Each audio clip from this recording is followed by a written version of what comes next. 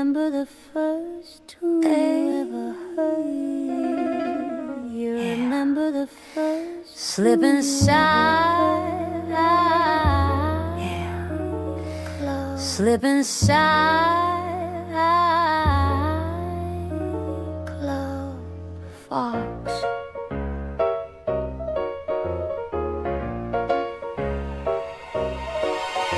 Say now, do you remember music before you knew the score? When the rhythm in your ribcage kept you knocking at the door, when the alley lights were flickering and the night was dressed in gold, when a pocket full of strange ideas could be traded, bought or sold. Say now, do you remember finding other souls along the line, through a whisper down the barroom or a late night party line, and the strangers felt like family though you'd never seen their face, just a room above the city where the lost all found their place.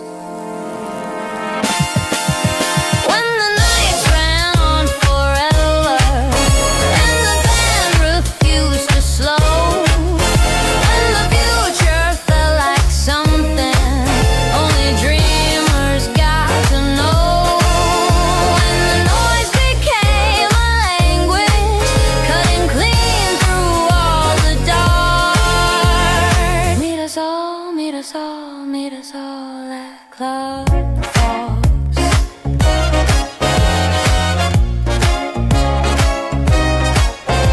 Say now, when did it start changing?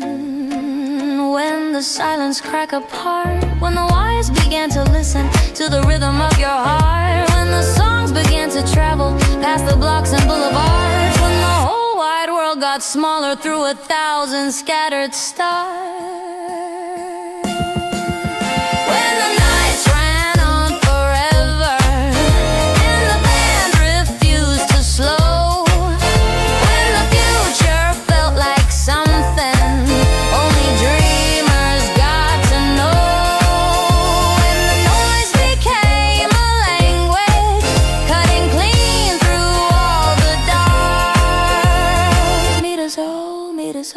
Meet us all at Club Fawkes.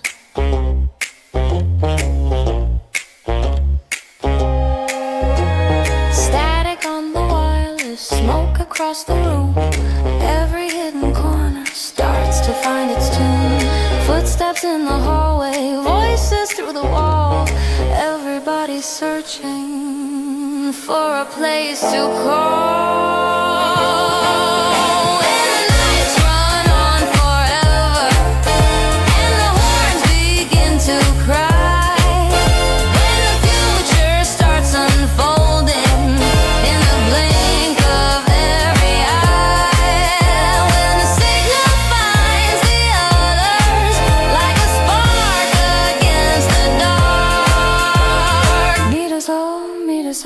Meet us all at Club Fawkes. Meet us all at Club Fawkes.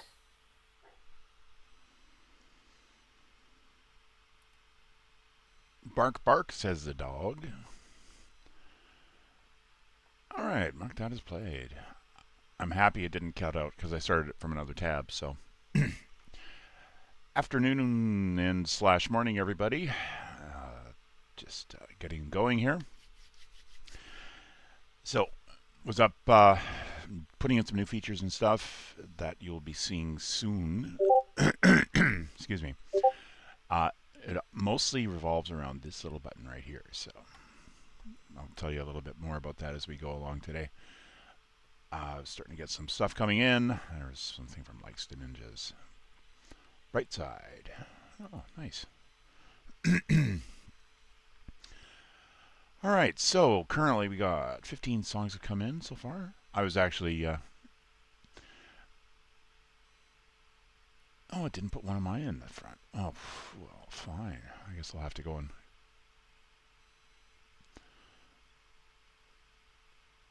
in the second round? No, I'm not. Oh, I think it's a rigged wheel. I haven't got any in here. There I am. There I am. There I am. Okay. I think what I'll do is, to be fair to myself, I will shuffle it because I was going to do that anyway. And then I'll put it into the rounds.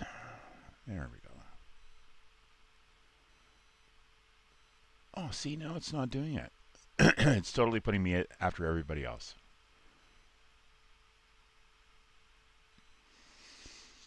Okay, I'll just do it this way, and then I will. That way I should be fairly mixed it with everybody else, I think, once I hit shuffle again. See, rigged wheel, right? Okay, there we go. And where am I? There I am. Good.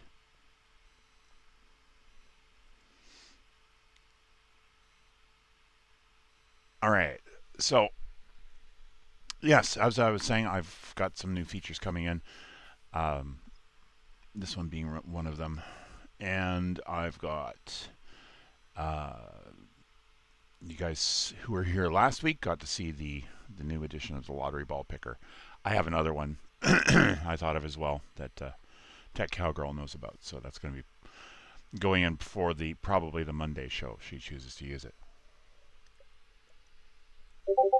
And I had a new album release on Friday. That was called Mr. Lloyd and Friends. And that's covers from This Is Your Twilight, Mr. Lloyd. And it's covering the album, that first album, if others are doing the covers of it. So you'll see those when I play them. As an example, I've got one here. Have an acoustic unplugged session song here. I've got one is if Sarah McLachlan had covered it. That she's actually. I have a persona called Polly B. And then I've got my Nickelback type sound. So that's all in the mix today for me. Other than that, let's get it going. Let's start off. Yeah, because I'm in this mode, I'm going to use the transporter, just randomly pull stuff. And it starts off with Tech. Ebenezer, returning remastered from the archives. Okay, cool. So we will copy this one, drop this into Twitch, actually drop it into YouTube because we are streaming to YouTube, I believe.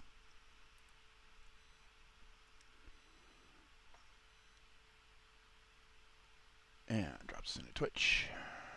And that will let me quickly check on the YouTube stream to make sure that is going. Hello, YouTube. We are running. Excellent. Okay, here we go.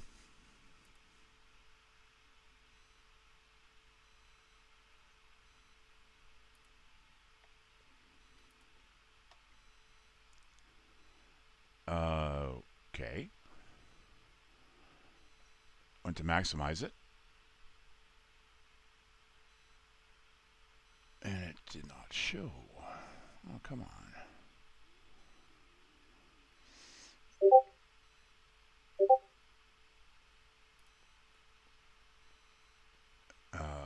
Okay. Hang on. I will grab that back again. Decided it was going to be Pooty. Don't switch.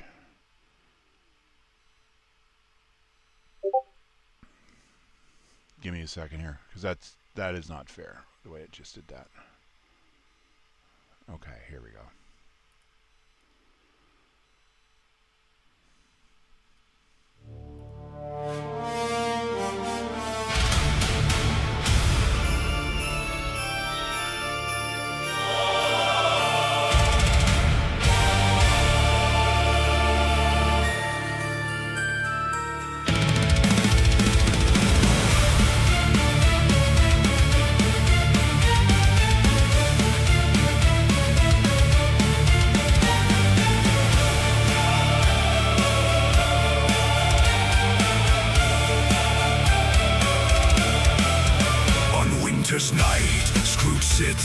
alone. A heart like ice, a mind of stone. His fire burns low, the world turns cold, until a knock disturbs the silence bold. Scrooge, beware the chains you've earned. A soul once bright, now darkly turned. Three spirits will come, show you your fate, to save your soul or meet a darker state. Ebenezer, open your eyes, change your heart before it dies.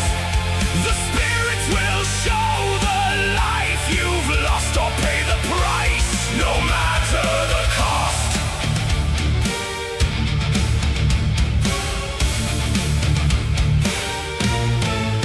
A light appears, a burning glow. The ghost of Christmas past aglow. She shows the boy, the love once near, now tainted by greed, consumed by fear. Remember the joy, the love you knew. Where is it now? Lost and askew. See your heart once pure, now cold. The choice is made, the love sold. The man you've become, a shadow cast, a future bound by chains from the past.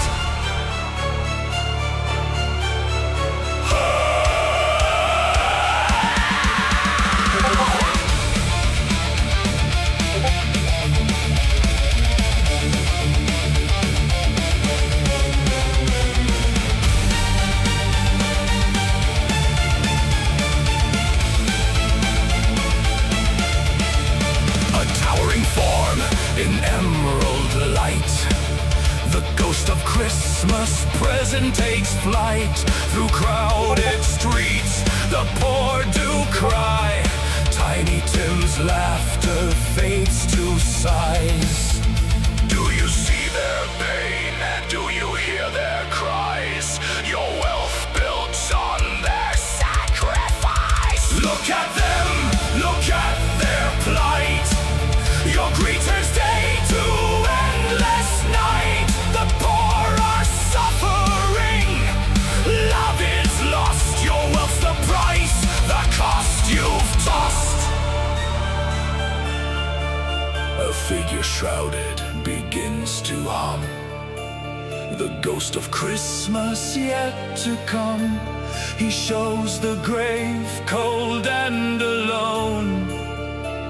Scrooge's name carved in stone.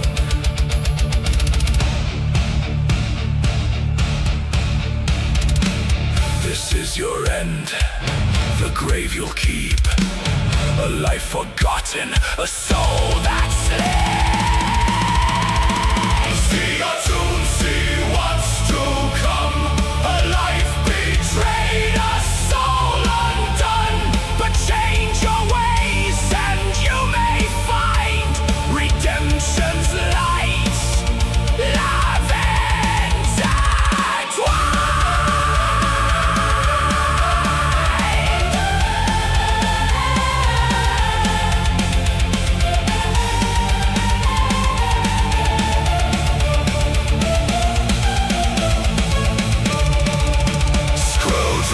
reborn with light, no longer shackled by endless night. With love and grace he walks anew, a soul transformed, forever true. Now Scrooge is free, his heart aglow, no longer bound, no longer low. He gives with love, no longer blind, a man redeemed with peace of mind.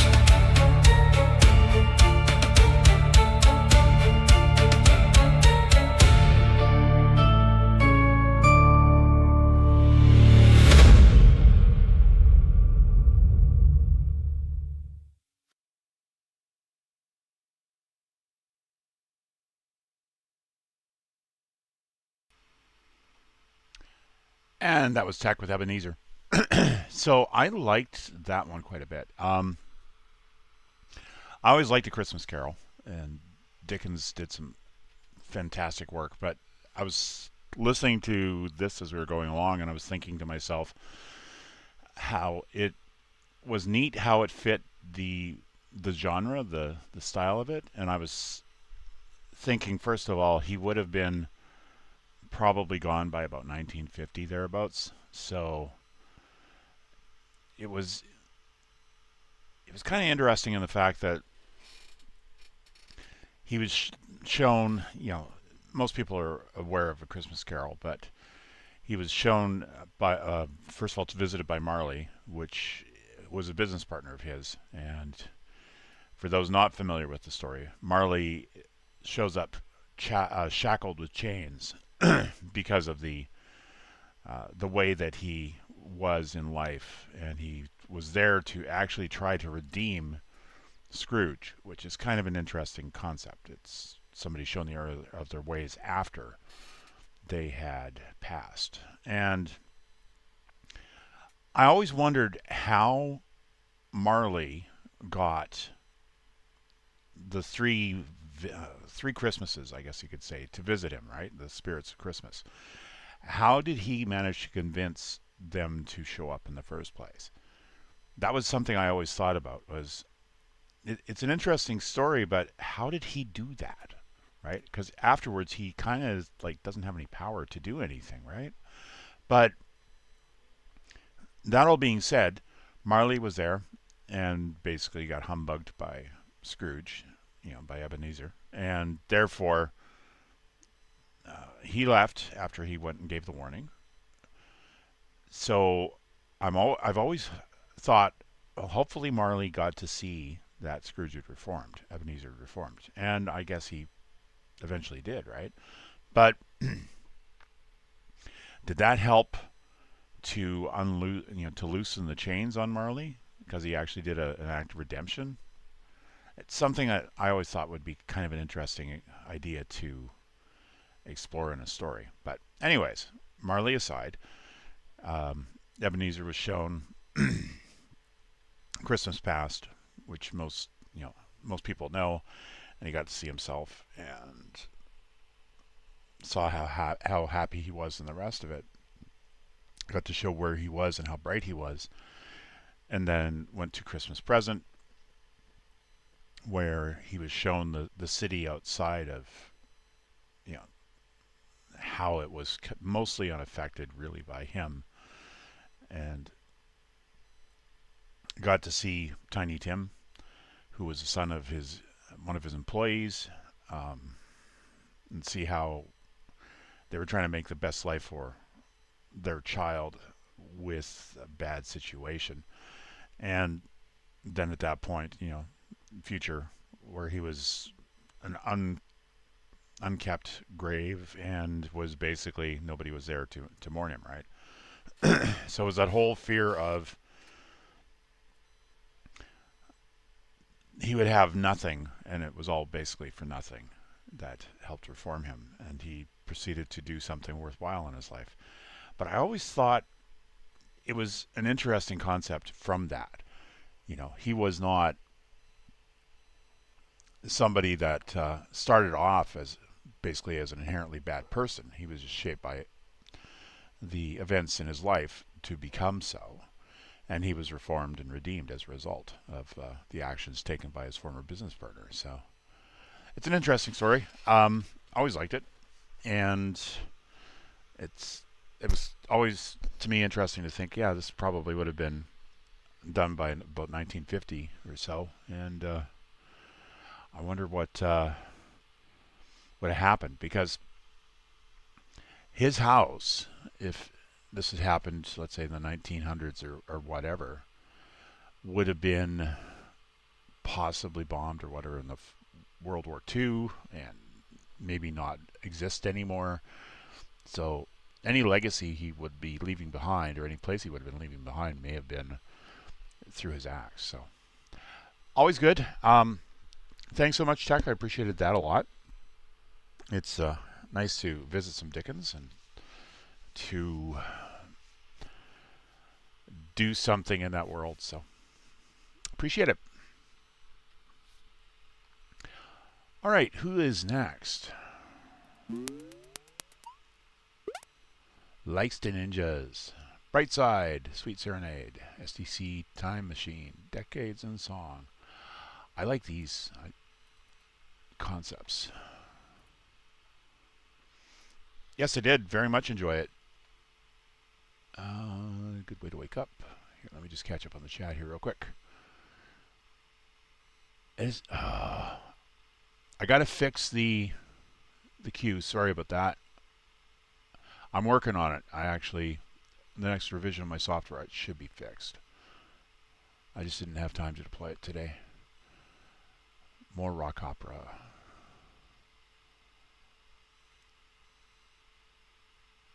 Okay, good. Text song of the day. Other two are CPR. One is different vocalist for story reasons. Am I going to grow a beard? Am I going to grow a beard on my beard? I got to see you yesterday, and you have a very impressive beard. It looks like if somebody put a stick in it, you could use it to sweep up, and that is amazing, the level of beard that you have. You are bearded, very bearded, sir.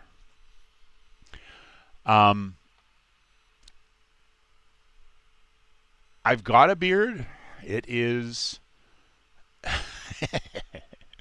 No. Compared to you, I do not have a beard. I am clean shaven compared to you. I will say that. But yeah, no, it was good. When I saw that, it's like, holy crap, that's an amazing beard. But let me do the good host thing, and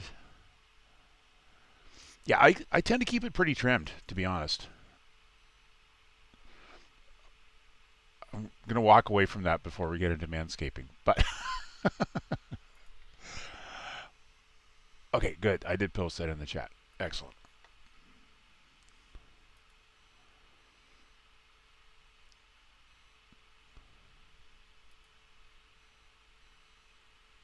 Okay, let's unmark this so it's not scrolling. And we will click on play.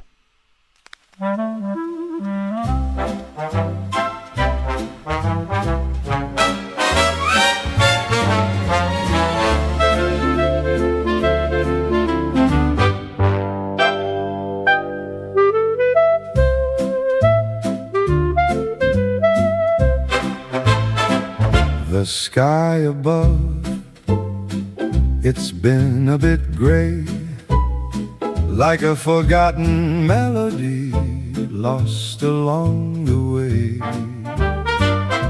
The world outside just a little out of tune, wishing on a star, Or maybe just the moon my favorite suit has been tucked away. for a brighter morning. A much sunnier day. My dancing shoes They're feeling quite blue, just waiting for the moment. and waiting for you. But honey, don't you fret, No, darling, not yet. we're looking on the bright side. Can't you see? A brand new rhythm For you and for me, the bright side, where troubles just fade. a sweet serenade. A promise tomorrow has made. My wallet's been thin, a rather sad sight, but soon it'll be bursting with all of its might. My cupboards were bare, a lonesome old shelf. But soon they'll be brimming with good things for myself. The papers they print, Such a worrisome fuss, but we'll turn the page. just the two of us. We're looking on the bright side.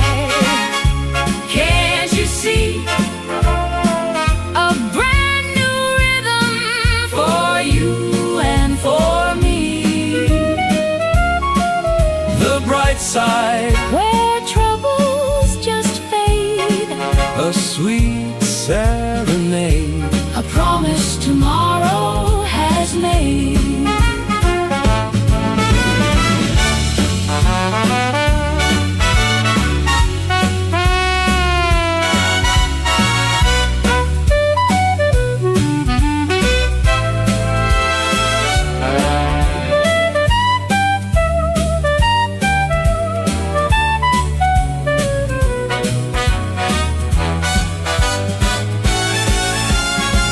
We're looking on the bright side. Can't you see a brand new rhythm for you and for me? The bright side, Where troubles just fade. a sweet serenade. A promise tomorrow has made.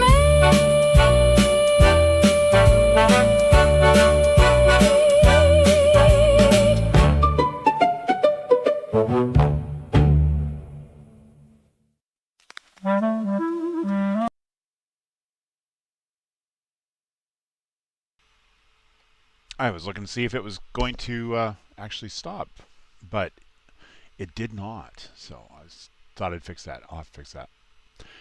So that was like the Ninjas with Brightside Sweet Serenade. I loved every part of this. When I was growing up in a small town in the middle of the prairies in Canada, and it was, I think, a population of about 400, 450, somewhere in that range, and the majority of the people there were seniors. So you go to anything, and like, let's say there was a dance happening at one of the halls, at the community hall, and it would be a lot of this older sound, right? So growing up, there was a lot of big band, Glenn Miller and the rest of it. We had a small little secondhand store there, and everybody would bring in their albums. And I think I had about 5 or 6 big band sound albums. Like, I had Glenn Miller and excuse me, and some compilation albums that were done in this style. So listening to this album, or this song, was very much like those albums. Jimmy Dorsey, and I loved the sound of this. The male vocalist sort of sounded like Sinatra, mixed with like a Glenn Miller sound, and yeah, this is exceedingly good. It was very much honey for my ears. So,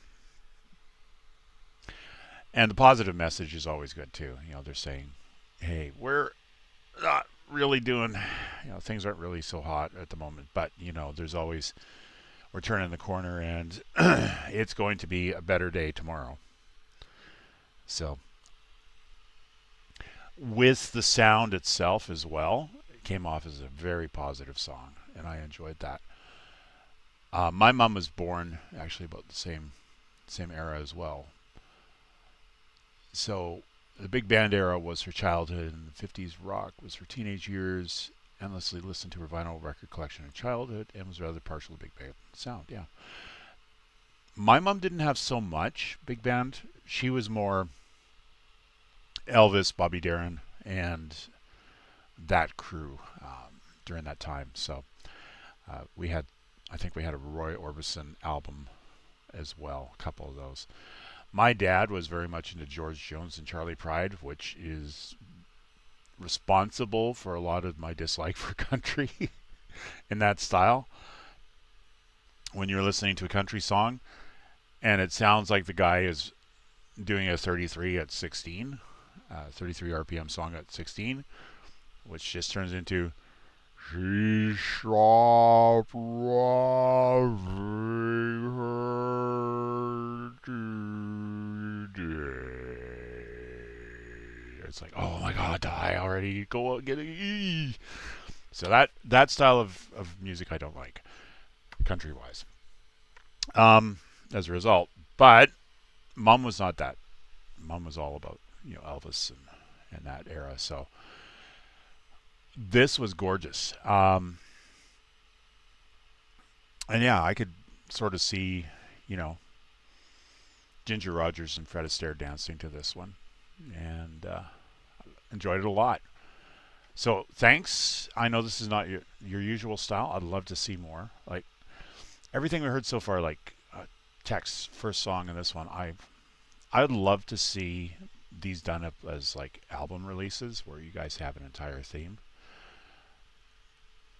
Because I would have, this would be one of my happy songs, you know, where happy albums as an example, where I'd be sitting here in an afternoon, you know, petting the dog or whatever, and just kind of listening to some of this, which I don't do enough of because I've got all these little side projects going. But you know, sitting and just actually listening to music is something I need to do more of, and this would be the type of stuff I'd love to listen to. So thanks, Likes to Ninjas. I appreciate that submission, and we shall mark that one as played. Okay. Who are we going to pick next?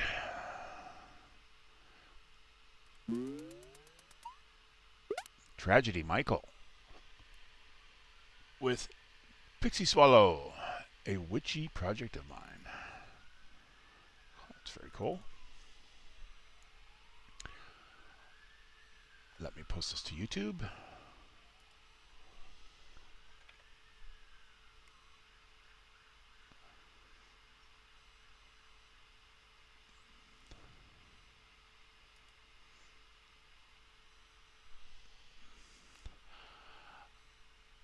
I don't know. Personally, I like having a beard in some ways. I'm not allowed to shave, is basically what it is. I was told that I cannot have a clean shaven face. It's not bushy. I keep it trimmed. Mostly. 2 years growing it. No, it's not 2 years growing it. Stereotypical bad guy mustache. If you're gonna do a bad guy mustache, try to bush it out a little bit and go for the porn stash, because then, you know, at least you look like you're self-aware of how bad it is, right? Let's see. Good point. Looks too goofy. I just shaved. Didn't look very mean. Without no messing, but they were just okay. Cool. All right, and then we got one that just came in, so let me prove that.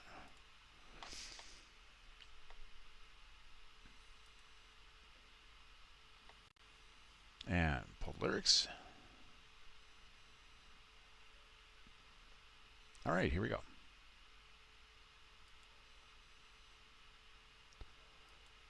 Come on, there we go.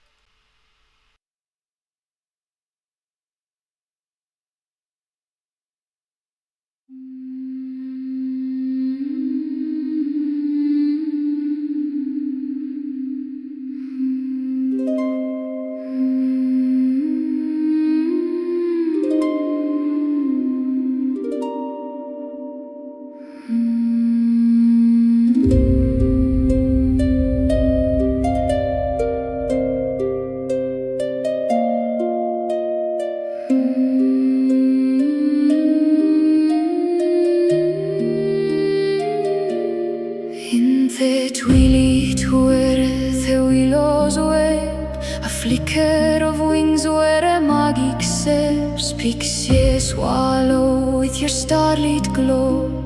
You carry the dreams that the dreamer saw. Through the mist you glide so wild and free, whispering secrets to the ancient trees. Oh, Pixie swallow, fly through the night with feathers of silver and days burning bright. You donkey on the wind where the moonbeams fly. Pixie swallow, led my heart astray.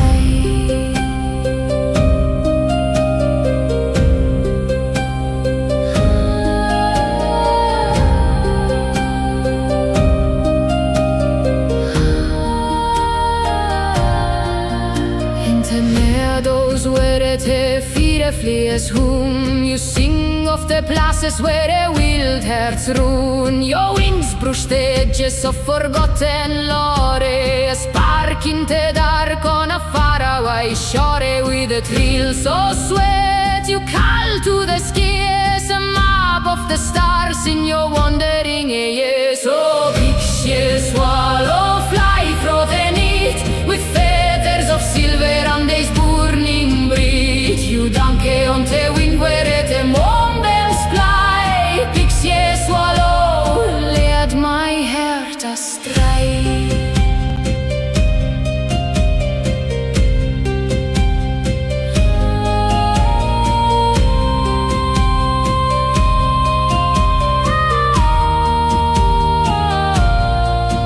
When the world feels heavy and the dawn so far, you carry my wishes to the nearest star. Through brambles and thorns, through the rain and the cold, your song spins a story that never grows old.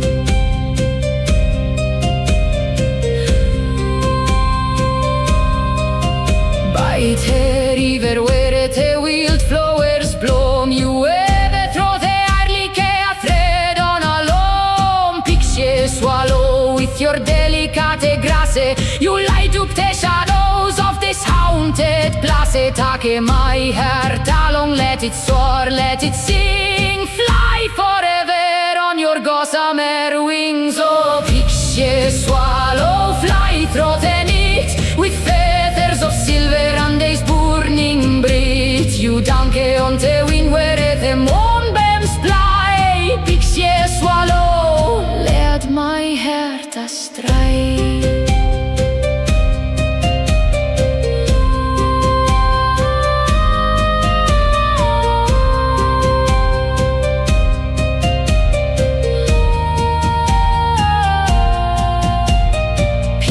Swallow, don't you fade away, come back with the dawn, bring the light of the day.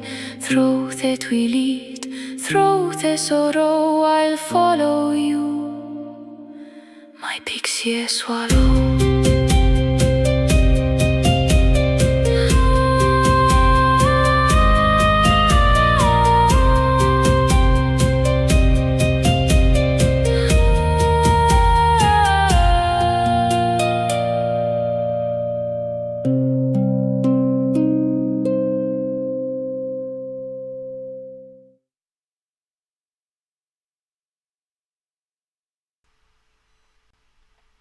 That was tragedy.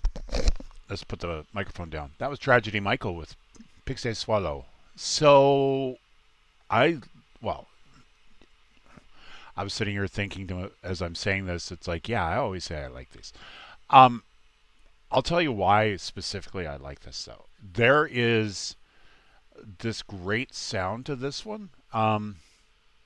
If you guys have ever gone onto YouTube, just going down rabbit holes, there's some language anthropologists that do kind of dives into the origins of language. And the way this is written is very much like something you would see in the early 1700s in how English itself has changed, where it was almost like a mid-English as opposed to our modern English. So if you go back into, like, go onto YouTube and you look into, I think a video by Simon, I can't remember his last name. If you look for this video, you'll find him pretty easily, because he does a bunch of these projects where he's like Troy McClure from The Simpsons. You know, I'm Troy McClure and I'm going to do this, and you're watching this video that I got paid a lot of money for. You know, this kind of thing, right?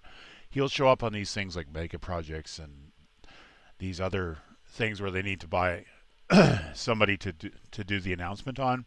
He shows up on these videos quite a bit, and he basically looks like a bearded Lex Luthor. He's got glasses. Anyways, he did this video on, I think it was, if you were a time traveler, how far back in time could you go and still be able to understand the language that's spoken, being English?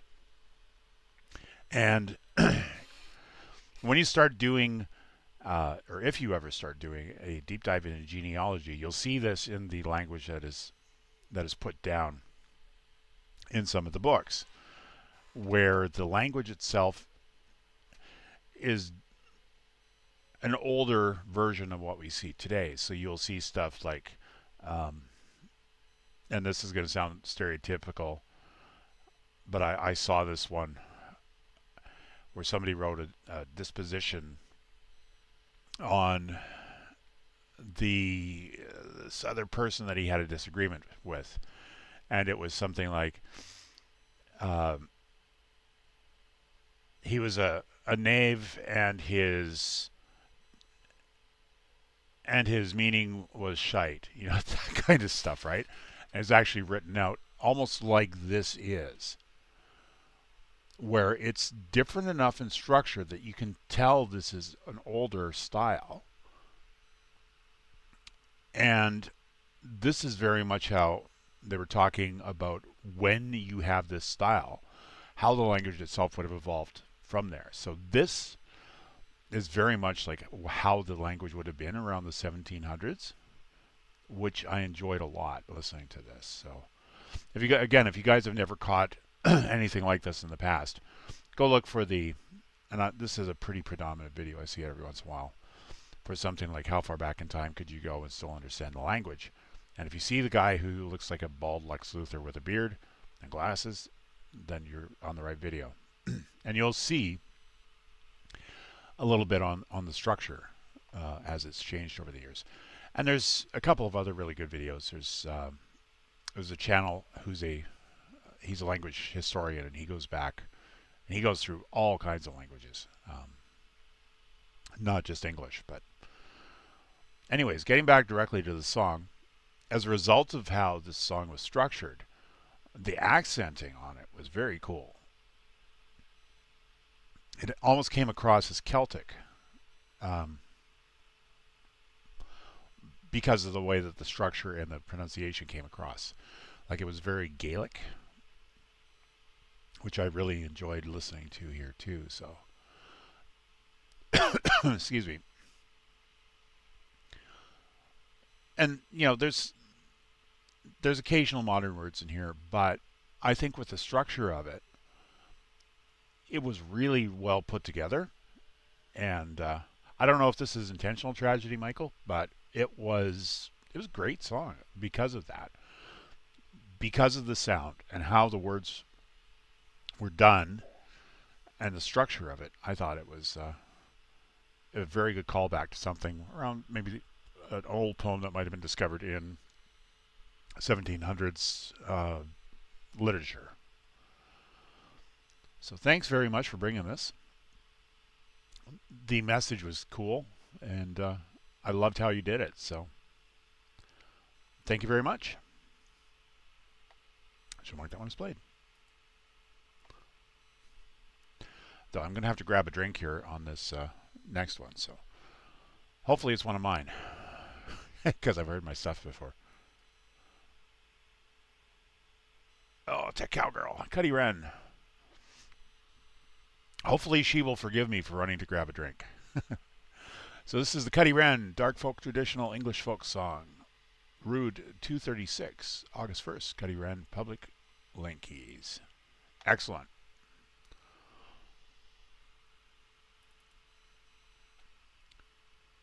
Fingers are skipping the space bar again.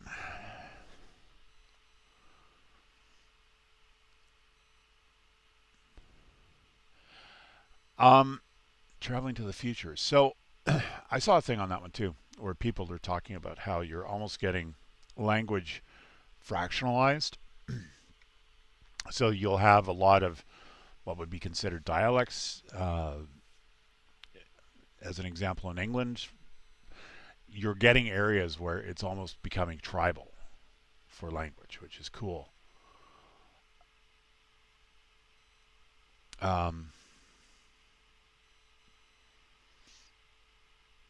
Outlet radio network. Yeah, so terrestrial. So that's part of why I'm doing what I was doing with the radio play button. I'll talk about that in a little bit here.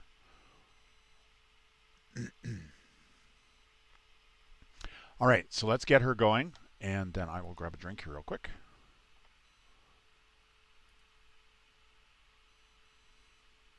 Let's make sure this goes correctly and we don't lose it like the first one. Oh, see, I didn't do anything. I didn't even click play. That's a refresh problem. I gotta fix that. Okay, we'll do it this way. Where are we here?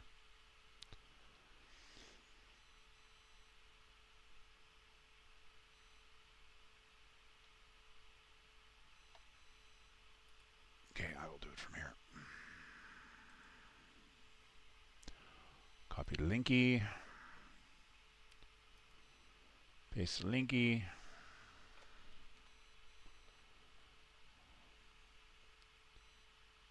Play the linky.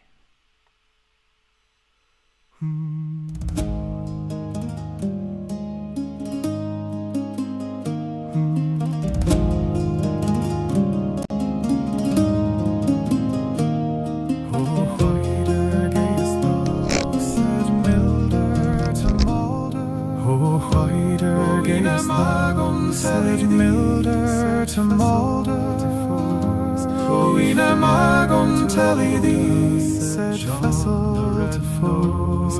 We fare to the Wooda, said John the Red Nose. We fare to the Wooda, said John the Red Nose. What wilt thou do there, said Milder to Mulder. What wilt thou do there, said Milder to Mulder.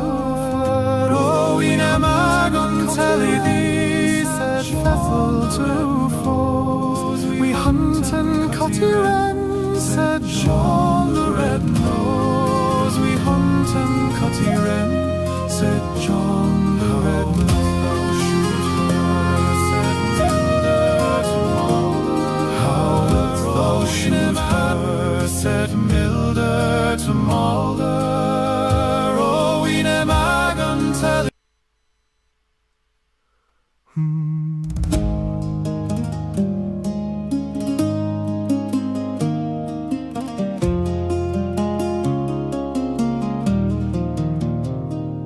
Oh, whiter gayest thou, said Milder to Mulder. Oh, Ina Magon telly thee, said vessel to foes. We fare to the Wooda, said John the Red Nose. We fare to the Wooda, said John the Red Nose.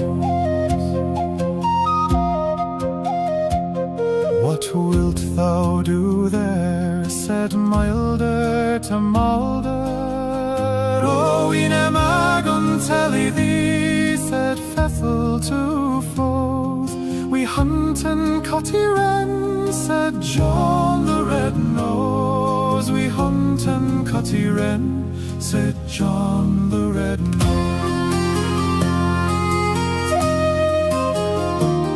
How wilt thou shoot her, said Milder to Mulder.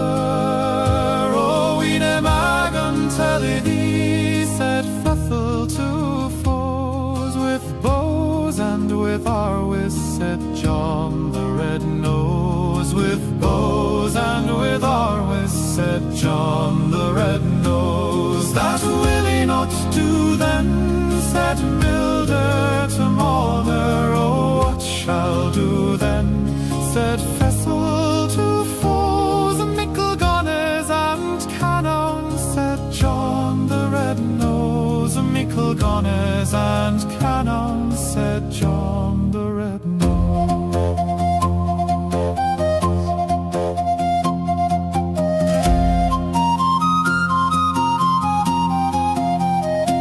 How wilt thou bring her home, said Milder to Mulder. Oh, Ina Magon telly thee, said vessel to foes. On 4 strong men's shoulders, said John the Red Nose. On 4 strong men's shoulders, said John the Red Nose. That will he not do then, said Milder to Mulder. Oh, what shall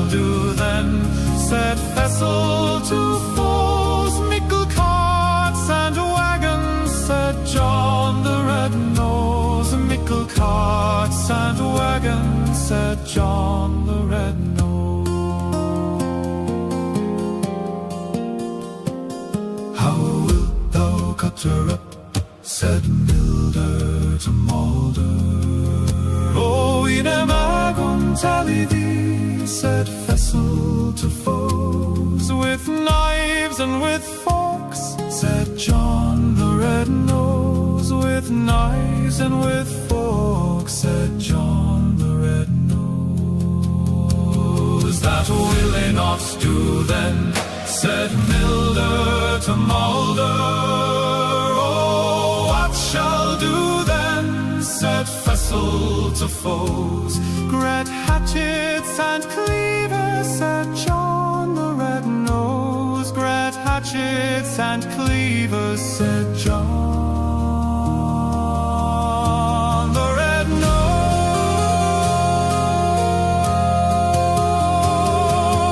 Who shall get the spare ribs, said Milder to Malder. Oh, in a magon tally thee, said Fessel to foes. We shall give them to the poor, said John the Red-Nosed. We shall give them to the poor, said John the Red-Nosed.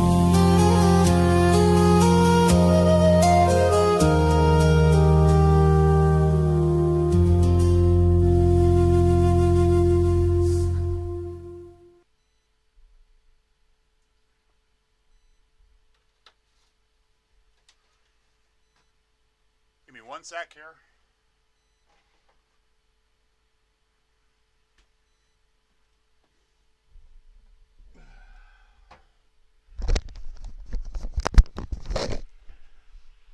All right, that was Tech Cowgirl with the Cuddy Wren, dark folk traditional English folk song. Okay. Go back to here. Make sure that, yes, I had the microphone unplugged the entire time. Yeah, it's Twitch. You'll hear that occasionally with songs where it sounds almost like it's being slowed down and sped up, and that's actually one of the, I think it's one of the Twitch protocols that they're using to try to optimize video. Which is funny because Twitch does a lot of gaming and stuff, so you'd think that it wouldn't be doing that. But all right. This thing.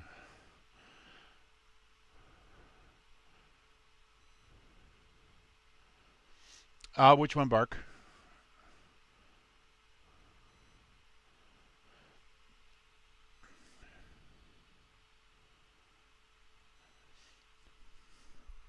Yeah, so what had happened, I'm just scrolling back here through the chat.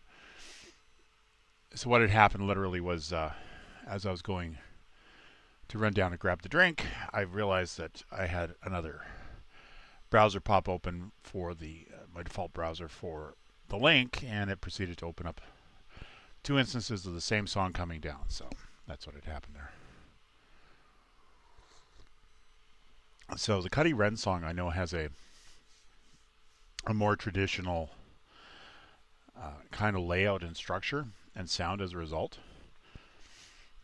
And you know, I'll be honest, I was running downstairs very quickly to grab a drink, so I'm going from memory, unfortunately, but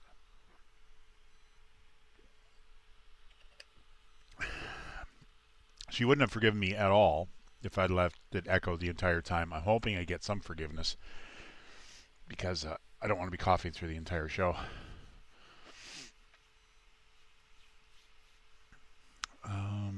Evident audience the stream has and where they're all located. That's a Maika reference you're going for there. Just to point that out, I never get steak dinners. And for the record, just to mention it here, your dog is absolutely terrible when it comes to fetching coffee. You need to train him better. I would accept one of those little thermos flasks, you know. He's almost tall enough to be a St. Bernard. If we put a thermos flask on him that has coffee in it, that would be excellent. Okay, good. Hot liquid on my throat helps. Yeah, I'm more... To be honest, I got to figure out why it's... Like, I know it's a refresh problem that's happening that's causing the videos to disappear. That shouldn't be happening, though. So, I will try to do my best to deal with that. It'll be with the fixes that are happening over the next day or so, so that you don't have that happening. Okay, and I'll get into the radio play button. That's the reason why I'm putting all this in. So, mentioning, I've hinted this a couple of times, we have a radio play button that's up here at the top. And what I'm setting up with that is the ability to set up, and some of you may have seen this already, where we can have unattended virtual albums running. So we can have, let's say, an entire album by Tech Cowgirl, or we could have an entire album by Hunter Gatherer, or it could be playlists and that kind of stuff set up as virtual albums. And the idea with this is that we will have a promo for the radio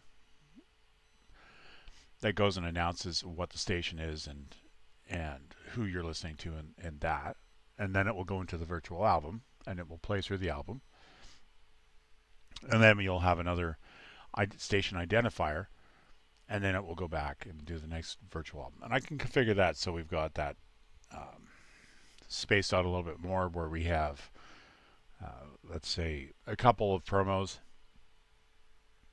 so that when people come back in, they go, okay, this is this.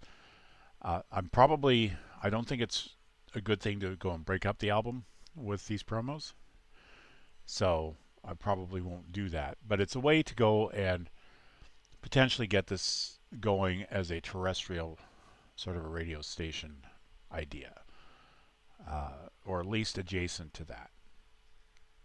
And I've actually spent some time over the last couple of days getting this feature running, which will be the ability to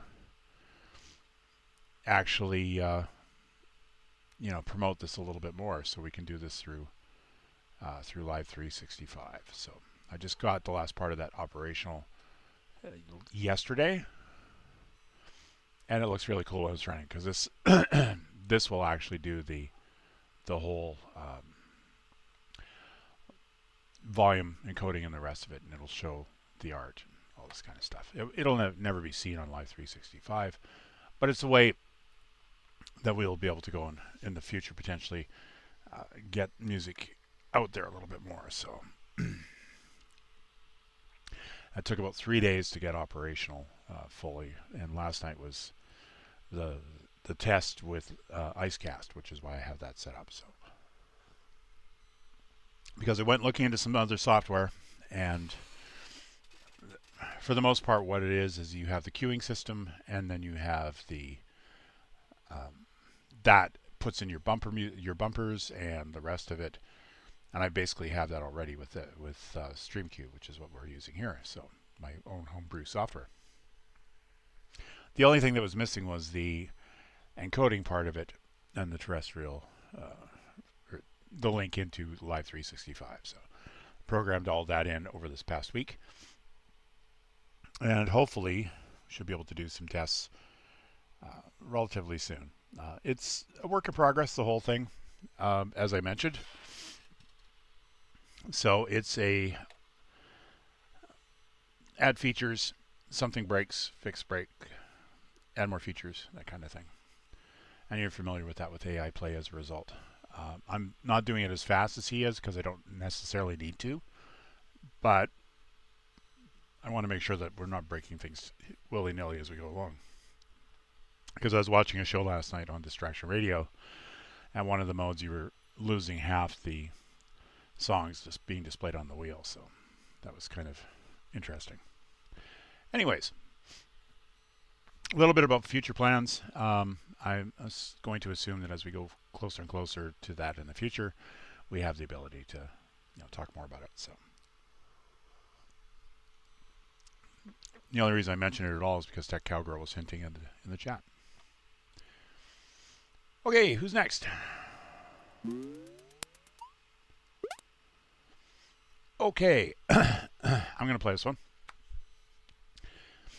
So I mentioned I had a new album come out Friday, end of the month. I always have something new to cue out, and this one is Mr. Lloyd's Twilight and Friends. And the idea with it was I was going to take my This Is Your Twilight, Mr. Lloyd album, which is Pink Floyd based, and I was going to put out the covers of the songs done in the style of some of the personas that I do music in. And I have a Nickelback style persona, and you see 5 cent change. That's what I call them, because it's kind of internal shorthand to remind myself, this is kind of Nickelback, right? So I covered the second song on the album, White Corridors, and gave that kind of a Nickelback sound, and that's what we're going to be doing on this one. What I will do, though, I'm not going to share the links to that yet because it is going to be on the album itself from BandLab.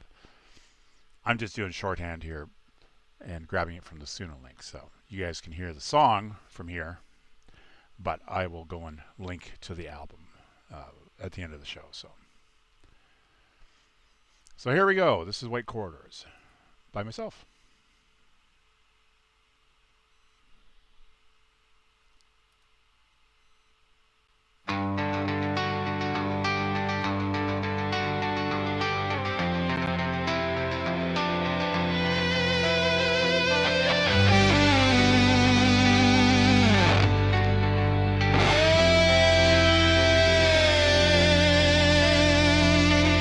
I walk the same wide corridor I've walked 1,000 times.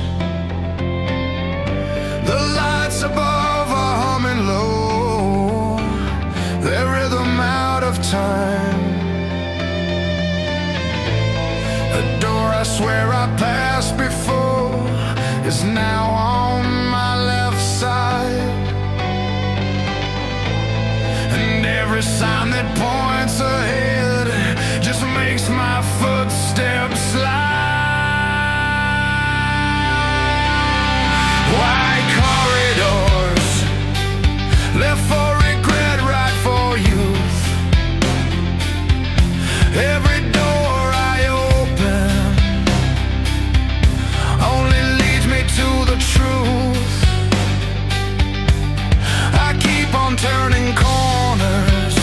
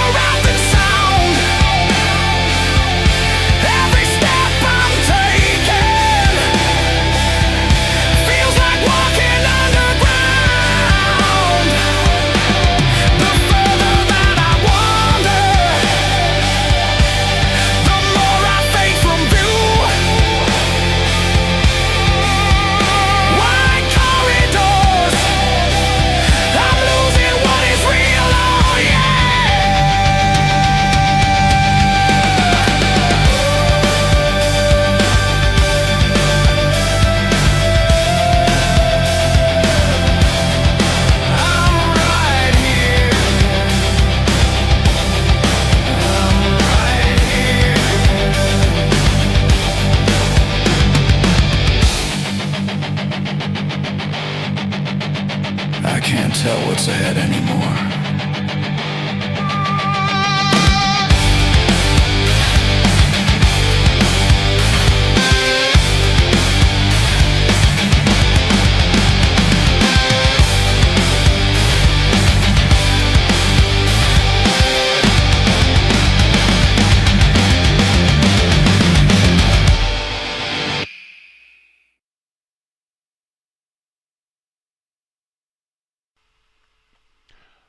Okay, that was White Corridors by myself. I'm going to quickly go through some of this. So, for those who may not be familiar with the album, this is Your Twilight, Mr. Lloyd, is the story of a gentleman who has gone through most of his life. It's a continuation of a previous album I did called Carry On Old Sun, and that was my very first album I had actually done. This one is the follow-up, and it's kind of bookends the whole Pink Floyd stuff that I've been doing with having a beginning and an ending. So Carry On Old Sun was the beginning. This is Your Twilight, Mr. Lloyd is the ending. Obviously, I can't call it Mr. Floyd because, that would be bad, right? I've already had enough run-ins with the lawyers from Pink Floyd, but as much as I want to deal with them, then that's been basically takedowns off of YouTube. But anyways, this is the other bookend of that entire string of albums. This is the closure aspect of it. So in this one, Mr. Lloyd is in hospice. He's at the end of his life, and he's going through his final days. And in this song, which is the second song on the album, he's walking through the corridors of the hospice, and he's walking the corridor. It's walked 1,000 times. The lights above are humming low, the rhythm out of time. So that's all the fluorescent lights and the rest of it, basically. If you've ever walked under fluorescence, you know this one. Excuse me. And the doors that I'm not going to break all this down, but it's basically he's walking through and he's doing his day-to-day in the hospice, right? Left for regret, right for youth. So I wrote this. He's in his own memories, obviously, and he's going through thinking about his life because he's at the end of it. He knows that. And he keeps on turning corners, but he circles back to you being his wife and his life previously. White corridors, he doesn't know which way is true because he's lost in the situation and in his own thoughts. So the video that I did for this actually shows this one kind of neat, where it says a trolley squeaks around a bend and then fades back. It fades the way it came. So the video, the trolley is completely self-propelled. He's not really that aware of people as such, but he's aware of certain things that's happening, right? Because in a hospice, they put you on meds sometimes. And he's becoming dissociative. Like he's literally starting to lose touch with the world around him. This, if you guys have ever been in a hospital, you know this one, where the floor is marked with arrows that disagree on where to go.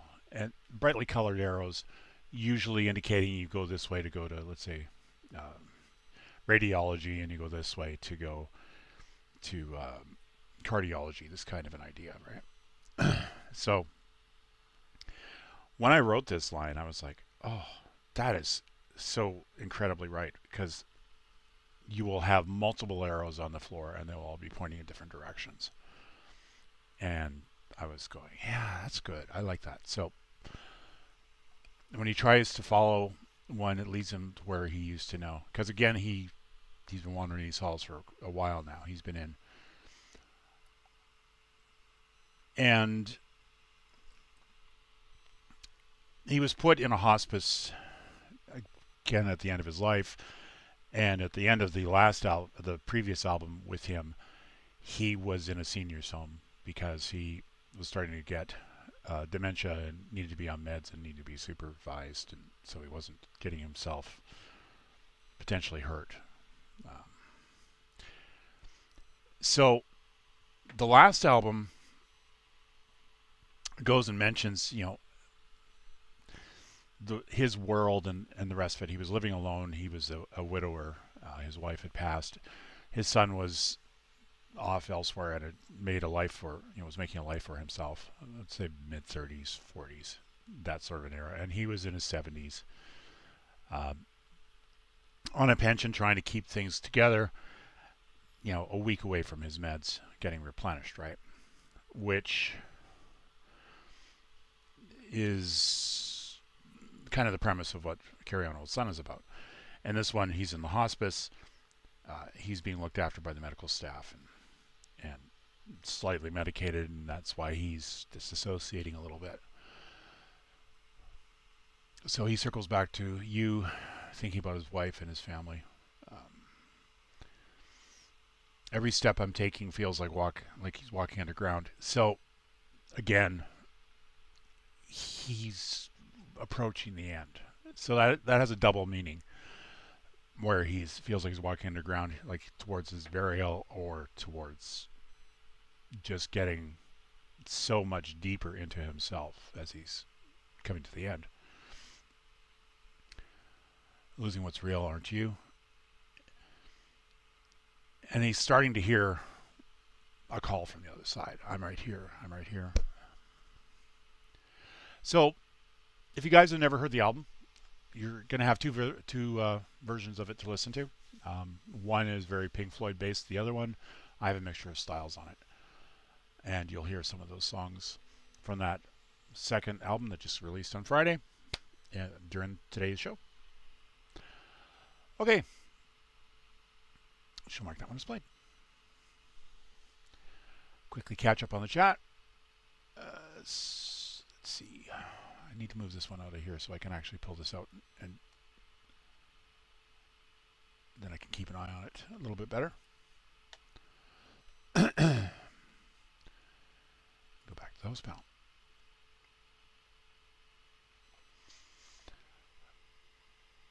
Thanks, Mind Crime. I appreciate it.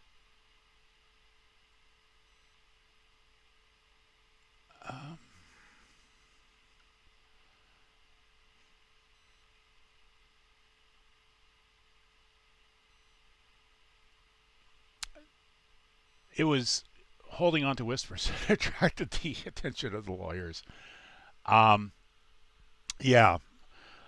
Holding on to whispers has its own story. And it was, every time I put it up on YouTube, it'll be up there for about 20 minutes and then it gets a takedown. It's that close in sound to Pink Floyd. So I do have it in one compilation where it's managed to stay up there for, I'd say, about a year and a half now. So, but that's because it's buried in with a bunch of others. So, I think that if you are getting takedown notices by somebody, that I think that means that you kind of accomplished the sound you were going for. I guess that's a positive. But it means I can't put that song on YouTube. I'll put it on a stream at some point again here, but I won't be able to do it on YouTube if I do that. So I might do it just as a listening party or something, where it's just off of YouTube for that day. Anyways, let's pick the next person. Tragedy Michael. 10 Degrees Hoof. I don't have any notes. Okay, let's put you into here.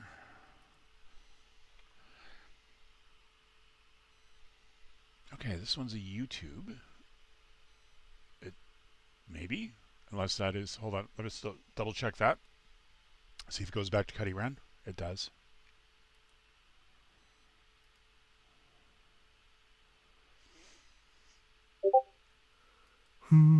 Yeah, it did. Okay, so that was not correct. Let's open it, and then I'll grab the link this way.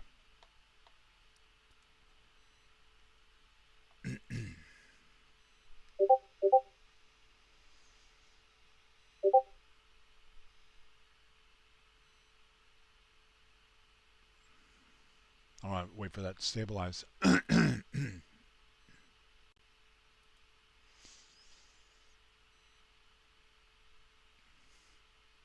Yay, it managed to hold the fact that I had followed Tragedy Michael.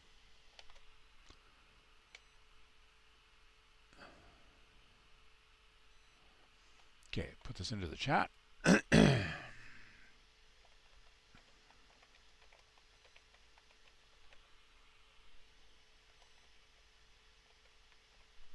going to misspell Fengri, aren't I? Oh, Tengri, that's why. I don't... Oh, I was thinking of Fenrir, that's why. Tengris... Hoof. And then we will go and take that out of there, and then we'll grab this, and grab the link from the clipboard, and I will put that into here. And copy that here. Oh, did it do that? It did that, didn't it? There we go. That's why I copied it that way. And then I'll post it over to YouTube.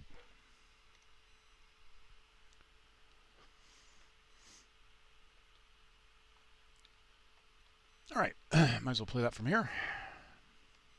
Here we go.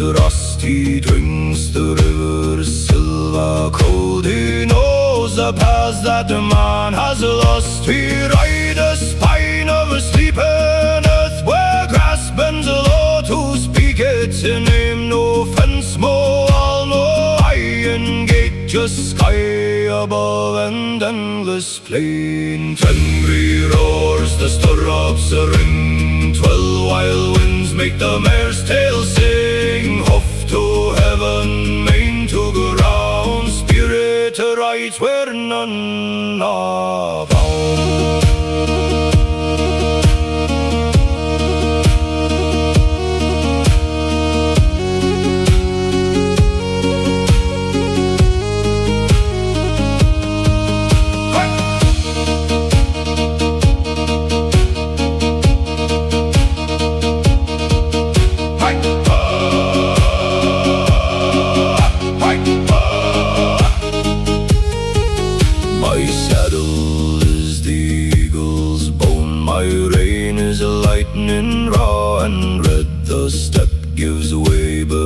Our stride, the living and the ghostly dead. Grandfather, sun beats on my neck. Grandmother, moon cools my brow. We chase the herds of scattered stars. They graze the dark and we are now. Tengri roars, the stirrups ring, 12 wild winds make the mare's tail sing. Hoof to heaven, mane to the ground, spirit rides where none are bound.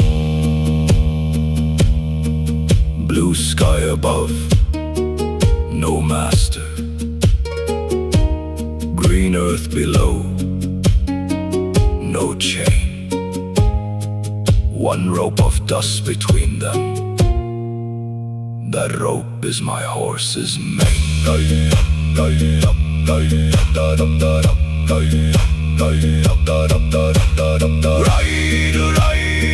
the turning sky. Ride till the stepper runs dry. Ride when the flesh is gone. Hoof beats last till the coming dawn.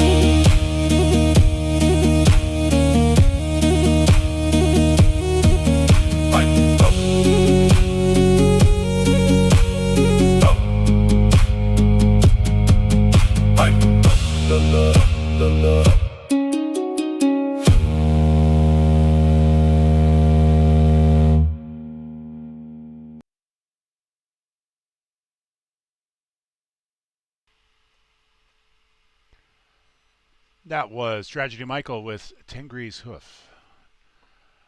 So the sound on this one is very Tuvian. I loved, like, there was so many elements on this one that I was going, oh, okay, that one is like,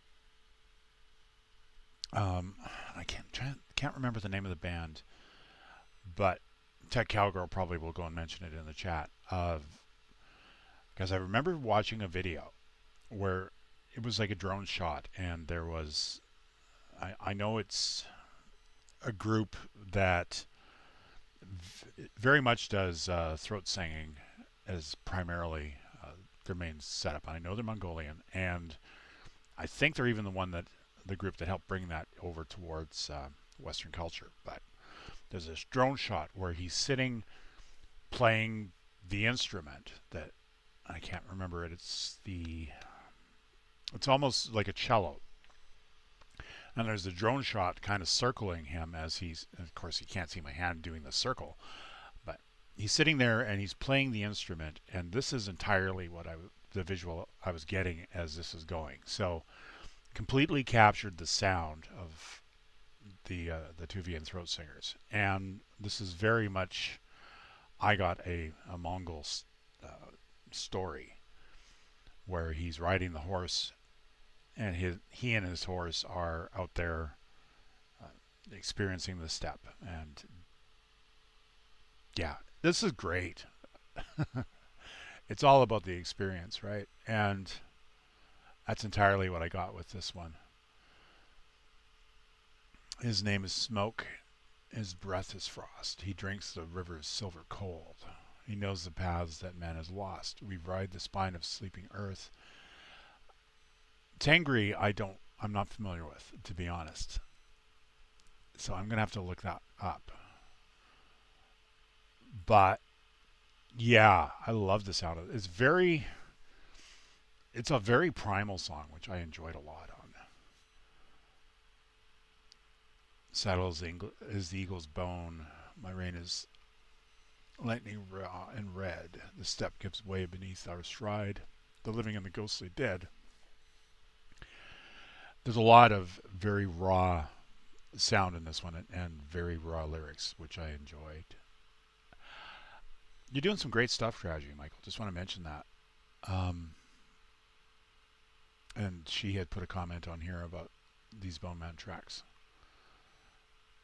So, and I think this image here probably sums it up quite nicely. But I don't know what else to say other than just I really enjoyed that one a lot. Marcus can contribute another one here. So we will mark this one as played.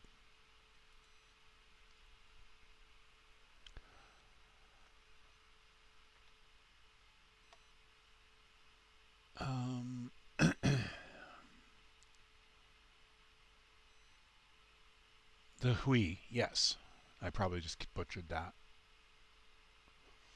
Yes, very much. I very much like that one. Love this song, Super Mongolian. Also, Otsaku. Nice costumes.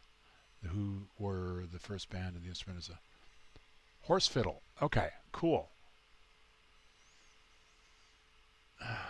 6K. 6K. Hammer Dulcimer's 5K.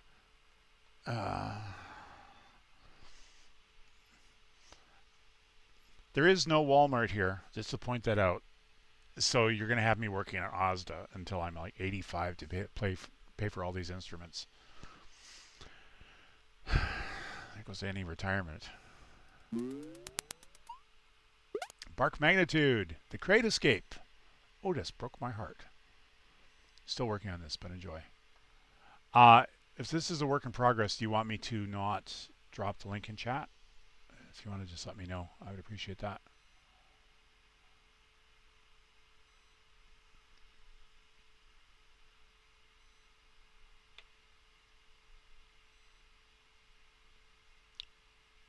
Okay, we'll do that. Yeah, I would have lost my mind if you'd sold that, because that's irreplaceable. You could not easily get another one. So no, there's no way I was going to let you sell that.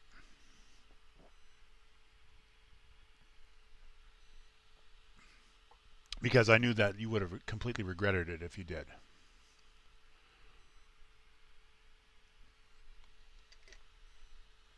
Sometimes we're supposed to be here to go and help others prevent stupid mistakes. That would have been a very, very irredeemable mistake, because that flute is irreplaceable. So we could have used 15K. Yeah, we could have, but you know, the 15K, it was a consumable, right?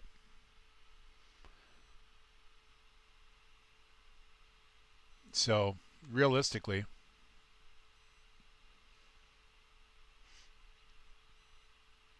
hey, Dr. Doobie, if we had gone and sold the flute, it would have been gone before we'd left Canada. So like that money would have been gone. So you still have the flute.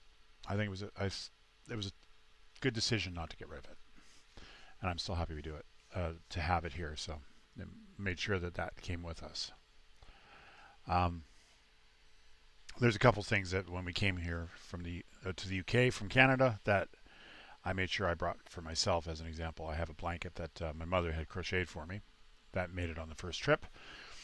I had my $250 set of heated boots that are completely impractical for the UK, but I wasn't going to leave those behind.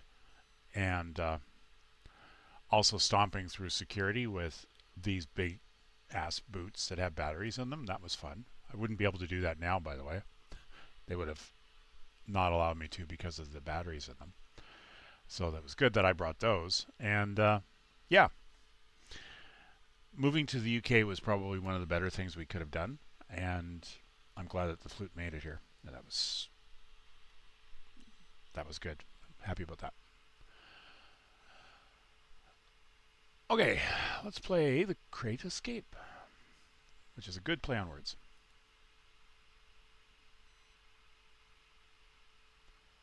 Okay, got to start on this one right away. Oh, see, that's what it's doing. It does that refresh. And then when it does that,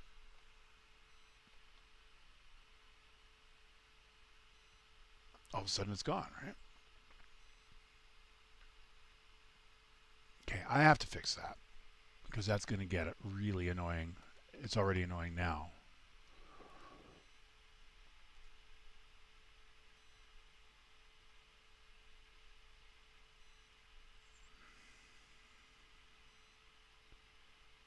Okay, I'm pretty sure that's it there.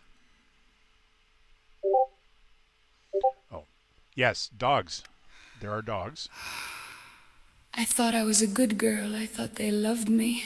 Bum, bum, bum, But it was all a lie, wrapped in peanut butter.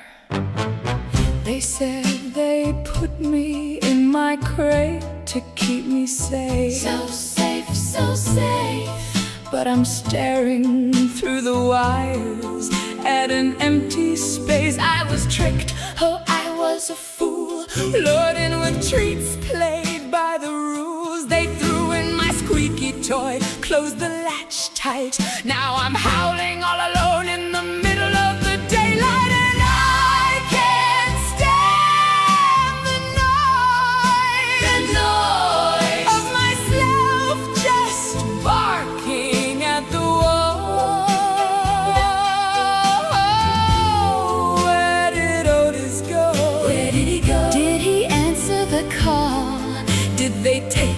the park, the dog park. Oh, the thought of it is breaking my heart. Sha-la-la-la, poor Kira. I hate to think he's excited, riding in the car, hanging his head out the window like a superstar. Is he chasing a frisbee? Is he sniffing the breeze while I'm locked in here, begging on my knees? I bet he's wagging his tail at some poodle named Sue while I'm stuck on this blanket with nothing to chew. And I can't stand the noise of myself just barking at the wall. Where did Otis go? Where did he go? Did he answer the call? Did they take him to the park? The dog park. Oh, the thought of it is breaking my heart. Look at me, I'm Kira D, lousy with treats, but I am not free. No peanut butter Kong can cure this despair when my brother's out running with wind in his hair. It's a tragedy, a canine catastrophe. Bring Otis back, bring him back, or open this door. Open the door. I promise I won't chew the rug anymore. I'm just a girl in a crate.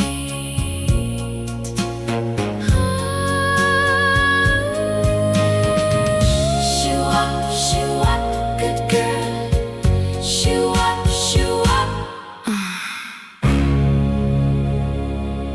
I thought I was a good girl.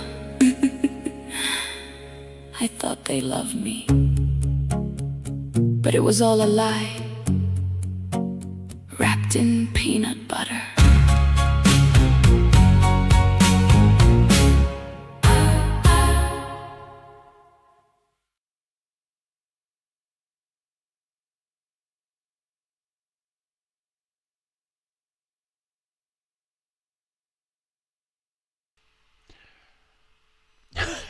Every part of that one is like, oh, that's my dog.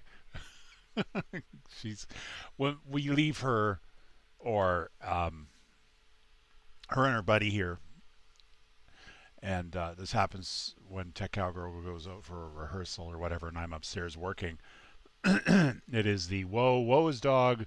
Oh, I promise I will never ever do it as whatever it is that you were saying that I did, and I'm a good girl. And why am I left here alone with my buddy? Oh, whoa. Yeah. And also I get nagged by Alexa when this happens as well, because I will get a notification on my phone that's saying doggo's making noise.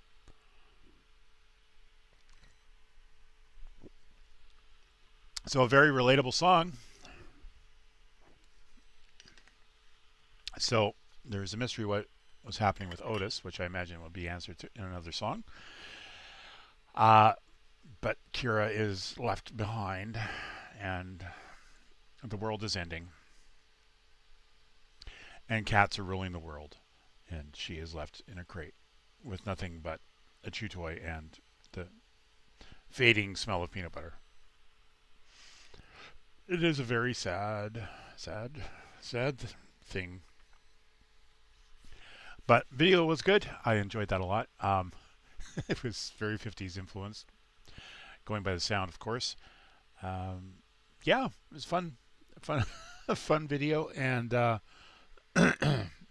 was just, I'm still laughing about that because that is entirely my dog.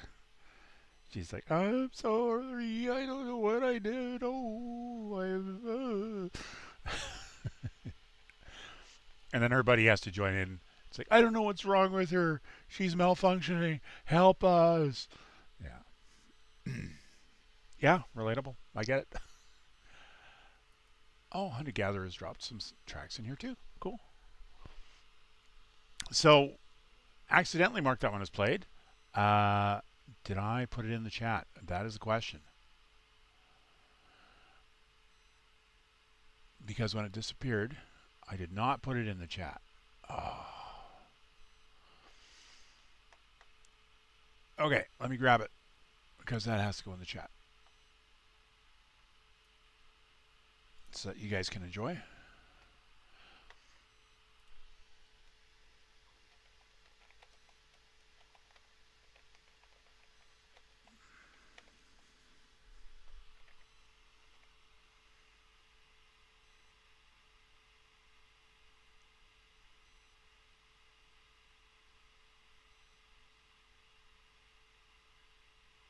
Oh, Loosely's here. And Kinski. Welcome, guys.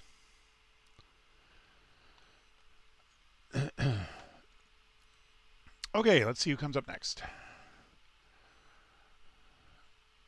I'm talking too much. We're losing headway. 20 songs. Nice. Okay, looks like another tech song. This is CPR, Black Cat Cadillac. So CPR, to actually be able to tell you a little more about it, is a project he's working on that I've been really enjoying a lot of, because I have well, some of you guys know this, I have a propensity for liking stuff that is like Scott Bradley's postmodern jukebox, and this is very much in that style of music. And he has a new singer on one of these tracks, I believe. But if you guys haven't been following anything with CPR, the band is interesting because the entire album tells a story, and he has entire canon as to who the members of the band are and their personal backstories. And I got the impression from previous chats that the train is almost like purgatory, and the band is performing on their way to something. And when they reach the end, then they will be stepping into whatever it is that their particular fates are. So the train is kind of a transition from state to state, which I've just done an album about and released. So I'm very much identifying with this one too. So, but yeah, let's get this one going and then you guys can hear it. And just in case, this Mel, it is not Colin James. So that will be fixed next week. So it keeps coming with Colin James because I was testing the queuing system, and for some reason the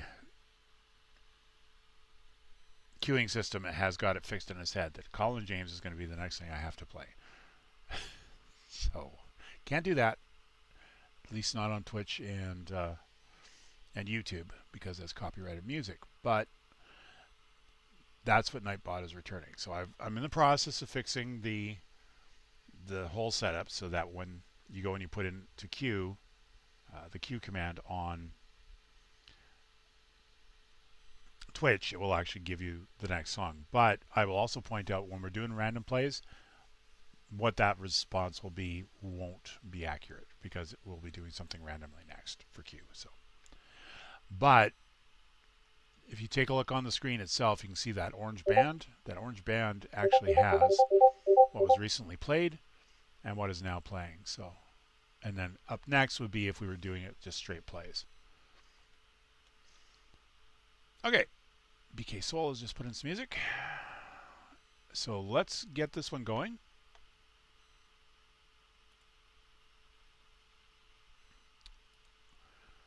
I see it's going to do the same thing, isn't it? Yeah, it's that refresh. Okay, I'll do it this way. I'll grab it here, and then I'll grab it here.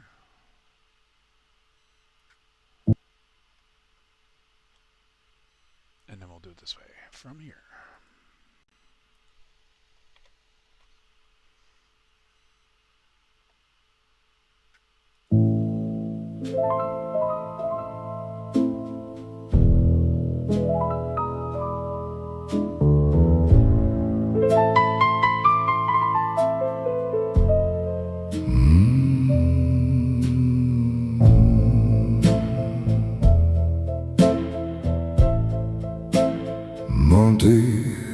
had a Cadillac, the color of the night, chrome that caught the street lamps, always polished, always bright.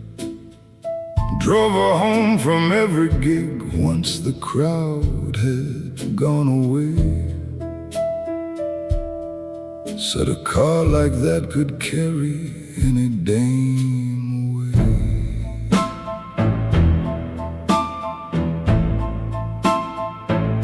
It was late along a winding road. The moon was thin and pale. Something black crossed through his headlights, quick along the rail.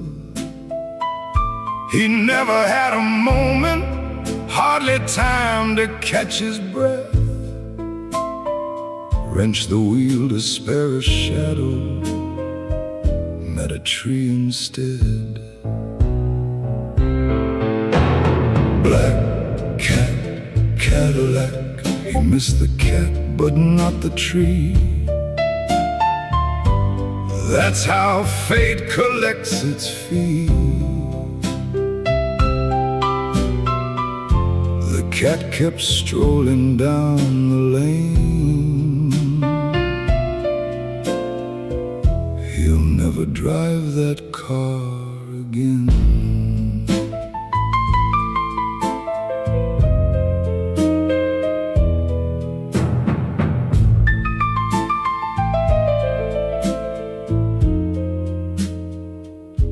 They found him with his hands still loose upon the wheel, radio still playing soft, a tune he used to feel. Folks said it was an accident, some said it was fate, but those who knew him best just said he swerved a bit too late.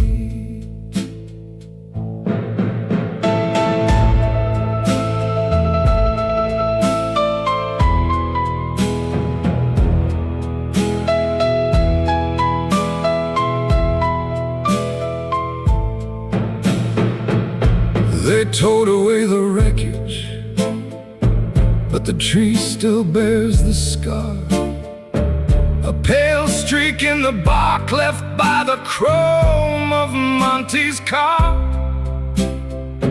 Boys around the neighborhood still swear on certain nights they hear a lone piano drifting past the street lights. Black cat, Cadillac,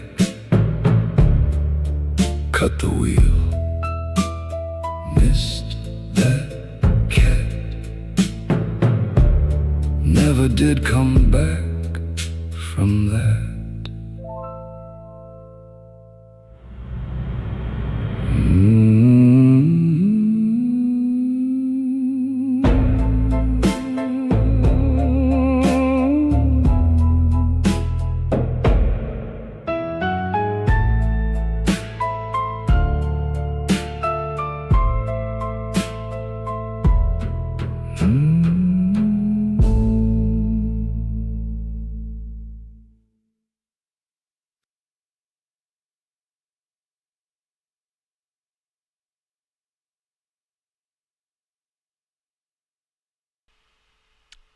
Okay, that was Tech with Black Cat Cadillac.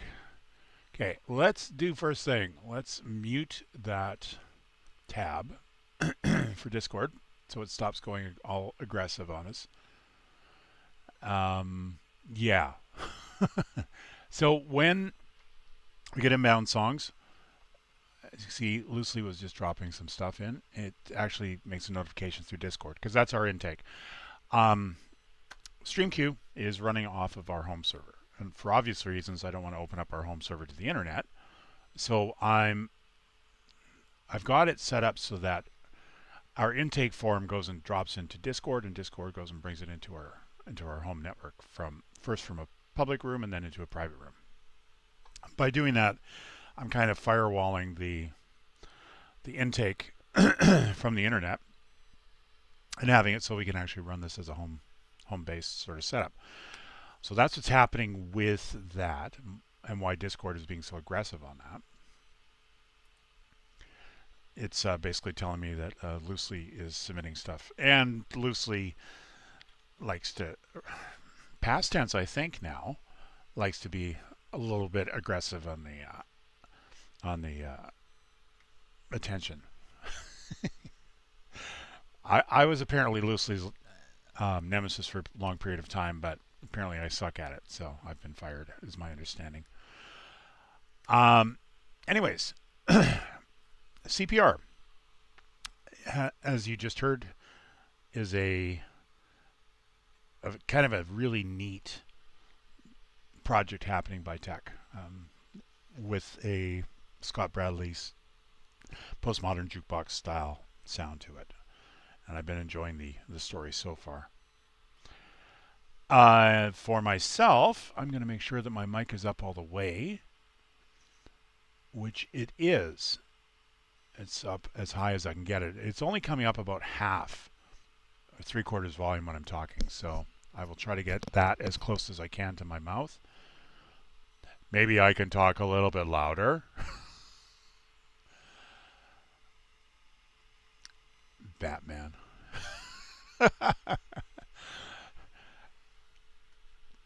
Are you saying I'm the Slim Shady to his Dr. Dre? Okay. That was about Monty, the pianist.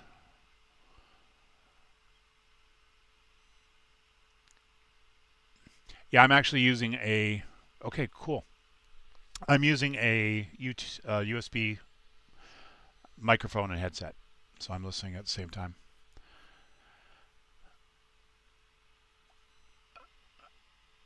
All right, so I have muted the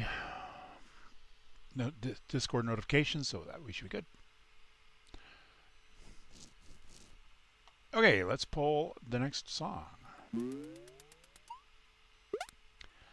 Alice Tanner Music with Trophy Wife, a dark cinematic mafia love song. Ooh, cool. So I know this one is going to be a YouTube video. So let me drop this into the chat first. The remaining song is performed by the only member yet to die. It is a different structure than the rest.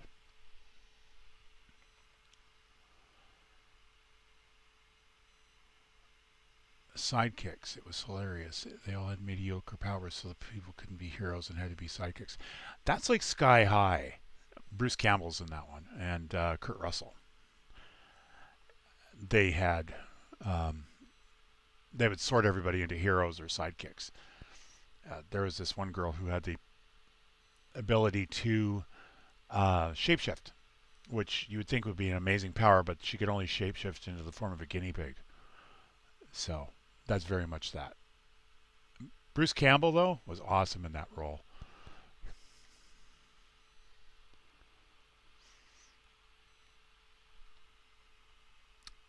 Okay, let's try this one.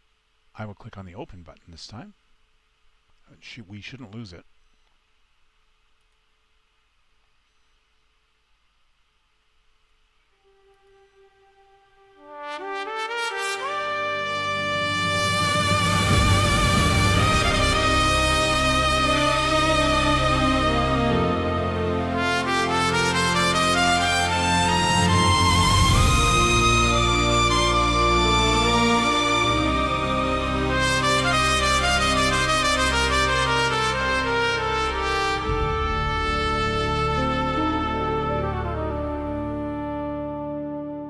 I've seen the blood upon his hands, and still I reach to hold them tight. This crown he wears was built on sand, and he's my kingdom, he's my night. I was just a girl with a foolish dream, drawn to fire, the power, the gleam.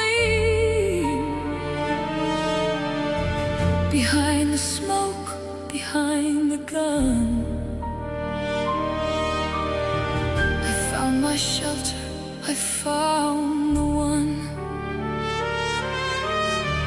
I've watched him burn the world alive, but in his arms I will survive.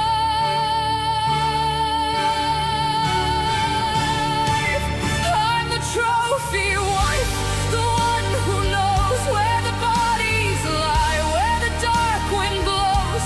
I've seen the worst, but I chose this life. Forever his lover,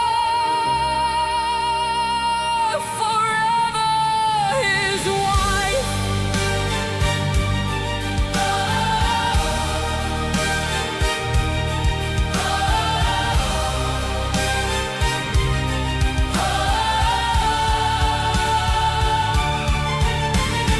Champagne nights and diamond rings, but love is sharper than all those things. I've stood in silence, I've played my part. A gilded cage still holds my heart. The sirens scream, the walls collapse. I close my eyes, ignore the cracks. I know his sins, I bear the cost, but without him I am lost. I'm the trophy wife, through the smoke and rain, through the blood and fire, through the endless pain. I've walked through hell, but I'll never hide. I'll die by his name. I'll stay by his side.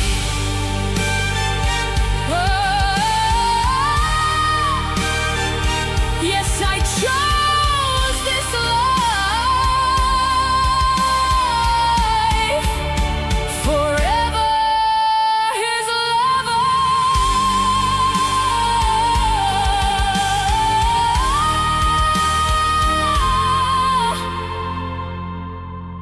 Forever his trophy wife.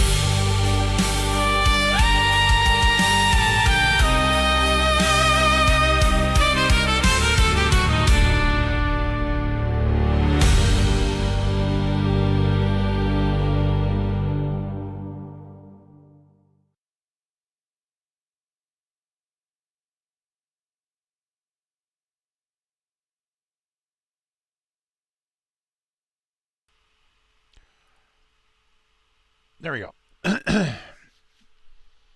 That was Alice Tanner with Trophy Wife. Now I can copy this because it's not going to disappear, and I can place it in here. Okay, so you guys are talking about Gomez Adams. Guy in the picture almost has a young Gomez Adams look from the Adams family. Yeah, I can see it. I'm very much a fan of the original Adams family. John Adams. Sorry. Yeah, it was John Aston that played Gomez in that, and Carolyn Jones played Morticia Adams, with Ted Cassidy doing Lurch. And Jackie Coogan, he played Uncle Fester in that. So definitely had a Gomez Adams look on the with that image, but I think that was Lewis Harwood, where Alice had him doing the cameo and actually got him to shave the beard. I was curious about what the lapel pin actually had represented, because I don't know if you guys had caught that or not, but it looked like almost like a symbol off of a old Ford product, like a V with an 8 in it. I was going, okay, that's kind of cool. But Alice does great stuff, and this is no exception. Like literally, it's got a very almost trying to think of the name of this movie.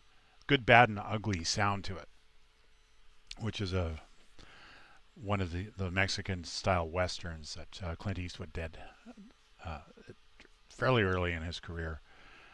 So there's a lot of almost a mariachi-type sound, and it's a very iconic sound, and that's kind of what I caught with this song as well. But Alice, standing by her guy, knowing that the whole thing could easily be undone, because the mafia is not what you call a stable job career. But, yep, gorgeous music as always by Alice. And if you guys aren't aware, Matt from AI DIY did a show interview recently with Tim, who is the brains, I guess you could say, behind Alice, which sounds wrong. But Alice Tanner, I'm going to acknowledge this here on the show because I like to pretend otherwise on other chats, is a creation by Tim. And Tim devised Alice as a way to go and be somebody that Tim is not. And Tim is very much an introvert, and Tim is somebody who tends to hold everything inside himself. And Alice Tanner is not. She is sassy. She is spicy. She is an extrovert. Alice is the one that goes on the marvelous adventures that Lara Croft does, or goes into Lego worlds, and she's very much the explorer, and she lives life to the fullest. And Tim has garden gnomes on his windowsill in the interview behind, so it's a cool interview. If you guys haven't caught it, it is on AI DIY up on YouTube, and you'll get to see a little bit about Tim, who is the person behind Alice Tanner. So let's mark this one as played. Right after I do this, and then do this, and then watch it disappear, because apparently the refresh has to be fixed, because that should never happen. Okay, let's pick the next person. Boy, it is absolutely doing specific people today, isn't it? Let me just go through, and I want to make sure that we have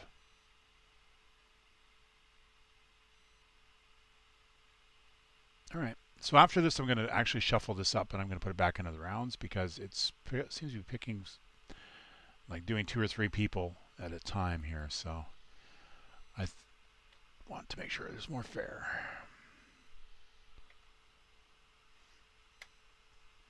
Okay, so we will put that into the chat.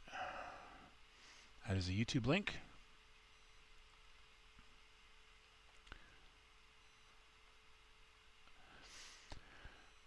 Are you saying that Gomez was a playa?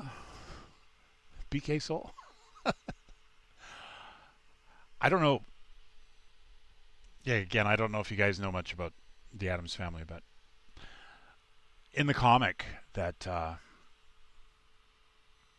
was the Addams Family, the original author of the Addams Family didn't have that relationship. This is something that John Aston and Carolyn Jones thought of for the characters, where he was madly in love with his wife, and he's eccentric, yeah, and he very much would do anything in the world for her, and that kind of had a real life influence in the fact that both John and Carolyn were married at the time, and they had an attraction to each other that neither of them really admitted on, because of the fact that they were both married. But they definitely expressed that on screen. We'll put it that way. Okay, so we're going to open this.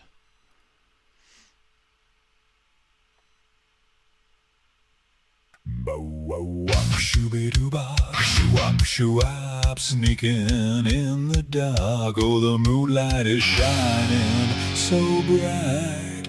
for a jailbreak tonight.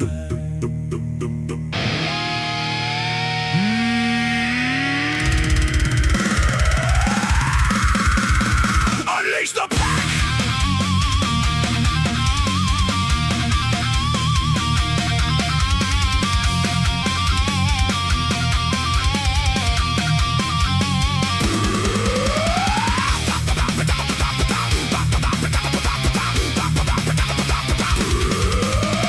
Otis lifts the collar, dead of the night. Kira hits the window, out of the light. Paws on the pavement, no time to stall. We're heading for the pound, gonna breach the wall. Chain link fences, concrete floor. We're bringing down the absolute animal war. Ooh, the warden is sleeping. Wake him up, wake him up.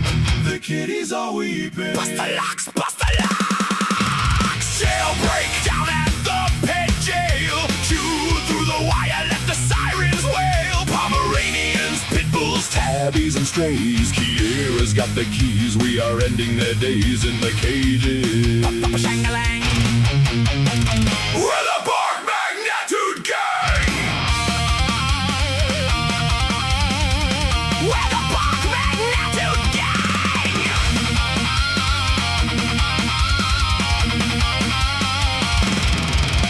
Otis down the hallway sniffing out the guards, snarling at the door of the maximum yards. Kiera hits the switches, gates open wide. 100 furry inmates flooding outside. No more kibble, no more steel. Tonight the revolution is absolutely real. Bow wow dip da dip, bow wow dip da dip. Drop the leashes, lose the tags. Shred the muzzles, tear the bags. Freedom!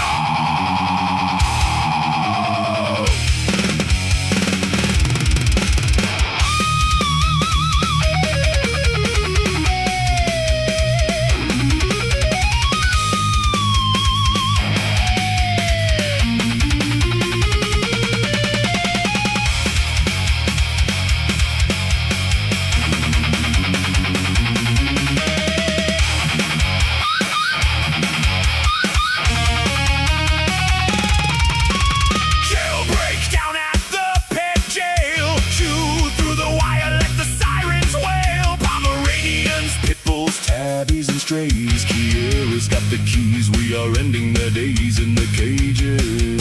Shang-a-lang. We're the Bark Magnitude Gang. Shoo up, we're running away. Shoo up, to live a new day. Otis and Kira fading from sight. Good night.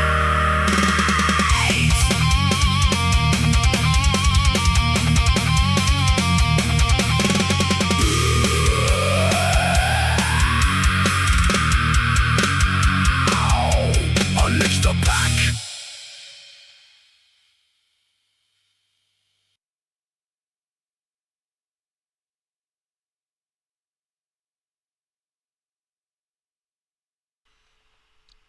Okay, that was.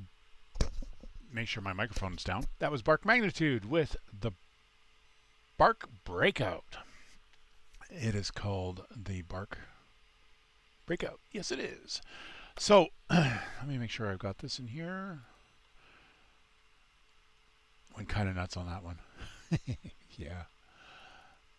More dogs. Hopefully, I managed to give enough time where Tech Cowgirl had seen what was coming up, and therefore we were able to not have all of the barks happening downstairs. So, Kira and Otis, yes, good.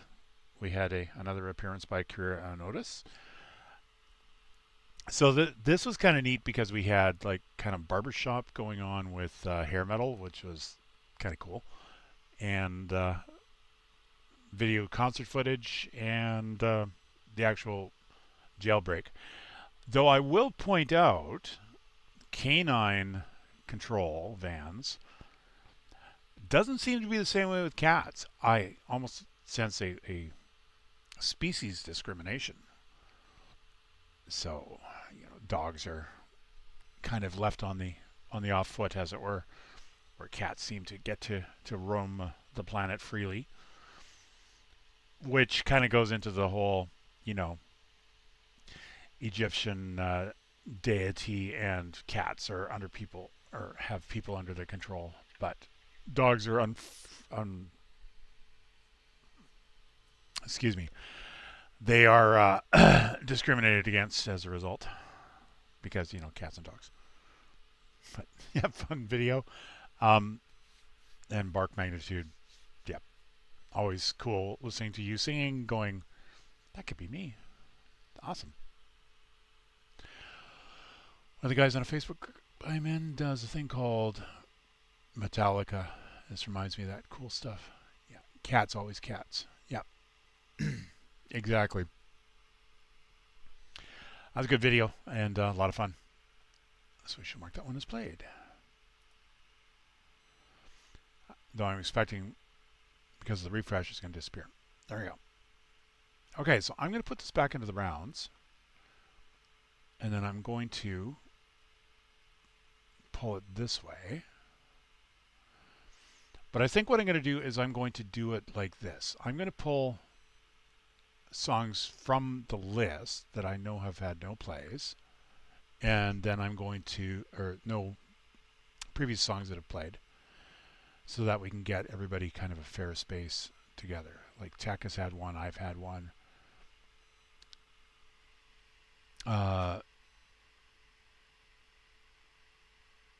Echoes Mism hasn't had a play yet. Joshua's Tree hasn't had a play yet. Mima hasn't had a play yet. So Hunter Gatherer has not had a play yet.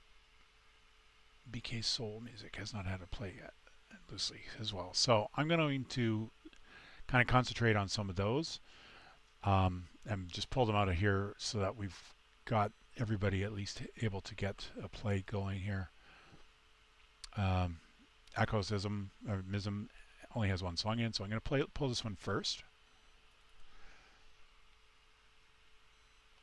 and post this into the chat. And then I will zoop this one up to the top.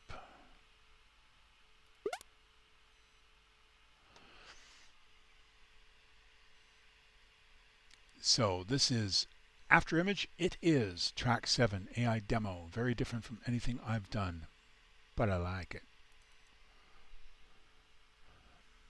All right, and let's open it.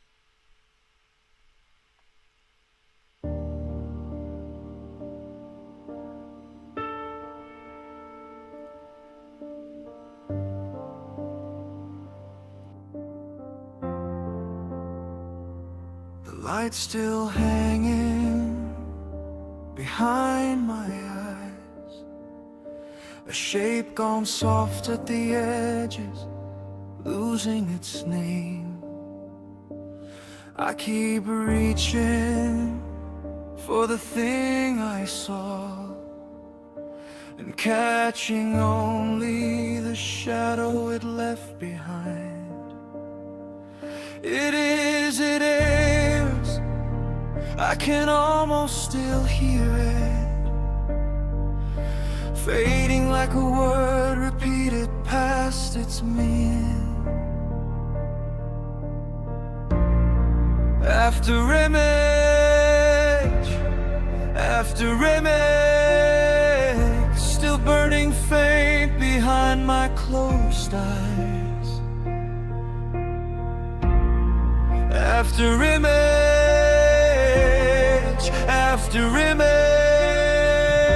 the shape is leaving and I'm not ready to let it go. I'm holding on to light that isn't there anymore.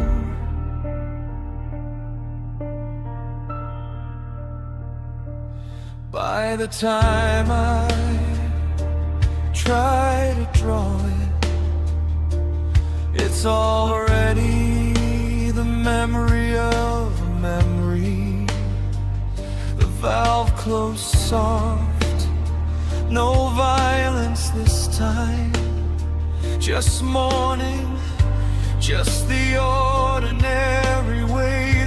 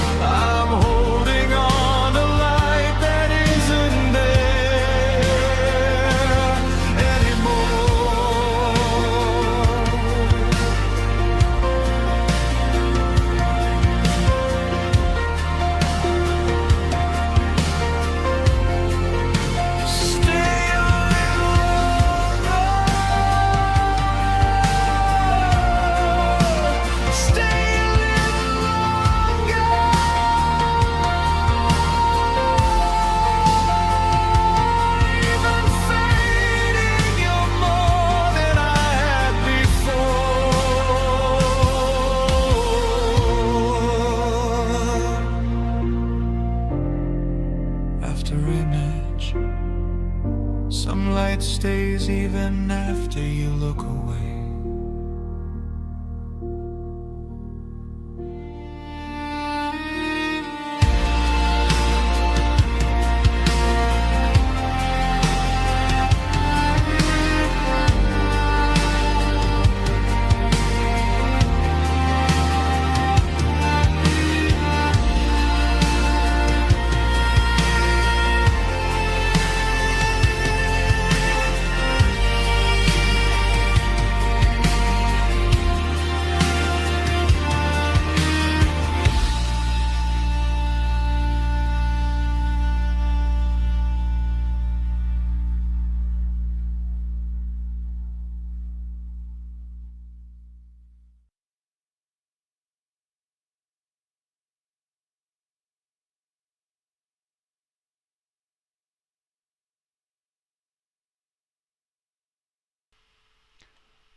Fortunately, I wasn't talking with the microphone muted.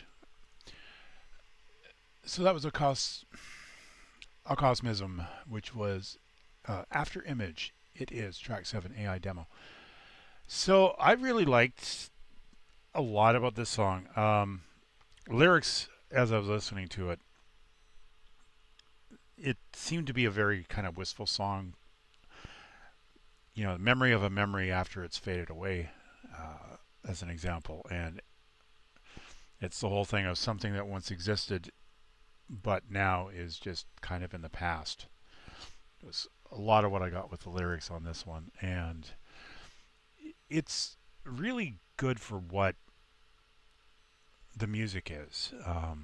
It's very much, I got the impression it was very much looking back at something that once was, and this person is holding on to the fading memory of that and trying to keep it alive as it's diminishing and going into the past. So I enjoyed that one for that, and I've been debating flipping on the closed captioning for the YouTube videos again so that we can see that. In this case, on this song, I don't think it would have been appropriate, just simply because it would have broken up what was happening with the visualizer as well, which was also well done. It was a simple loop, but what was happening with the kind of shattered bits coming off and flying away in that ring of fire was quite effective. Kind of showing the person kind of breaking up, I guess, as they were exposed to the memory or what have you. So I liked it quite a bit. It's one of those wistful songs that you listen to and you kind of go, yeah, you know what, I totally get it. I'm here with my tea light and I'm kind of sobbing into my drink type idea. I'm remembering that time. So thank you for bringing this over. I'm going to butcher this every single time, aren't I? Acosmism. I really appreciate that the contribution today. And this is why I did that, because when I click on play, it's going to bloop away like that. I'm got to fix that. Refresh. What did I mention? Very much a work in progress, the software. Thanks. Okay, let's pull somebody up who has not had a play. So I'm going to, here's how I'll do this. I've got Loosely, I've got Hunter Gatherer, I've got BK Soul Music, I've got Joshua's Tree, and I've got Mima. And I'm going to do this alphabetical. I'm going to pull BK Soul next. With Wild Catcher's Gospel, a gritty, faith-soaked oilfield anthem about a wild cutter risking his life chasing crude beneath the West Texas dirt, caught between hard-earned pay, danger, and judgment. The song paints drilling as both a livelihood and a spiritual battle, with one hand on the rig and the other reaching for redemption. I can relate to this. I have family members who are in the oil field and have been for their lives. I have two cousins who are running companies in that field too. So let me grab the link first.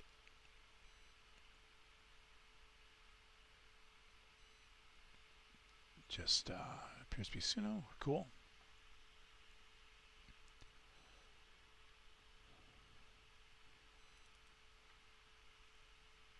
There it is. Unfollowed me for there. PK Soul Music. This is Wildcutters. Oh, that's what that noise is.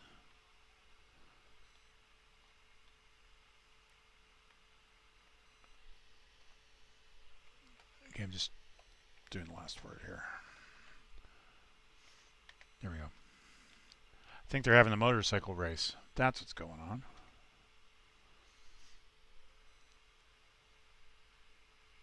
Where we live is having has an annual one of those, and I think that is what's happening today. So, because I'm hearing all these motorbikes going, what's going on? Right. Okay, here we go.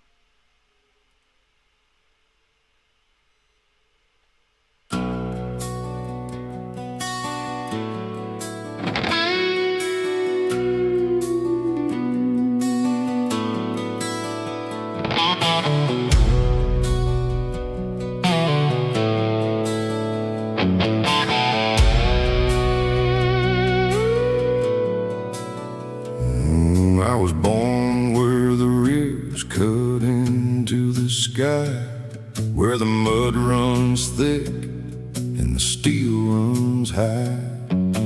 Mama lit candles while the diesel fumes rolled. Said, boy, that black river gonna swallow your soul. Every dawn I'm chasing that roughneck page, with my name on a Bible and my boots in the clay. When the drill starts singing like a ghost in a well, you can smell that money, you can taste that hell. I'm a wildcat, a praying in the firelight, chasing crude in the belly of the night. Every boom, every shake feels like Judgment Day. If the pipe blows out, Lord, take my breath away. Got one hand on the rig, one hand on the Lord, digging up the devil while I'm begging for my reward.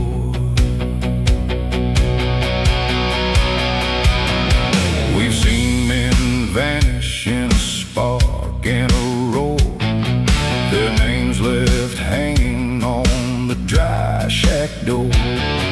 They drink some courage from a rusted steel flask, laugh too loud so we don't dare ask, while the ground keeps trembling under worn out feet, while the wind smells heavy like a funeral sheet.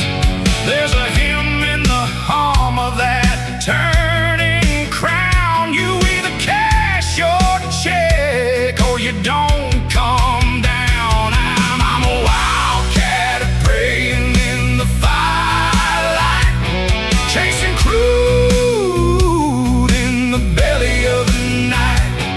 Every boom, every shake feels like Judgment Day. If the pipe blows out, Lord, take my breath away. Got one hand on the rig, one hand on the Lord, digging up the devil while I'm begging for my reward.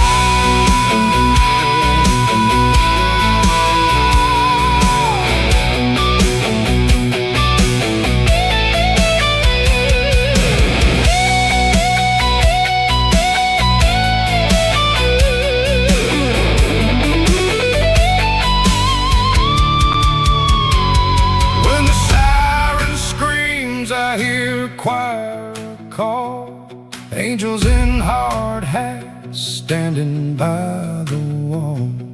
If I slip down the casing where the sunlight fails, will you find me,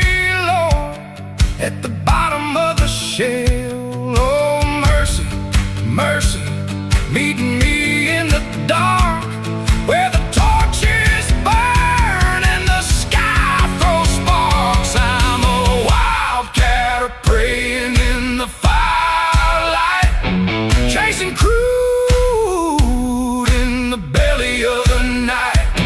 Every boom, every shake feels like Judgment Day. If the pipe blows out, Lord, take my breath away. Got one hand on the rig, one hand on the Lord, digging up the devil while I'm begging for my reward.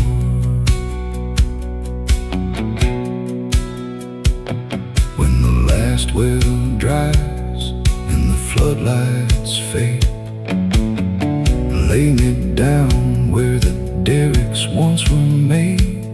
Let a soul rise up from the busted ground to a place where the oil stops pulling him down.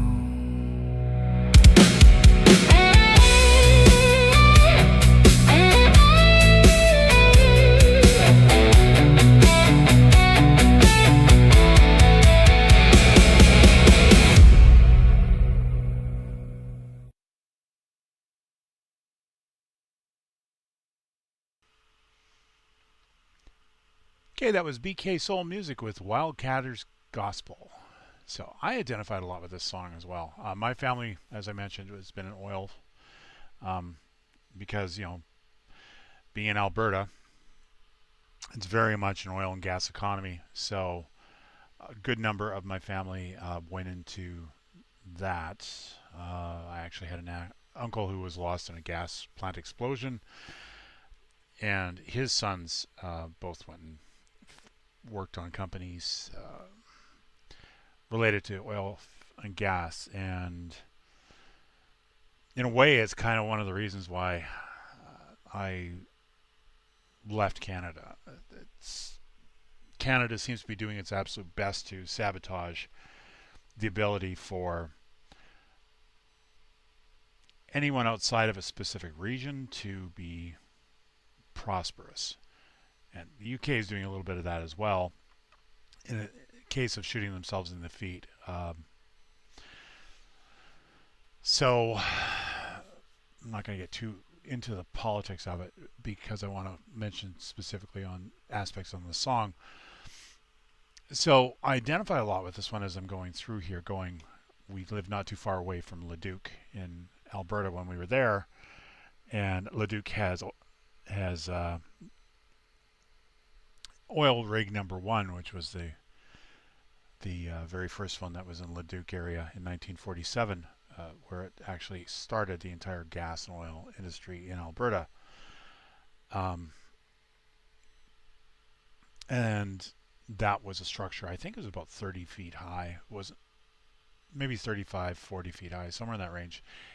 It's not a really large derrick, and it operated in a region that was on the edge of a river. So drilled down, hit oil for the first time, and actually got Alberta out of the agricultural basis that it was in, because that was very much the economy in just coming out of the Second World War. It had always been, from 1905, when it joined Canada, it was there to grow wheat and to provide food for the East, Ontario and Quebec. That was its idea. So immigration-wise, a lot of people came from around the world in the 1900s, 1910 era to get free land under the Homestead Act in Canada, so they could actually make a life for themselves. And it was a harsh life, and the fact that they were literally kind of digging homes out of the prairies, which in some cases living in sod houses, so it was very much digging homes out of the prairies to build a homestead for themselves under the Homestead Act, and then to claim that land and to build a life in a farm and agriculture. So agriculture was the basis, and oil changed all of that. All of a sudden you had the ability for people to get into the oil field and to make really, really good money in that life. And my cousins have, or had in some cases, really nice houses, 3 or 4 pickup trucks, because everybody has to have a pickup truck in Alberta, that were raised a ridiculous amount of height off the ground, but the axles always seemed to never be all that much higher than they were on a standard truck. So you'd have a truck that would be 15 feet in the air with big tires, and the truck would get bogged down because the axles would get stuck in the mud. The idea was that the rig rockets was you could drive out into the middle of a field somewhere, not get yourself stuck, and then at that point, get onto the rig and do your work. My cousins have mostly gotten out of that. Some of their children and nephews and stuff are still in the oil field, but these days, one of my cousins, I think he's invented a couple of designs for oil pump injectors, and his brother, who runs the company, is very much in the upper executive of that.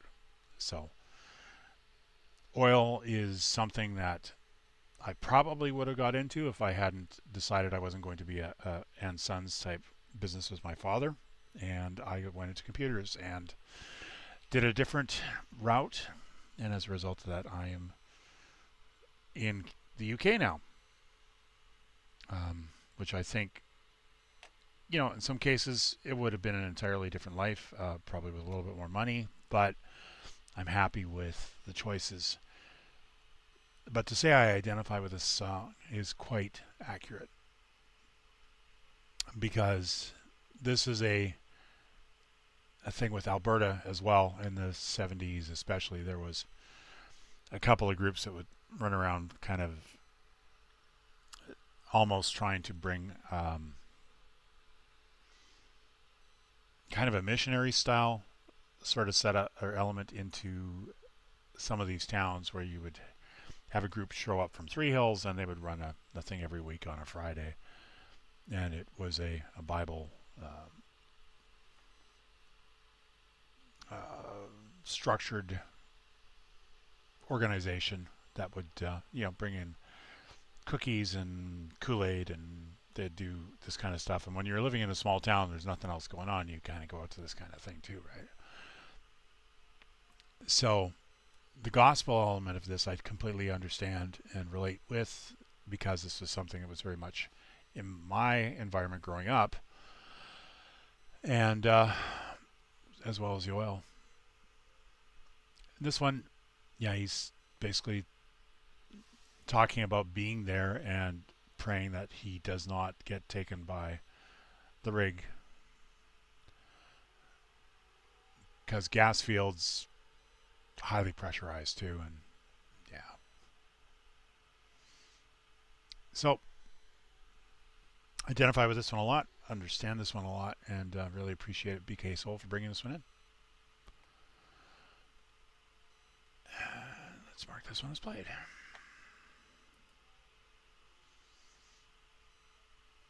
Did I pull that up to the top? I did not. We will do that now. There we go. I already put that into the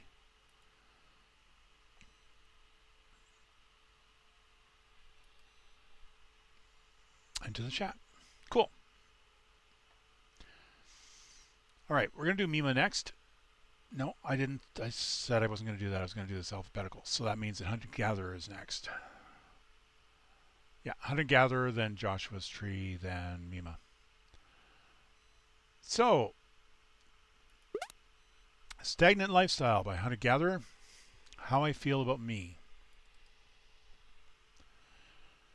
So let me grab and put this into the chat.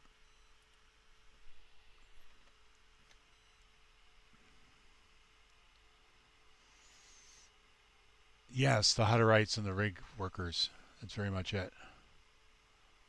Some ones do it early in life, make the money, then move on. Yes, that's what my cousins did.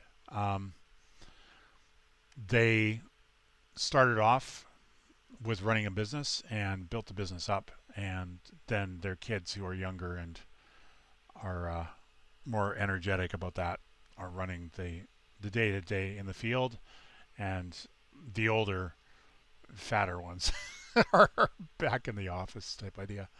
So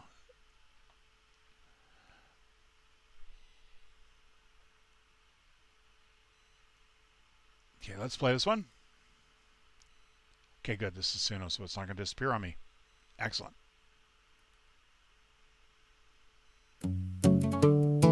They say the world keeps moving. I believe them.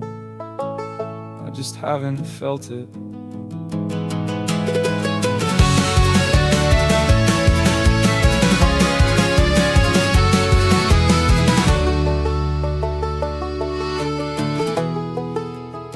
I watch the years change calendars without changing me. Same four walls, same old battles, same things I couldn't beat. I got really good at disappearing without ever leaving home. Learned every crack inside the ceiling, like places I used to roam.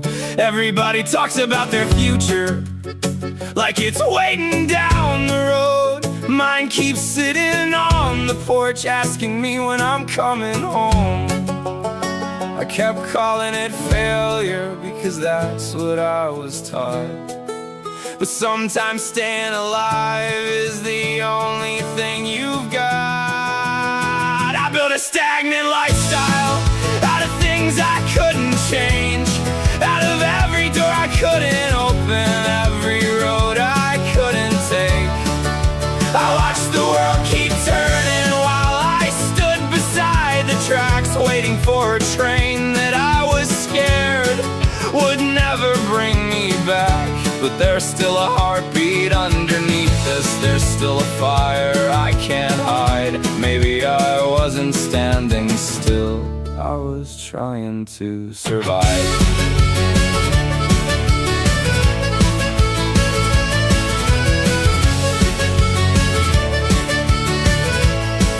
I remember being 16, thinking I knew who I'd become. Never thought I'd meet myself again, still waiting at 21. Then 30 came like a stranger with my reflection in its eyes, asking where I went and why I stopped trying. I carried every me that I thought I left behind, the scared kid in the woods and the man afraid to go outside. I kept looking for a reason, I kept searching for a sign. But some seasons don't explain themselves until they're left behind. I built a stagnant lifestyle out of things I couldn't change, out of every word I swallowed, every feeling I misplaced. I watched the world keep turning like I wasn't even there. But a tree doesn't apologize for taking time to repair. And there's still a heartbeat underneath this, there's still a voice I recognize. And maybe I wasn't standing still, I was learning to survive.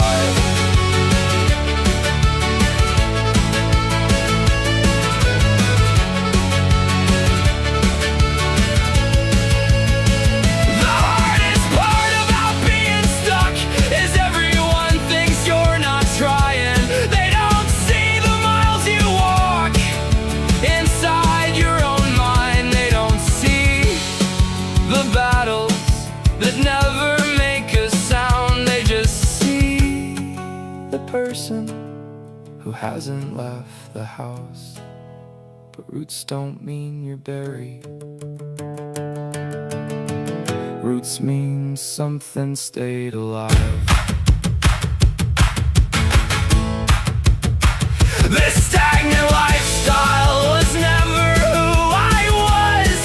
It was just the place I ended up when I ran out of blood. And maybe I'll move slower than the people passing by, but I'm still here. I'm still learning how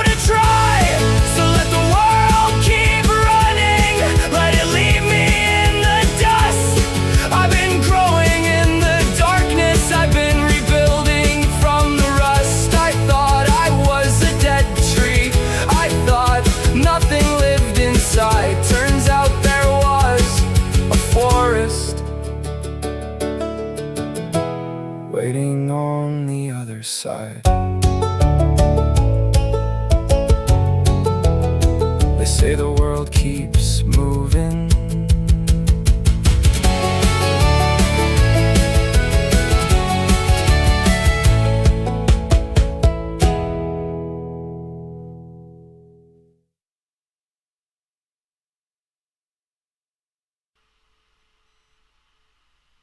That was Stagnant Lifestyle by Hunter Gatherer.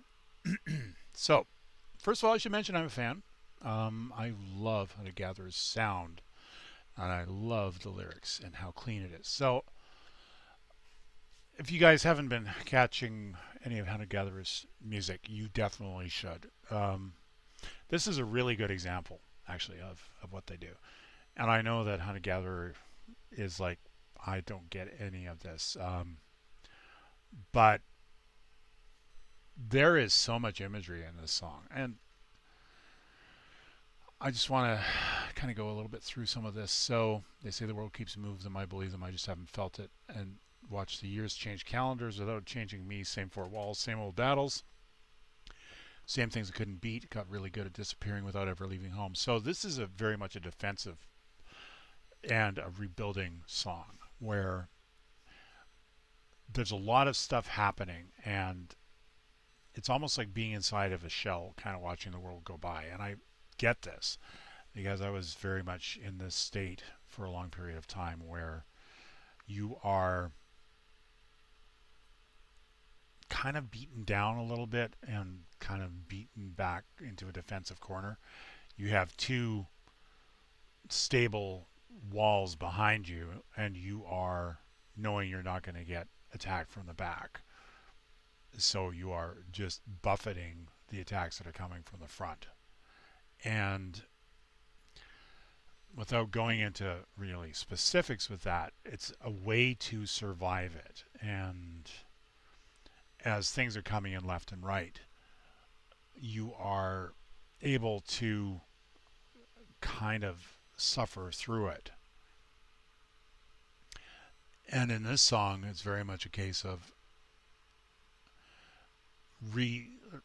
seeing the same walls, seeing the same things around you, and time is going on, and you are in that place. But it's not a case of where it is wasted or you are perishing as a result of the buffeting. You are using it to kind of become who you are, or buff what scratches or buffets on the outside in some way actually polishes you and makes you more of a diamond, right?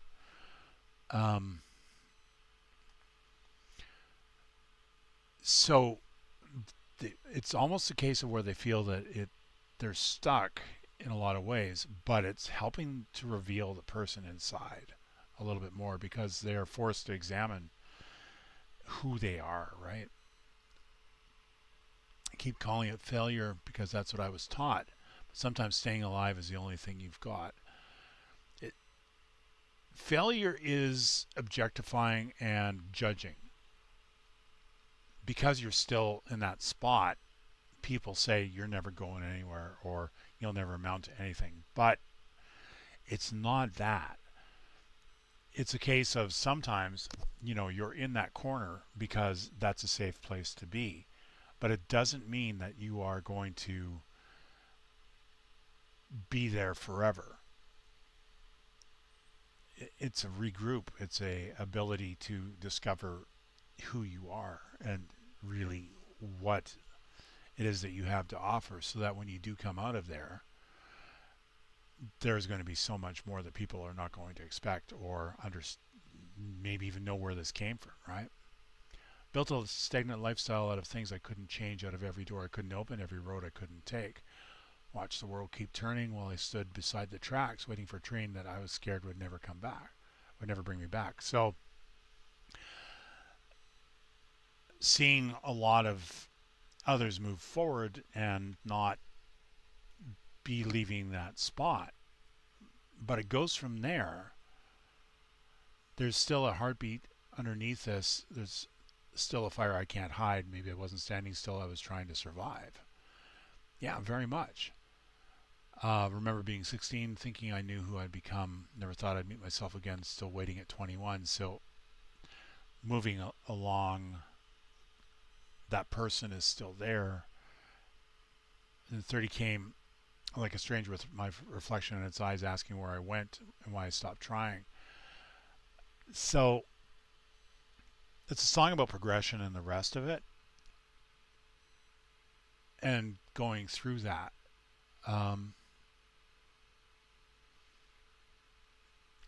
But here's the part that I really thought was really poignant here. But a tree doesn't apologize for taking time to repair it, and there's still a heartbeat underneath this. There's still a voice I recognize. Maybe I wasn't standing still. I was learning to survive. Yeah. The hardest part about being stuck is everyone thinks you're not trying. They don't see the miles you walk inside your own mind. They don't see the battles that never make a sound. They just see the person who hasn't left the house. And if you look at some of the figures in history, like Oscar Wilde or even Poe, you would see, well, Vincent van Gogh is a good example too, of somebody that Van Gogh, somebody that a lot of people couldn't understand, but inside that person, it's almost like you have a floodlight inside of this shell, right? They do and experience so much that when they reach out of the shell, almost sometimes it's a case of others can almost be burned by that because of the intensity and the brilliance of it. That's what I get with hunter-gatherers music. The lyrics are always so deep and so rich that when it's combined with the sound, this folk punk sort of sound, it's like Mumford and Sons in a way, mixed with Pogues, and the lyrics. Oh, this is why I'm a fan of hunter-gatherer. And it's in some cases, it's almost like hunter-gatherer has to put their hand in the fire to pull out the lyrics, and it's cathartic, but it's also kind of exposing this deep element inside themselves that I think that hunter-gatherer has been kind of buffeted for exposing in the past, and I very much appreciate what they bring out. And if you guys haven't seen hunter-gatherers music, I would definitely say follow them on Suno, and hopefully there'll be other places soon that their music is going to be out on too. So that's, if I have the ability to influence that, I definitely want to do that, because I think the world needs to hear more of hunter-gatherers music. And I'd like if hunter-gatherer, I could hear their music on a car going by when they're listening to Spotify. So, but very much appreciated for bringing this by. I know this is new, and I'm very glad you brought it. Thanks, hunter-gatherer. Just mark this one as played.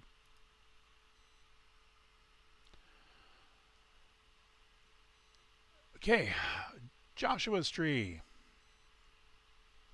And then, loosely, because L comes before M, but Joshua's Tree, whose mind crime in the chat, Somewhere You Stayed, remastered.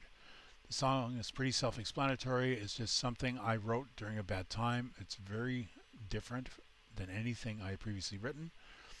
More from a place of vulnerability and realization. I thought it was pretty decent by the time I got finished, so I kept it.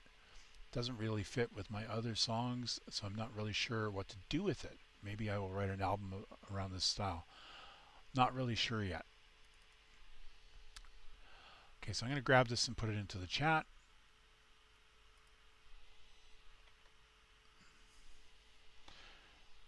And while I have a moment, I'm going to quickly zoop this up to the top. And I'm quickly going to catch up on the chat as well.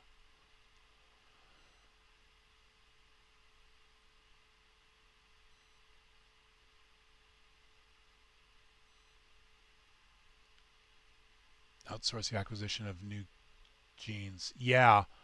Apparently it was about $100 a pop. Not meaning the pun, but that's exactly what it was. Camrose had that. They had a colony that would do that. It's more in the earlier part, but my dad was telling me stories about that, which probably means that he did that, and I probably have half brothers and sisters in those colonies. Yeah, North Seas refineries definitely want. Let's wait.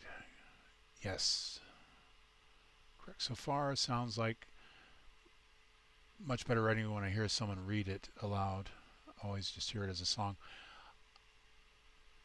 Hunter Gatherer is awesome.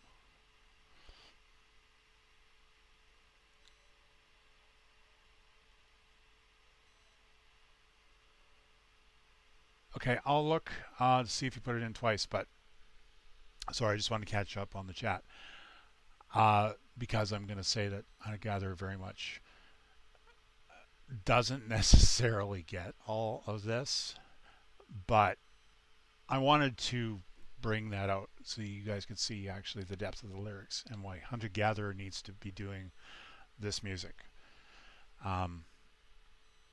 because it's unique.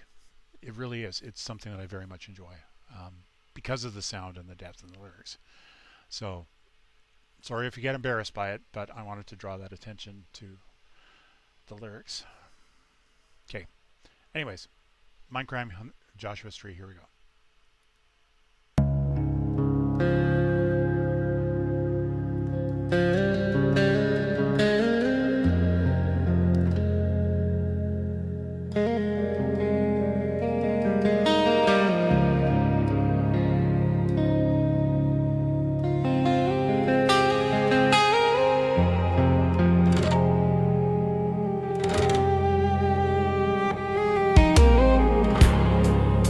Can't change what we've become, though I tear the world apart to erase the weight that's crushing everything inside your heart. Every breath reminds me of everything we lost, a lifetime built together, reduced to ash and scattered thoughts. I still hear you whisper, even though I know you're gone. Your touch was so much more than a memory that merely lingers on. Moonlight floods this empty room, casting shadows through the glass. Every promise that I see there within, just something else you can take back. Night after night I'm learning how to breathe again, trying to convince myself that I can fix all of this. But with every single heartbeat, it breaks me down over again. And your silence is so deafening, just stood there with no voice, as if you had no choice. You watched me drown and never even reached out. I'm sinking underneath everything I couldn't save. I reached out for your hand, still you turn away. Tell me, was I ever your home, or only somewhere you stayed until you found the door? I always thought we were so much more. Guess I was wrong, me more.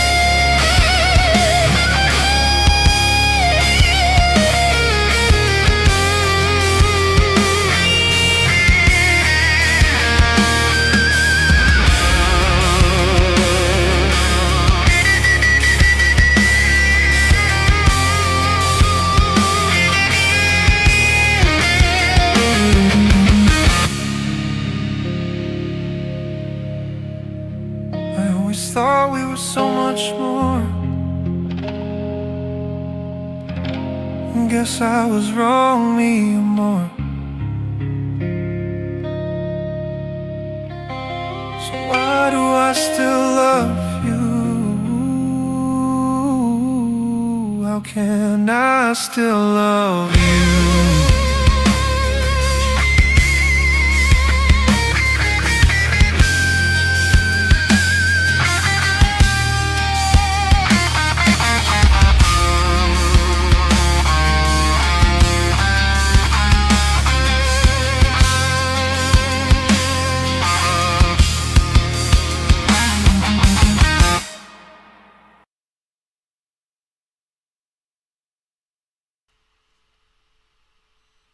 That was Mindcrime / Joshua's Tree with Somewhere You Stayed.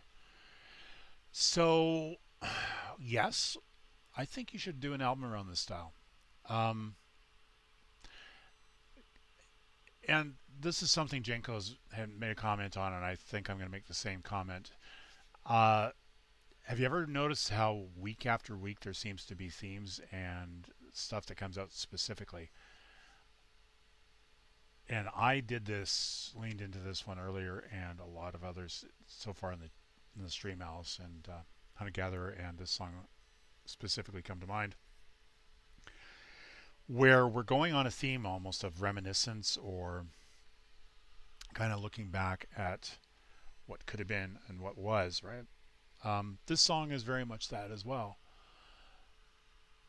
It's lyrics on this one: I can't change what we've become, though I'd tear the world apart to erase the weight that's crushing everything inside your heart. Every breath reminds me of everything we lost, a lifetime built together, reduced to ash and scattered thoughts. This person is in a situation where things are crumbling down, and they would do anything that they could to save the other in the relationship from that. Even though there's been mistakes that have made and things that have been said, and the situation has got to the point where it's ending, but the love is still there, and wish that they could very much save them from that. I still hear you whisper, even though I know you're gone. Your touch was so much more than a memory that merely lingers on. It became part of the person, right? And something that was very much as much of them as their hand, or the hair on their head, right? It was very much something that became part of them. Moonlight floods this empty room, casting shadows through the glass. Every promise that I see there within, just something else you can take back. So as it's ending and the relationship is going, that joined togetherness, as it were, is kind of withdrawing, and that is something that the regret is very much interwound in this whole set of lyrics here. Night after night, I'm learning how to breathe again, trying to convince myself that I can fix all of this, but every single heartbeat breaks me down all over again, and your silence is so deafening. Just stood there with no voice, as if you had no choice. Yeah, because when you have something like this ending, it's a case of, what do you say that literally is not opening old wounds, or is not tearing at the other person, or isn't self-deprecation, or is not something that hasn't already been said, right? And I'm getting very much that in these lyrics. And your silence is so deafening, just stood there with no voice, as if you had no choice. You watched me drown and never reached out. I'm sinking underneath everything I couldn't save. I reached out for your hand and still you turn away. Because, again, it's very much the person can't make that final reach, right? In a way, it's almost like self-preservation, because if they take that leap, they might be like in that song, and some of you may have heard this in the 50s, called Running Bear, where literally it was a couple that was separated by a river, and she was on one side and he was on the other, and they were separated by the river, the raging river, and they couldn't reach each other. So in the end, they both jumped into the river at the same time and met in the center of the river, and they both drowned. But in the song, it was, but they'll always be together in that happy hunting ground. So if you both jump in and you both are lost in the process of being together, and neither of you survive, then that's kind of what I got with this. She couldn't, or the other person couldn't reach out without sacrificing or losing themselves, and the self-preservation kept them from doing that and syncing with the other person. That's kind of what I got with this one. Still you turn away. Tell me, was I ever your home, or only somewhere you stayed until you'd found the door? I always thought we were so much more. I guess I was wrong, Mia Moore. So why do I still love you? I always thought we were so much more. Because that person is so much a part of you, and is, again, like your hand or your hair. It's very much part of the who you are, and as that person goes away, then you feel the absence, and it's very much a case of like something that is in the past that is very much a part of who you are, and you go to rely on it, and oh yeah, right, it's gone. That's not there. I forgot, because it's very much part of you, but no longer is. So yeah, I love the lyrics on this one too. I would suggest very strongly that explore it. Look at what the song brings to you, and see how you can express that in other work. And I would, suggest an album because of that. Sometimes I write very much from this basis, where there's something in me that I need to express and need to bring out, and that is put into an album. And I find writing is very much a cathartic process, where you have elements that need to be worked through, or at least simply exposed to the light in some cases. And some of my albums are very much that, where it's something that needs to be expressed. And in some cases, just given the song as it comes out of the ethos, I guess you could say, and that's what I'm recording, and it's something that needs to be put out. Like, I have never been in a hospice. I've not, that I'm aware of, died, unless this is all just some kind of afterlife thingy, and then somebody's going to pop in through the door and say, hey, guess what, ha ha. As far as I know, that's never happened. But that's kind of where I come with some songs where something internal needs to come out and be expressed, and I sense this is very much that for you. And I would suggest, yes, explore it, see where it takes you.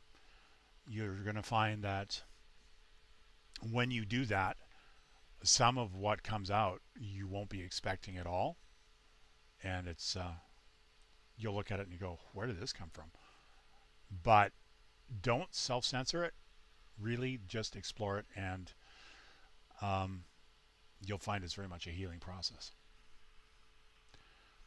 Okay, so thank you so much for contributing that, and she'll mark this one as played. Oh, now we're up to Loosely. Deja Vu. Let's try YouTube Music. Okay. We will try that. Not used to attention being spoiled. You should be. You should absolutely be. You not get used to it, but you should have somebody willing to go and say, hey, this guy does some great stuff. I'll be seeing you tonight, by the way. Ooh, nice. I gotta hang with my peeps. Other Corn fans, my buddy is interviewing one of the members, Brian Welch. Excellent. Okay. It's a tryst with Mr. Welch. Sweet.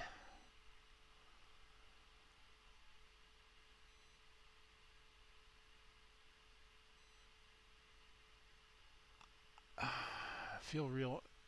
See, I don't think that I make you feel important. I think what I'm doing is I'm going through and I'm trying to show what I feel are in the lyrics. So I'm not trying to make anybody feel important. Literally what I'm trying to do is show, hey, you're doing something of value here, and here's what I'm seeing with this. So this is less about me, I think, and this should be a lot more on what I feel that you guys are bringing.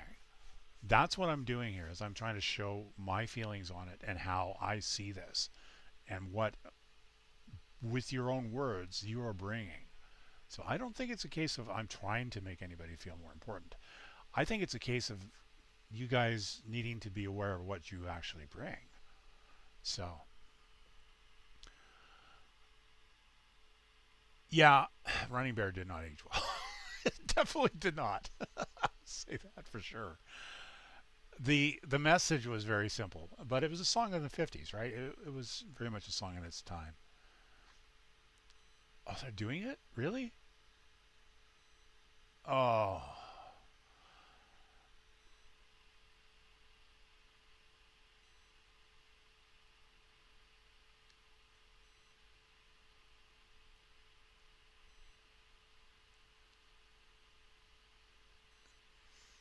No, that's fine. I wanted to mention it just simply because of the example of, you know, star-crossed lovers that basically die in a tragic way, right?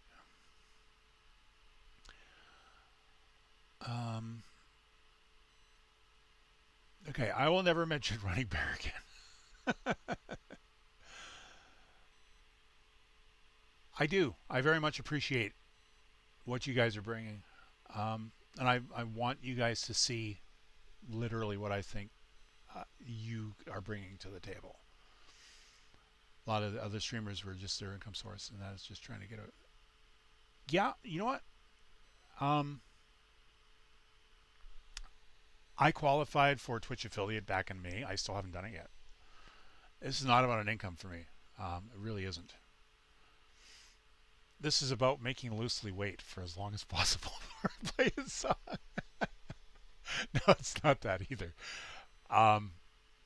No, I wanted you guys basically to try to see what I see in this, and that's for me what that's about. Okay, let's put Loosely in. And it's a YouTube song, so we'll open it in YouTube.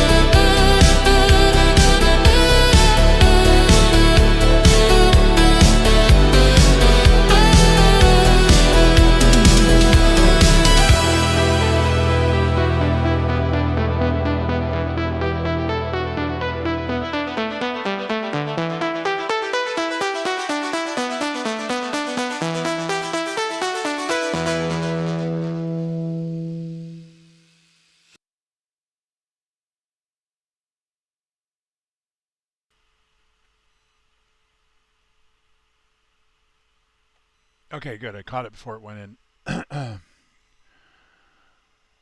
All right, good. Hey, Steve. Whoops. Okay, I'll catch that chat in a minute. So that was loosely based in EDM with Deja Vu, Synthesizer Dreamscape 2026, going on to 1980. So very much the 80s synthwave sound, which I enjoy a lot. I've done a couple of songs on that as well. This is like synth, almost like a Miami Vice synthwave in some elements, combined with like Kenny G.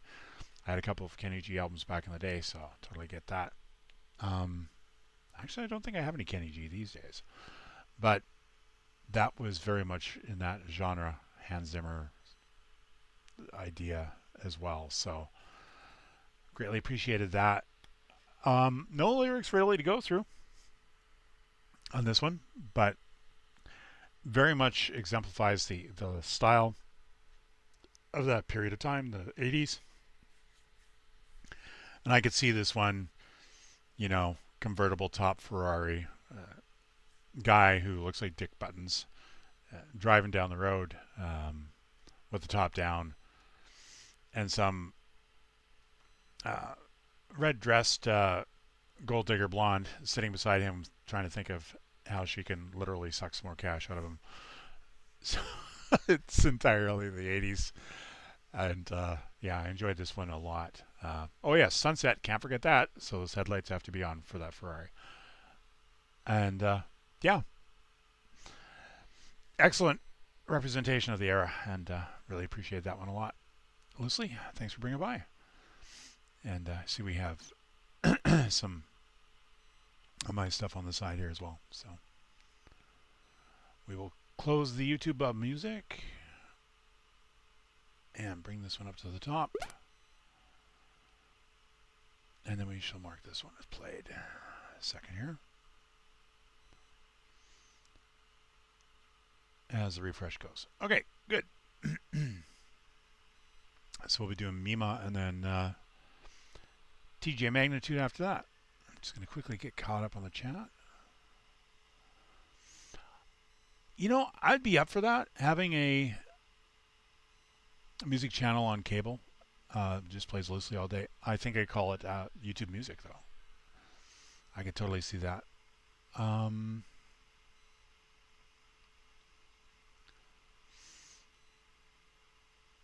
Yeah, we are very much doing the songs and how they're put together, performed, and the words and the music very much carry the meaning.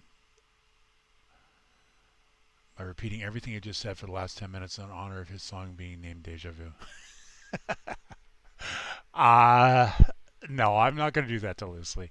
As it was, I had him wait long enough for me to put in some more of my rambling.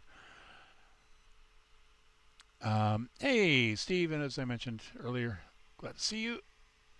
Playlist and charts, and saw that YouTube Music and YouTube Red are two most paying places. So now I'll share YouTube Music. That's good. That's good to know. Leslie's working on his website. Bear hug. Ton of music, different styles up. Welcome to Steve. Saw you were in Blue Lounge Records today. Keep waiting for the Tubbs and Crockett to show up. Exactly. That was a Miami Vice reference I made.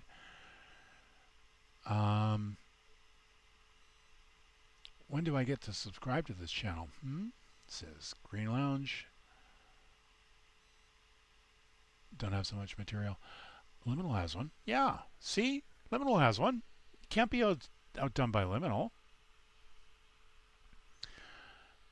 And I think you got a lot of music that you could put up on YouTube Music and get it out there. So I would suggest that you already have a ready source of some of this, being you could take the music that you have on YouTube for videos and just do music versions of that and put it up on YouTube Music. That would be my suggestion, so you get some more stuff on YouTube Music. As part of the getting my music out onto Spotify, my DSP has also put that out on 26 other platforms, including YouTube Music. So I need to get them to release more of my music, though, because I've reached the 30 album point and I have one album on Spotify and YouTube Music. But let's get Mima running. Where the Mountains Remember. STTZ, or Z for the Americans, 5K country event. The song I made for a STTZ/Z mini event. That's a Suno, so I don't have to worry too much about it disappearing. Hey, Mika.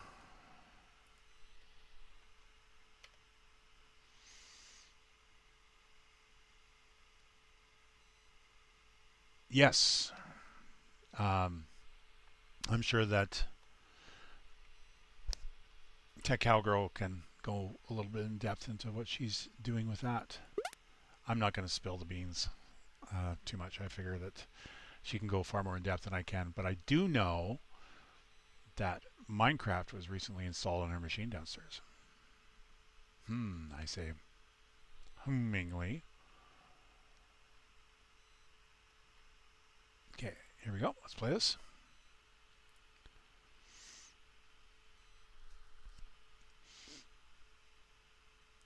So I'm just going to check one thing before I start this playing. I'm expecting to hear a bloop in a minute. I'm hoping that Mika is going to contribute the new song that I saw the video or the image for, because that looks fun. If not, that's cool too.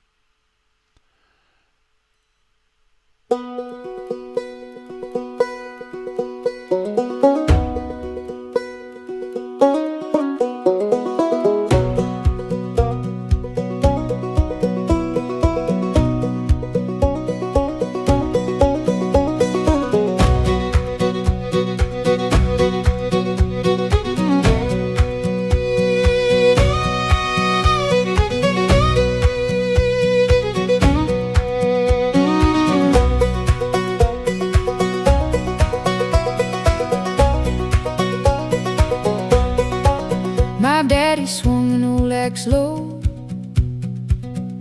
where the river learned to flow. Mama sang while the kettle steamed. Life was smaller than it seemed. Morning mist upon the stone. Every hill still felt like home. Hands were rough, the table plain. Still we thank the Lord the same. Every trail remembers feet. Every fire remembers heat. The mountains know my family name. Long before the railroad came. Every valley, every pine carries blood as old as mine. If the road should carry me far beyond the hickory tree, when my wandering days are through, these old hills will lead me home to you.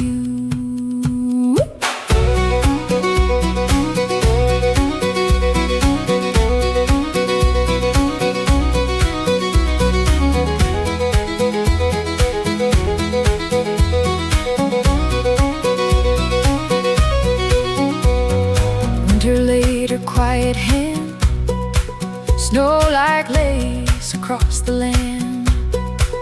We mended coats beside the fire, had nothing more than we required. Church bell ringing down the ridge, children running across the bridge. Stories passed from voice to voice. Holding on was not a choice. Roots grow deeper through the years, fed by laughter, fed by tears. The mountains know my family name. Long before the railroad came. Every valley, every pine carries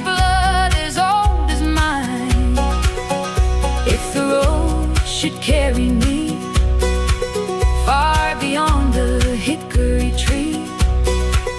When my wandering days are through, these old hills will lead me home to you.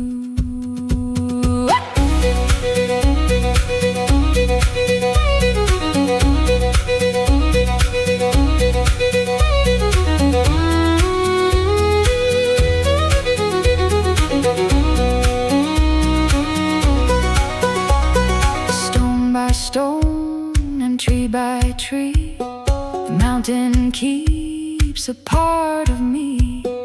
Time may weather flesh and bone, but these ridges guard their own. The mountains know my family name. They'll be standing just the same when the last light fades away. They'll remember where I lay.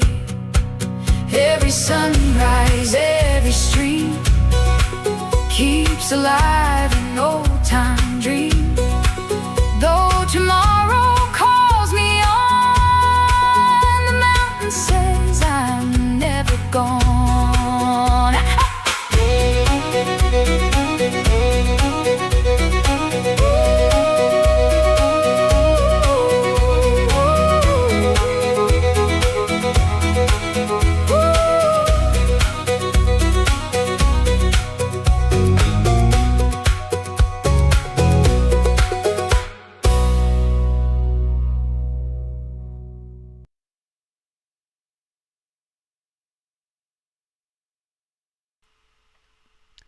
That was Mima with Where the Mountains Remember, 5TTZ 5K country event. So I was looking at these ones and I was going, yeah, I relate to this one too. The fact that my family likes country music, all that aside, this one is very much about home, right? And it kind of reminded me a little bit of Dolly Parton in some aspects. Specifically the line here where they're mending the coats beside the fire. Yeah, it's very much like, in some ways, like a Dolly Parton song, but this is very much, you can tell, written from the point of view of a family who is lived in one area for generations, and it is very much a part of them as they are, part of it, and they've had a shape on the land, and the land has had its influence on their entire family as well.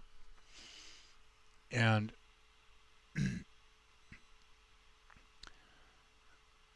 the lyrics in here, it's very much a home thing.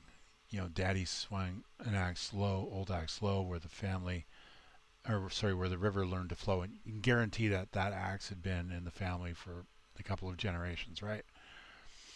Mama sang while the kettle steamed. Life was smaller than it seemed.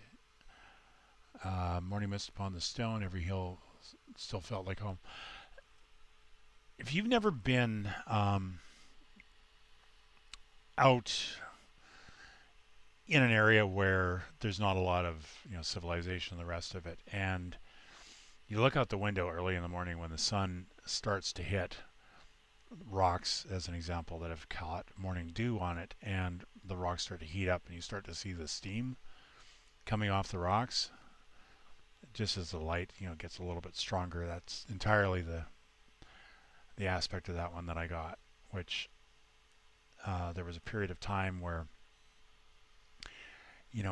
we had a section in an RV park, and looked out at the window in the morning and saw exactly this kind of a scene where you would see some of the sun coming over the trees and heating up the rocks, and the dew coming off the rocks.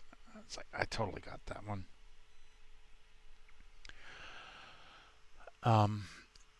Hands were rough, the table plain. Still we thank the Lord the same.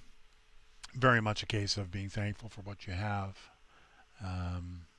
Every trail remembers feet. Every fire remembers heat. The mountains knew my family name long before the railroad came. Yeah, if you go into genealogy, you see very much that. One of the reasons why I wanted to come to the UK was my family originates from the UK, and doing a patrilineal deep dive into it, you can see where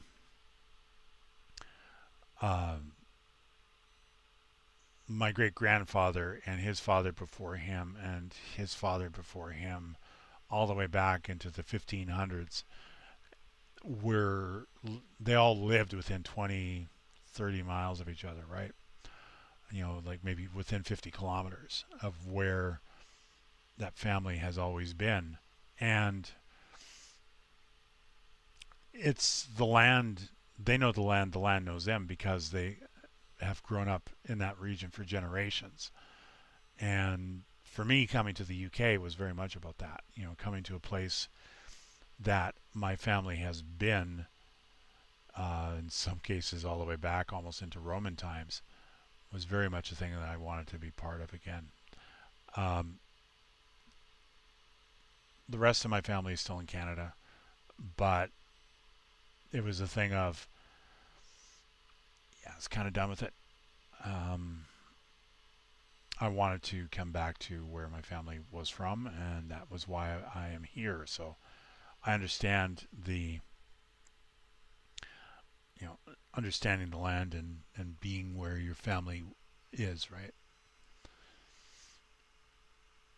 Every valley, every pine carries blood as old as mine, you bet. That's entirely what that's about. If the road should carry me far beyond the hickory tree, when my wandering days are through, these old hills will lead me home to you. That's exactly where I'm at. You know, coming back to where my family has been is very much of that. Winter laid her quiet hand, snow like lace across the land. We many coats beside the fire had nothing more than we required. Again, very much appreciative of what they had and where they were and how it was part of them. Church bell ringing down the ridge, children running across the bridge, stories passed from voice to voice. Holding on was not a choice. So, looking at where my family was, I found that I had a family who had moved to Leeds, and they were living in a house that now all those houses have been torn down and turned into a section of highway. Well, an A road is what it would be here. So there, where they lived, was more or less like housing that was done for the workers, and that's how he and his family, or his wife Clara and the kids, they moved from that kind of existence that they had, where they had always been in that, and for generations the family had been in that, and they took the opportunity to go to Canada to build a new life, and leaving everything behind for the rest of their lives, knowing that they would probably never come back, because it gave them the opportunity for a brand new life and to make something better for themselves and for their family going forward. And they lived in an area called Little Britain in Ontario, and one of their sons decided to do exactly the same thing and to make something better for himself and his family in Alberta. And then my dad basically pissed it away. Anyways, that's more of a comment on my father. But so I understand the whole thing about roots and how it's very much part of who you are and the rest of it. For me, it was feeling like, yeah, I want to come home. I want to go back to where I'm from, and that's why I'm here. And even though my family, mom's side, is very much a thing of, there's one half that was entirely American and actually helped to found Providence, Rhode Island, and got involved with the early snittery that happened with the the church in Boston and all that kind of stuff, which led to the founding of Providence, Rhode Island. So my mom's side was very American. But my grandfather decided at one point he wanted to go punch some Nazis, and so he came up to Canada with his father and became a Canadian citizen and married my grandmother, who was an opera singer, and they had a family, a lot of kids, and mom met dad, and made a poor judgment choice in men, and that's how the kids came about. And my sisters are still there, and so roots and family very much know this. So I understand the whole thing of the land being a part of you entirely. So I very much got that from this song. But thank you, Mima. I appreciate that. I should mark this one as played. Okay, so make a... We don't talk about churro. I'd love that. With learning to live with diabetes, it had to be done. Yeah. So just from the title, I like that. Okay, I'm going to catch up on the chat in a minute after I play this one. So we're going to do that, and then we'll do bark magnitude. So I want to make sure if that was a Suno link. Excellent. That means it won't disappear on me. So we'll zoop it, and we will play it.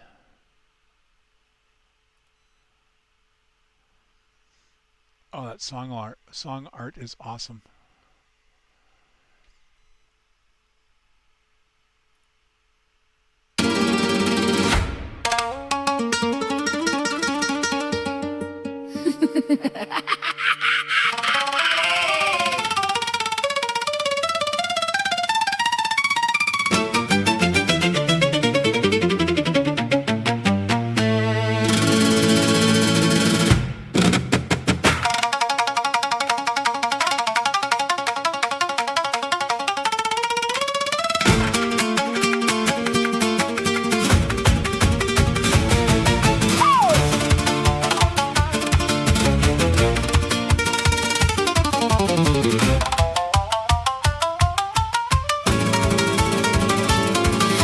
Said control the sugar, I said fine, I know the drill. Keep the pantry free of danger, make temptation lose its thrill. But somebody said cinnamon and somebody mentioned dough. Now there's one important household rule that everybody needs to know. Don't say golden, don't say fried, don't describe the cream inside. I can't crave what I don't know. We don't talk about churro. No, no, no. We don't talk about churro. Keep that sugary secret low. Don't say crispy, warm or sweet. Don't say chocolate underneath. I can't taste what no one shows. So we don't talk about churro. Not the cinnamon, not the glaze, not the fresh ones made today. Everybody let it go. We don't talk about churro. Then somebody brought up donuts just to say I shouldn't care. Maple icing, cream-filled centers, little sprinkles everywhere. Someone whispered apple fritter, someone yelled out creme brulee. You are doing an impressive job of naming what I can't display. Don't say powder, don't say glaze, don't describe how dough is raised. I was doing fine alone. We don't talk about churro. No, no, no. We don't talk about churro. Or the bakery down the road. Don't say custard, don't say jam, don't say fresh baked honey ham. Wait, that last one might be low. Still, We don't talk about churro. cheesecake, milkshake, chocolate covered birthday cake. None of that was helpful though. We don't talk about churro. I deleted every food app, I drove past the donut sign. I ignored the frozen custard like a picture of refined. Then you mentioned funnel cake with powdered sugar piled high, big enough to need 2 paper plates and possibly qualify to fly. Don't say fluffy, don't say stacked. Please retract that pastry fact. There are things I shouldn't know. We don't talk about churro. No,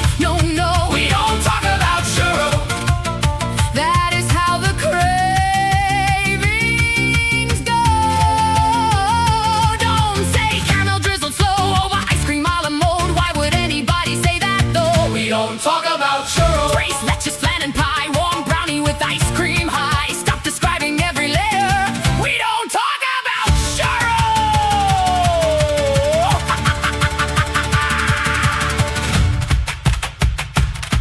Now the whole room knows the system and the system's going great. We avoid all sweet discussion while you list them by the crate. Peanut brittle, lemon cookie, sticky buns and tiramisu. Red velvet cake with cream cheese frosting. Who invited all of you? Don't say butter, don't say brown. Put that dessert menu down. I have lost control of this show.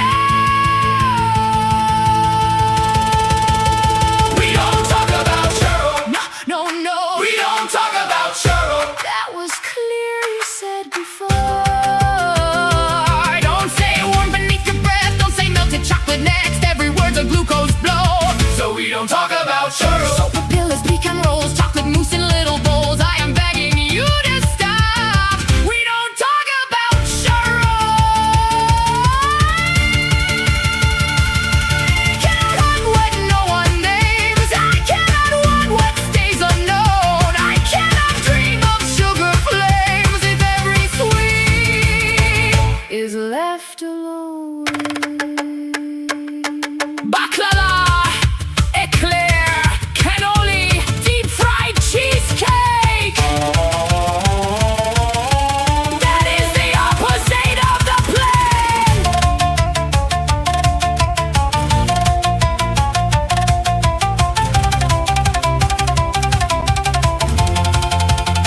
We don't talk about churro. No, no, no. We don't talk about churro. While describing every morsel. Don't say crunchy, don't say gooey, don't say warm and sweet and chewy. Don't say dipped in chocolate slow. We don't talk about churro. We don't talk about churro. We don't talk about churro. That's the rule we all ignore. I was fine before this song. Now my grocery list is long and I know exactly where to go. But we don't talk about churro.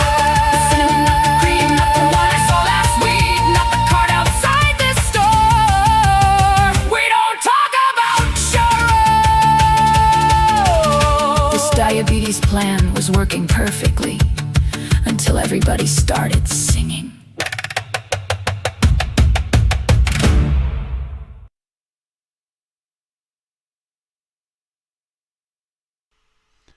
Until everybody started singing along. That was Mike Array with We Don't Talk About Churro.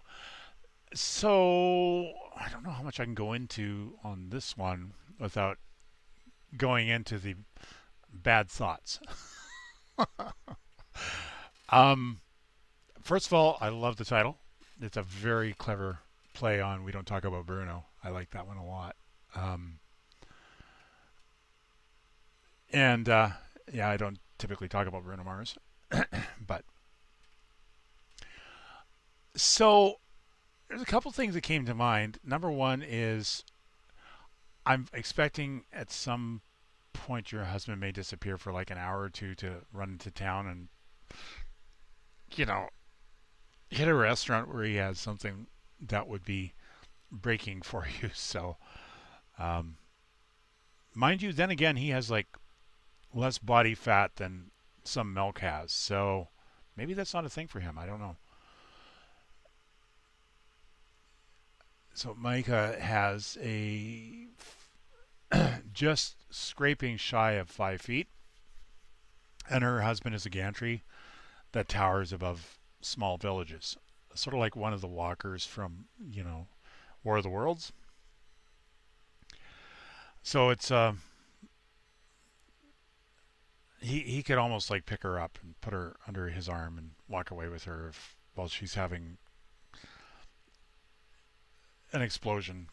Idea is my impression of kind of how it works, where she is so tiny and he is very much not. And yeah, so there's that. So maybe he'll be good, and maybe he won't have to run into town to grab something that is on the naughty list. One would kind of hope so. You mentioned something in here that I was like, oh, I never thought of that. And it was, what was it, deep fried? Where was it? I will find it as I go through. anyways, it was something deep fried cheesecake. That's what it was. I was like, I never tried it like that. But I also wonder, again, I'm not on this one for sure, but I would hope that there would be a way to do something that was friendly with diabetes, with where you could get a little bit of this. I don't know. I can't pretend to know at this point. But a food song, very definitely a food song. I will say the UK has better donuts than the usual run-of-the-mill in Canada. When you have better donuts at Tim Hortons than you have better donuts at 7-Eleven than you have at Tim Hortons, which is a donut chain. It says something a lot about where that Tim Hortons has fallen to. The coffee used to be one of the best things with Timmy's. The donuts were pretty good when they made them in-house, but they got a lot lesser grade of coffee, and they have a lot lesser flavor when it comes to the donuts that are there. It's all cardboard tasting, and a lot of sugar is all it is. So if anybody's thinking of going to Canada and have coffee at Timmy's, don't bother. The coffee is no longer really any good, and the donuts are piss poor, to be honest. Donuts are better here, I will say that. And maple icing, I never was a fan of that, really. I know that Tech Cowgirl likes that a lot more than I do. I was used to risk her wrath if I brought back the wrong donut filling, because she likes Boston cream, but it has to be a specific type of filling for the Boston creams. And it has to be the yellow one. It cannot be the white one, because the white one doesn't taste right. Apple fritters are an entire other thing for me with Timmy's. They don't make apple fritters. They make apple Dutchies. An apple fritter is knobby.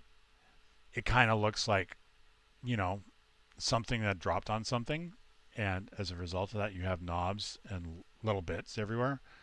If you have something that is formed and square, that is a Dutchie. That is not a fritter. Just to say. So I can't buy apple fritters at Tim Hortons for that reason.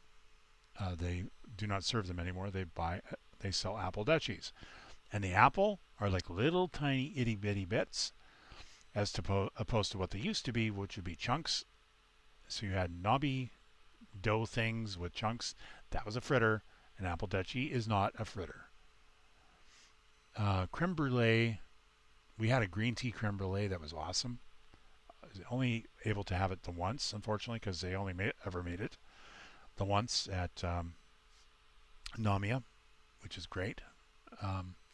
Now it's wishing for something I can't have, which doesn't help. In line with the song, though, cherry empanadas. That was the first thing I thought of going through this.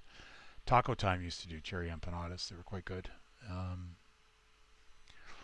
And that's like, fake Mexican food, just like the fake Chinese food that most places serve, which is like guaylo chow, is what most Canadian Chinese food is. I imagine it's pretty well the same in the States. You cannot get beef and broccoli in the UK. That was my go-to dish in Canada, just to mention that. Yeah. So then we get into the part in here where it's like drove past the donut sign, deleted every food app. Get thee behind me, Satan. I get that entirely. Funnel cake, I don't know if I've ever had. I know of it.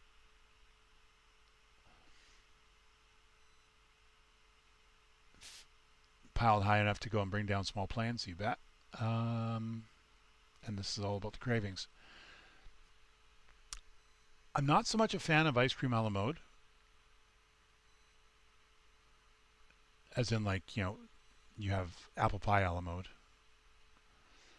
So ice cream a la mode would be, I would think, ice cream over ice cream with caramel. So caramel, again, it's usually too sweet for my liking. Not my 8-year-old self. It'd be like, give me a pound of sugar with some sugar on it, please. Now, it's not so much that. Yeah, warm brownie with ice cream. I'm actually more of a fan of using whipped cream on that, to be honest. I'm weird that way now.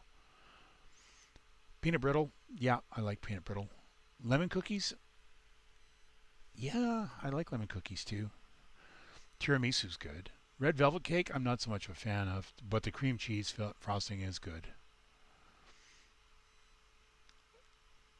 So this is entirely a descent into food madness, this entire song. It's like, we'll start off good, and then we'll get progressively worse. And now, at this point in the lyrics, she's basically just frothing at the mouth. It's like, don't talk about churro chocolate. I want you to stop.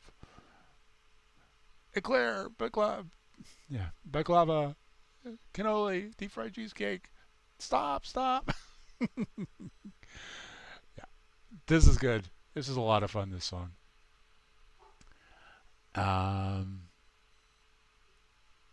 Yeah, that's the best way to describe it. It's a fun song. I really appreciated it. I especially like the fact that you did the Spanish influence on this one. I was going, you would have burned your fingers off and doing some of the stuff with the samisen on this one. But thanks for bringing it, and we'll mark this one as played. Catch up on the chat here real quick. Grammar. Ice cream with ice cream on the side. Yeah, that's apple Dutchies. Yes, Dutchies are rectangular. Exactly. It's not even little canned apple, cubed apple bits. Apple Dutchie in Tim Hortons, it'd be like if you took, let's say, a cube of apple about the size of a sugar cube, and you proceeded to freeze it, and then you took a hammer to that, and then the bigger pieces, you take a hammer to that. So basically you have apple flakes. That's about what they do with the apple Dutchies these days, with Timmy's. Yes, yellow Bavarian custard, not the white whipped cream filling. See, very much that. Deep fried Oreos. Okay. 40% off for you. Yeah, that's because it's very much a thing of Canada has self-sabotaged itself so much to try to have the exports working, and then at that point you're left with a devalued dollar and you still can't sell your stuff, right? Yeah, so I hear, Alice, that it is a thing. I haven't had one yet.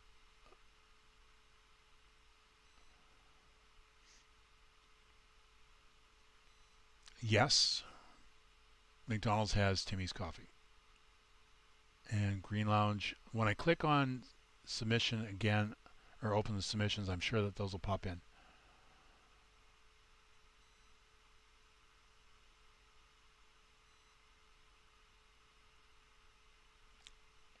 Don't wear overalls with him around. So are you saying that, yeah, luggage.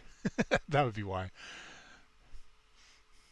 It'd be like, don't mind my wife, I'm picking her up. Ignore the jolly jumper sort of look. Yeah. Okay, let me get these more of these in.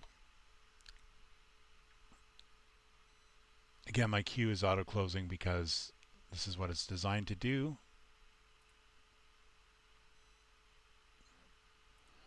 So let me just go and quickly change that to back end stuff. Where are we looking here? End time. That's it. Disable that momentarily, and then we will open the submissions again. and then that will get in the rest of them.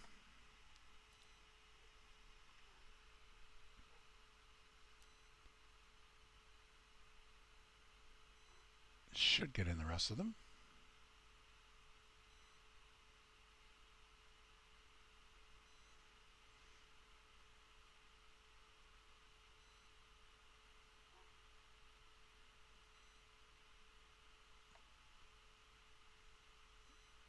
Okay.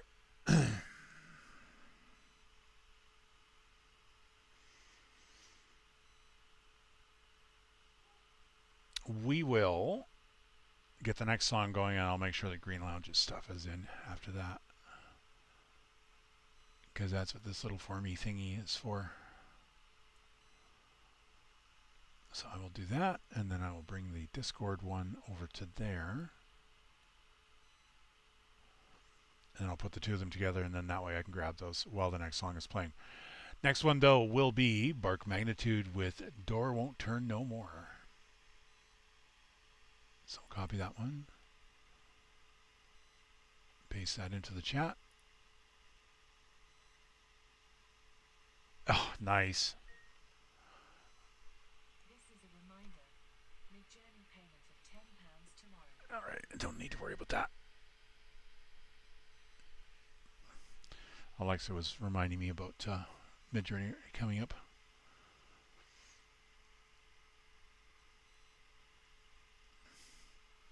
Yeah, I'd love to see those overalls. I think that would be hilarious.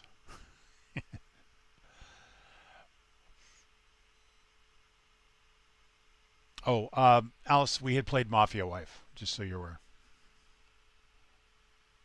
So this is a YouTube link.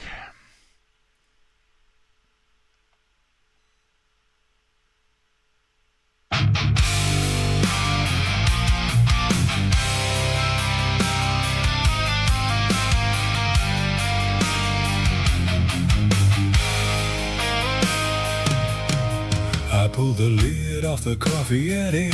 It's cold on the counter now. Your key by the bowl, your coat on the chair. The room keeps your vibe, but it won't say where you went.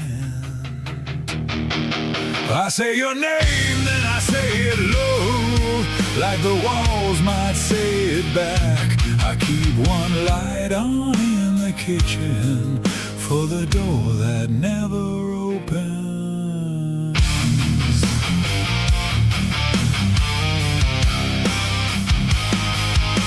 The phone in the charger hasn't moved all day. Bills by the fruit bowl, your rings by the sink. Your shoes are still toeing the welcome mat, like you'll stomp in, shake off the street and grin at me. I say your name, then I say it again, like I'm checking you're not gone. The house is full of little echoes, but none of them answer in time.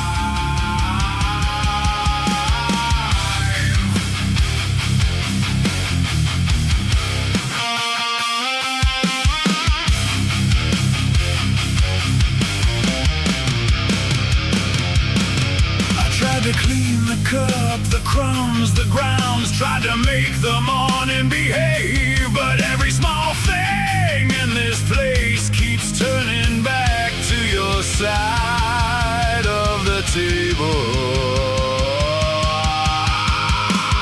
I say your name, then I say it low, till the stairwell starts to ring. I keep one light on in the kitchen for the lock that doesn't turn, and my love who's not coming home.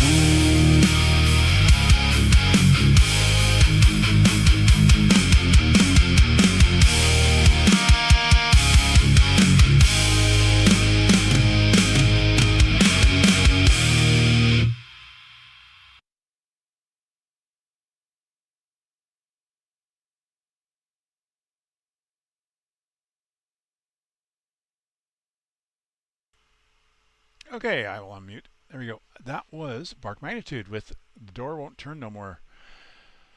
So, remember earlier I said this is kind of about reminiscing and, you know, regret, and that this kind of seems to be the theme this week. This is very much into that as well. And initially I was thinking is this a song about a dog barking because the family has abandoned the poor dog, in the dog's opinion, and the dog will never ever see them again. And oh, woe is dog, for my family has left me, and now I must sing the song of my people at the top of my lungs, thereby causing the all the walls to shake in the house and vibrate. And then I realized, no, this is not that, because the song is not about the dog waiting for the keys to be in the lock, and then the world is suddenly changed and light from the heavens has descended and illuminated the dog, for it is that their people have come to rescue them. It isn't that. So I was initially thinking it was that, because of it was being a bark magnitude type song. And I realized, no, this isn't that. This is about where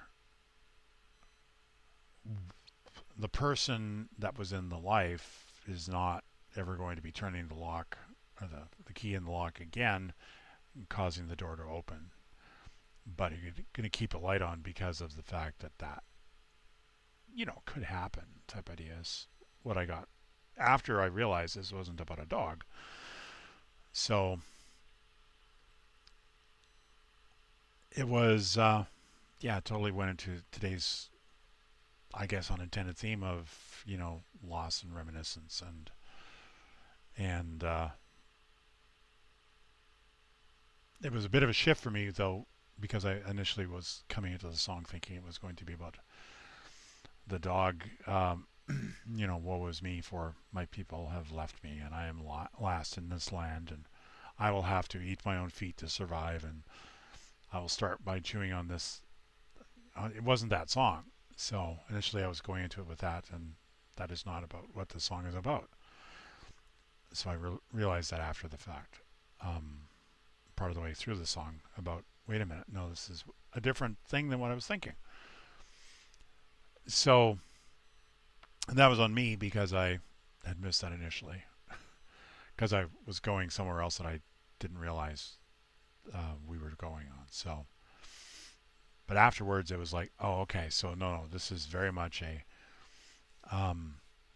I'm still here, this is my world, I'm going to leave this light on because this is something that maybe will happen again, but it's not going to. So okay, let me make sure that I had that in the chat, which I think I did.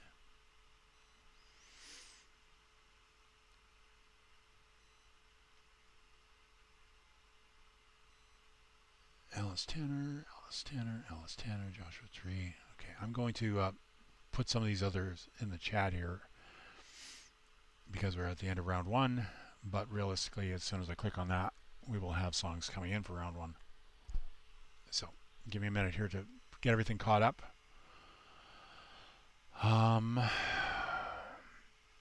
Just going to make sure I'm in the right one here. So there's that one, and there is this one, and then submit the track, and then this way I can make sure everything's in here. So don't know why it's not doing that correctly. It should be.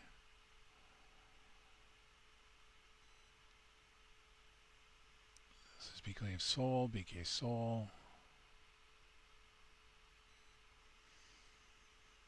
I know I'll do this. I'll do this like this. I'll just start right at the top. And so we have Borrowed Time from Alice.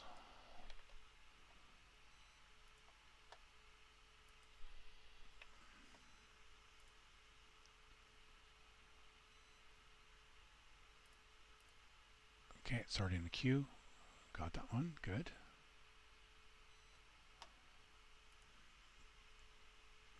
We played Trophy Wife. Why can't I read the numbers?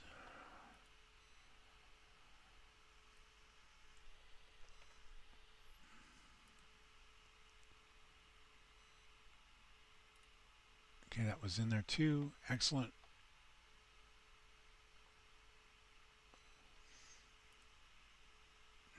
Yeah, sorry for the delay, everyone. I just want to make sure that we've got everybody in here, because it should have been, but it seems like we might be missing a couple tracks.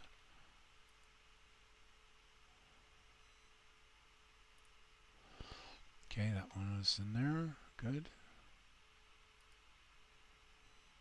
That one we played. That one we played.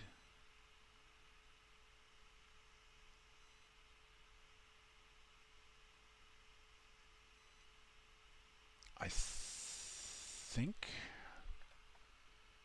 we've got this one.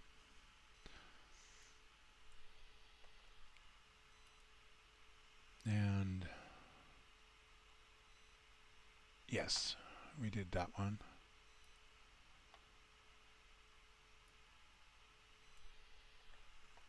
I'm just going through Hunter Gatherer's tracks right now, making sure that we have all those in.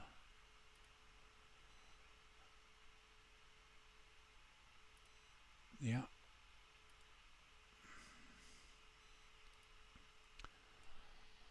And this next one.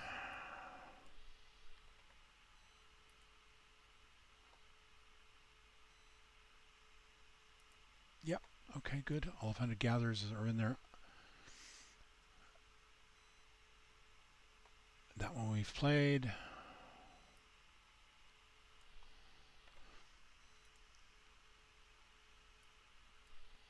Yeah, sorry, when somebody's telling me, yeah, we don't have all the songs in, it's like, I want to make sure that we do. It doesn't help that I'm doing the Alt-Tab every time either.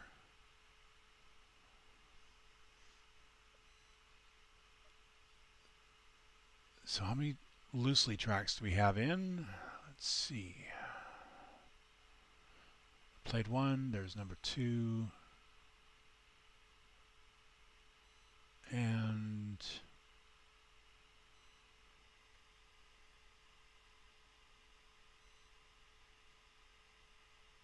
yeah, okay. I've only seen 2 there, and loosely has put in. Oh, there's 1.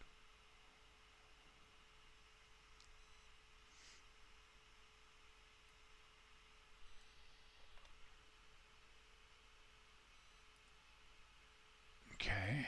Sorry, this is the whole point where the show is like kind of drawn to a halt, right? And I can't do this when a YouTube video is playing, so unfortunately that's kind of where we're at. Because the YouTube videos, yeah, see, Green Lounge had one that should have gone in, but it didn't. That's in there now.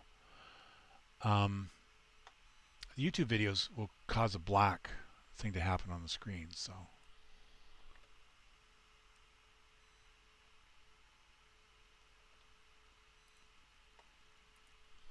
So I'm having to do this now. There's one of Green Lounges in. I'll tab again so I waste more time. Hooray! Okay, that one we've just played. This one, I think.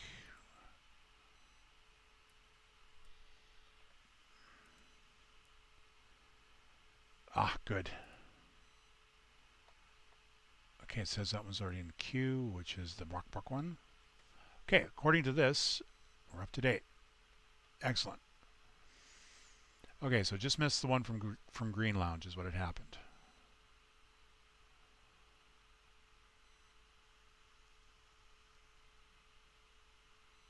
Okay, good. Okay, now I can mark this one as played.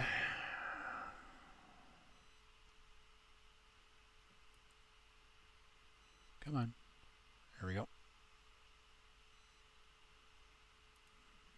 Okay, then we do Green Lounge. Okay, the dog is leaning up against the door. not trying to come in. Cool. Hippity hop. So we will copy and we will paste this into the chat.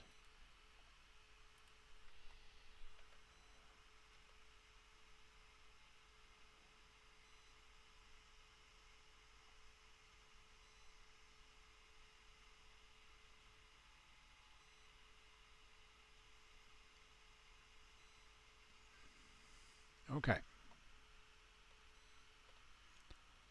And play.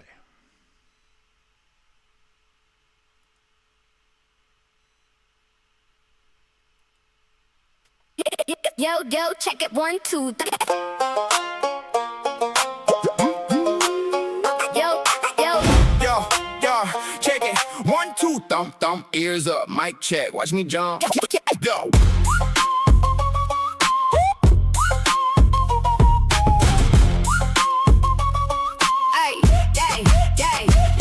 Yo, yes, I'm a bunny and I love hip hop. Cottontail swinging while the beat don't stop. White as the powder, quick as the wind. Got 100 carats and a mean backspin. I don't walk in, no, I hippity hop. Every single entrance is a show, stop, drop. Twitchy little nose, but my flow is smooth. Burrow to the booth, watch a rabbit move. They said small ears, small chance. I said nah, watch the dance. Every hater in the garden better step back, beg your pardon. Hippity hop, I don't stop. Rabbit on the track and the track's on lock. Long ears, long game, I ain't no prop. Hippity hop. Hippity hop, watch me spin. Fluffy on the outside, ice cold within. Started in a hole, now I'm at the top. Hippity hop. Foot thumping rhythm like a kick drum snare. Left 100 footprints, I don't leave a trace. 20 feet to jump, that's my broad jump flow. Nibble on your ego, watch that confidence go. I'm quick, I'm quiet, Then I'm loud again. Pop out that hat trick, that's how I begin. They call me Lucky, but I call it skill. Rabbit's foot ain't luck, boy, it's a rabbit wheel. Underground tunnels, that's the way I move. Every verse I drop got a bunny groove. Soft on the calls, but I'm hard on the beat. Nobody outrun the rabbit's feet. Hippity hop, I don't stop. Rabbit on the track and the track's on lock. Long ears, long game, I ain't no prop. Hippity hop. Hippity hop, watch me spin. Fluffy on the outside, ice cold within. Started in the hole, now I'm at the top. Hippity hop. multiplying bars like a rabbit multiplies. Every generation get a bigger prize. Floppy ear down when I'm plotting the plan. Pop up, standing tall like I'm more than I am. Carrot in one hand, mic in the other. Every track I touch, I don't need the cover. Feel to the studio, dust to the dawn. Blink and I'm already 3 tracks gone. Listen to the war and when the bass line drop. Ain't no other rabbit ever hit this hard. They said small ear, small chance. I said nah, watch the dance. Every hater in the garden better step back, beg your pardon. Hippity hop, I don't stop. Rabbit on the track and the track's on lock. Long ears, long game, I ain't no prop. Hippity hop. Hippity hop, watch me spin. Fluffy on the outside, ice cold within. Started in a hole, now I'm at the top. Hippity hop. That's the only sound. Rabbit to the con and I ain't putting it down. Hippity hop. Last one standing when the whole thing stops.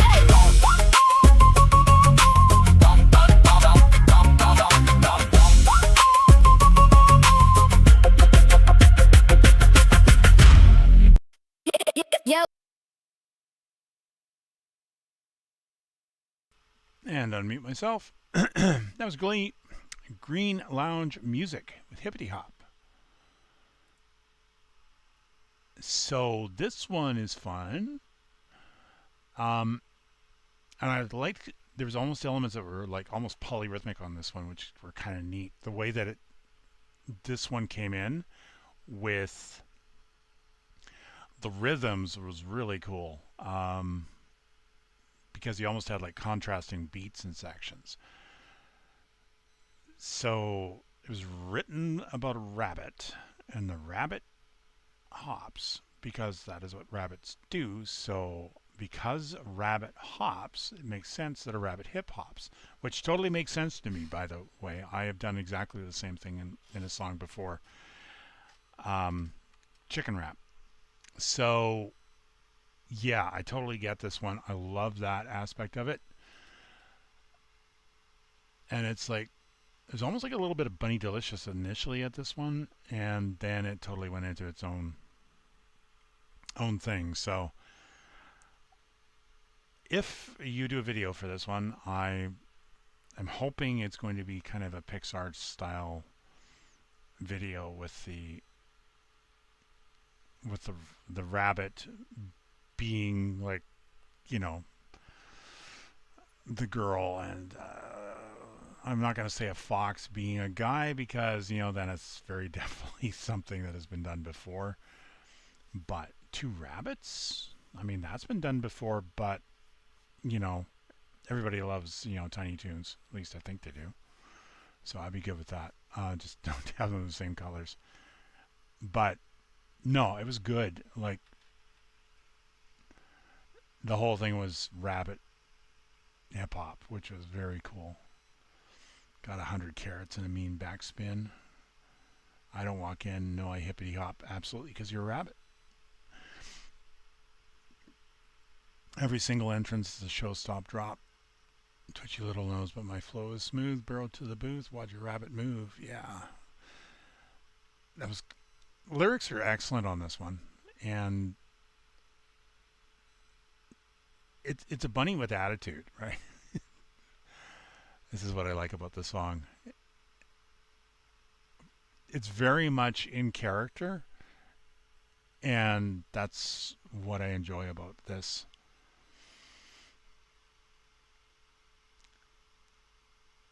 And the flip back and forth between the male vocals and the female vocals worked really well with this one as well.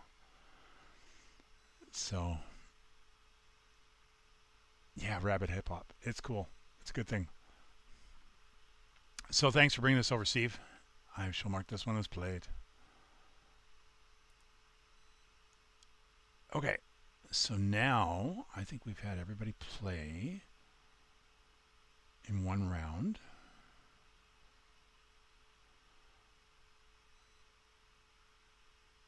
Yes, I think so. Okay. So I'm going to take it out of rounds. I'm going to run a shuffle. And then I'm going to hit the transporter and see who comes up. This is the one I was thinking about too, which is funny. Okay.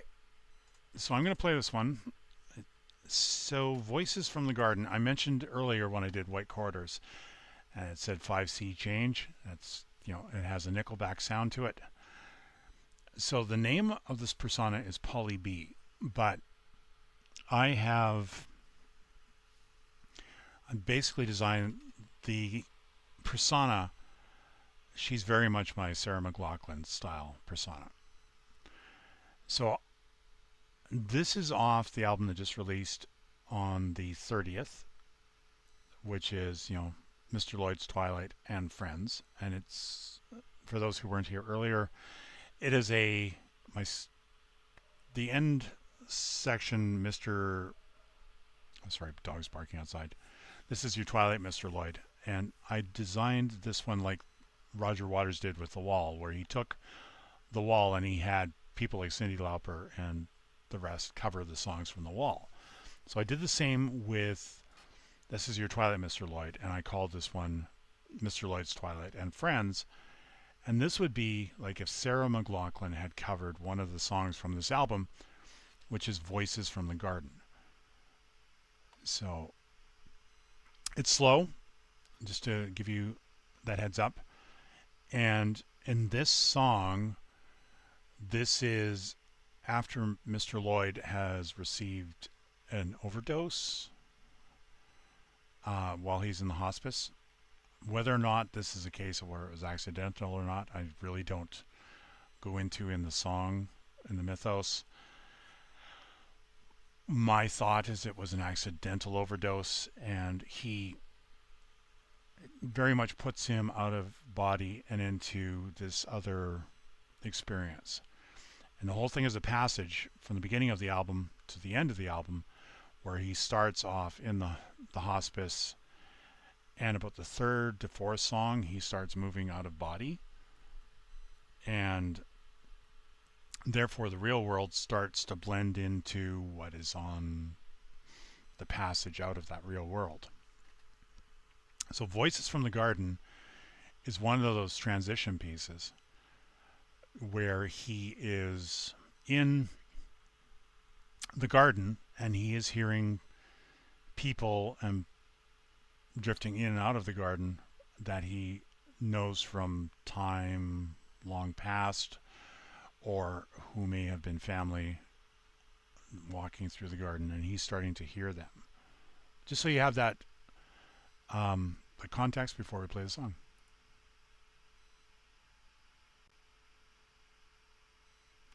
Oh, warning, it is a slow song because it's intended to be. Sarah McLachlan style, right?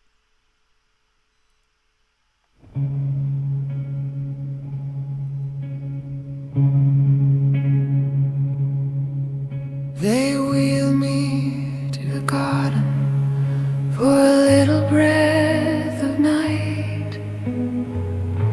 The lamps are humming softly, painting halos in the light. The branches sway without a wind, the shadows lean too near, and somewhere past the roses I hear someone call me clear. Voices from the garden, calling from the other side, not in fear or warning, just a place where echoes hide. I listen through the darkness till the silence starts to bend. Voices from the garden asking me to step again.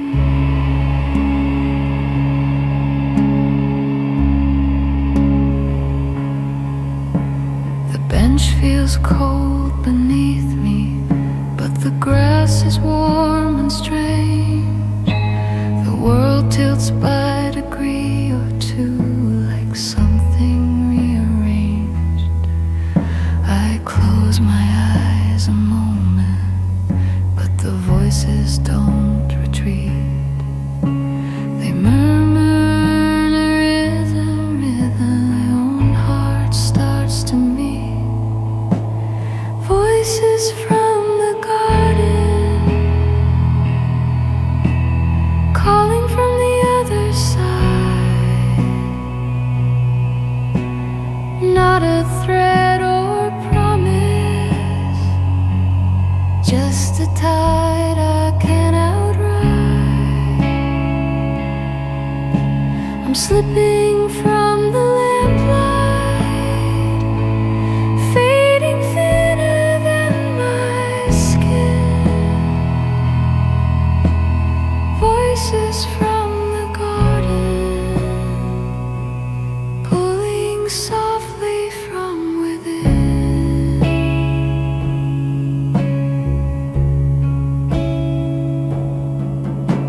The night it is full of memories, with nowhere left to go. The path beyond the hedges glows a color I don't know. If this is just the border between the lost and found, why do I feel lighter when my feet don't touch the ground? Here, come here, you're close now. Step through.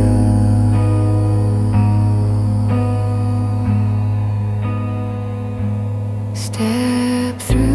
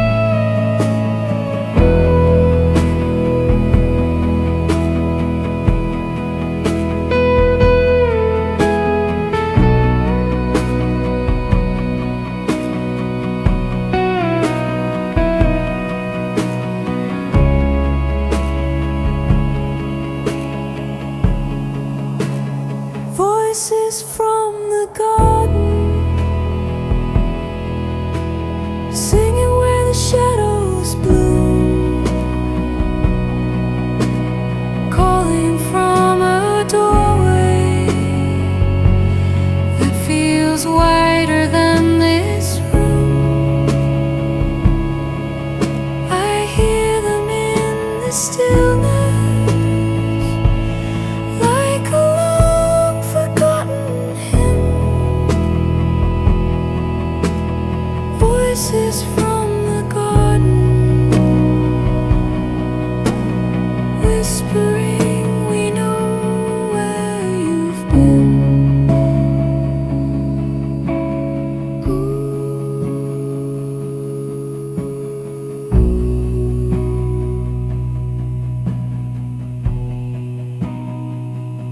Step closer, step closer.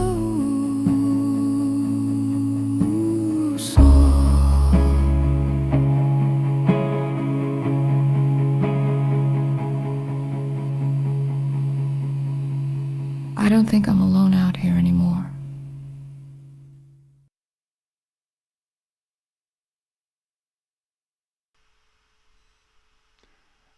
That's Voices from the Garden. That is from Mr. Lloyd's Twilight and Friends, and just released on the Friday. So you guys can probably see why I wanted to try doing doing the remix stuff as well. Some people don't really resonate with Pink Floyd as such, but it gave me the opportunity to bring the music into styles that others would identify with more and enjoy more. And I thought for Voices from the Garden, it very much is a song that fit in with something that Sarah McLachlan would do, which is why I did this version and put it onto the album. So it's haunting the way it came out. Like, I really, really liked the sound and how haunting and chilling it was as a result of that. So it's up on BandLab with the rest of the album. If you guys want to go over there, I will put a link in at the end of the show. But there you are. That's Voices from the Garden. I should mark that one as played. And I'm quickly going to catch up on the chat here.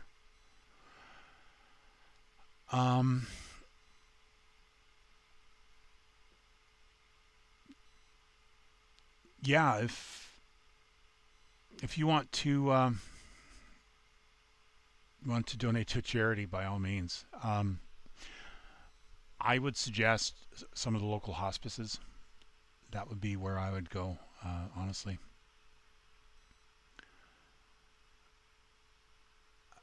Because it wasn't intentional, but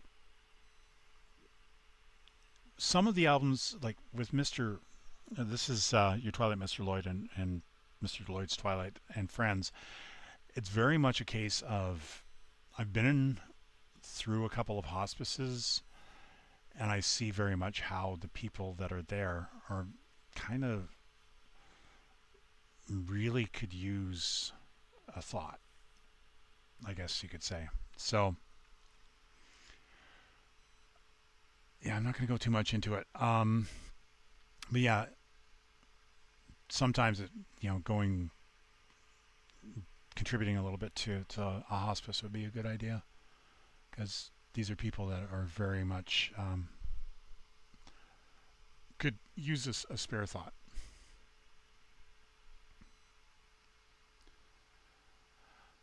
Okay. DJ has a new visualizer creation program he's making, and you can move around the visual. That would be good. I could definitely use some video work.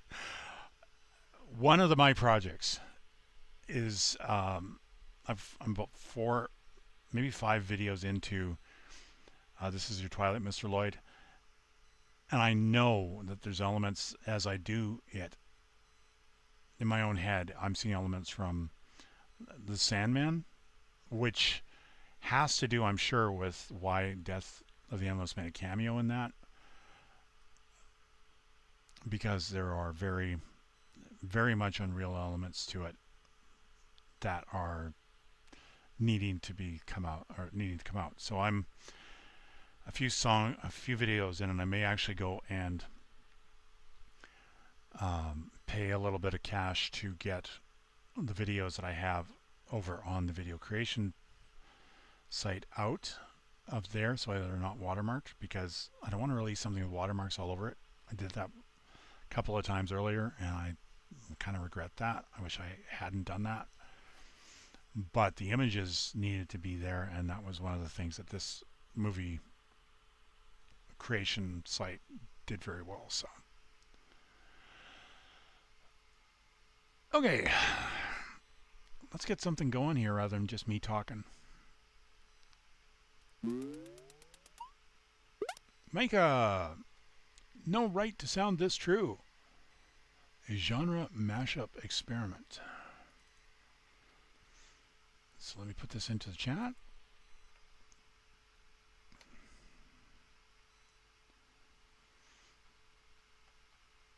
And we should play it after I put myself on mute.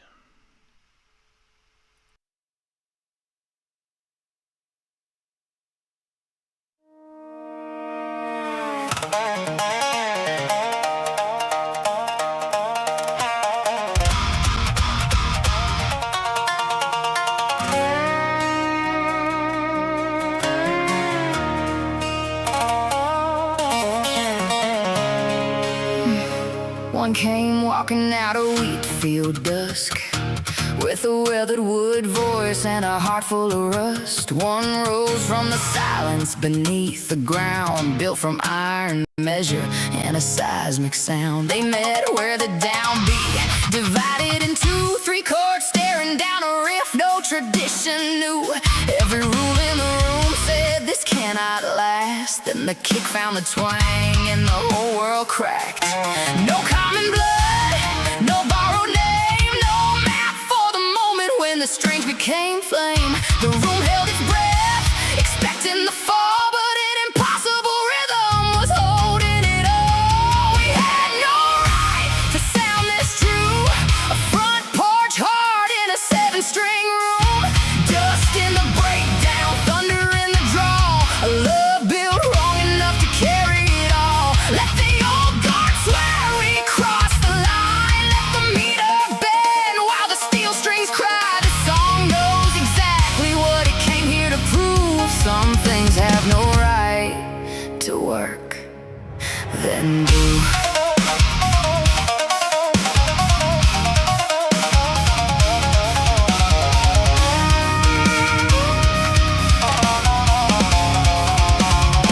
The verse kept the horizon, the riff brought the weight, the snare learned to stagger without losing the gate.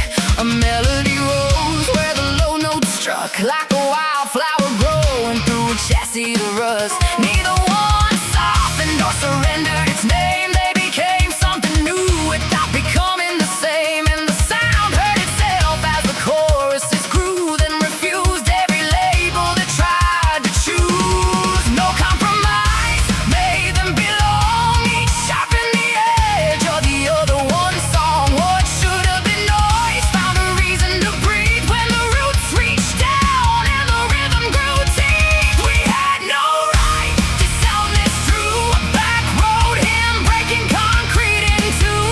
Grace in the breakdown, fire in the draw, two different heavens answering one call. Let the purists gather and draw their lines. We will cross everyone in 4/4 time. This song knows the rules, it was never meant to use. Some things have no right to work, then do.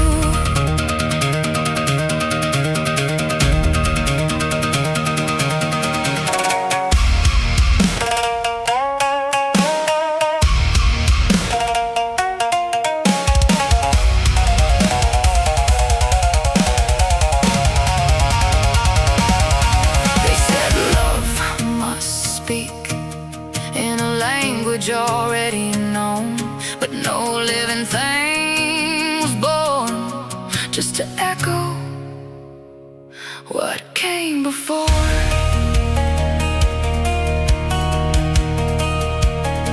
So let the clean note carry scars, let the heavy chord remember stars, let the open field meet the factory floor and become what neither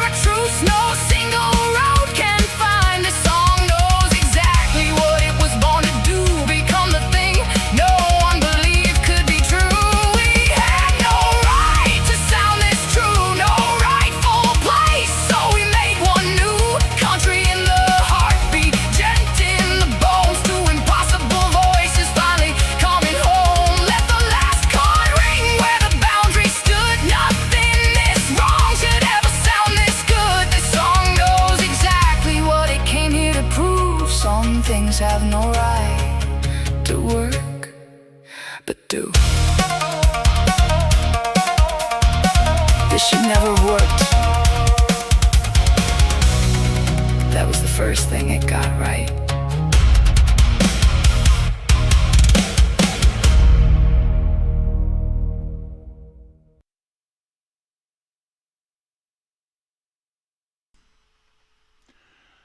That was Mike Ray with No Right to Sound This True. So, gent and country. I'll admit I'm not that up on gent. I do know it's a specific sound, which I think is industrial. You've probably gone and explained it in the chat, and I just haven't caught up yet. But whenever anybody goes and says that, oh yeah, just double click and you produce a song, it's songs like this that really show that no, it isn't that. That there's thought and there is the artist is putting something into these works. Because this is a prime example. Like if you just wanted to create something easy that you wanted to spam out onto Suno or whatever and do like 10,000 songs a day and try to monetize all that, you wouldn't be doing a song like this one. Because she put thought behind, I like this sound, I like this other sound, I think we can make something out of the mix of these two sounds and produce something that is unique and layered and something that I really want to hear, right? And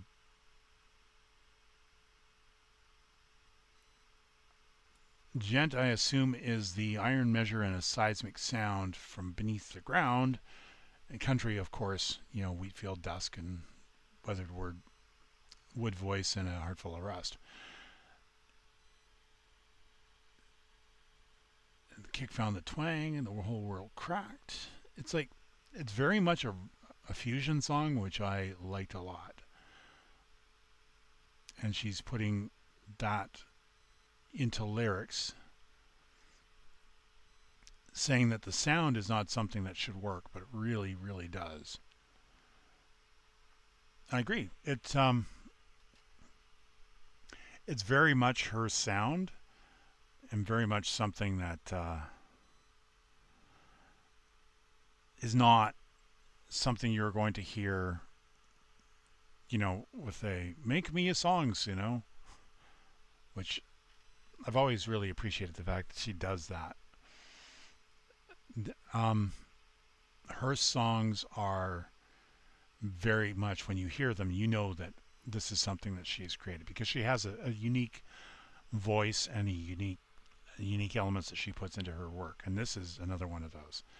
Again, I need to learn more about gent as to what it is, so I have a little bit of a disconnect there, but I love this sound, and that's what the lyrics are all about, is the mix between them. A heart can change its shape without missing a beat. We have no right to sound this true. Now the front porch shakes when the low strings move. Yeah. You know, excuse me, you've dropped your bass. Yeah, exactly. But I think, yeah, it's a good song. Because of that, it's boundary shifting and creating a fusion where there has never been that fusion before, and creating a sound that is better than the sum of its parts, right? So thank you for bringing that over, and I shall mark this one as played. I'd really like to catch up on the chat too, so let me do that briefly here.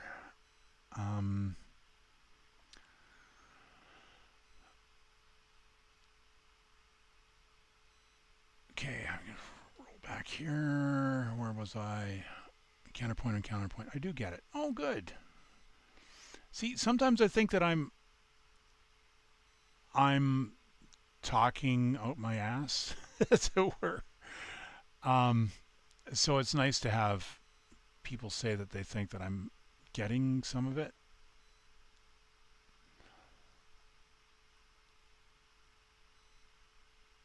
I affectionately call this gentry. Yeah, exactly. Montgomery Gentry. I shall use it wildly. Exactly. Gin and country with my Eastern touch. A lot of free time since I can't do housework at the moment. See, Robovac. And it's a good excuse for Robovac. Ever since we got one of those and have set it to where it lives in a little dungeon underneath of one of the dressers.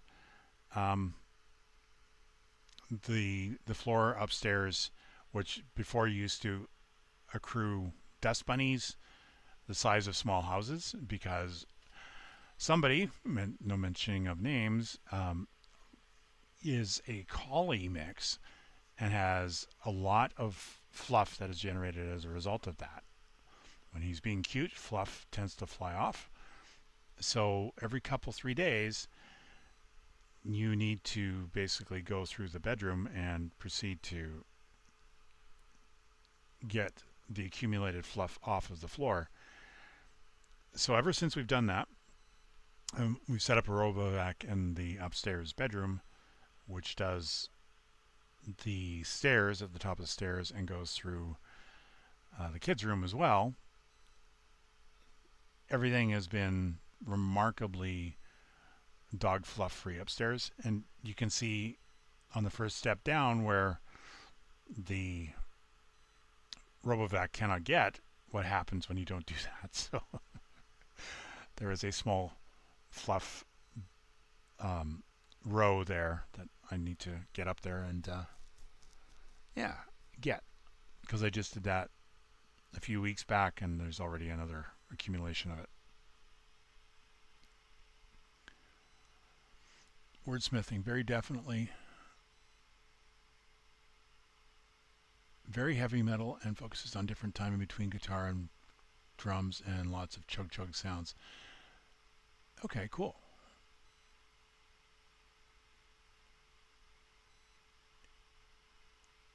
It did, Kamikaze, because what had happened was literally there are sensors on the bottom of the thing that prevent it from falling down the stairs and doing exactly that kind of tumble it did.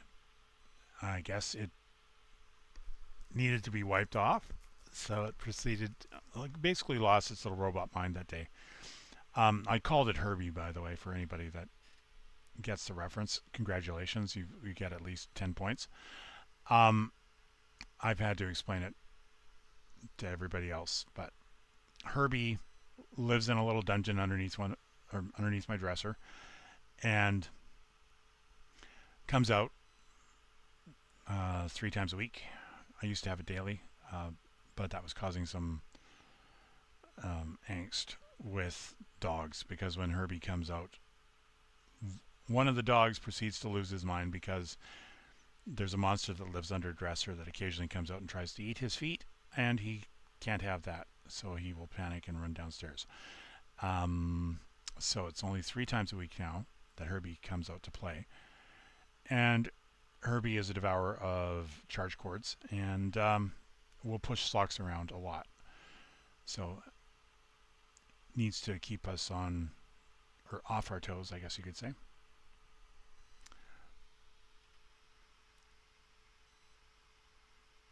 Can't automate my housework. Personal pride. It doesn't automate the housework. It literally, what it does is it removes one stage. Everything else still needs to be done. Dishes and, dusting and cobwebs and all that kind of stuff. That still has to happen because you don't get a Robovac on the ceiling, for instance. But having Herbie running around has helped in the bedroom, which has helped with Tech Cowgirl's ability to breathe at night.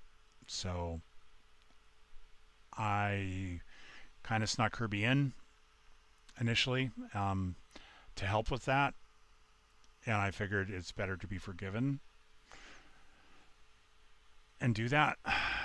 And I have turned into a grudging thing, and then eventually it's an accepted thing because Herbie does a good job.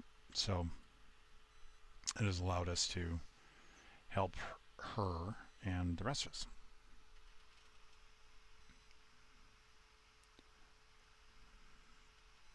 Okay, let's pull the next one. Tragedy Michael. Hello. Started life as a poem. Okay. And turned into a song?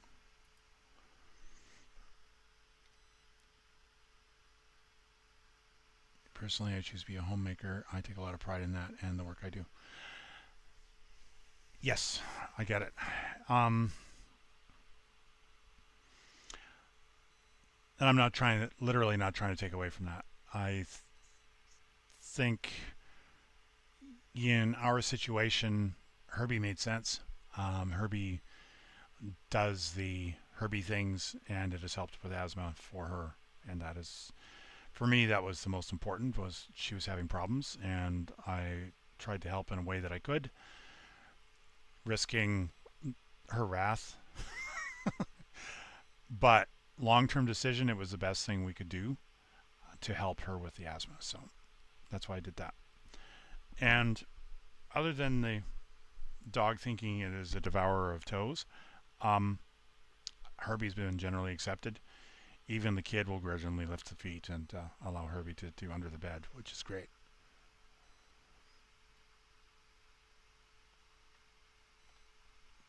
Okay, cool. Let us play this one. I did grab that, right? Yes. Here we go.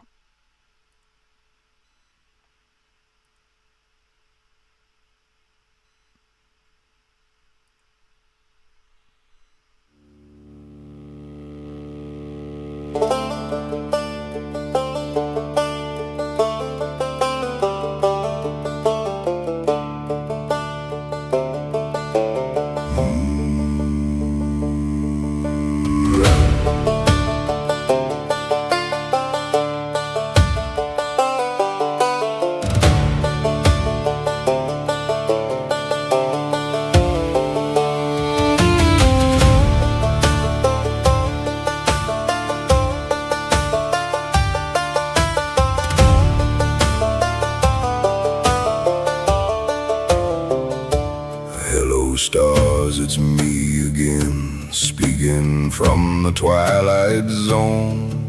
I see you there in midnight space, twinkling all alone. Each one of you so far apart, dwelling in an empty home, twisting in the cosmic dust, a coldness only you have known.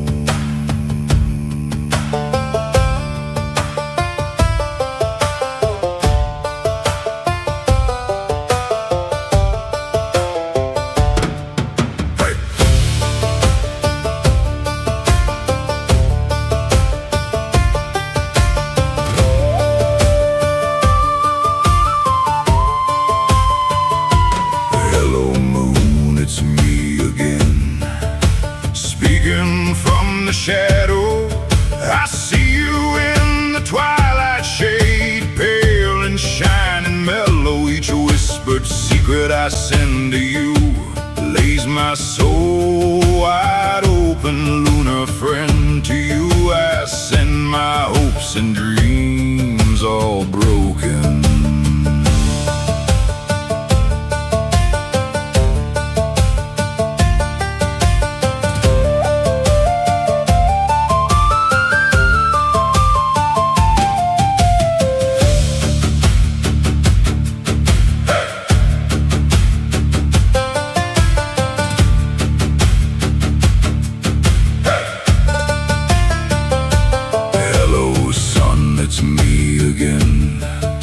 Speaking from the light, I see you blazing up above, painting day from night. Each ray of day that shines my way washes away all fright. The warmth of you within the blue gives me the strength to fight.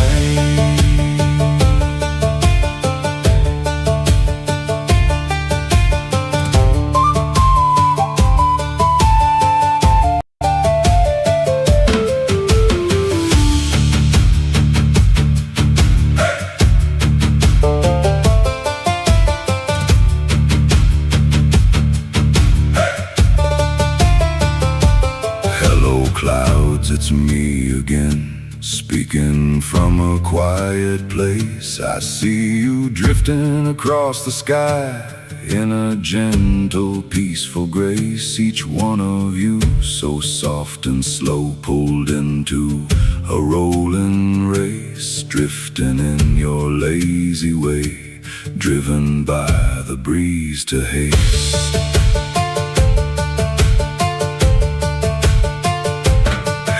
Trees, it's me again, speaking from the earth and roots. I see you standing within the soil, a symbol of both strength and truth. Each one of you is something more, together the spirit of the earth. Your roots and branches intertwine, your strength becomes your word.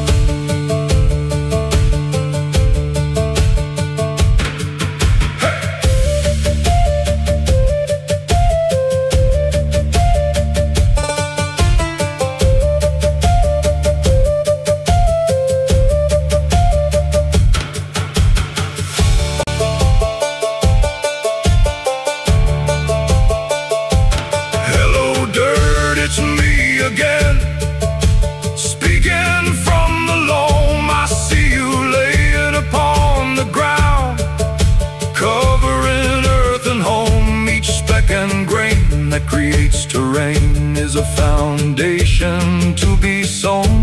The grime and soil that we toil is a future yet to grow.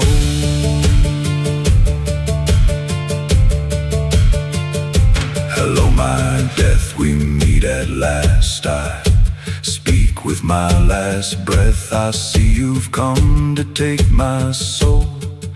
It's time I lay to rest. Each day I lived with joy. I did my very best. I walked this earth, did my thing. I think I passed the test.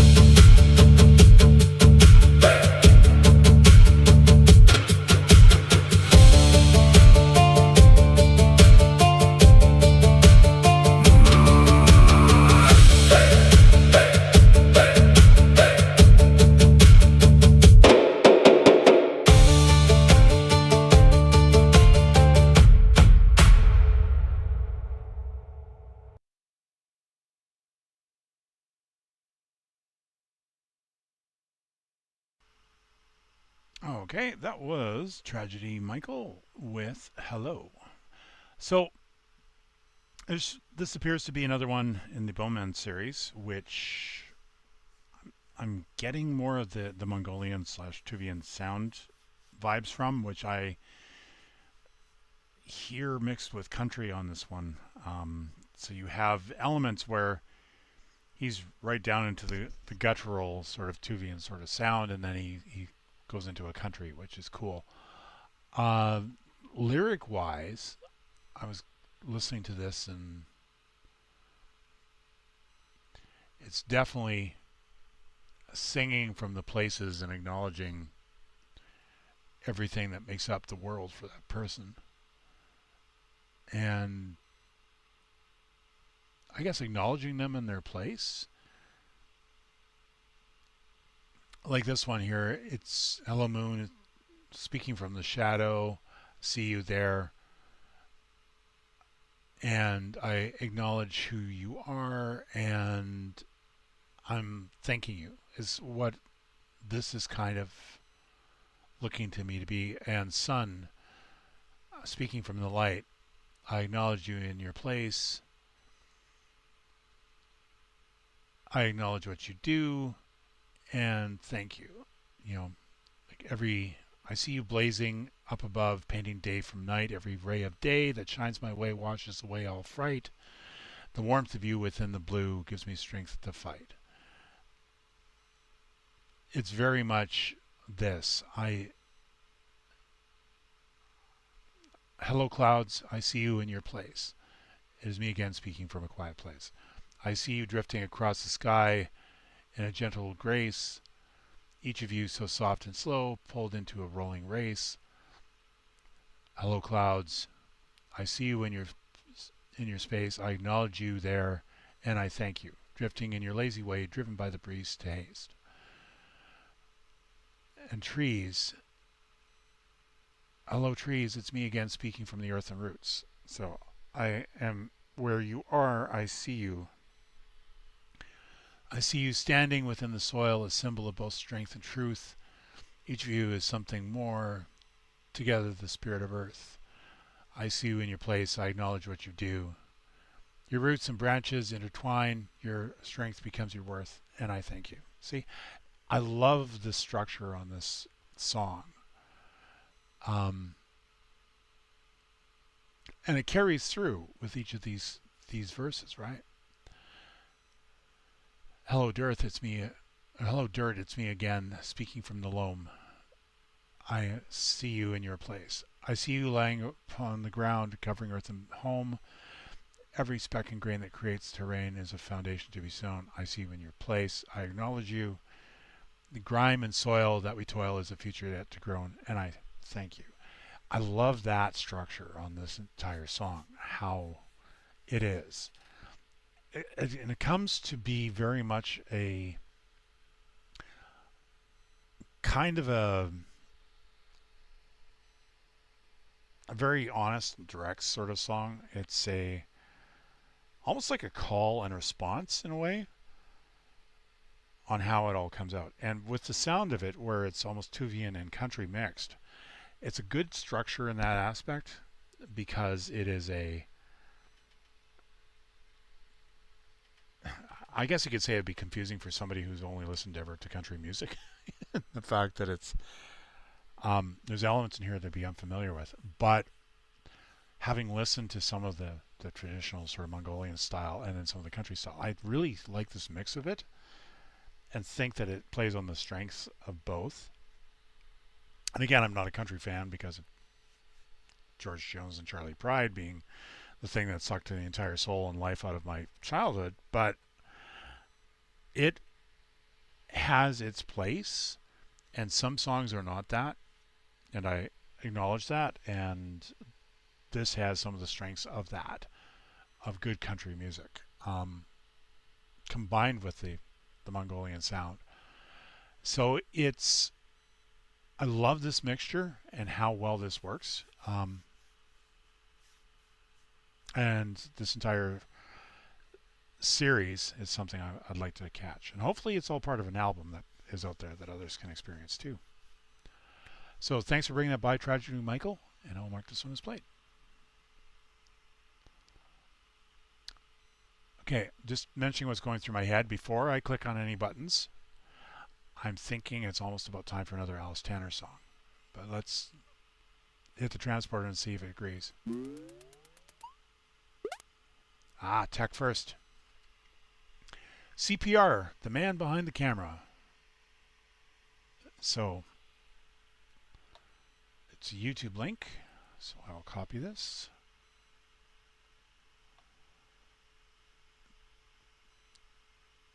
Tuvan, not Tuvian. Okay. I will continue to probably say Tuvian, just because.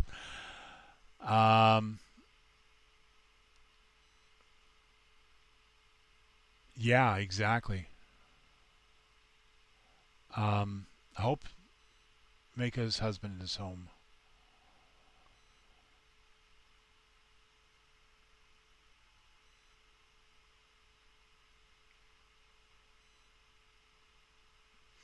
Personal bug hunter robot.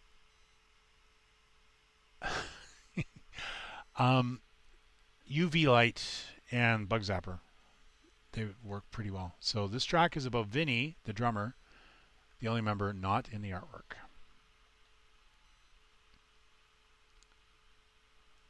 So I will open this one.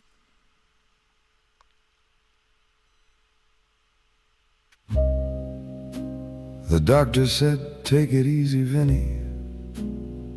Like that's something I could do. He said, my heart is getting tired, like it forgot what it went through. I just smiled and said, I've had a good run. I've seen some wonderful nights. But there's one thing I never got over, watching my friends leave my sight. There's a picture on the dresser, sepia and turning thin. 6 of us are standing there back when the world was young again. Johnny's holding up a cigarette, Monty's got that crooked grin, Deacon's standing tall behind us like he always did back then. Pedro's got his fiddle case, Felipe's got his horn, Mariana's wearing that blue dress before time took us down. And I'm not in that picture. Funny how that turned out. I was the one behind the camera, the one nobody wrote about. We played every little supper club, every room with a wooden floor, $1 in the tip jar, and we'd still come back for more. The jukebox kept on spinning, the coffee kept us awake. We thought we'd play forever, never dreamed we'd say goodbye someday. Johnny was the first one gone, everybody knew his name. He had a voice that filled a room, and trouble found him anyway. Pedro and Felipe, those 2 brothers, never went nowhere alone. They laughed louder than anybody until the bottle took them home. Monty loved that old piano, he could make the whole room cry. Then one rainy road outside the city, and we had to say goodbye.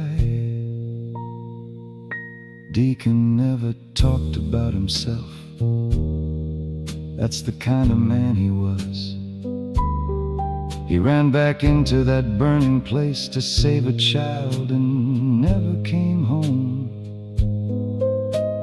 Mariana stayed the longest, she'd call me every week. She'd say, "Vinny, don't you dare quit playing," even when she could barely speak. Then one morning the phone stopped ringing, and the apartment got too still. Funny how you don't hear silence until silence is all you feel.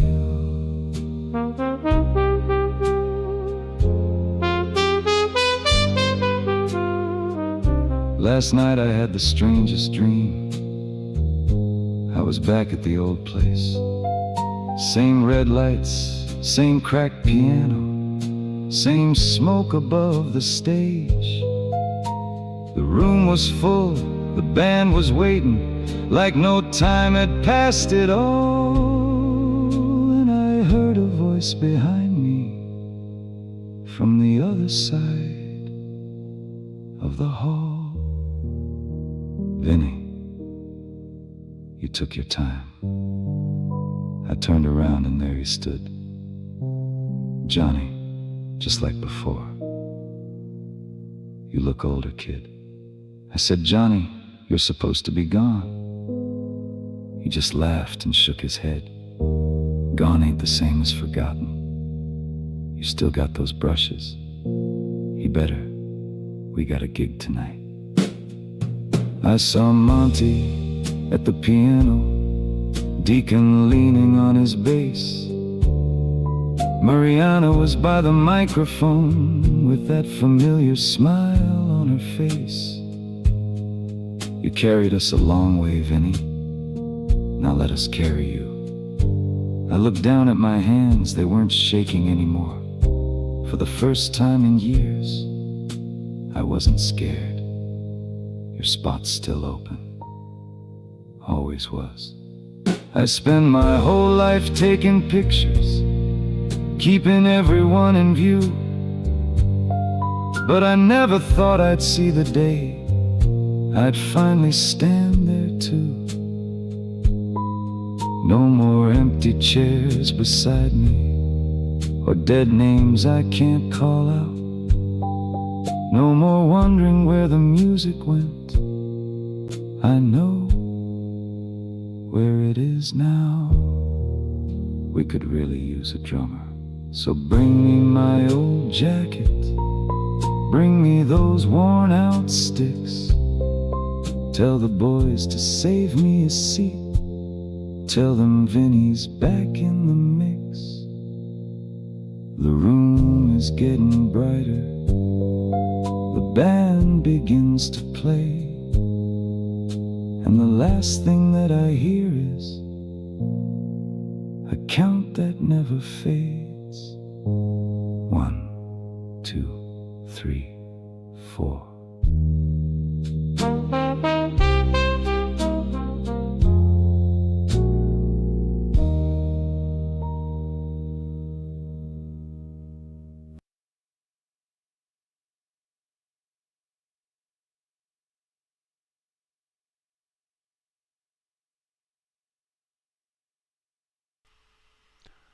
That was pretty. CPR, the man behind the camera. And if I'm not mistaken, this finishes off the album, or at least finishes off some of the story as to what has happened with the members in CPR. So for those who might not be familiar, because it's been a few weeks over the entire telling, every song is about one of the members of the band and what has brought them to that performance. That's my understanding. And when the album is basically done and they reach their destination, they are at whatever is their fate. But the sound, absolutely gorgeous. I loved every song on this album to date. It has been really it's jazzy, yeah, because that's kind of the nature of it, but it's one of those ones that I would just sit there and listen to from the beginning to the end and just kind of groove into. So I very much appreciate the fact that this came in and that had the fortune of getting to hear this year. So this is one of those ones, though, that definitely needs to be on vinyl, where you have the entire album from the beginning to the end, and you get it, and you walk up to a record player and you put the album on, and you drop the needle on that first track and go sit down, and just this smooth wave of jazzy blues goes over top of you and just carries you along. The entire thing is just, it's a trip and a groove, and I really appreciated that. So thank you, Tech, for bringing this by, and I shall mark this one as played. As soon as it disappears, of course. There we go. Got it. All right. I think everybody just about has had a play now.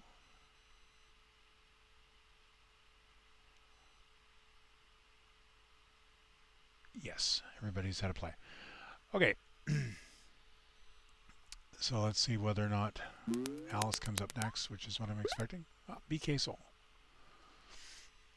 Got something to play. Part 1 of 2 songs where I've been trying orchestral rock against Little Hip Glitch hop accents. Okay, that's cool. Now, I don't think BK Soul's still here. I think that they left. Yes, Mariana needs her song.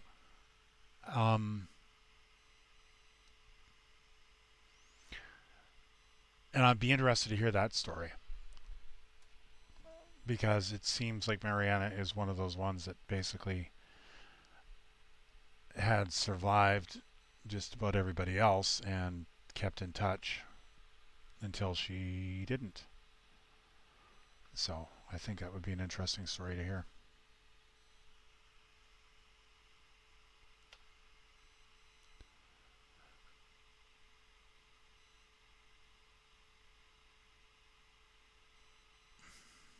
Scrolling back. Tuvan. Okay, here we go.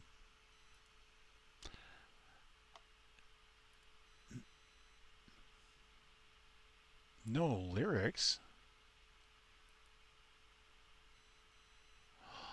I'm sure that there are. This is just probably something that was done in the studio, and therefore, as a result, doesn't pull the lyrics that way. It's probably what it is.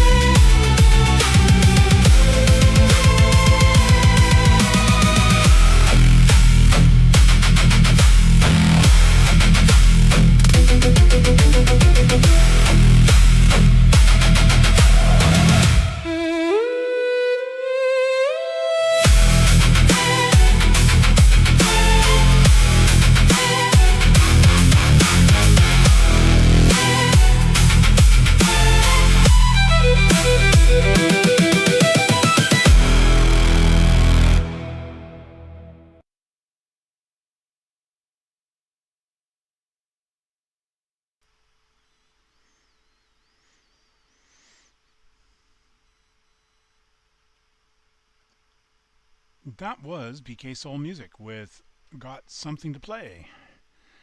So this was very much giving me Lindsey Sterling vibes, and I'm willing to bet the Tech Cowgirl probably thought the same thing. And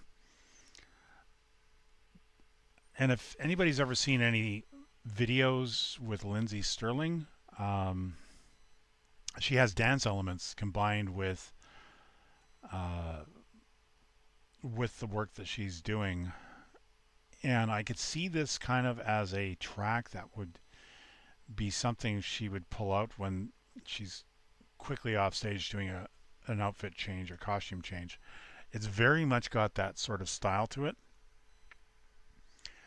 with the violin combined with the orchestral, and even a little bit of like a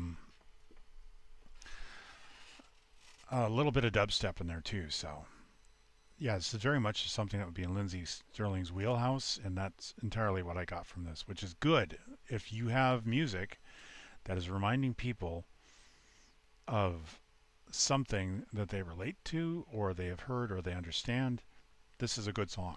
And I think this is entirely what this one was. Like I said, in my mind's eye, I was going, okay, Lindsay's just gone off stage, and she has somebody else who is covering the violin on stage while she changes quickly into one of those really crazy outfits that she likes to do. Cool. And the other thought I had during listening to this was, if anybody's ever seen Serj Tankian do the performance with the orchestra, that was something else that this would be very much kind of in that wheelhouse of. If you guys never have, go look on YouTube for Serj Tankian and orchestra, and I think this is his Empty Walls, or the Sky is Over, when he did that, I think with the Berlin Orchestra, and that is absolutely gorgeous stuff. He did the videos dressed in a white suit and in front of a live audience. So that's probably about an hour and a bit worth of good time that you guys can get for free on YouTube. So there you go.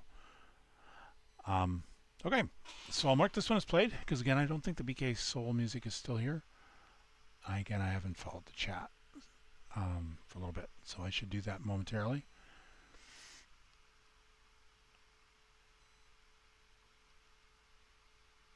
Yeah, I'd be very much down for more albums with CPR.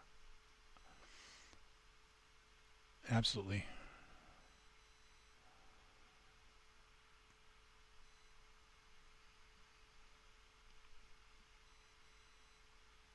And okay.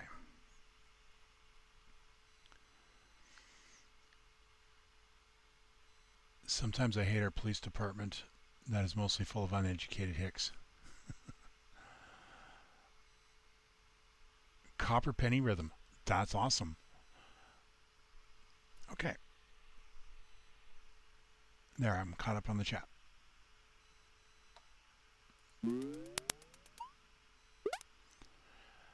Just in time for his pizza and song. Hunted Gatherer, 9 Acres of Forever. It's about the place I grew up. To be honest, though, I'm surprised. I thought that by now we would have had that second Alice Tanner track. And I keep getting this nudge of Alice, Alice, Alice. It's like, yes, I'm not controlling the wheel. I know. Alice will be soon. Would you settle for some Hunted Gatherer? It's like, oh yes, I like Hunted Gatherer. Very happy little part of my head that will go on. Alice? No. Hunted Gatherer. Oh, okay. Yeah, Hunted Gatherer. Yeah. Okay, that's fine.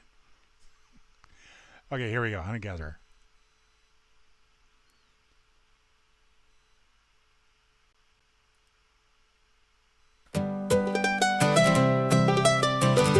I used to think the woods behind our house went on forever. Turns out it was just 9 acres, but I was a kid, so it was everything.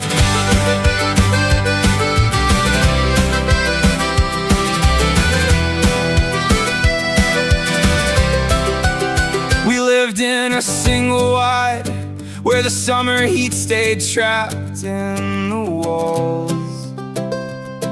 Dad stretched every dollar until it looked like something edible.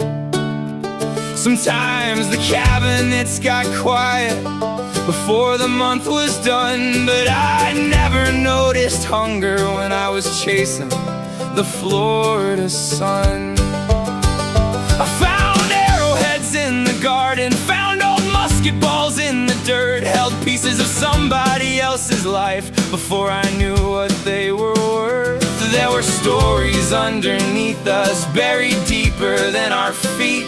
Every shovel hit a memory from a world I'd never meet. Nobody tells you the best years of your life don't feel important while you're living them. We were kings of a broken kingdom, with a creek for an ocean and the woods for a wall. Making castles out of scrap wood, turning nothing into everything, 'cause we didn't know we had nothing at all. Give me back those summer evenings, give me back those muddy shoes, give me one more afternoon with nothing left to prove. I didn't know I was happy, I thought I was just getting by, but that little trailer in the trees was the biggest world I ever had. We threw rocks at passing trains like we could make them turn around, rode bicycles through the dirt roads until the sun went down. We had trampoline battles and broke my ankle to show.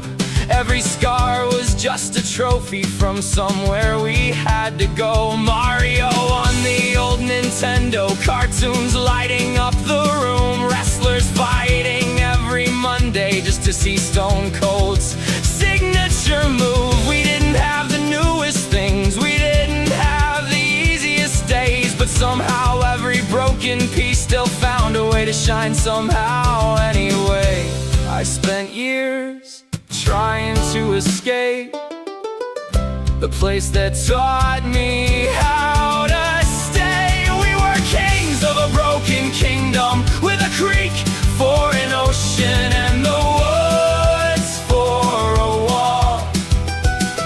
Making castles out of scrap wood, turning nothing into everything, 'cause we didn't know we had nothing at all. Give me back those summer evenings, give me back that dirt road view, give me one more chance to tell that kid you were doing alright too. You thought you were just surviving, you thought you were falling behind, but you were building a whole universe with whatever you could find. I used to hate that place, the peeling walls, the broken things, the way we had to make excuses for things that weren't our fault. But now I think about that kid digging through the backyard dirt, holding a piece of history with his hands covered in earth. He didn't know about bills, he didn't know about fear, he just knew the woods were calling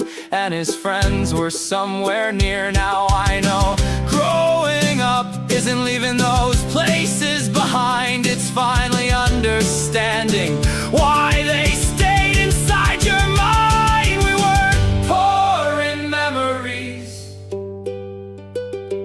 we weren't poor in wonder, we weren't poor in all the little things that kept pulling us under. We were kings of a broken kingdom, with a creek for an ocean and the woods for a wall. We made a home out of whatever the world forgot to call valuable, and somehow we had it all. I don't wanna go back forever, I don't wanna erase what I've been through. I just wanna thank that kid for getting me here alive. 9 acres of forever, a creek, a dirt road, a sky full of stars. I thought I was stuck there, turns out that place was my home.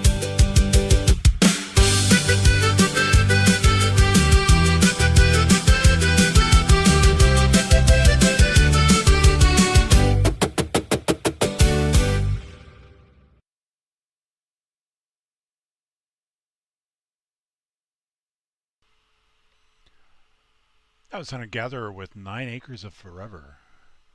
So, single wides. I'll start there. Yeah, this is very much a song of not, at the time, not understanding really where you're at. And it's like when you're a 7, 8, 9-year old kid, you're sitting there thinking, movie star lives, because that's kind of what you're experienced with, right? You see that on television or the movies, and you go, yeah, that guy, that person that is there, right there in the center of all that, I'm going to take a still of that, and I'm going to remove that person's face, and I'm putting my head there, and this will be me in like 5 years.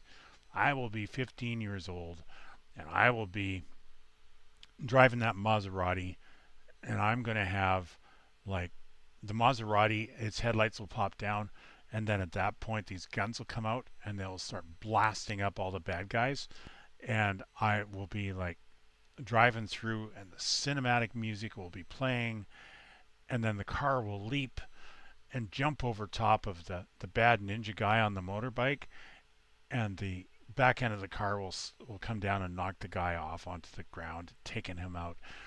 And then it will do the cinematic spin, and I'll stand up and I'll take off my sunglasses, and I will say, I am cool. And that is my life in 5 more years. Well, the reality is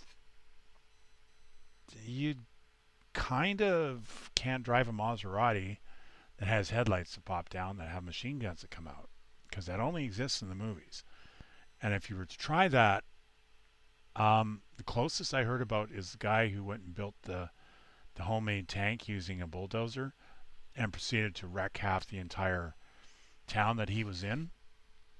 And the only thing that stopped him, because he had sealed himself into this thing and had a self-contained oxygen supply, the only thing that literally stopped him was the bulldozer falling into a hole and him getting stuck.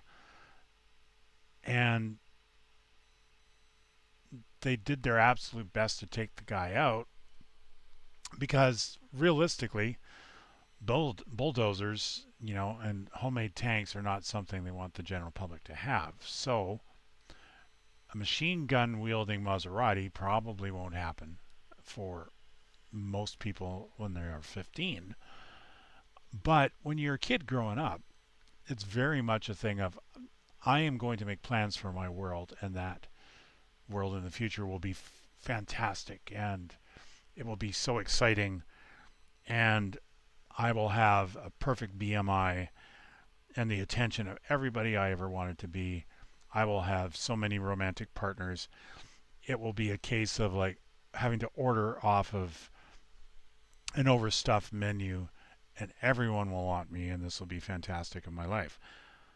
And the reality is, going and logging in these days to a phone app and saying, all right, excellent, I have enough for rent, and push that over to your landlord so that you have a roof over your head for 1 more month, and hoping, that everything goes through the way it's supposed to. Like, there's a council tax payment I have to go and push out very soon, that needs to go over, or otherwise they come and they put a thing on your history, and that can turn into some bad stuff. And food for everybody for the upcoming month, well, that's good. Dogs are all set. We basically made sure that there's lots of dog food around, so they're good. Even though we have Dorgan Ramsay, who is has to have the perfect mix of spices in his kibble. And then, there's the people that have to go and make sure that they have what they need to, get through the day. And when you're 15, you don't think about any of this. It's a movie star life, and you kind of miss the small things that you have around you. Like, I think back now on the small little woods where I'd go to get away from the bullies, and I would take a book and I'd read in the woods, right? And where I'm sitting now, I can look out my window and I can see the yard almost see the yard where there's an 11th century church. And sometimes it's missing what's around you in the time and not gathering how absolutely awesome that is. And digging in the dirt and pulling up arrowheads and, Spanish bullets in Florida, looking forward to the future, you're missing the moments that are actually happening around you. So, and you don't have to be, to be rich. Sometimes it doesn't necessarily mean that you're financially rich. It's rich in the experiences of the moment. And that kid going and growing into somebody that leans back in the future and looks back at those moments and appreciates them for what they are, that's very much what this song is for me. And yeah, trying to survive in that world to get through for one more month until more money manages to land in your pocket so that you can go and make the next crisis go that much farther down the road if you're really lucky. It's very much about what this song, I think, is. And it's such a clear sense of writing that Hunter-Gatherer does. Like, you're going to catch me going on all day probably about Hunter-Gatherer because of the fact that Hunter-Gatherer always brings the A game with those lyrics. It's a very personal experience for Hunter-Gatherer. You can tell that. And the sound in that music that comes out comes from, I think, a very deep internal bass. That's why I like the Hunter-Gatherer's music so much. So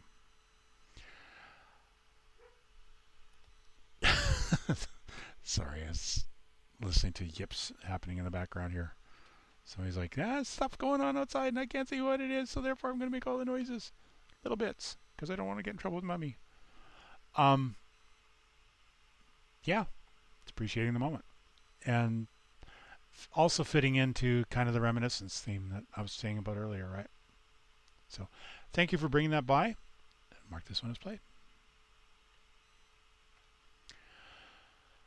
Chewy delivered our order to our neighbor's house, so they sent us another box, and our neighbor brought us our box, and now we have 80 pounds of really good dog food. Oh, excellent.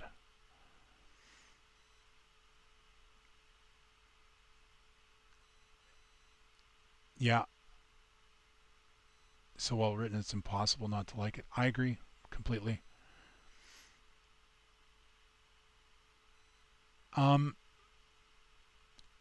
You are very good at writing this experience, and that's honestly, I would love to be able to, the whole thing with Dwayne Johnson playing, the good fairy type idea, kind of flitting down from the heavens and taking the little wand and going, I hereby drub the boink, and then have everything work and be perfect. I would love to be able to do that.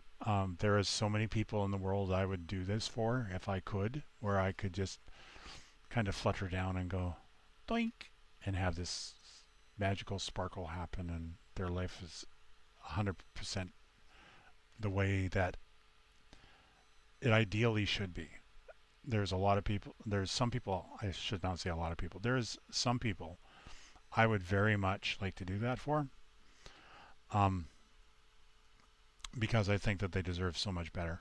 And yeah, I'd love to be able to do that. Just saying.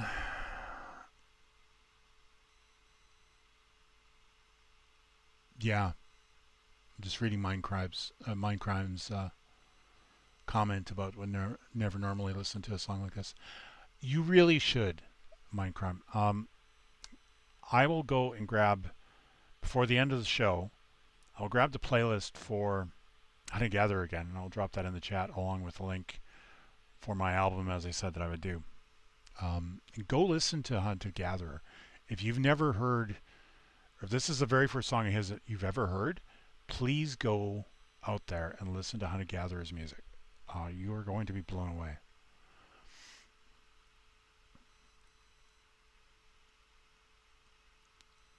Evil Unicorn. I saw Evil Unicorn.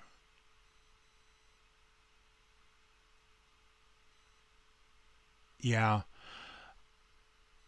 Evil Unicorn is in Australia, and therefore this is incredibly early for Evil Unicorn to make.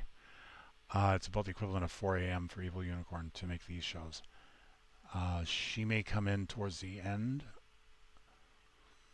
I can't hear you, fingers in my ears. La la la la la. Yeah. Do you want me to grind the show to a halt for any longer?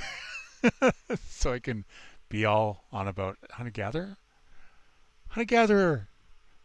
Hunter-gatherer. There's Tech Cowgirl. So, one of the things I caught myself doing, and I have to stop doing this too, is I need to make sure that if I've pulled up a Tech Cowgirl song, I'm making comments about that. Because sometimes, and this has been mentioned to me too, Tech Cowgirl will say that she doesn't know if I like her music. So I'm going to play this, and I'm going to make the same kind of level of comments about her music as I am doing for almost everybody. Like you may notice I don't go as in depth on my own stuff. I will go and explain part of what it's about and how some of it is.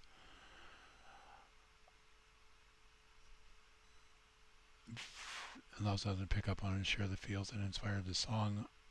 Yes.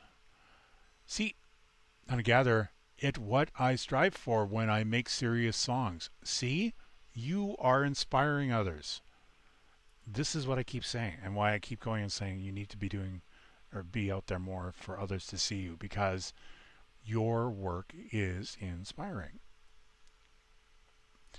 That being said, after I was about to say something nice about Tech Cowgirl and talk about Tech Cowgirl, then I go on about hunter-gatherer. This is how you guys dig yourselves into a hole, guys. Okay? I'm going to say something nice. Oh, look at the shiny! And I'm distracted, and now I'm off on something else. That's me sometimes. Yes, very much. Because I was catching up on the chat, and I saw something I had to react to.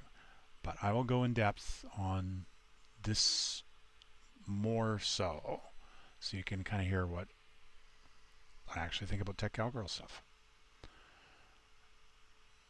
Okay, put myself on mute.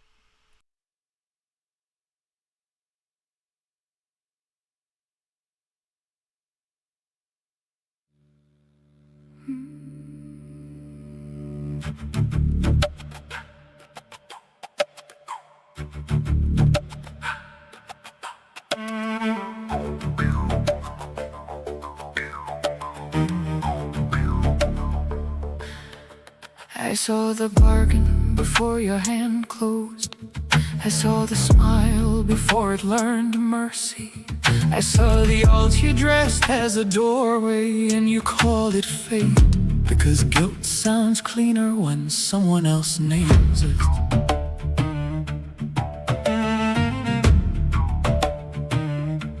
You came with 30 pieces and a mouth full of silence. You said hunger made you honest. No, hunger only showed what was already waiting. You weighed a soul in silver, then acted wounded when the scale remembered. This is the price of knowing. You cannot unknow the shape of a knife. You cannot kiss the wound and call it healing. You cannot light a match, then blame the night for burning.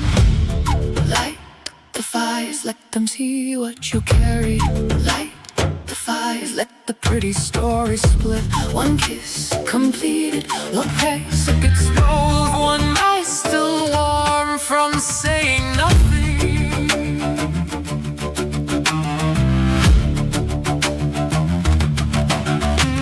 They asked it to the fairest, and every vain heart turned its head, not for beauty, for proof, for permission to be chosen without becoming worthy. The apple was never gold, and it was a mirror held too close. You wanted a crown that did not ask questions. You wanted devotion with no witness inside it. You wanted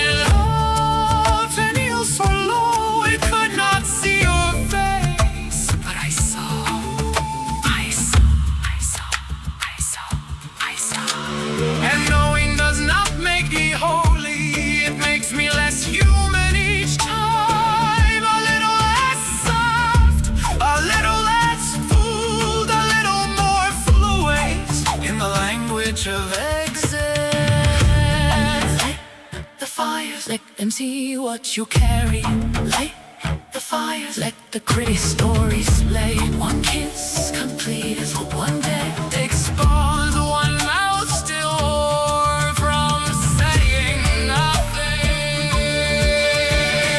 Pieces, one kiss to the fairest, burn it clean.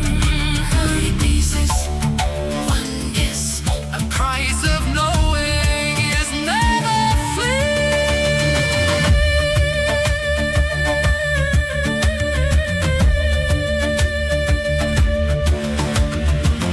Do not ask me why I changed, ask what I had to see while you were still pretending. Do not call me cruel because I stopped bleeding on command. Do not call me cruel because I learned where mercy ends and self-betrayal begins.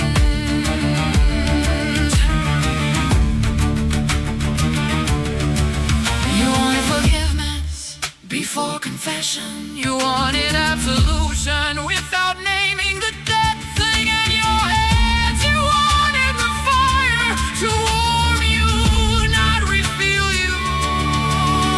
Too late. Light the fire, let them see what you carry. Light the fire, let the pretty story split. One kiss completed, one day exposed, one love still warm from saying nothing. This is the price, this is the calling, this is the kiss, last of the smelling. This is the perish with blood on the cold. This is the fire that melts what was gold.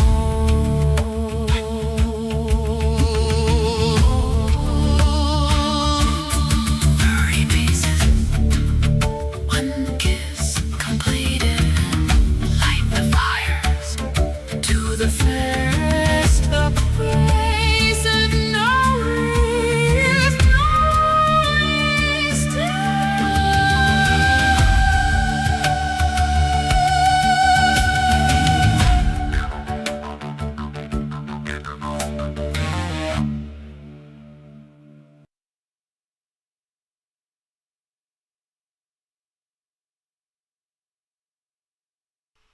Okay, cool. I managed to catch it before it went off this song. So that was Tech Cowgirl with Let Them See, dark folk ritual trap song, Snow White Evil Queen betrayal anthem. So I managed to get this on here and keep it on here so I can actually go through some stuff with this one. So my peanut gallery went and gave me a phrase here. I'm going to say something different. Before I go in, I mention what the peanut gallery comment said. So Tech Cowgirl does very exquisite lyrics. I want to say that first and foremost. My peanut gallery said she is a cunning linguist, but the point with this was her lyrics in here are telling the story of the evil queen from Snow White, and it was a Brothers Grimm fairy tale that was told in about 1812 is what Snow White is based on. And in this one, the queen has, of course, given the huntsman money to go and take the competition for the fairest in the land, being Snow White, out into the woods and have her murdered. And in the story, he goes out there and can't do that. So he kills a boar and proceeds to bring back the organs because the boar will resemble human organs. And then, of course, she spends time in the woods where she's able to live for a period of time. In the story with 7 dwarves, who they don't, it's not the Disney sort of telling, of course, but she discovers that Snow White is still alive and that she was deceived. So the 30 pieces of silver were the payment for, at least from what I remember, for the huntsman to go out and actually cause Snow White to be no more. So I saw the bargain before your hand. I saw the smile before it learned mercy, and you called it fate when someone else names it. And you weighed a soul in silver when the scale remembered. So you basically, it's skipping every set of verses here, but it's going on about where she had judged and condemned Snow White to death, and then she protested innocence, of course, later on when it was brought up, right? The story here is really, it's one of those culture stories that most people know, but it's the whole act of betrayal, right? Snow White was basically an innocent, and her stepmother decided that the child was a obstacle for herself now and in the future, so therefore she was going to remove that obstacle. And she had married Snow White's father to gain status for herself and potentially any lineage that she may have later on as a result of that. But the husband dies, whether by her own machinations or just as a matter of history. So therefore, she was not going to have that kind of lineage that would happen. So she's more or less removed the child. But, you know, once you started on a course, you want to make sure to continue that all the way down the road, right? Because that's what sane people do. So she discovers that the child is still alive in the woods, disguises herself, and basically takes an apple. And the dwarves had told her, yeah, don't answer that door for anybody if it's not us, you know, because there's bad things out there. So they're protecting her from the world, but she is a innocent and a sweet thing apparently, and does not see the harm in that world. So therefore she accepts the apple and is poisoned by it, and therefore dies, or goes into a state. Because in the story, it was the jostling of the coffin that caused the apple to dislodge and for her to come back to life. There was no actual fair prince involved at all, but Disney being Disney, they had to make that connection. You know, the fairy tale ending where she meets her prince and he kisses her and brings her back from the dead, which has some icky comments in it in itself, and the fact that he's a necrophiliac and he's like, you know, kissing corpses. But anyway, that part being aside, she comes back to life and takes on her rightful place as kind of the heir apparent, because, you know, the queen was in power because her husband was dead and there was no heir to that. So she was in power, but the heir is alive, so therefore the heir becomes the new power, as was her right to do. So you cannot unknow the shape of a knife. You cannot light a match, you cannot light a match and protest innocence when the fire happens. It's all about the summation of her actions. What did you do, and how has this been an innocent part on your part when you were the ones that set all this into motion? She caused the child to be killed, or would have been killed. She caused the actions of everything to have happened through her own machinations, and therefore, as a result of that, she's on her own path that she set herself.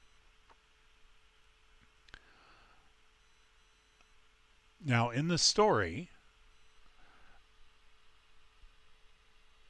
what happened to the queen was, after Snow White had gone and taken on her throne and married, because, you know, apparently they had to marry off all the women, to men of a suitable lineage to secure the kingdom in the future, political alliances and all that.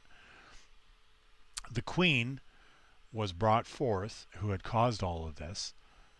And here's where Grimm gets a little, you know, grim, because that's the way that it was.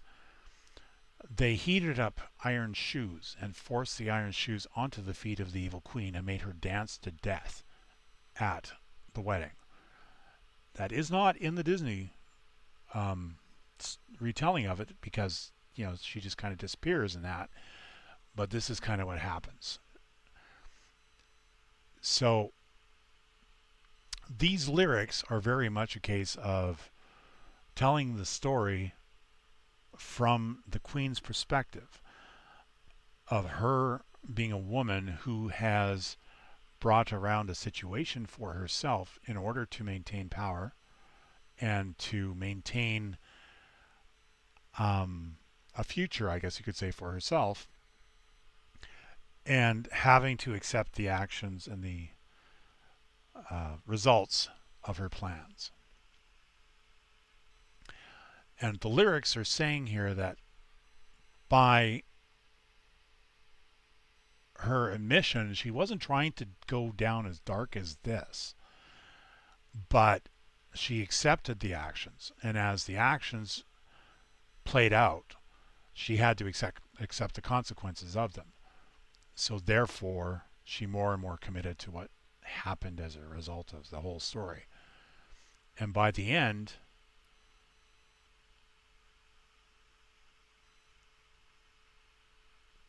you know, she's saying that she was basically undone by herself. And I'm just going to click on, I think it was this section here.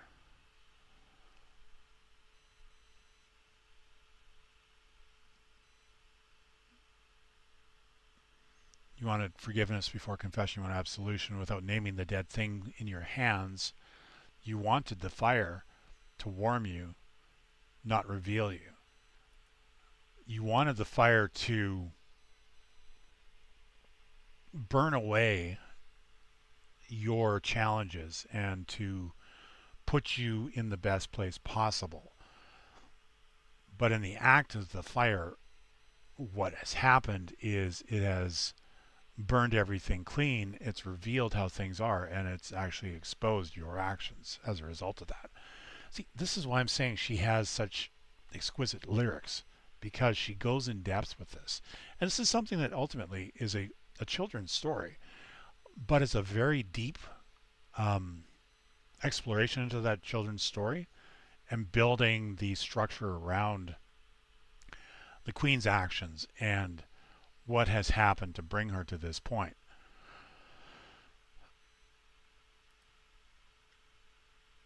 And let them see what you carried. Light the fires. Let the pretty stories split. One kiss completed.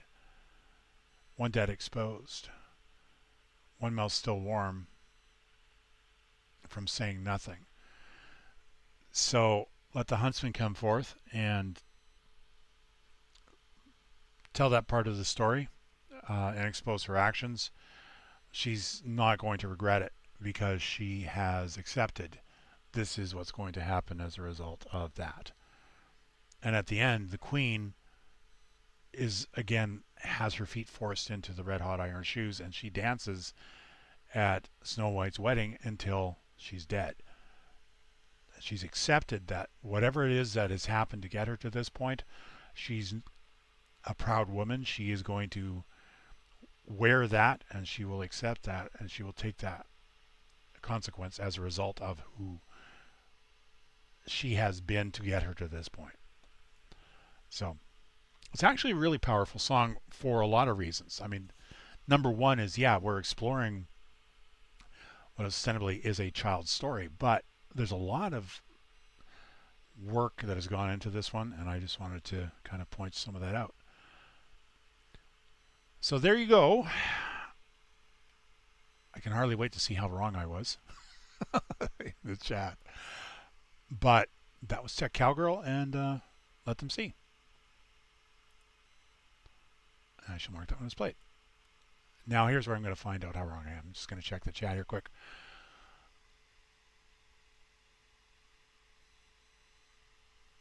Yeah, I didn't touch on that. I didn't touch on the Easter egg commentary on recent events in the community because I was concentrating on the song itself. So hopefully you got some of this.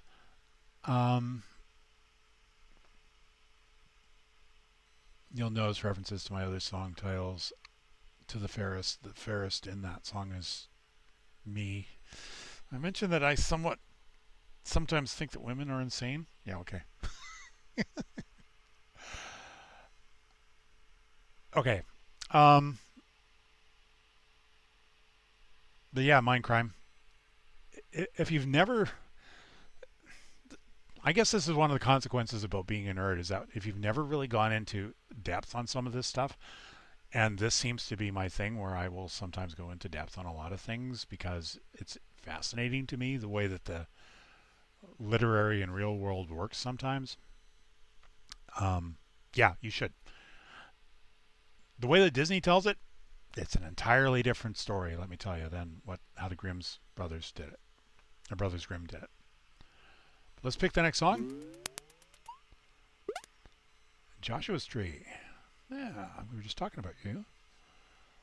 Blood Red. Live and Well. Live and Well. This is the acoustic version of my song Blood Red. I originally did this for an acoustic challenge, but I didn't end up competing since I have no means to generate videos or how to do it. Oh, Soul Brothers there. I don't get enough videos out. I should. Everyone on the challenge had bands with personas and all that, so I thought I was at a disadvantage and opted out.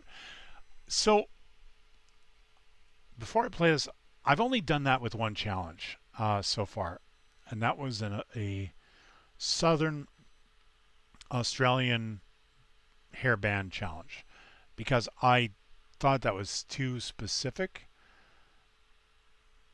and I didn't have really the reference for it. So I did a couple of songs and I never submitted them as being for Matt AI DIY's show because of the fact that I felt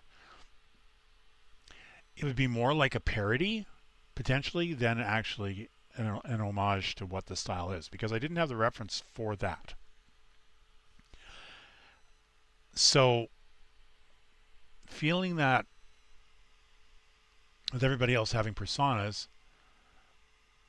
so you thought that you were at a disadvantage and opted out. So when it comes right down to it, most people have personas anyway in real life too. There is the people that they present themselves to be to others, right? And you can guarantee that work you is somebody that is entirely different from home life you, and that home life you may be different than a I'm sitting here in a room with my own thoughts you. So everybody has personas, and I will contribute a song to something even if I don't fully understand it, because I will base it based off of my understanding of that situation. If everybody else has personas, it doesn't mean that necessarily that your song is at a disadvantage for that reason, because Suno, by its very definition, and other song generation platforms are personas. They're not, more often than not, you doing that voice.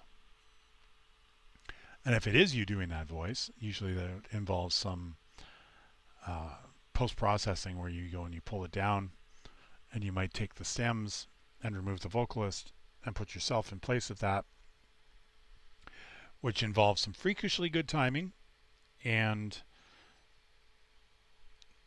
making sure that you are aligned with how the song originally was put together, so you can replace that voice with your own.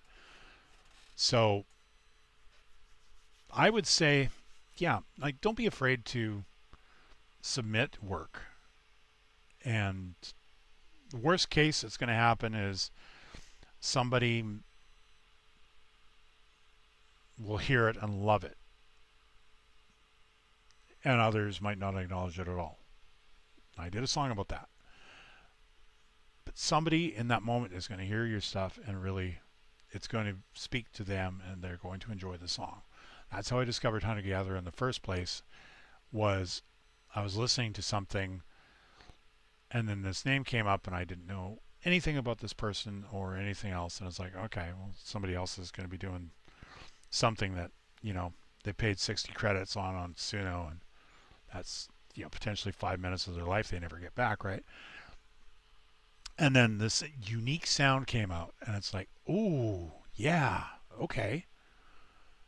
That's what every one of these song experiences I'm hoping will be, is I click on a song and something unique is going to come out of my earphones.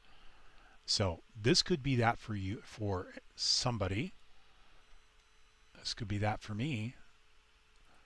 Onions have layers. Celtics have layers. We both have layers. All right. Or is that Celtics in this case if we're talking Americans? Shrek Cowgirl?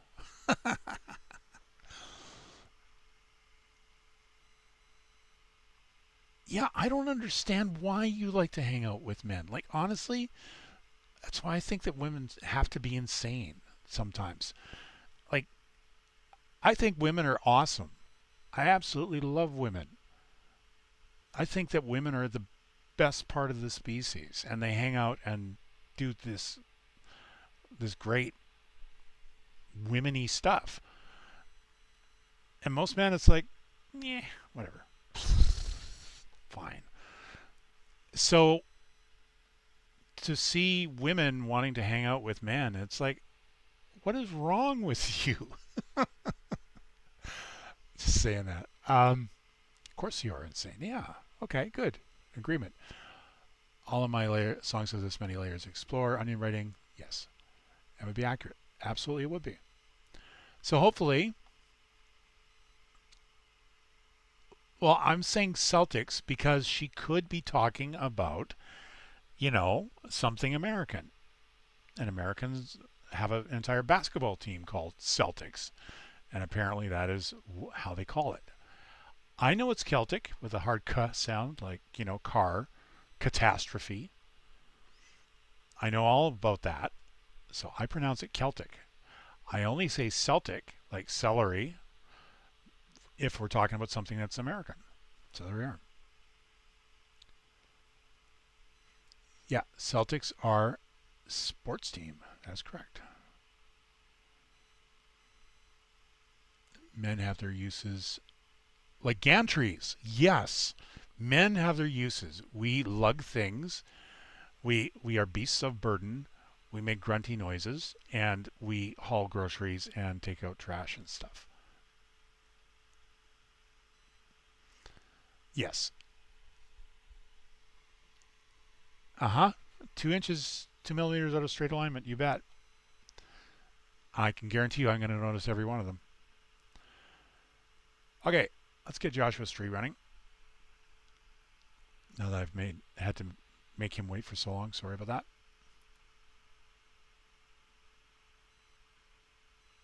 I am trying to participate in the chat too.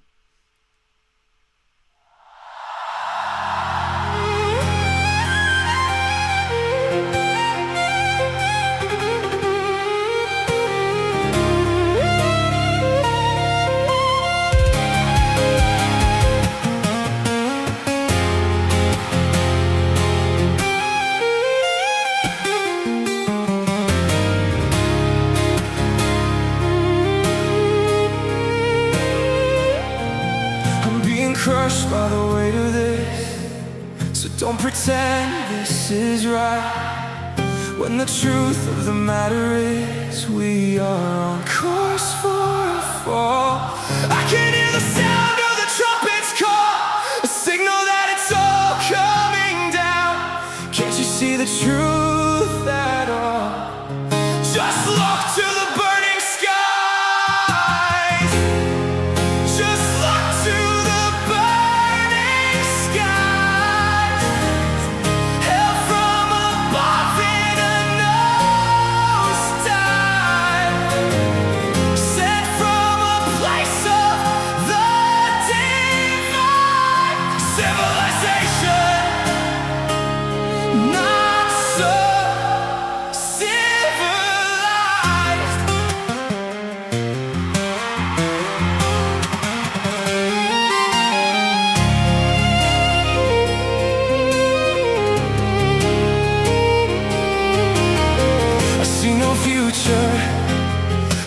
slaves they create, then they lay waste to it all in the name of their false gods. Can you see the truth of it all?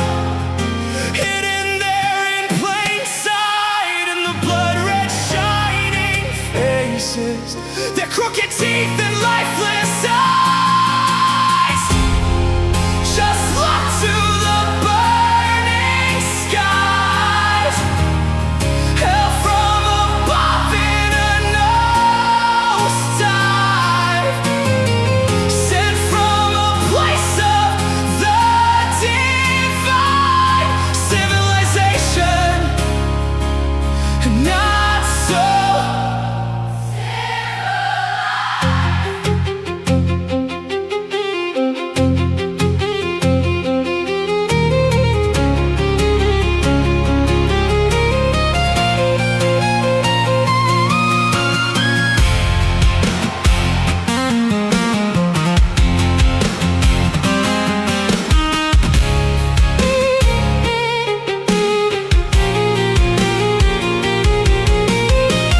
I can hear it now, the world cracking open, unholy machine of ruin, grinding through the chosen.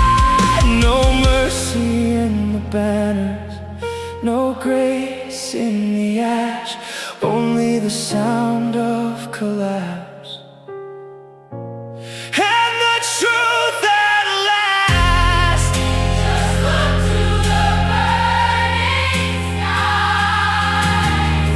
Hell from above in a nosedive, sent from a place of the divine civilization. This is genocide.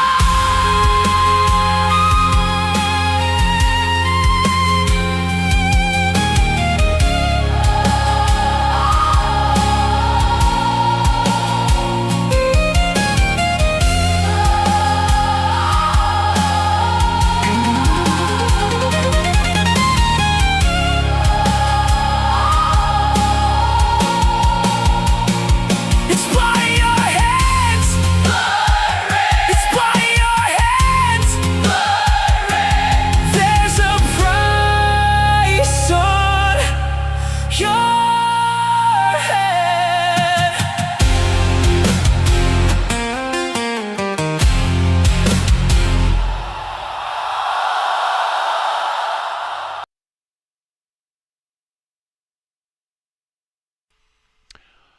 Got that just a bit quick.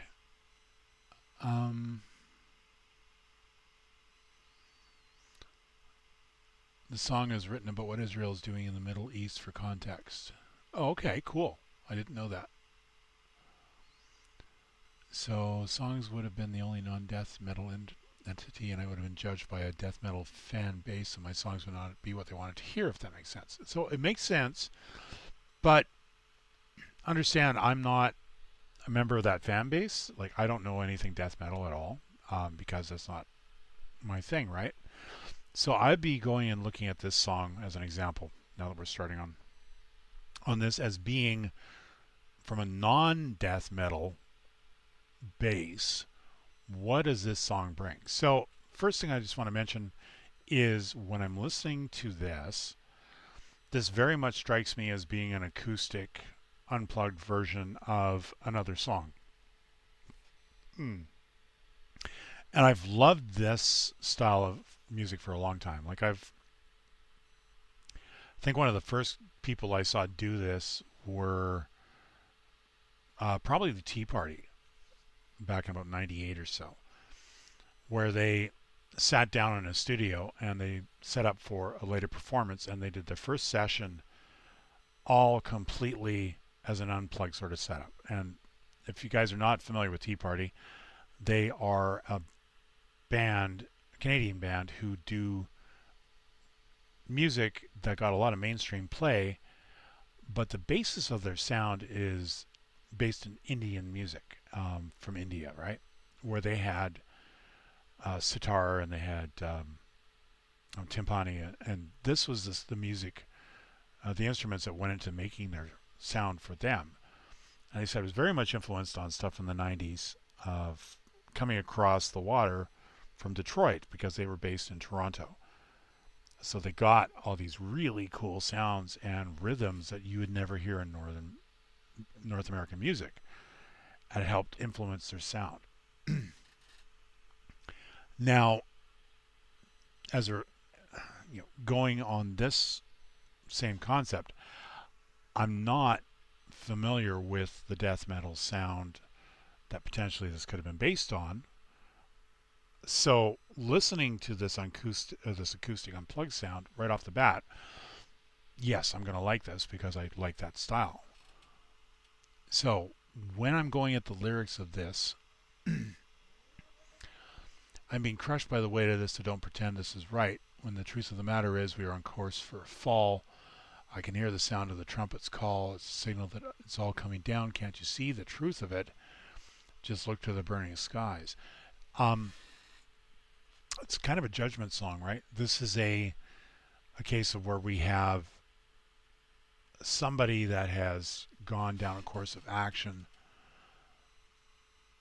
and in a way it's similar to what Tech Cowgirl just done with the Evil Queen song, where they have been doing something, and as a result of that something, it's starting to come back to bite them and to bear on them. And it's their kind of their judgment. Look to the burning skies, hell from above, and a nosedive sent from a place of the divine civilization, not so civilized. So the burning skies, so missiles or something coming down, raining from above, almost like flaming swords of judgment, right? Hell from above in a nosedive. It's kind of similar to the idea of the kamikaze pilots who would slam into the bridges of the American ships during the Second World War, going on to a better afterlife for the honor of the empire and the emperor. And that's kind of what I'm getting a little bit here on this one. But sent from a place of the divine civilization, not so civilized. Because a civilization that's divine, by its very nature, would have no reason to be bombing or subjugating others to its will, because of the fact that if they were truly divine, there'd be no reason for it. That it would be obvious and others would want to be them or emulate to be with them or what have you, right? So I see no future but for the slaves they create. Then they lay waste to it all in the name of their false gods. This part made me think of a whole lot of Nine Inch Nails and Trent Reznor's God Giver. You don't want to be caught praying to the wrong piece of wood, right? That was what this got me thinking about right off the bat. And God Giver is a very, very much a song that's about, I guess you could say, kind of the absurdity in some ways of religion, and how it's convenient for some people to go and say that they believe in this and they live these values, but in reality, they're dropping $20 into a collection plate, and then they're driving down the street about 3 hours later to hook up with somebody for that they're paying $50 for, in a night, and hoping that it doesn't ever come back to bite them in the ass, right?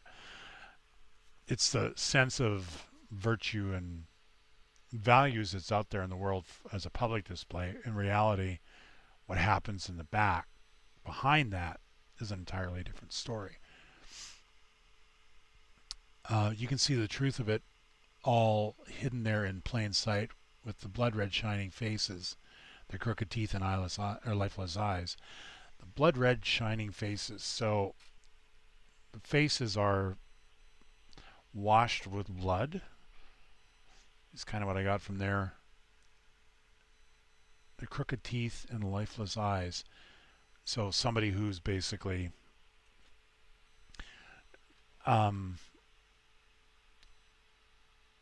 they're saying they are one thing and they're putting themselves as these paragons, but in reality, as a result of their own actions or how they actually are, they are very extremely flawed and are almost like a vampire. Is kind of actually almost like a lamprey. Looking at these lyrics is what it makes me think of, with their crooked teeth, you know, basically biting into the flesh and vampirizing things, right? And their lifeless eyes, because there's no soul behind them. So just look to the burning skies, hell from above, and a nosedive sent from a place of the divine civilization not so civilized. And I can hear it now, the world cracking open, unholy machine of ruin grinding through the chosen. You know, tanks, or the machinations that they've set into work is now coming back to chew them up. No mercy in the banners, no grace in the ash, just the sound of collapse and the truth at last.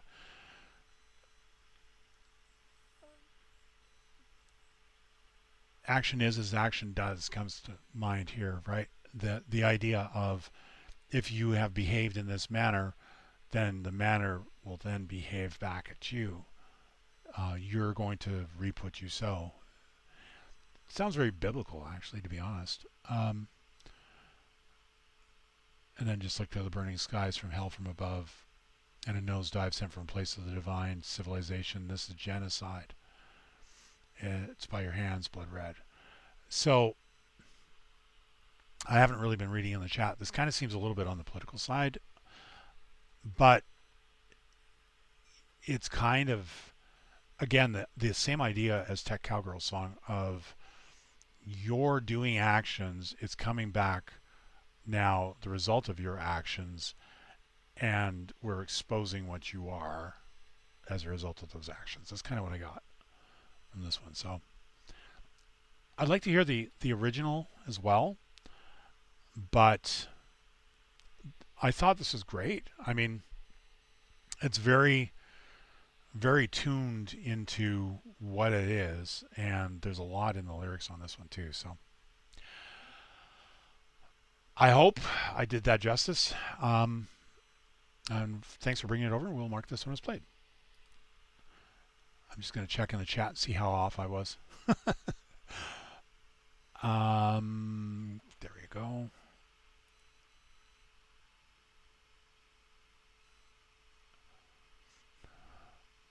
Celtics for Boughton. Okay. Too short to be an Amazon physically. So, did they have short Amazons? I don't know. Like, I thought historically the Amazons were supposed to be, 6+ for height. But isn't that a case of where that Amazon is somebody who would be out on the front lines, and the ones in the back who are not as tall?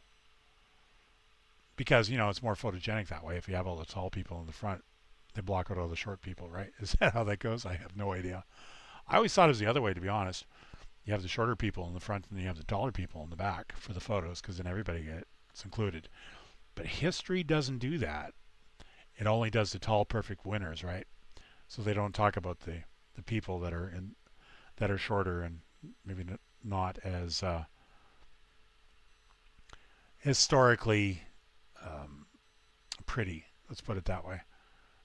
So that's one of the things you will notice as well if you do genealogy, is there's a whole lot of people over a whole lot of generations, and the ones that seem to stick out the most are the ones that are recorded, are usually the ones with the money and the titles and that, and everybody is descended back to somebody from that line, because at a certain point they didn't record the mom and pop who ran the corner store, or the people that that grew grain for the Baron, they weren't considered to be important genealogically.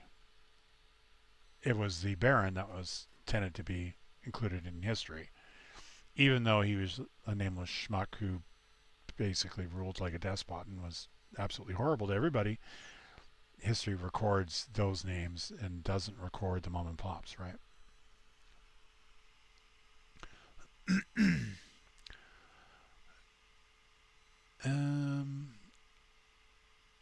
Okay, totally get that. I was written about what Israel is doing in the Middle East for context, and lived and worked in Lebanon for 4 months. I saw daily what the Israeli government were capable of. All about the peoples involved in the conflict and the sound. Reading it for the challenge, wasn't death metal either, but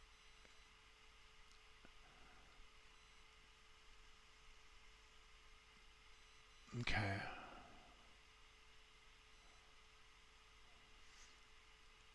Yes, your attitude is mighty.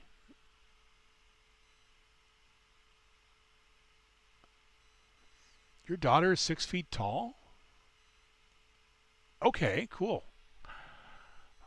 I would assume dad's side of the family. Because dad is like 6'7" and looms above small trees and most heavy machinery, right? Able to pick up the sexy tractor with one hand and bench press it. Yeah, okay. Let's pick the next one. There's our Alice Tanner music song. I've been getting this for about 5 songs now. It's just about time for an Alice Tanner song. Yes. Yes, it is. And finally, it's like, okay, here we go. So, Alice Tanner, Why Can't I Read the Numbers? A haunting song about deja vu, dreams, and lost love. So let me post this into the chat. Yeah, that would be awesome. Ate too much pizza, now you have a tummy ache.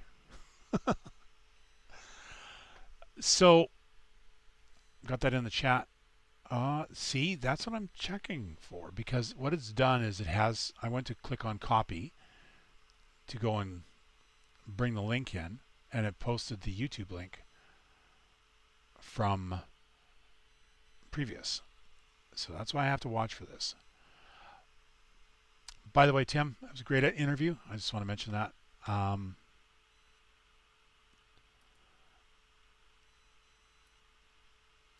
it is definitely still fun, just to mention it to anybody that doesn't know this. Tim, yes, is a guy. Alice, yes, is a persona.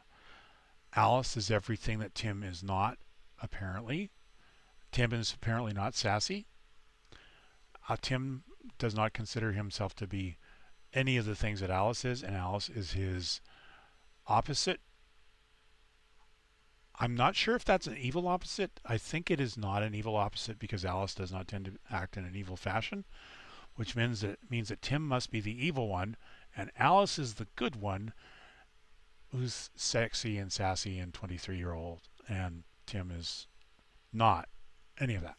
So that's how I'm reading this. Though I don't think that Tim is evil. Unless Tim is a very good public persona, reality is evil, and therefore that's the way of it. We'll find out. Okay, let's play the song.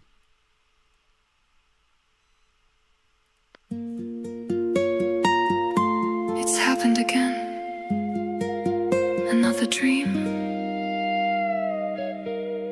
Another life.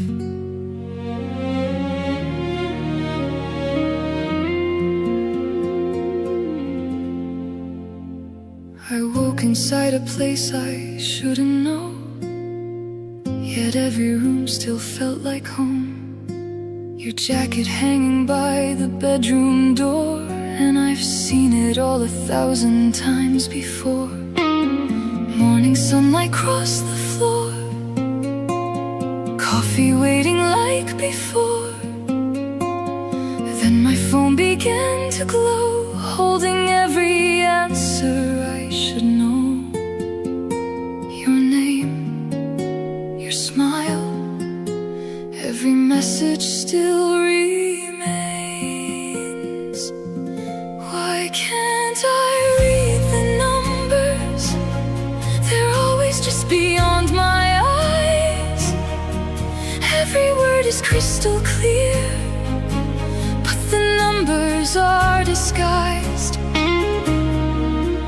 Were you waiting somewhere else, beyond tomorrow, beyond ourselves? Tell me, why can't I read the numbers that will lead me back to you?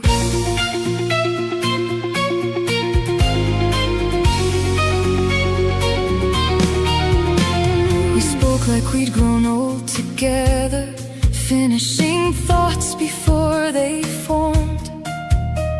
You laughed at all my favorite jokes like we'd survived 1,000 storms. You reached across and held my hand, the softest touch I'd ever known. Then morning pulled the curtains wide, and somehow I woke up alone. If none of this was ever real, why does losing you still feel so real? Why can't I read the numbers? Every dream ends just the same. One more digit slips away every time I speak your name. It's deja vu, a fold in time, a thread that somehow still survives. Tell me, why can't I read the numbers if you were never mine? Maybe the numbers aren't forgotten. Maybe they're waiting, hidden, until the moment our paths cross again. Maybe love leaves breadcrumbs, not for our minds, but for our hearts. Why can't I read the numbers? Why do I know your face so well? Why does every crowded room feel like somewhere that we fell into another life, another name, another world, the very same? And when I see you for the first time, I won't call you stranger. I'll simply smile and say, there you are. Wherever, whenever, find me again. Why can't I read the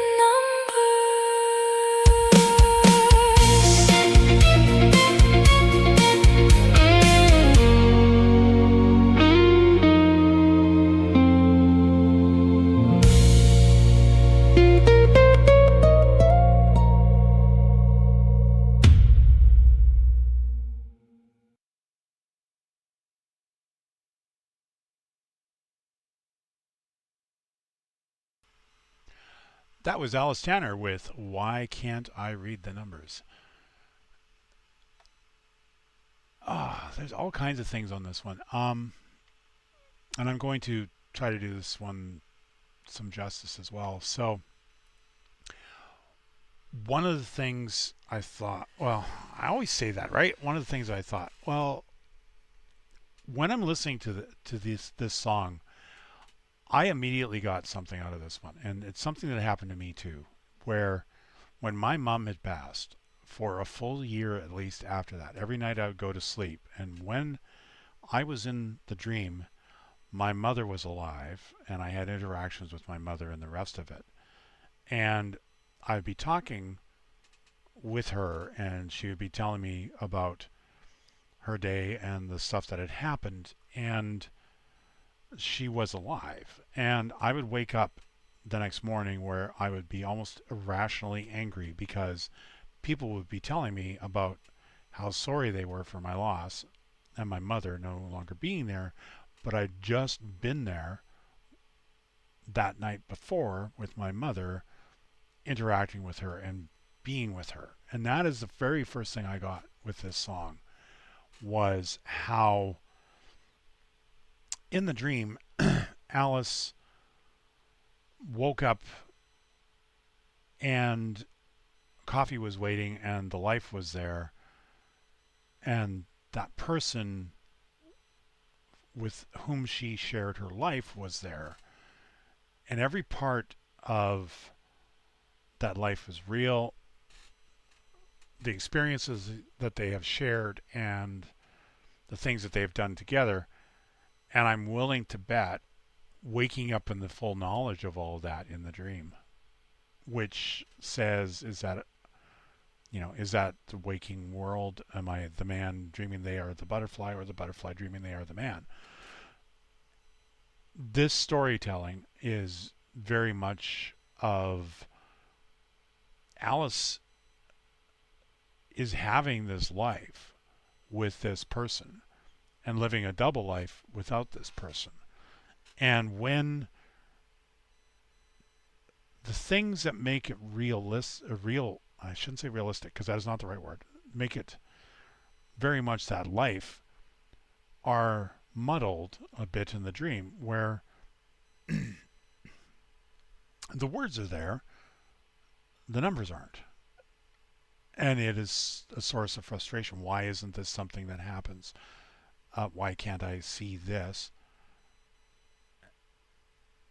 But the experiences are very much going to where when the bifurcation rejoins and that person comes back into the life of Alice, then it won't be a surprise. It won't be something unexpected, and it will just be a case of, okay, I've traveled down the road enough that we're at the point where the roads rejoin, and there you are.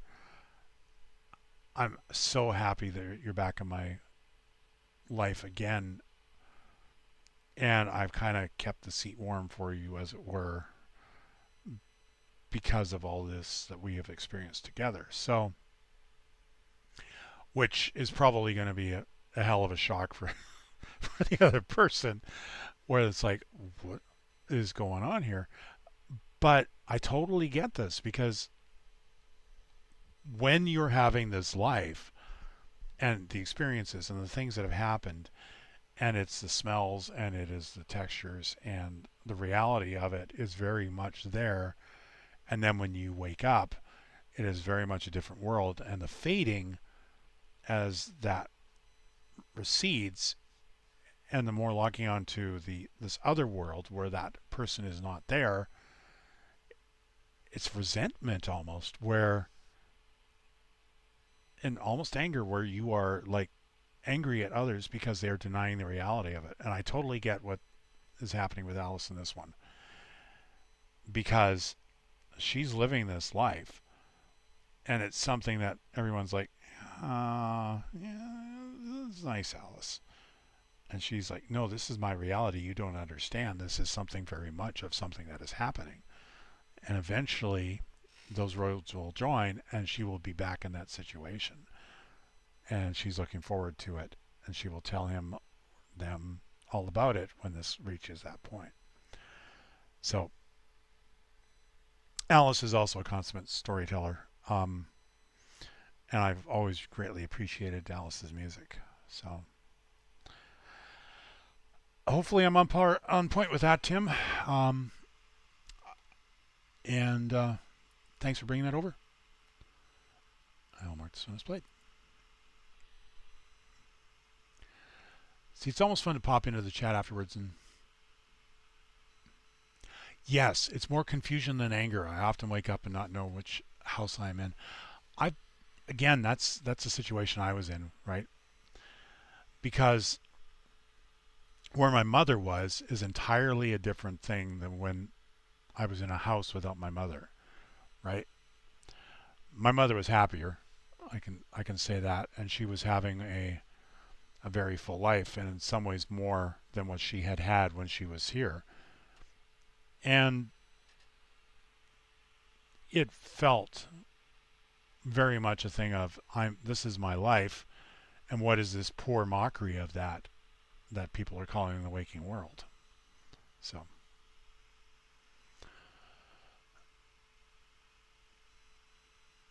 okay. Let's run the next one.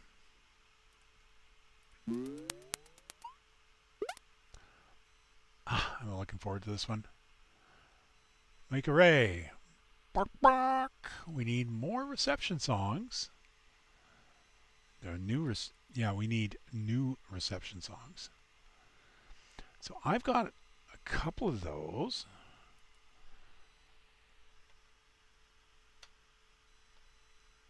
I haven't been posting this over to YouTube, and I should have been doing this all along. Okay. And post this into here.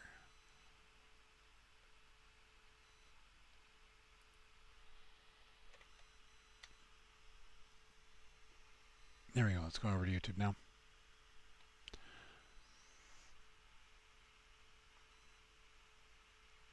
All right, let's run this one. I'm looking forward to it. Now that I've done the good host thing. Artwork is stellar.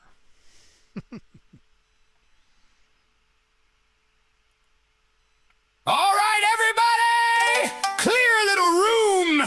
Tuck your elbows in, stick your elbows out. Wait. Chickens don't have elbows. Close enough! Bok, bok!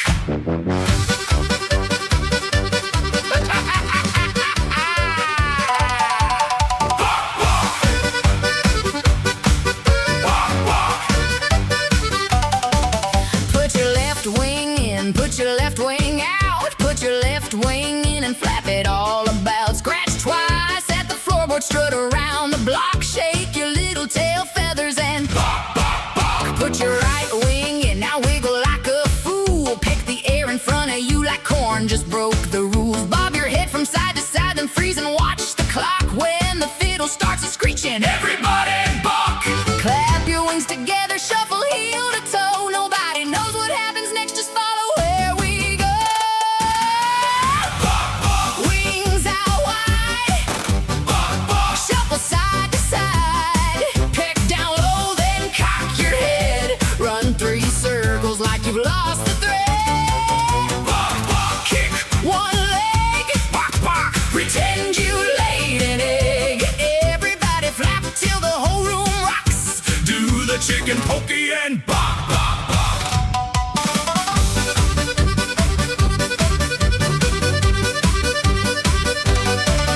Put your drumstick in, put your drumstick out. Somebody brought a bucket, that is not what this is about. Keep your eyes upon the leader, do exactly what they do. Unless they start Kentucky frying, then you run like chickens do. Stick your beak into the middle, take your beak back out. No one here has got a beak, so improvise a snout. Flat beneath the disco ball and chicken walk-in socks. Lose your balance, blame the rooster, then Bok, bok, bok. turn yourself around, now shake from comb to feet. The chicken dance is far too tame, we added extra meat. Bok, bok, Wings up high, bok. almost touch the sky. Peck down low, then jump straight back.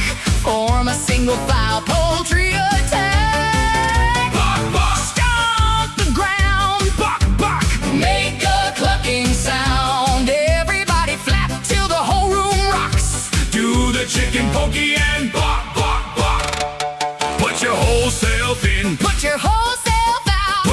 whole self in. Forget what comes about. Spin until the barnyard Looks like one enormous clock. fall into the hay bale and buck, buck, buck. Rooster in the doorway, hen beneath the light. Somebody's line dancing, but they're drifting to the right. Farmer saw the whole thing, dropped his keys in shock. Now he's doing little wing flaps. Going buck, buck, buck. Everybody freeze. The farmer's watching. Put your dignity in. Take your dignity out. Leave your dignity out. We're not gonna need it.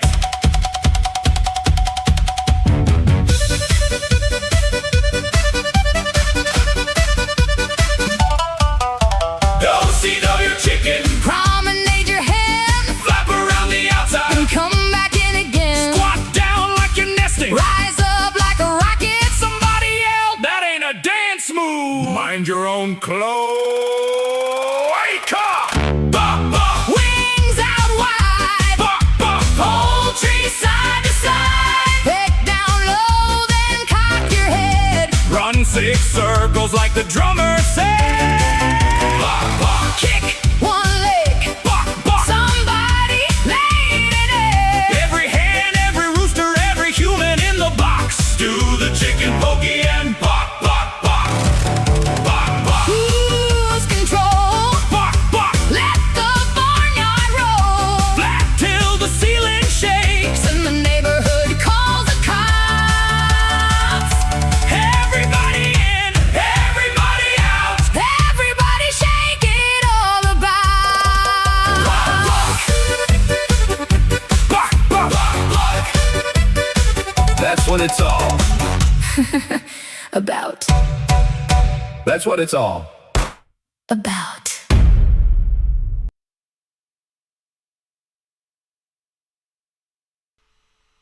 That was Make a Ray with Buck Bark. So that was fun. Yeah, that was fun. I'm positive that Jinko is going to just love that. I can see him putting his face in his hands and making all kinds of, various noises. Saying how innocent he is about this whole chicken debacle. But the reality is, I think he encourages it just as much as Bunny does. I think he loves him. Personally, I think he enjoys the attention. It could possibly be because he's, blonde. And therefore may have had this upbringing where everybody was talking about how he's pretty. And therefore, as a result of that, now he's feeling, because he's in a small room, like for hours and hours at a time, he needs the attention. So therefore, he sets up situations where he gets the attention by going and talking about how much he hates chicken songs, but in reality, he loves the attention. I think that's where this goes. He's going to closet love it. You bet he is. He is completely going to. I think he enjoys every one of these that we give him. And yeah, I've got one as well. I'm still remixing the original one that Ancient Mutt did. I have a Cavalier Years one, because he thought he was safe by Black Adder ending after 4 series. Oh no, it did not. There was other scripts and there was other small productions of it. I have at least 2 more. The Cavalier Years, and there's one that was called Back and Forth. That is all about a 1990s version, year 2000 version of Blackadder. So he is going to get a year 2000 version of the Chicken Butt Polka. So, and yes, there's probably going to be possibly dubstep. There will be accordion, and probably a lot of synthwave. Yes, feet going to dance under the desk. Okay, let's mark this one as played. Man, I'm talking too much. Just got 7 songs left. Okay, Joshua's Tree. has 2. Loosely has 1. Alice still has 1. I've got 1. Okay. Who am I thinking it's going to be?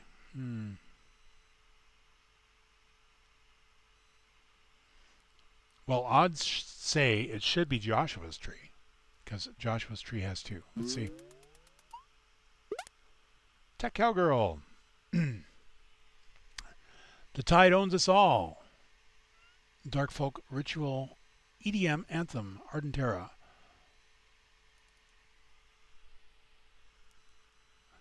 So let's grab this and see what it does. Got a hobble to the putty.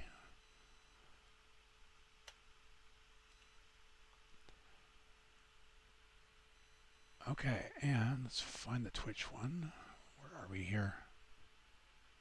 Did that. Okay, great. And put this into here. Yes.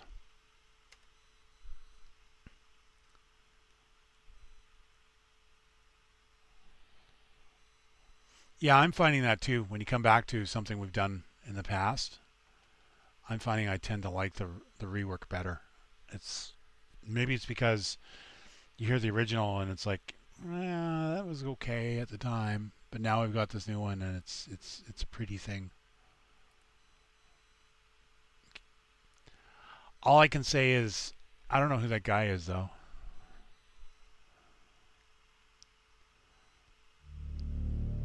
No crown survives the salt. No name outlives the wave.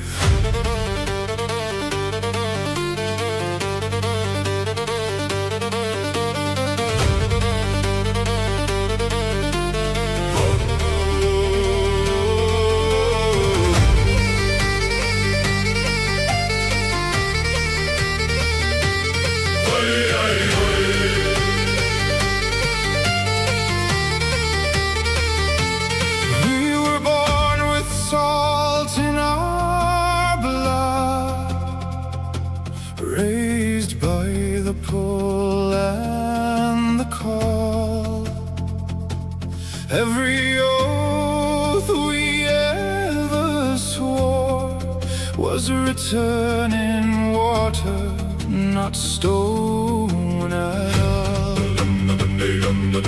We built our hopes from driftwood dreams, lit our fires against the rain, but the sea was listening quietly, and it remembers every name. You can pray to gods you've chosen, you can kneel to flags that fall, but the tide was here before them, and the tide will outlast all. No gods above, no kings enthralled, no mercy given. The tide owns us all. No gods above, no kings enthralled, no mercy given. The tide owns us all.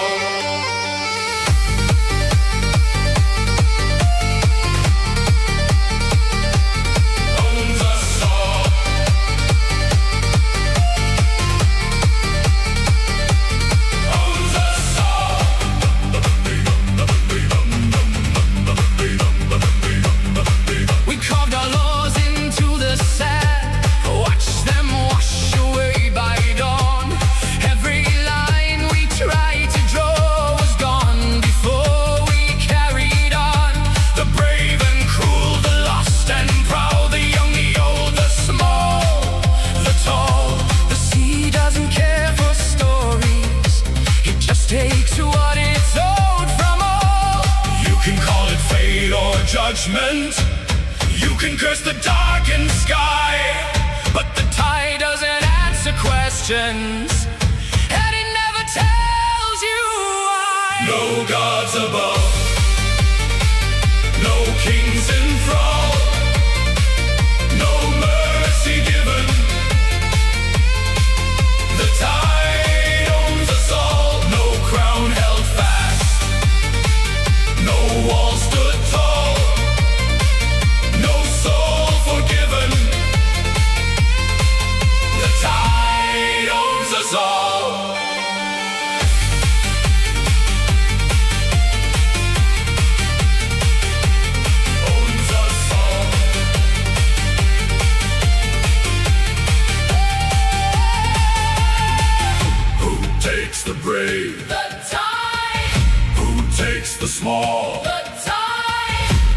takes the crown and the beggar alive.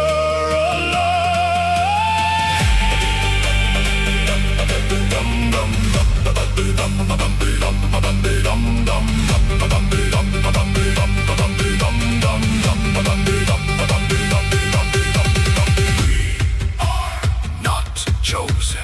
We are not spared. We are only passing through something that never can. No gods above, no kings enthralled, no mercy given. The tide owns us all. No prayers heard, no debts recalled, no sins forgiven. The tide owns us all. Before the name, after the fall, the tide was weighing, the tide owns us all.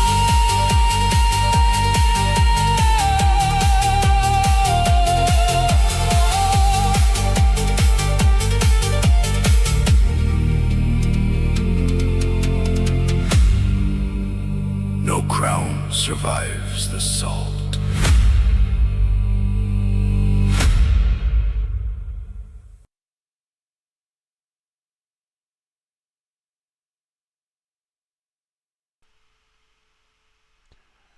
That was Tech Cowgirl with The Tide Owns Us All. So whoever that guy is, he's got some really nice bracers, and those leggings are cool. Just want to mention that. He looks entirely too happy though. Like I am in the middle of a, you know, cameras in front of me and stuff. I'm gonna beam all pretty for the camera. Yeah, he looks like a poser. All right. So let's see. Dissect these lyrics. I'm supposed to have listened to that? Oh crap. I'll have to go back through them all.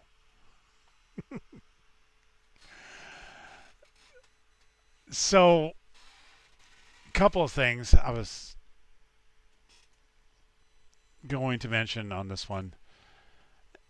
And I'm kind of a little bit at a disadvantage with YouTube because when I'm looking at lyrics, it's nice to get the reminder from Suno as an example where you can go through and see them. Because I'm like, yeah, there's that piece. And I enjoyed that piece. And what was it? How did it interrelate with this other piece? So I think I remember the original version of this one. And I was paying attention to the remix of it, and I was going, this is a lot better sound and a lot more in depth with the sound than was on the original one. And the bagpipes are definitely adding to it. But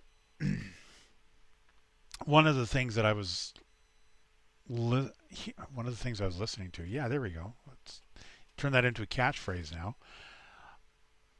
When I was going through this, I was hearing that it doesn't really matter if you're, you know, a king or you're nobody, you're big or you're small. If you're on the sea, it is going, and it takes everybody equally. It doesn't matter who that person is or how important that person is. Somebody basically losing the last of their strength of clinging to a piece of driftwood and falling into the water or falling into the depths of the ocean, or some king who, you know, falls overboard and is weighed down by his own fancy robes and all the gold. You know, the sea takes everybody equally, and that was one of the things that I was thinking about, going, yeah, this is,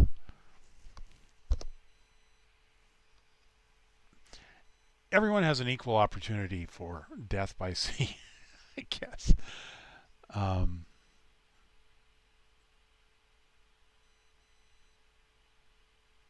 then I was also like going, that guy looks like a poser.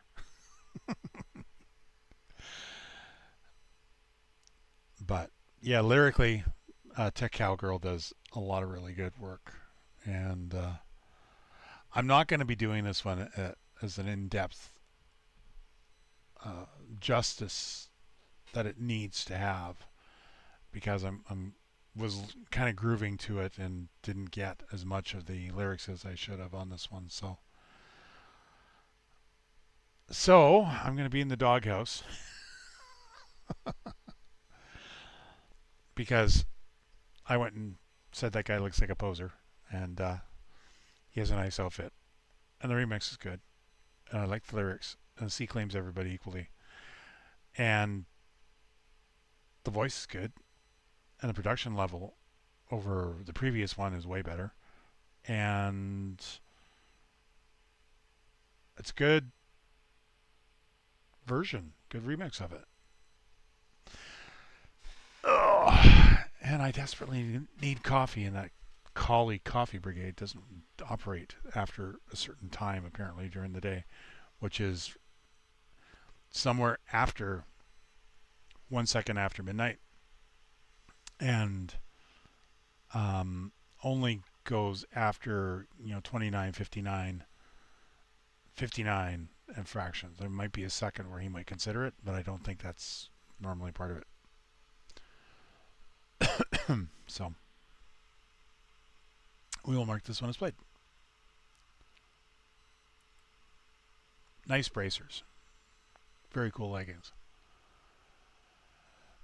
Oh, grab the next one. Yes, I'm trying. Look at the bunny. Look at the bunny. Hey, it's Loosely.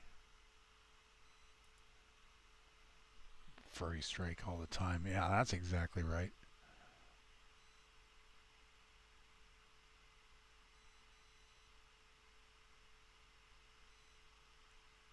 Two steaks.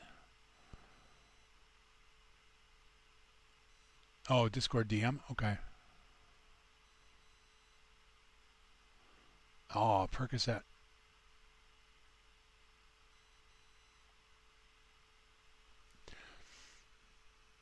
Okay.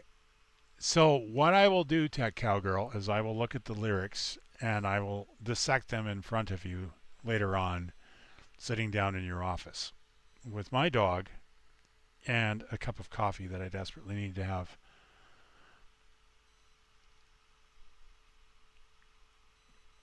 Loosely based on EDM is a Red Panda. That is correct. I am behind on the chat. This is why I'm trying to catch up a little bit. But what happens when I play a YouTube video is it goes black. And the next one, as you can see from Loosely, is a YouTube video. So I won't be able to check and see what's happened in the chat because it will go black. Yes, I know. I've seen the song about the Red Panda.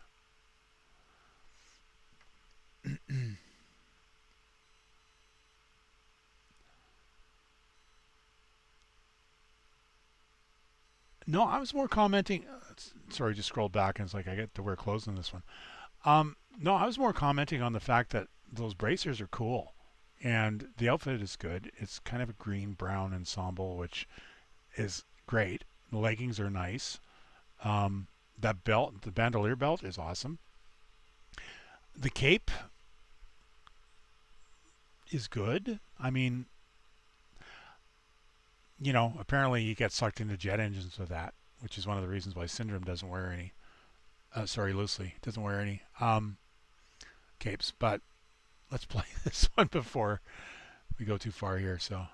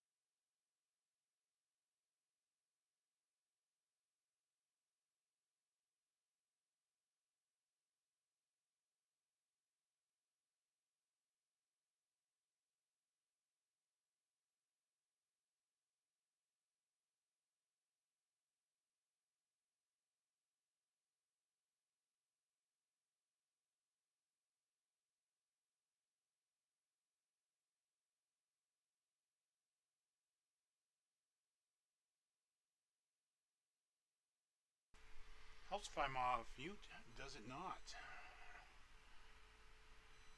All right.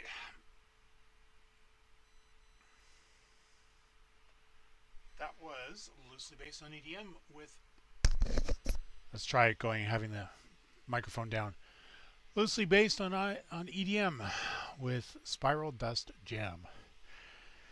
Yeah, we had a little bit of a situation going on out there in the hallway between dog and human. So I was retrieving said human from the situation with the dog because there was a disagreement going on. Apparently, somebody wanted to go bark out the window, and somebody else decided to intervene, and they were having words. So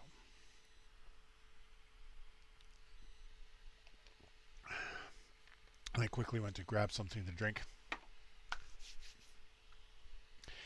So EDM does some very awesome prog music,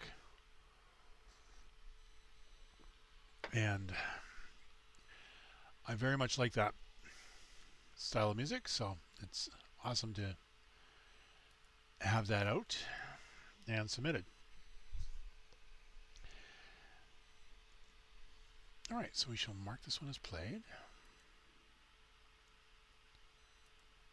Artwork is great as well, very Dali and 60s influenced. So I think EDM knows that I really like their stuff. So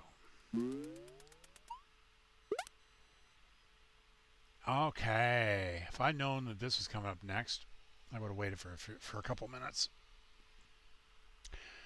So remember me mentioning that I had an album that just came out? This is another one off that album. And remember how I mentioned that I like to have, or liked tracks that were unplugged? This is one of those tracks.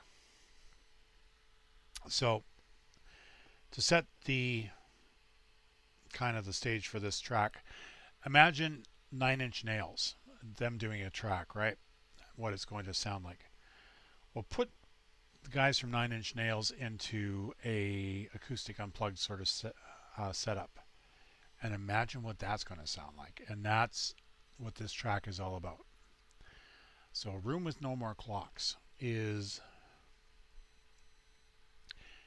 about our aforementioned Mr. Lloyd kind of reaching the end of the journey. Like, he's gone about as far as you can go and not have passed over, and he's kind of sitting in a place kind of purgatory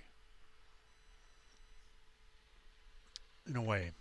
There's no pressure, there's no anything. It's a room, like a waiting room basically, and there's a door, and when that door opens, then it'll be time to proceed onward. But at the moment, the door's closed and he is there, and that's what the song is all about.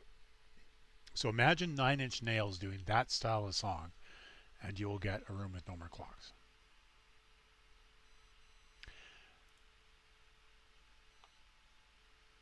Oh, I can do this one this way.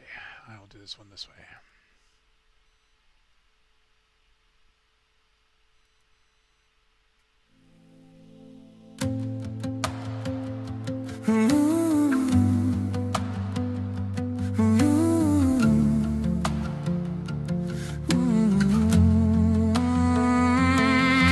There's a room lit by an amber glow that doesn't come from any lamp. A chair sits waiting at the table like it's holding something back. A jug, a single folded paper, dust that drifts but never lands. And though I know I shouldn't know it, this room feels shaped by my own hand.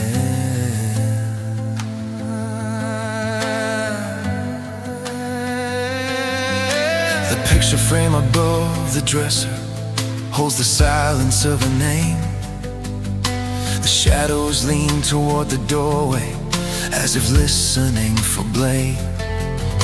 I touch the grain along the table, feel a heartbeat in just something deep inside me I never understood.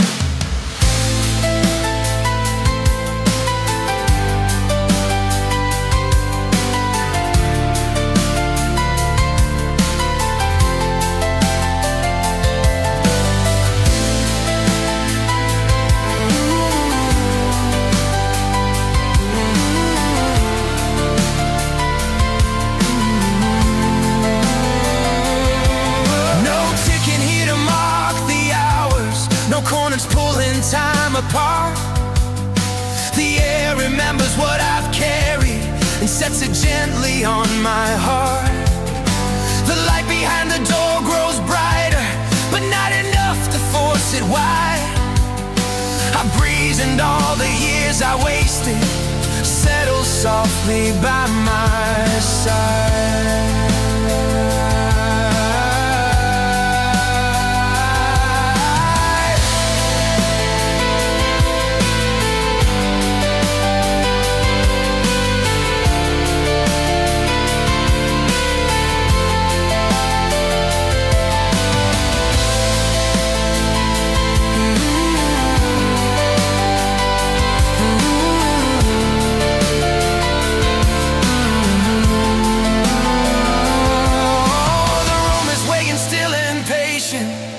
For the moment I let go.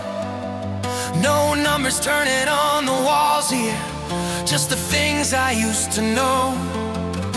If this is all that holds my story, if this is all that time forgot, then in this room with no more clocks I finally see what I am not.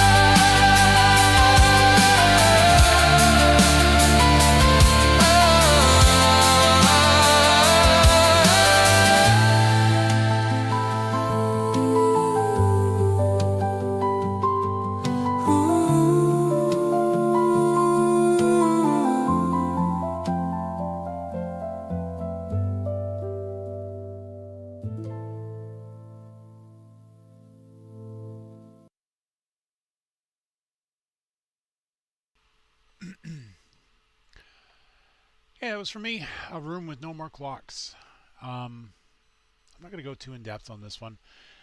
Again, it's on the album I just released on the 31st, and that's Mr. Lloyd's Twilight and Friends.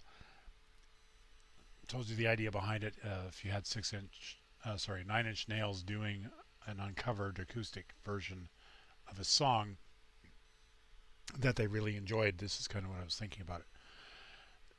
But the room in this case it's very much a place where you can kind of put down your bags, and that's where they're going to stay, right? It's kind of a place of judging, and well, maybe not judging being the right word, judging yourself, looking at everything that you've done and the rest of it, and realizing that at the very end of it, you kind of need to let it go and to accept kind of where things are at. And this is why he's here in the song, is he's not not quite ready to go on from this place, because there's still things that he needs to examine and to release. The room is formed from him, and this is part of what this is all about.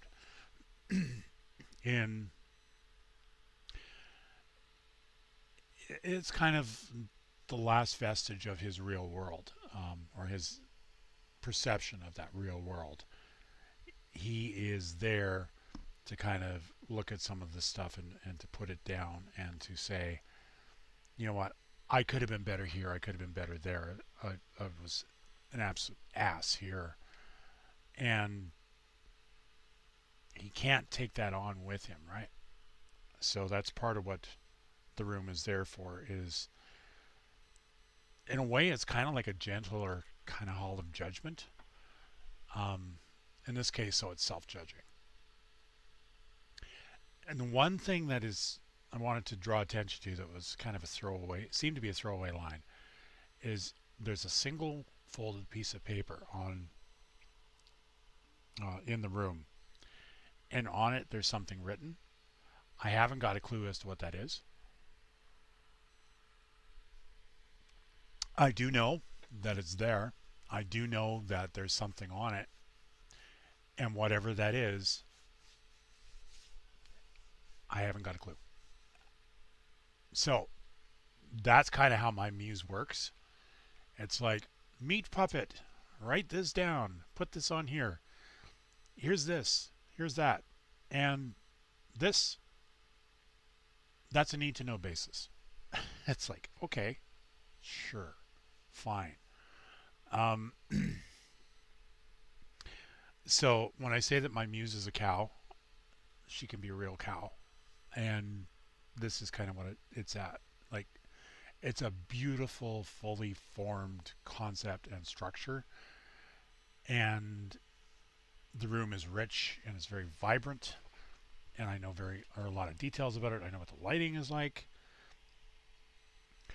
It's very subdued, almost a red tint. Kind of like if you had a fireplace that was nothing left but embers and it was throwing a very dim glow into the room. That's how the room itself is lit. It's not dark as such. It is a situation of it's lit as it needs to be. And the room has a single piece of paper with some writing on it, and I'm not allowed to know what that is because my muse didn't consider it to be something I needed to know. It's like, okay. So there we go. That's a room with no more clocks. And I shall mark that one as played. Oh, by the way, AI music, you click a button and it's all generated for you. Yeah. Joshua's Tree, Dissonance. This is the original version of the song I submitted last week, which was acoustic. And this is a Suno track, so hopefully it will let me get that.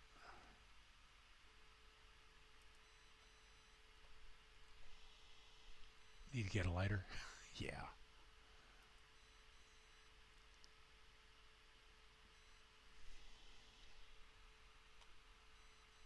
And there we go. That went over to YouTube, and it is here.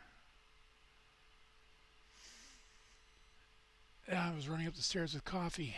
Yeah, I needed the coffee because my voice is getting was actually getting a little bit hoarse. I needed to have something in there. So teal. So sorry for guys. A lot of guys, teal isn't a color. It is blue. It is green. It is yellow. It is red. For men are simple creatures. You know, color things. Hey, how's it going, Jingo? You missed Buck Buck by Mika Ray. Yeah, see, it's blue with a hint of teal. Correct.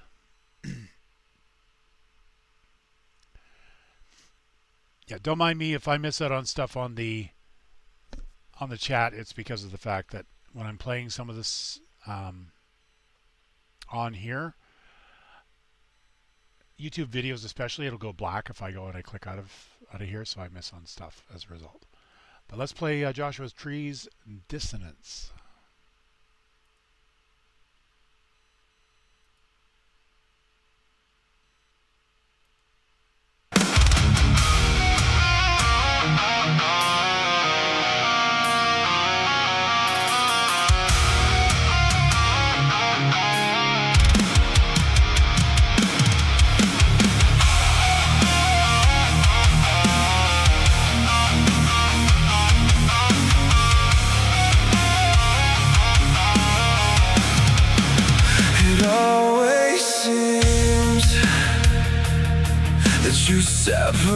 yourself from me. Self-preservation schemes to protect the secrets you will always keep. Just don't say a word, 'cause the truth is more than I care to know. Living a lie is so defeating. Can't keep the story straight. Can't differentiate your fractured truth from reality.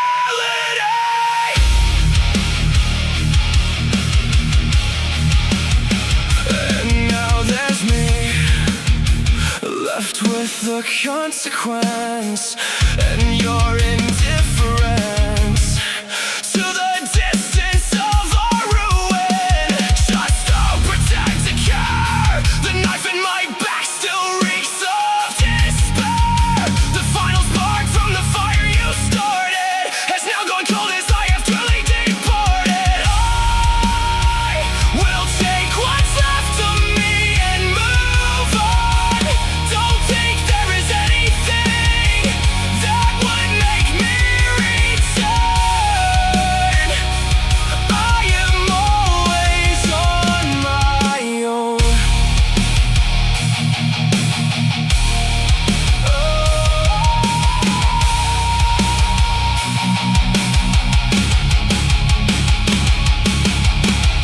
But you can play the victim, sing your sad song to all who will listen.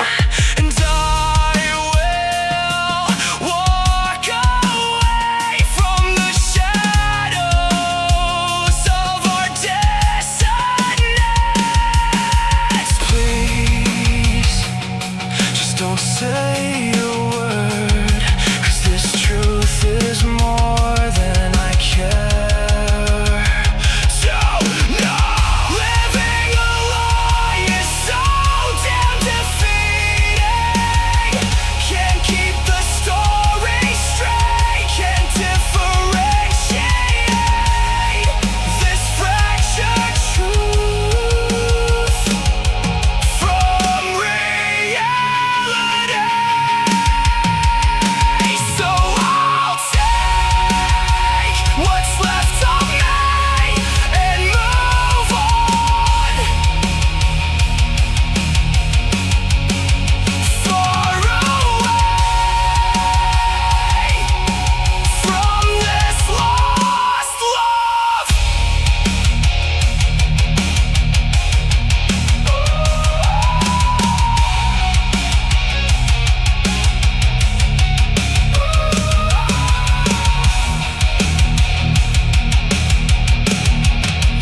There's no hope.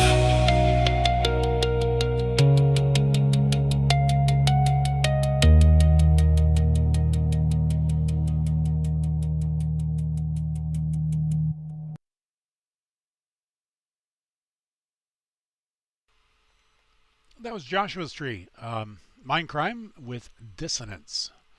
So yet another song that's fitting into the general theme that we've had this week, which has carried through with a lot of these, and that's kind of the reminiscing, looking back at things. My song fit that as well. A Room with No More Clocks. This is a case of, and I mentioned this last week as well, because I remember the song when we started going through the lyrics on this one. And this is the end of the relationship, right? Where they're kind of counting the pieces that are left, or picking up the pieces of their individual lives. One person is moving on, the other person is not.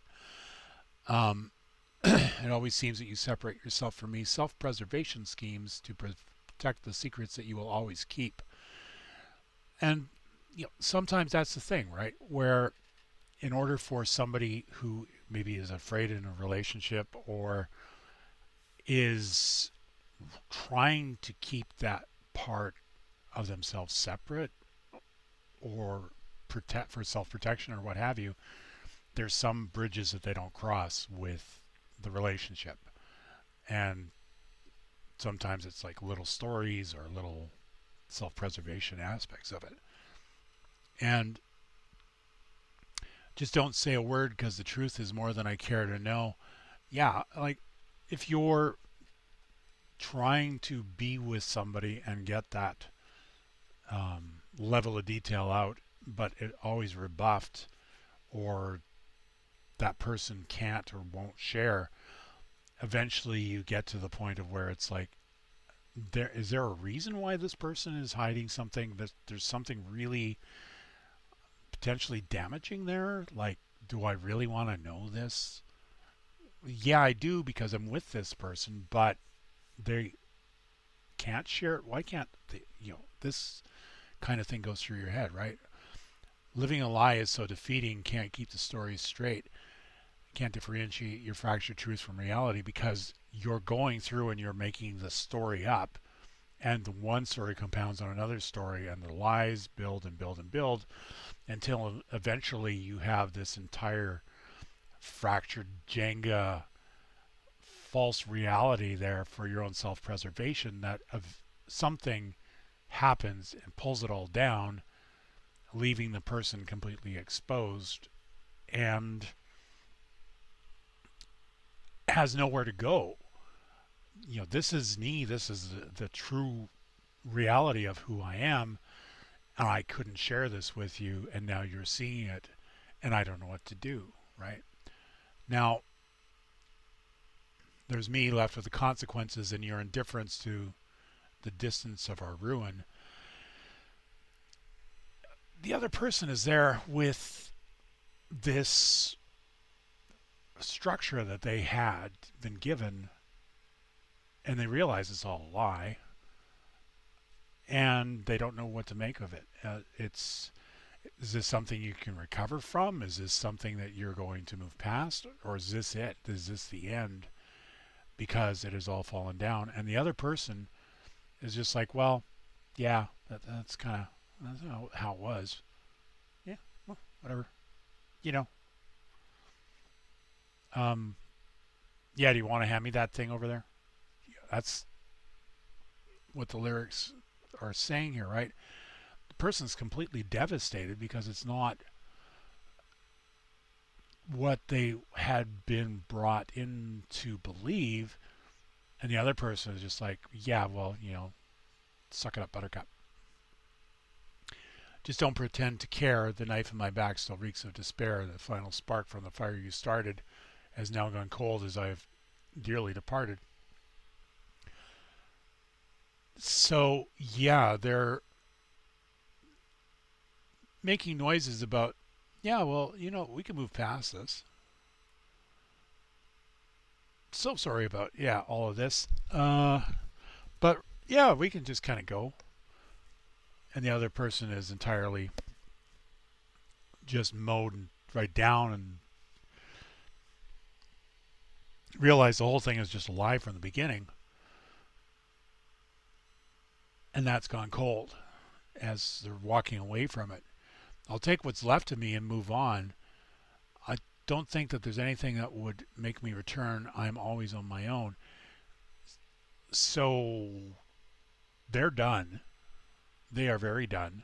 And this other person, whether they were ever there in the first place or not, it's not really clear from this. But you can play the victim. You can sing your sad song to all who will listen, and I'll walk away from the shadows of our dissonance. Oh, this person was so much. Oh, they told me this thing, and this thing was wrong. It was a lie, and I was taken in.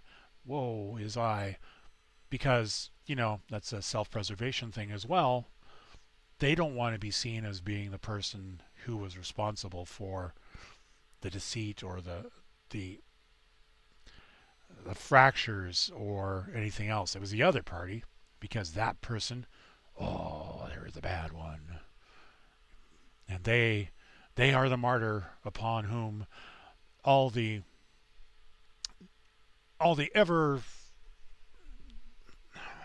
everything in history where it has ever been unrequited, and all of the good romance love thingies that need to be put on the altar, why they are the altar upon which they should be put, because they were pure.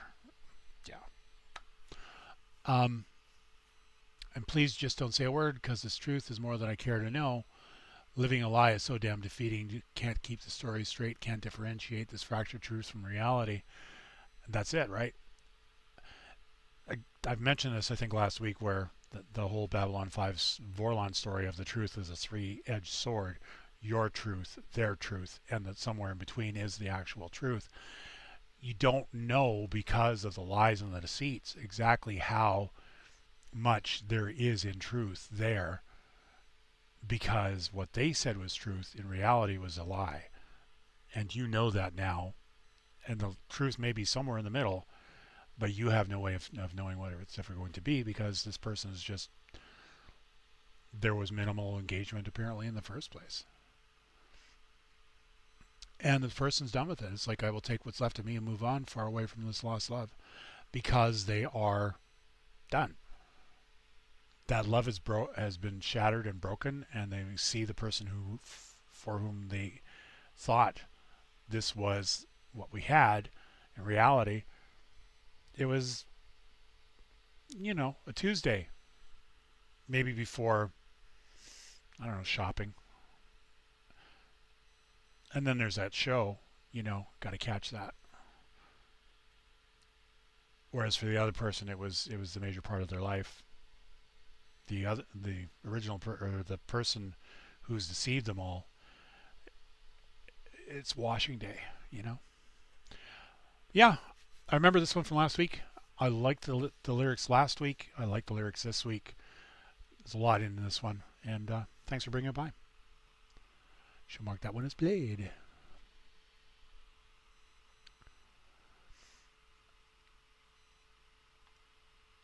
Aw, thank you. I'm trying to give you guys back what I'm seeing in this. Because if you're bringing stuff in and the lyrics are written very well and the rest of it, I really appreciate you bringing that here. You can, when you're writing a specific genre, like, let's say, I don't know, mumble rap, you're not usually going to get in-depth lyrics, right? It's going to be a lot of uhs, and I'm the bestest, and I got a big gun, and all the hoes, and etc. etc. So you get that kind of style music, and it's like, okay, well, there's nothing here.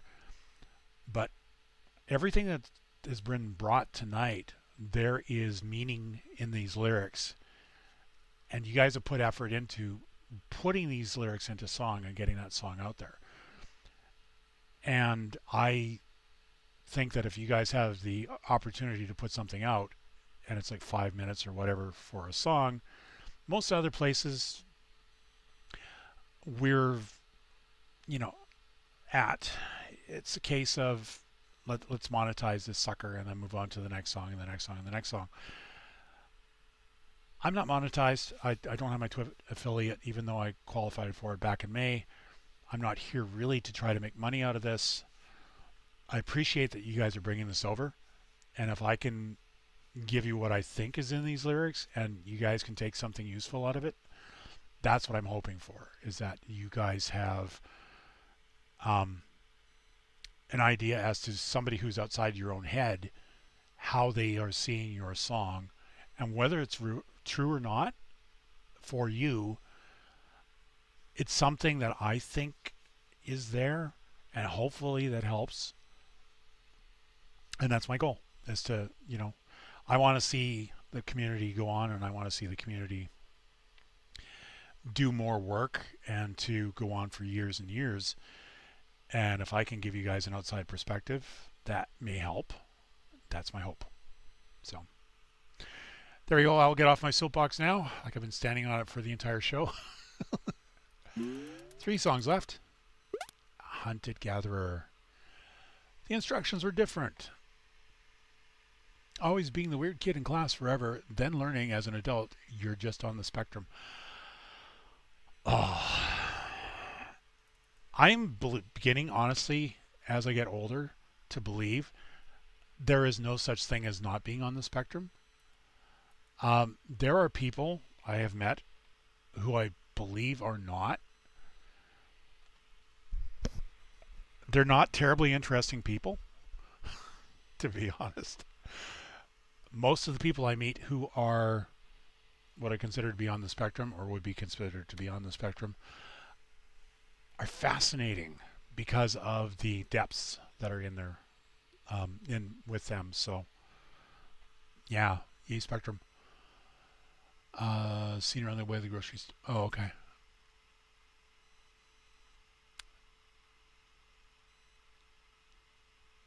Flexing music. Not a big bragger. Yeah, that's true.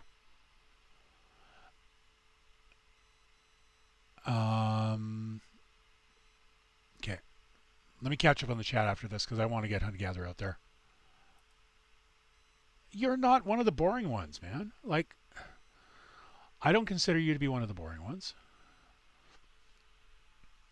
Mind you, we don't get to talk as much as I'd like. I keep sending you messages on Discord, and you're like me when it comes to Discord. I'm positive, where it's like, oh, somebody sent me a message 2 weeks ago. Oops. I should follow up on that. Okay, let's click on this one. By the way, I'm a fan. Just a mention of Hunt Gather.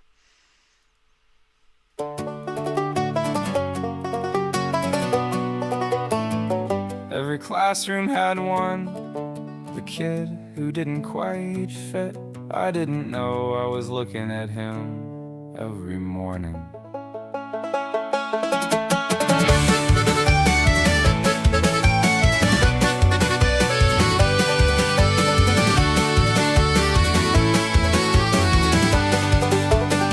Every year had a different desk, a different teacher's name, a different group of kids who all seemed to know the game.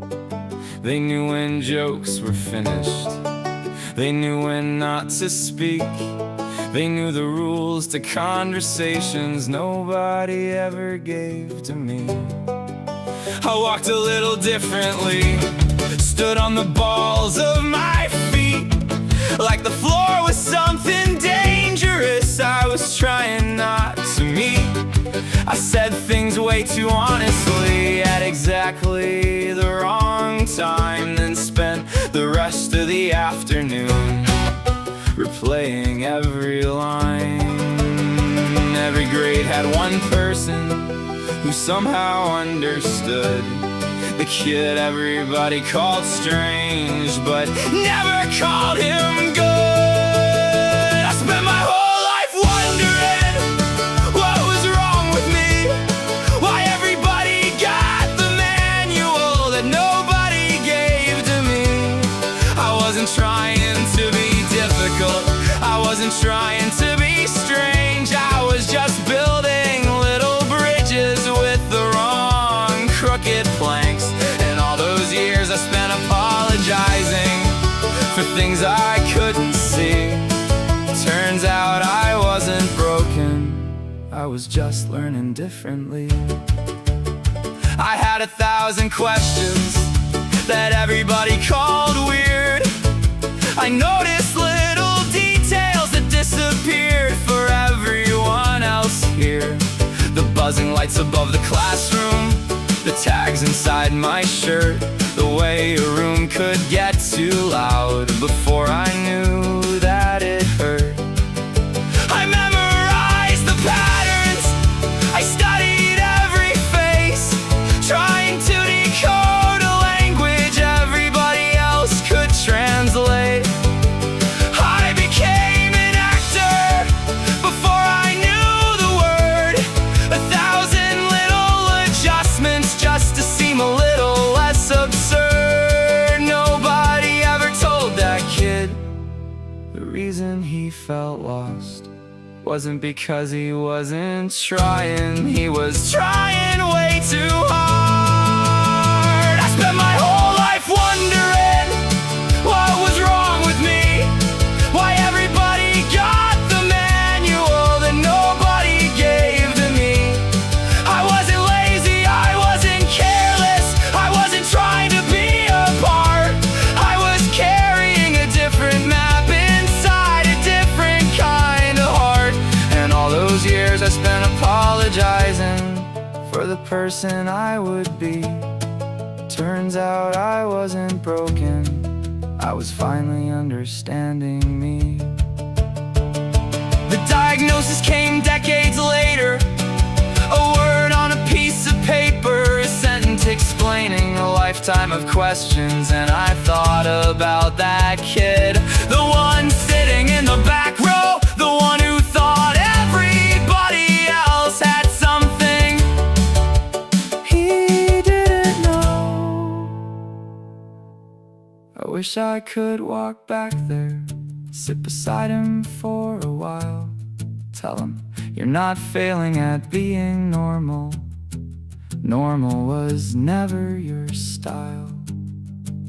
Every strange little habit, every different little thing, every reason you thought you didn't belong was a piece of the person you were becoming. I spent my whole life wondering what was wrong with me. Turns out the world was speaking a language I couldn't see. I wasn't missing pieces, I wasn't falling behind. I was just taking a different road to arrive at the same sunrise. And that kid in every classroom, that kid I tried to hide, was never somebody I needed to fix. He was somebody I needed to find. Every classroom had one, the kid who didn't quite fit. I spent years looking for him, turns out I was him.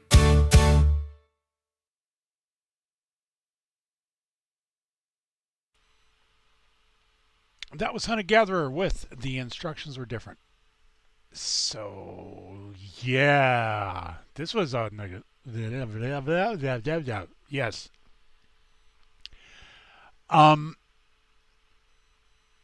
So, Phobos, one of the moons of Mars, is going to eventually fall inside the Roche limit, and it will break up.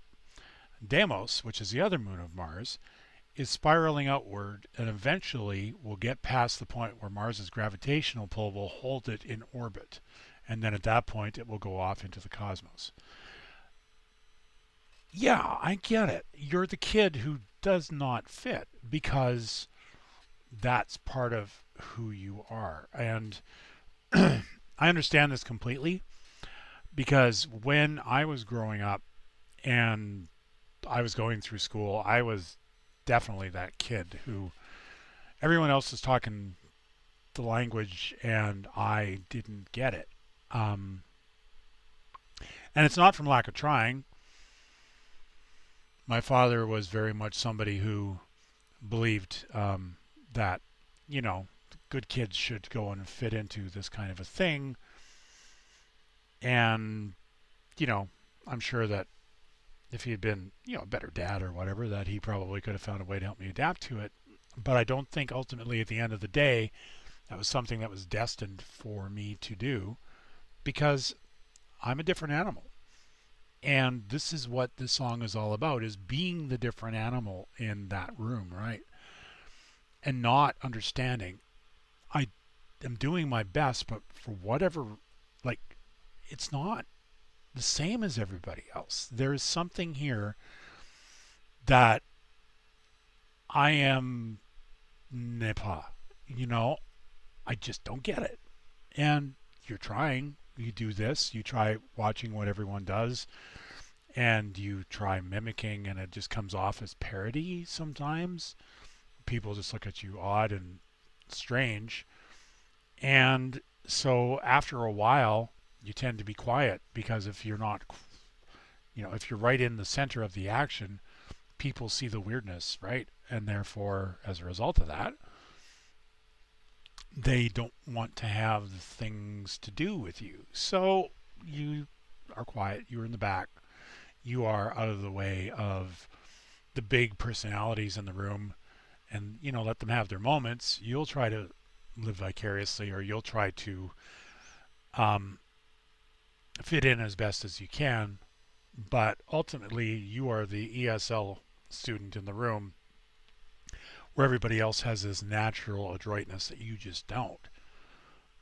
And that is kind of it. Like, every year had a different desk, a different teacher's name, a different group of kids who all seem to know the game. And I remember that too. Beginning of the year, you walk in, and we had these really old desks, because we were in a small, well, not really, really small, but it was a small kind of rural district, and therefore the desks that had been there since probably 30 years ago, and there had been generations of kids that had sat there and gone on to make really bad life choices, and you're sitting in that seat not knowing any of that history, right? But some of those teachers know that history, and they're looking at you coming in and going, who's that? Oh, there's that one, right? Okay, let's see if this is true. And occasionally you get moments of respite where you walk into a room and this teacher kind of gets who you are and goes, okay, I'm not going to be pointing my finger out at this person saying that this person is like this. I'm going to help them to be as fit in as they can be. And that is kind of where this is at. They know when not to speak. They know the rules of the conversations nobody ever gave to me. I walked a little different. I stood on the balls of my feet. I know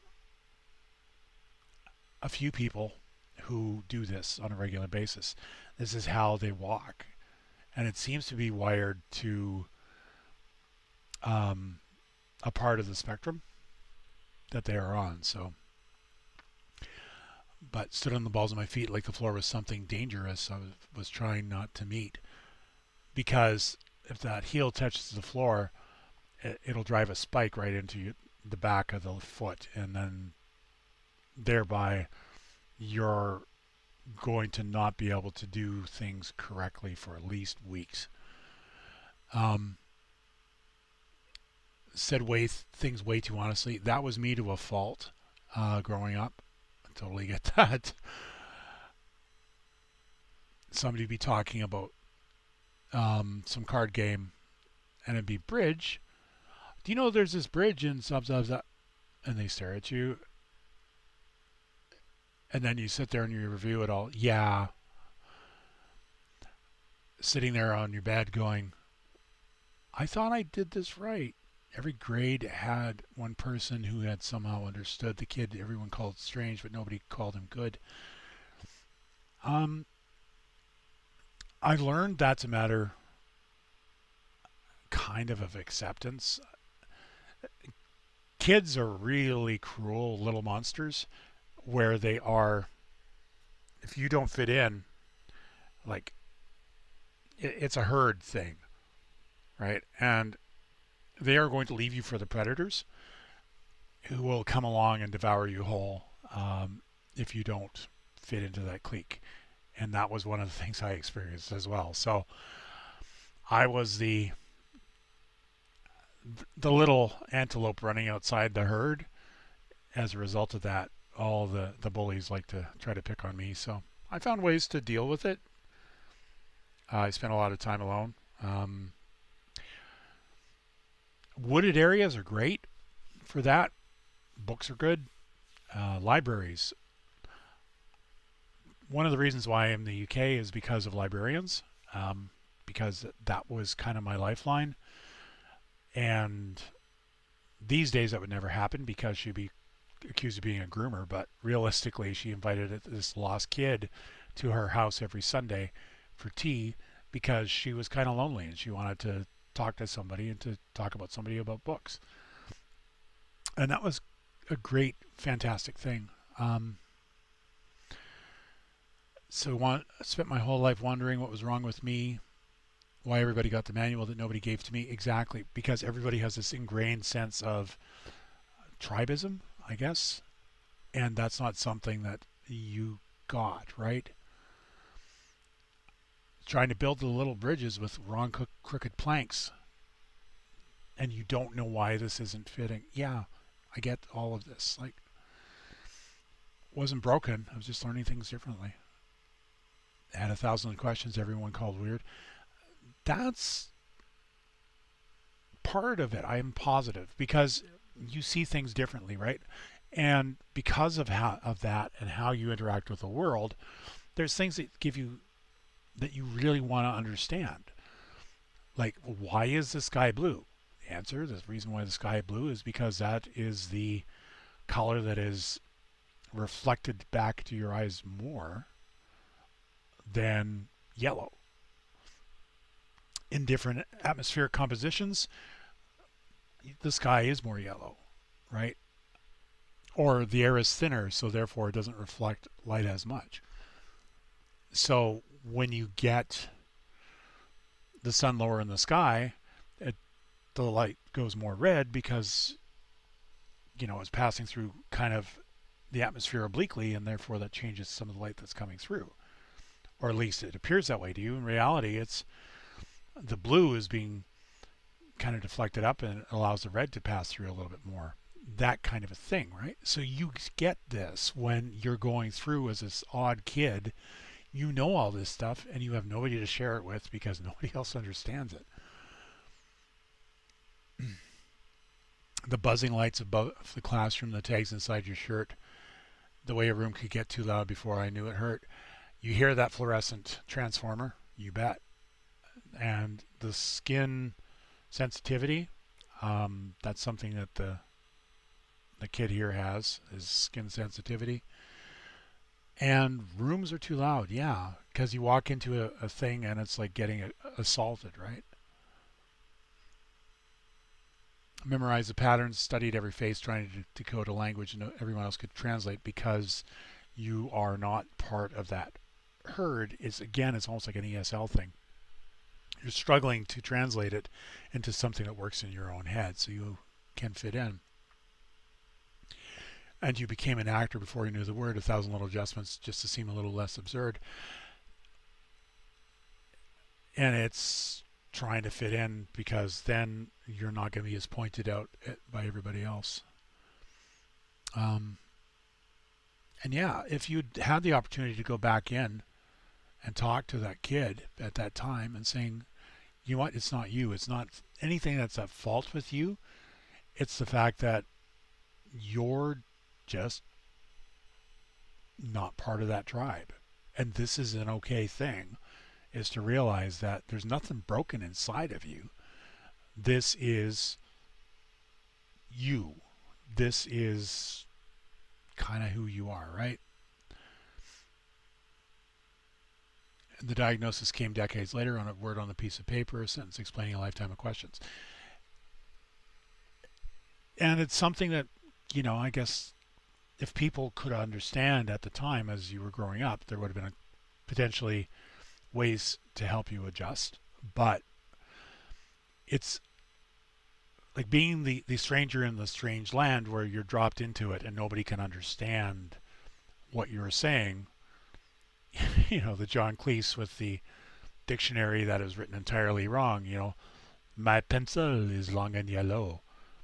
It sounds absurd, but the French tourist who is reading what he thinks is something that is accurate, and it was actually written to humiliate, I guess you could say, the tourist.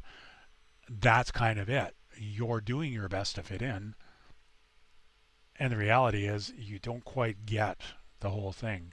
And realistically, that's totally fine, because that is who you are. So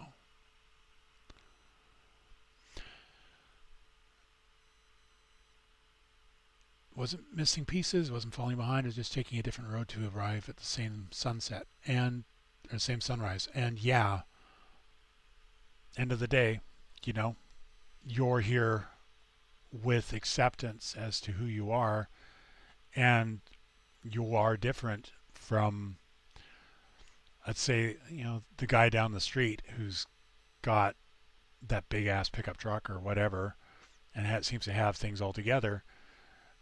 But understand that there are people out there who accept and appreciate the fact that you're here, and I guess that you brought music. How's that? I'm a fan. Woo. Okay, let's mark this one as played.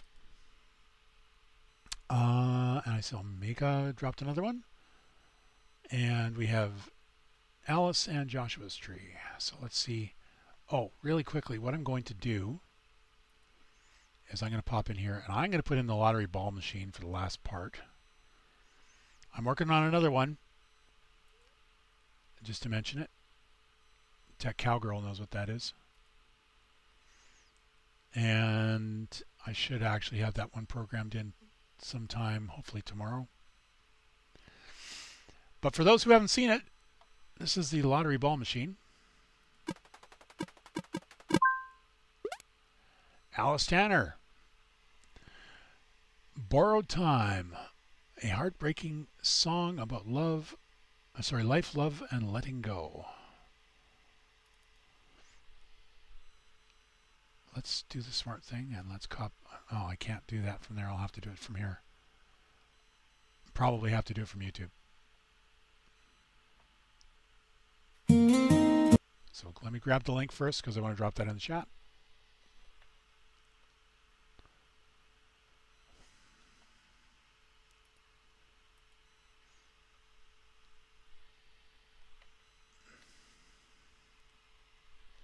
And that's Alice Tanner. Broken Time.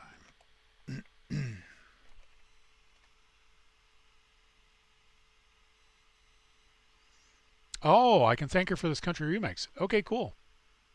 Yes, lottery ball machine. I had the idea for that one night. I was like, oh my God, yes, that would be awesome. So we have a lottery ball machine now for the person. Their songs to be picked. So there we go. I'm going to shut up now, and we'll do Alice's song.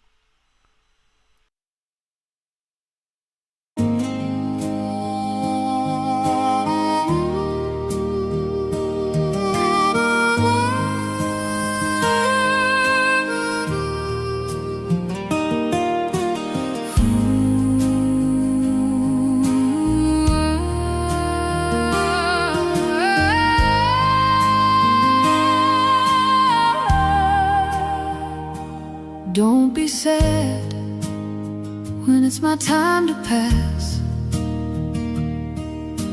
Nothing is forever, the grief won't last. We're only fleeting visitors, a momentary existence, this perpetual ebb and flow. And I'll still be here in the afterglow. We're all on borrowed time. Stop watching the clock, waiting for the bells to chime. Tick tock.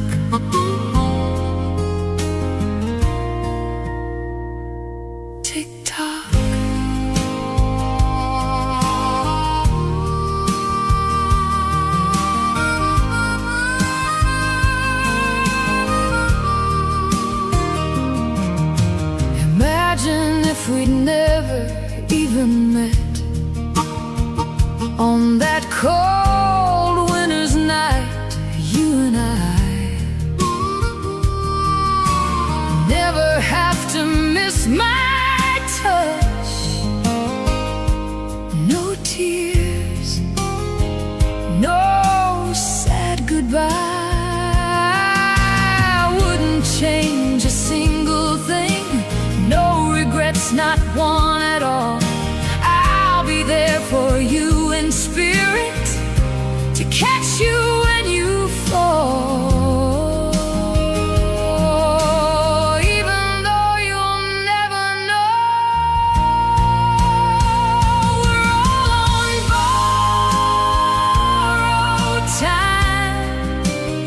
Stop watching the clock, waiting for the bells to chime. Tick tock,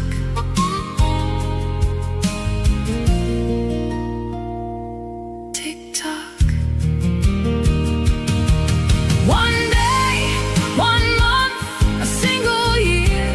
Who knows just when your time is up? I'd take a single second if that's all that we have left. We're all on borrowed time. Stop watching the clock, waiting for the bells to chime. Tick tock.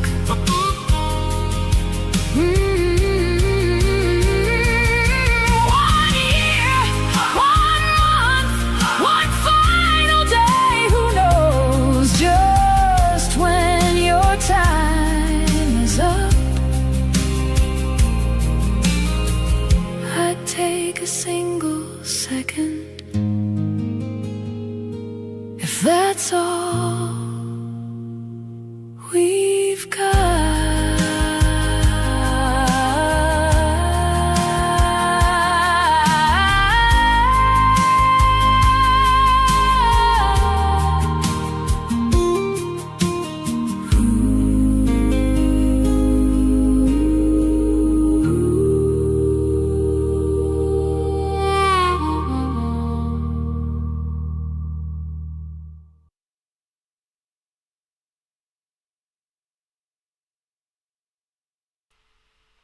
That was Borrowed Time with Alice Tanner.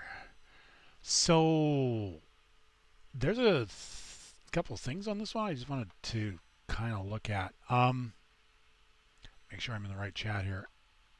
There we go.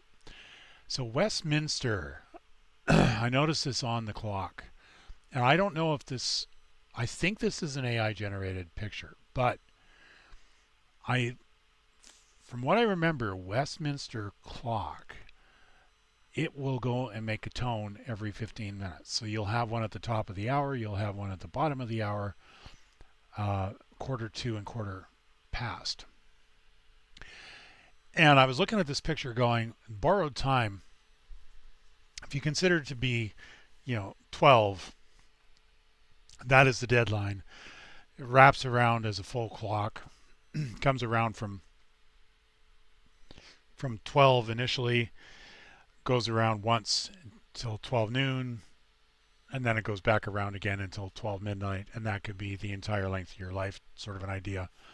The borrowed time is, it's 12 and it's now 27 after 12, which is borrowed time. That was one thing I was looking at. I don't know if that was intentional or not, but it's kind of what I was reading into it. And it's 3 minutes before that chime goes off at the bottom of the hour. So they are approaching that moment where the bell or where the chimes are going at the bottom of the hour. So that was one thing I saw just right on this picture. And I don't know if I'm off base with this one at all, but that was the first thing that I was thinking about with the imagery. This lyrics wise, this totally fits into the theme again tonight. It seems to have been all about reminiscence and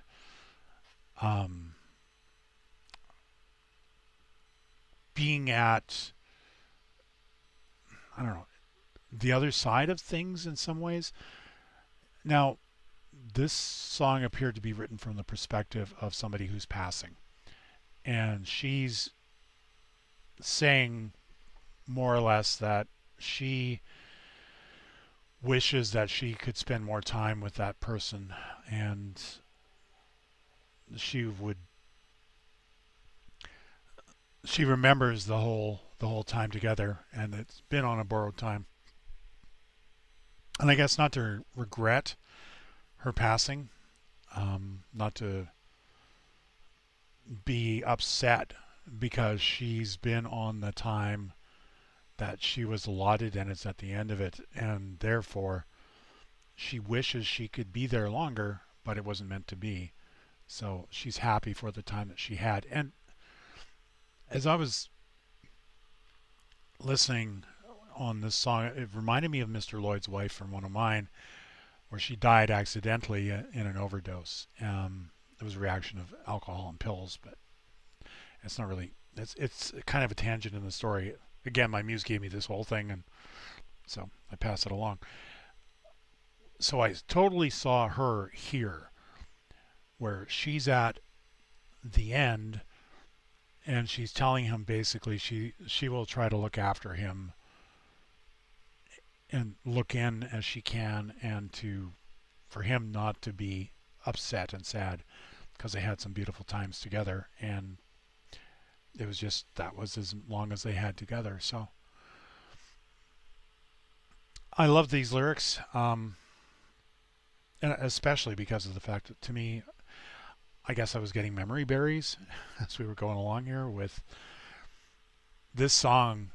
Was entirely like Mr. Lloyd's wife, and her singing to him about, don't be sad, I will be there, I will look in on you and be there for you, and you have to proceed past here, but don't regret the time we've had, and I hope that I don't see you too soon, as it were, but know that I'll be looking after you, and as you go on in your life. So that's kind of what I got from here. But thank you very much, Alice, for bringing this. And I will mark this one as played. And I have to fix that buffer issue, so we've got that for next week. I'm really quickly going to catch up on the chat, see how wrong I was.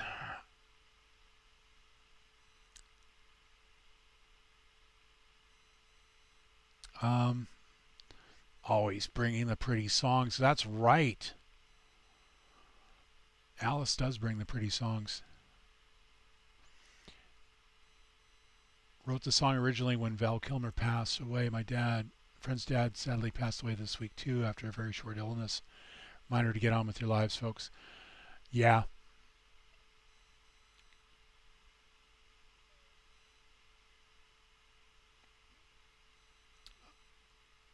And really scattering. It's not a reflection. It's scattered and rescattered more than other colors, and the black with the background space. Yes. That's also one of the reasons why you get hazel eyes, by the way, is really scattering as well. Found this out recently too. It's the whole mix of the blue and the brown. So when it appears to change, eyes color change, the color of the eyes are changing. It's because of the Rayleigh scattering, actually making things look a little tiny bit different. So hazel eyes do change color. I can tell you this for a fact, as somebody with them. So, which, by the way, another one of those weird little bits. After I run this. Indicates Iberian Peninsula background, primarily with hazel eyes. That means that somebody was from the Spain-Portugal area in your history, family history.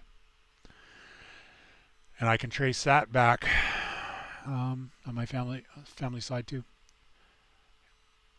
But let's go to Joshua's Tree, Somewhere You Stayed, remastered. Latest song I've written. It is a bit different from my previous stuff, but I thought it turned out okay.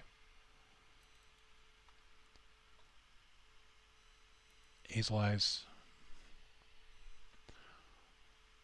Some days more gray or yellow. Especially when she's mad, they go gray. Yellow, definitely. I think it was 18% actually. I'll post this into YouTube.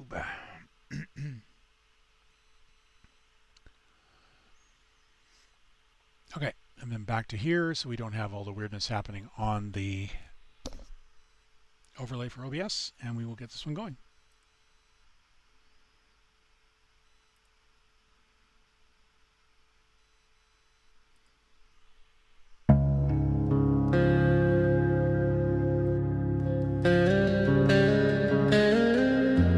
Oh, we've already played this song?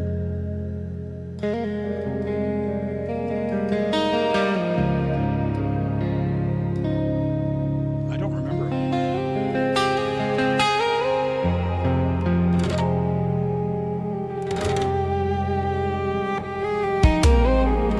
Hang on, let me check the chat.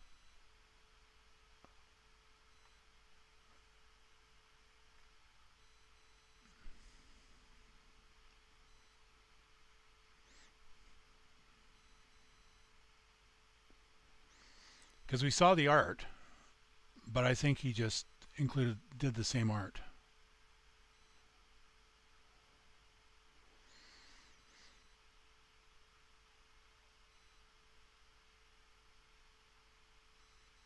Oh, sorry, I wish I'd seen that earlier. Had parents telling me it was just like everybody else, I just needed to apply myself.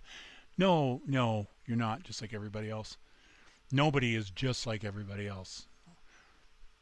Because if you were just like everybody else, there would be a socket on the back of your head, and everybody else would have the socket on the back of their heads, and everybody would be all dressed like, I don't know, black leather with like, cybernetic implants, right? So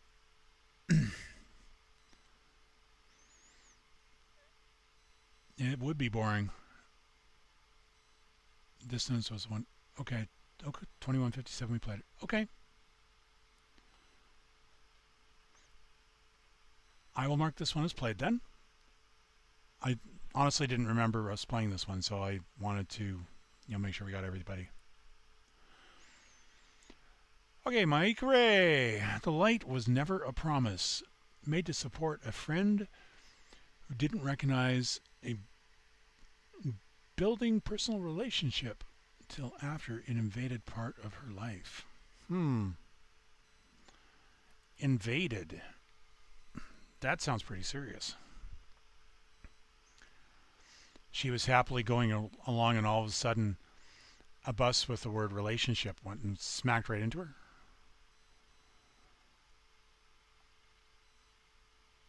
All right, gotta get going. See what the kids want. Tell them they can't have ice cream. That's usually what kids want. Or cookies. Parasocial thinks it's a relationship, the other person doesn't. Yeah, I've been in that one. Yeah, my first girlfriend. I thought there was a relationship. Wasn't I the ass? Of course, I was like, young and stupid as opposed to old and stupid. All right, let's play this one.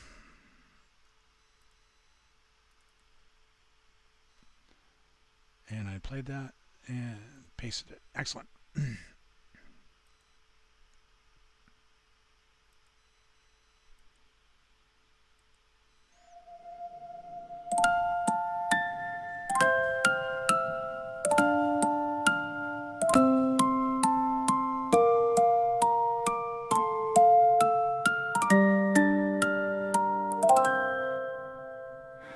You kept a little window lit for anyone who wandered in. A laugh, a name, a place to rest, a moment safe from loneliness. You could not see beyond the show what someone else believed was there. How simple words exchanged at night could turn to something never shared.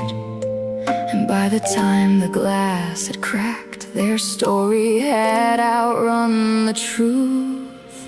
The light was never a promise, the warmth was never a vow. You never offered them your heart, you do not owe it now. There is no shame in missing a line too faint to see. You gave them kindness through a window, they dreamed of what could never be.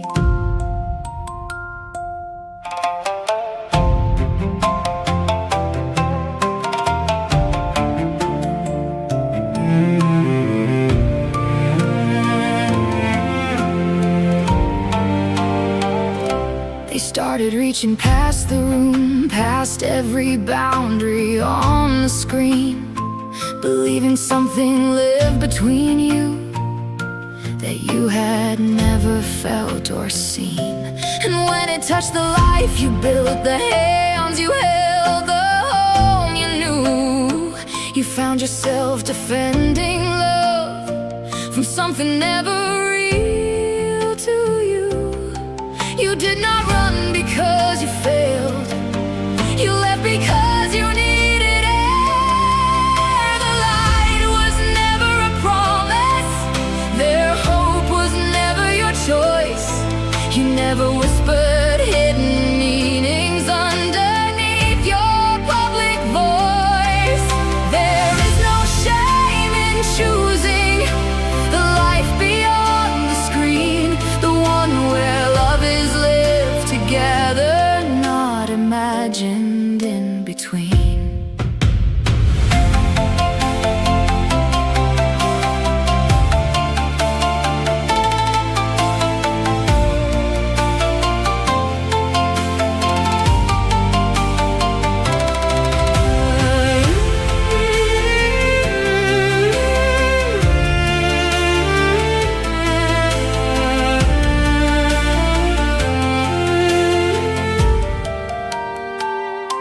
Some warning signs are written small, and pauses no one thinks to read.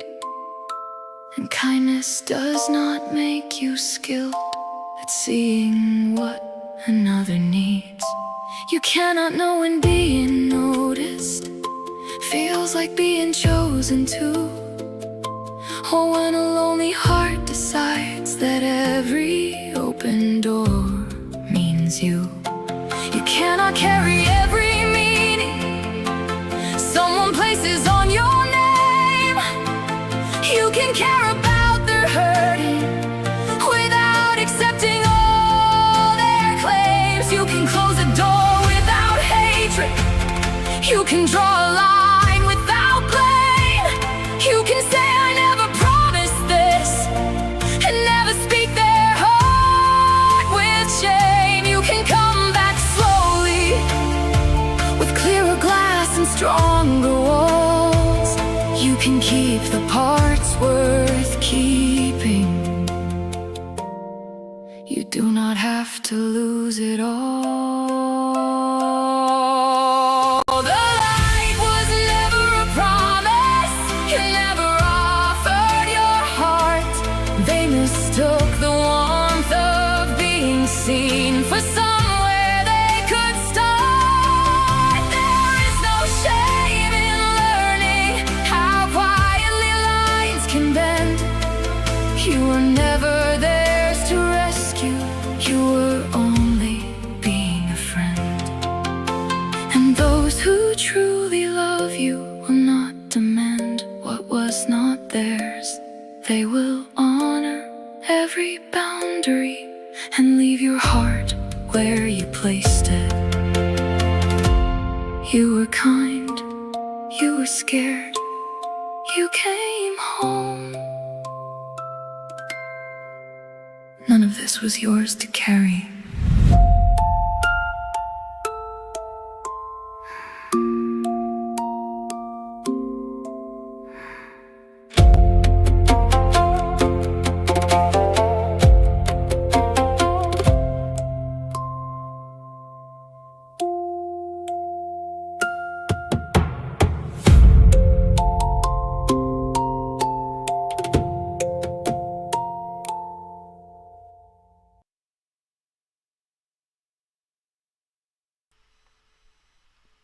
That was the Mike Ray with "The Light Was Never a Promise." Ah, how many of us have been in relationships where there is aspects of the relationship that is not the same in both people's heads? And hands up now. Okay. Can't see the room because of the hands. Okay, so sorry, the Mr. Dog just came up here to visit to see if I was dead. Yeah, hello. How are you? See, if relationships were as simple as it was between people and a dog, that would be something.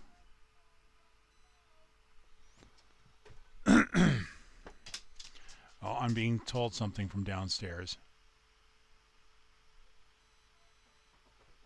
The microphone is by my mouth.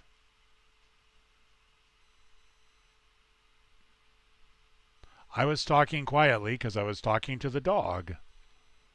The microphone is by my mouth.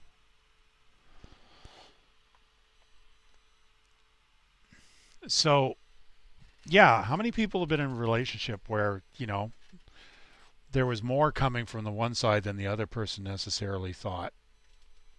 Or the other person was seeing more than was actually there, right? And that's something that exists, I think, because humans are complex creatures that don't seem to necessarily understand all the vagaries that happen with relationships, and there's a misjudging.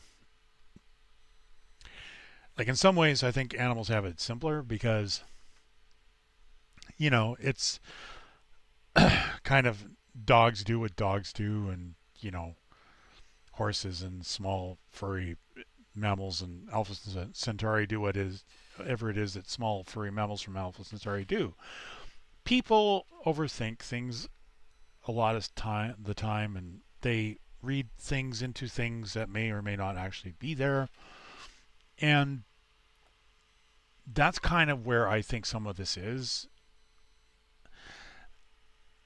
This one, looking at the lyrics on this, it's very much about where somebody went and assumed something that was not necessarily there because the other person was being kind. And the one person read something in there that was not necessarily, or wasn't actually there, because they overread what was coming back as being something other than what it was.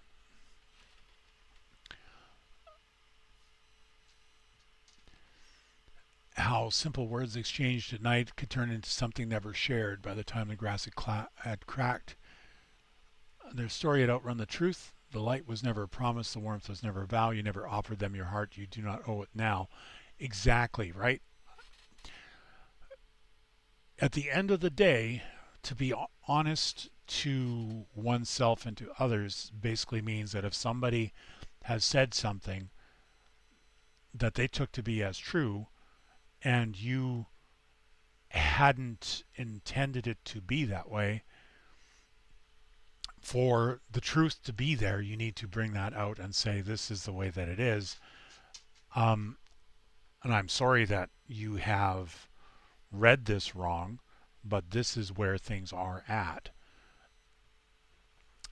And when the first person in here had that presented, that was pretty bad with what I'm understanding with the situation, and they reacted poorly to it. But it was being true to that person to tell them, yeah, you're way off base. This is the reality of it, and how do we recover from this sort of a setup, which we had gone through in a previous song as well, where the other person was completely dispassionate about it and saying, well, yeah, that's your weight to carry. This is not the situation here, because this person does care about how the other person had seen them. And if they hadn't have cared, it would have been easier. They would have just moved on. But they felt grief in the misunderstanding and wanted to be there to try to help the other person, but may not have known how to approach it, because being told that you are every part of my world and all the light and the love of it is directed towards you, and you're going, but we're not that. This isn't something that really exists except for in your own head. And I'm sorry, but this is not something that is my reality. How can you help that other person, because they may not accept things, right?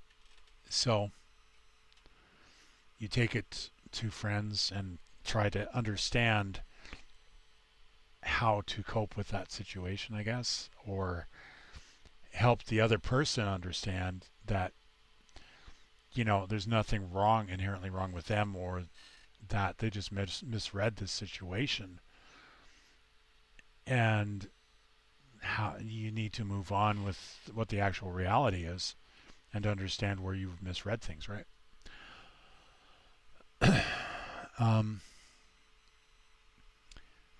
Gave them kindness through a window. They dreamed of what could never be. They started reaching past the room, past every boundary on the screen. And that's it as well. You've set the boundaries were set, whether or not the other person had realized them or not, and they had tried to reach past the boundaries into where they thought things would be, but the reality only existed in their own head, so they were overstepping. So yeah, humans are strange things, and because I guess there's no inbuilt sort of, here, hold on a second, let me plug this thing into your head for a second so you can fully understand it. You got it? Great. We're sorted? Fantastic. Because that doesn't exist, and verbal communication and written communication ultimately is crap, really, at going and getting across the true reality of things for others. You can do your best to say, this is what's real, and the other person just doesn't get it. So, because there's these internal filters that are getting ran through. So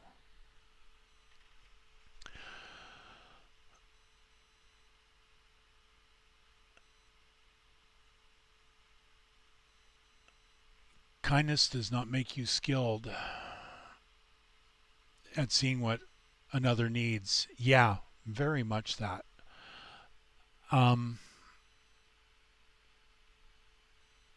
that's the whole thing, right? If there was this manual that a person could go and read and say, yeah, in this situation, so you pull up the equivalency of the Space Corps regulations from Red Dwarf, and it's a book that is about as thick as an encyclopedia. You pull it up and you go and look at the index. Relationships. Okay, flip. Okay, relationships with others. Relationships with others where assumptions. Relationships with others where assumptions are overstepped. Page 12,321, and you go there and you go, in this situation you should do X. That would make it so much simpler, but I don't believe, at least as far as I'm aware, and this has been a cause of a discussion from myself and Tech Cowgirl from time to time, you aren't brought in knowing this stuff. You are supposedly here to try to figure out this stuff, and you are at a disadvantage in the fact that you come in as a baby with no knowledge of any of this stuff. Even though there should be genetic memory, other species get genetic memory, and things that go and help them fit in quite well socially with other animals of their species. Apparently this human species is a retarded one that comes in has no clue as to do anything other than potentially eat and poop and breathe, because without that, of course, you won't have a baby for very long. And there is this genetic disposition on the part of the parents to find the baby cute and adorable, because that is a defense mechanism for the child, because otherwise it would just be a case of, oh, what an ugly, squally, yucky thing. Let's go and quickly throw it onto a small pile for the wolves to get, And therefore your species dies out. And yeah. So because of that, you deal with the ugly, squally, smelly thing and love it and help bring it up. And then eventually it gets to the point where it can communicate with you. And what it says may not necessarily be real, because everybody is like trying to fit in things into their own framework. And people don't come with manuals. And therefore, as a result of that, there are misunderstandings and miscommunications. It happens all the time.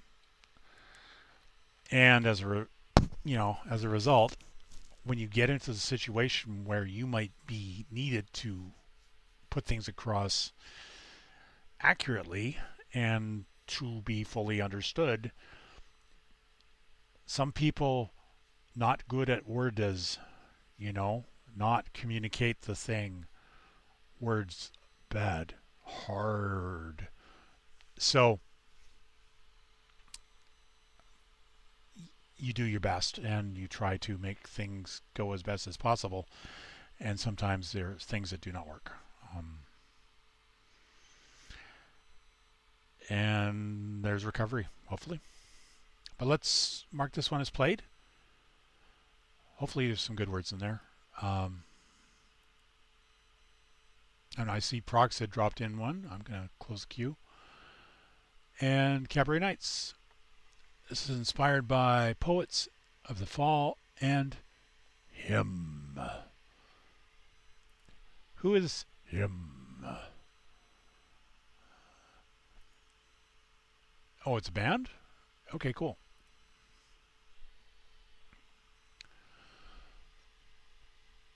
Second parasocial relationship song I've ever written. First was when I was shooting down somebody who was starting their I think I'd be in a relationship with her. That one had been more teethier as I was addressing the person falling for her. This song shoulder for someone else who was being pursued in that parasocial relationship. Hopefully it wasn't with the same person, because that other person should be really educated as to do not fall for the peoples, because necessarily these peoples may have different ideas than you have. Yes, I just grabbed the song.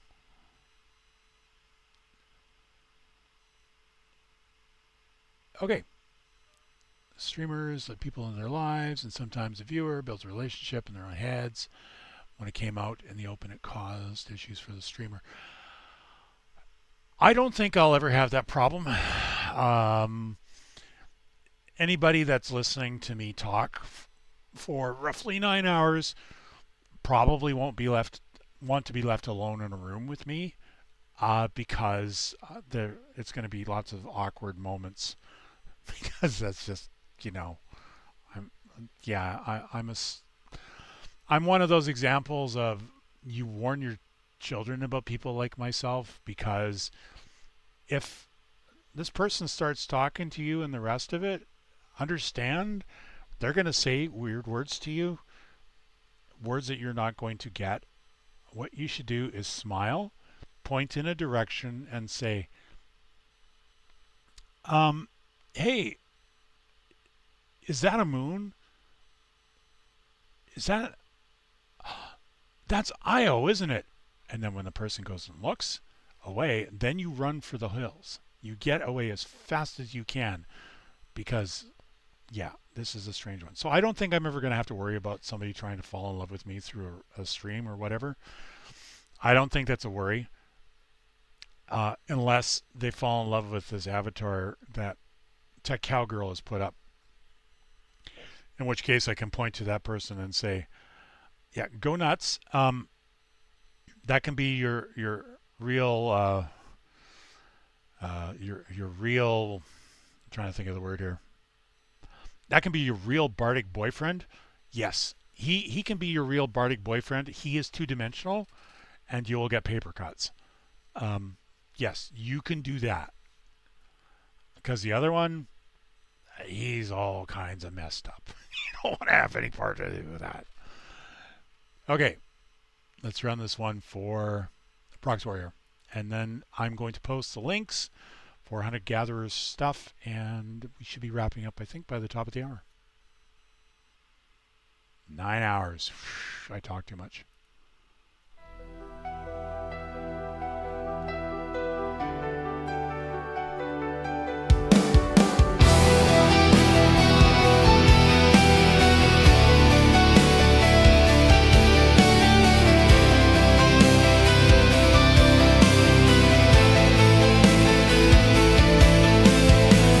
Unnerving aura roams the air, winds that sound like despair. Stays under the moonlight, vanishes quickly at sunlight. Haunted by omens that appear, conjured by unrest and fear. It is the shadows when the sun is set. Upon the blind, shadows arrive. Nighttime hiss, cabaret nights. Black lips, dark kiss. Intense winds linger quickly. Gale force winds so suddenly. Circulate and repeats. The feeling of silent defeats. Awakened by the shakes below, the seas have become shallow. It is the shadows when the sun is set. Upon the blind, shadows arrive. Nighttime hiss, cabaret nights. Black lips, dark kiss.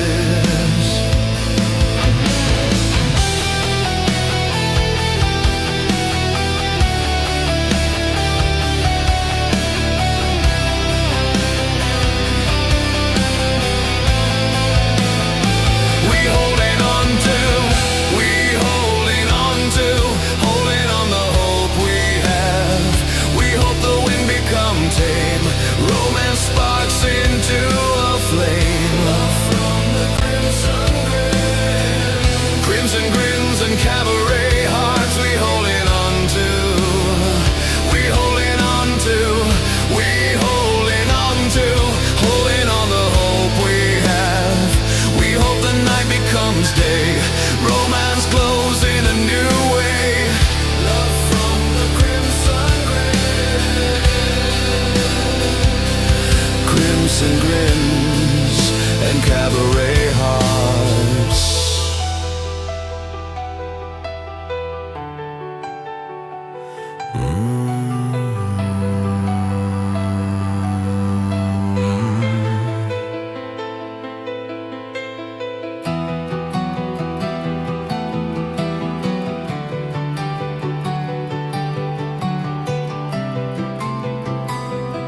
It is the shadows when the sun is set. Cabaret hearts.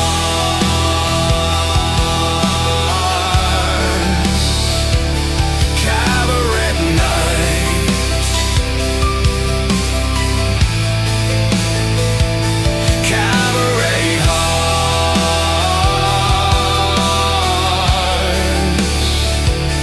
Cabaret nights.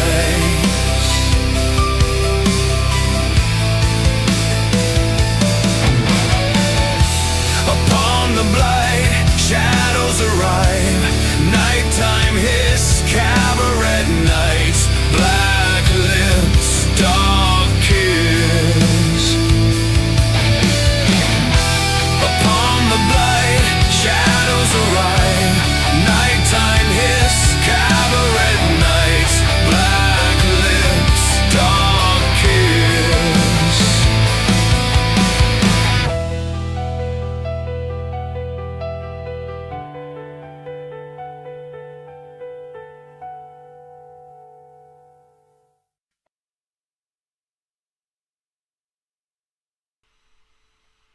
Okay, that was Prox Warrior with Cabaret Nights. So I'm thinking this was written in a different language initially, and I could be totally off. This is very much a. I'm trying to think of the word that comes to mind is sad boy, but it's not right. It's a moody piece, and it builds an atmosphere is probably the best way to describe it. And the Cure was very good at doing that as well, where they built an atmosphere in their song. Like, this is one of those tracks I'm listening to thinking this would be a good song for like the Lost Boys, where you've got a soundtrack piece, and this totally fits that. Vanishes quickly at sunlight, haunted by the omens that appear, conjured by unrest and fear. It's very much that kind of atmospheric piece where you've got this screenplay that is surrounding the song, and this is one of those tracks that fills in the back atmosphere of it and helps to set the mood, because there's people in the town that are vanishing, and then they are only turning up after dark, and they're all hanging out at a nightclub which has a lot of black lighting, but for some odd reason there's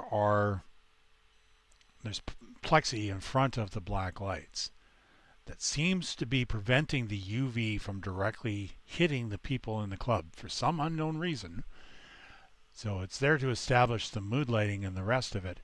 And everybody appears to be drinking what looks like a Chardonnay or some dark red wine. And they're watching these videos by Raven Jaime. And you go, okay, so this is a crowd that likes, anime. And I don't quite understand it. That's how this piece kind of strikes me, where it is really building this atmosphere on here. Black lips, dark kiss. Yeah, that is entirely. Club Voltaire did a song called, I think, The Vampire Cabaret. And that's kind of what this kind of strikes me as, where he's building this entire atmospheric piece through the lyrics, and the sound of it almost sounds like a 90s style dark goth band, right? Yeah, I love the atmosphere this builds, and I could definitely see it as being, like I said, part of a soundtrack.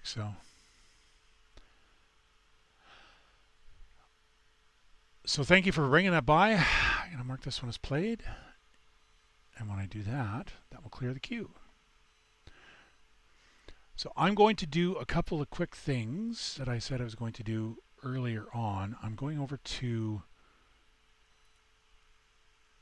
grab the playlist for Hunter the Gatherer.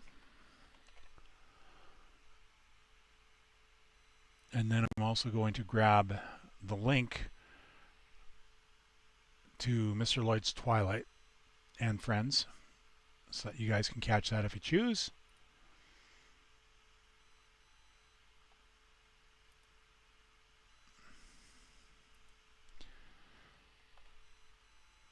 And when you guys do see the song art, or the album art, I should say, for the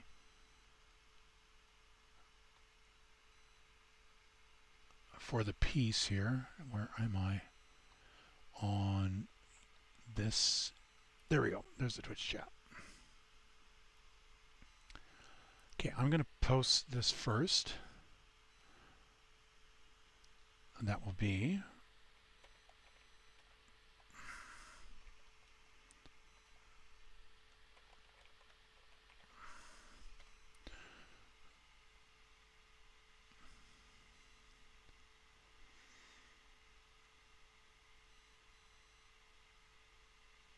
Poetic English, yeah. It is English, but poetic English. Poets of the Fall writes these style of songs, but this is my own doing. Man telling a story of he was out with his wife, and it was a dark, stormy night during a hurricane, and he was protecting her from the storm. Cool. His and her honeymoon, and a storm swept for the whole night and held on to each other due to they couldn't come back home. That is awesome. Like I said, I read something else entirely different into that because I went from the sound of it and I was like, oh, Vampire Club. So I entirely went down a different road with that one, which I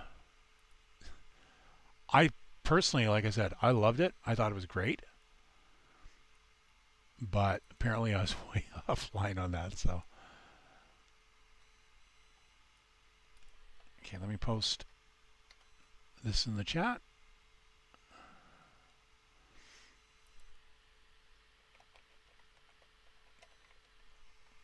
That was Hunter Gatherer.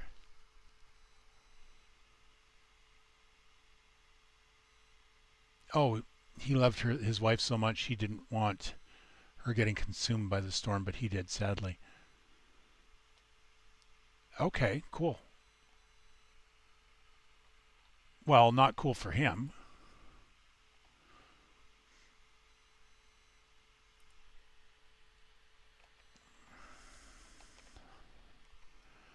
He sacrificed everything for her. And if she was smart, as part of the prenup, there would have been an insurance policy so that when he got taken out by the storm, she could be a happy widow and proceed to go on and marry some other guy with a lot of money. See? That's a good ending. Sorry. No, that's good. I really liked the story in that, and how he died protecting her. That's gorgeous. I should go back. My tongue needs a snooze button. I am literally trying to go and, as I said, give you guys what I think is in the track. As I just showed, I can be completely wrong, but I do try to do it honestly to tell you guys what I think is here, and hopefully I'm okay and I'm right. But if I'm not, you guys will get to hear it. So, okay, so Hunted Gatherer's link is in the chat for his playlist. She panicked, but he survived. But he had to find his way back from being lost, and they eventually reunited. But they were afraid to go out at night. Yeah, I bet. Like if that's what you would call a traumatizing experience for sure.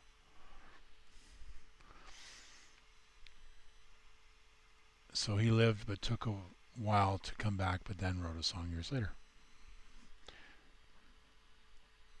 Oh, I'm being stared at. I'm being stared by a dog, or stared at by a dog in the dark. What would you like, mister? Am I up here too long? Are you telling me that? I need to get my ass downstairs? How dare I? Going and sitting on this pooter all the time. I know.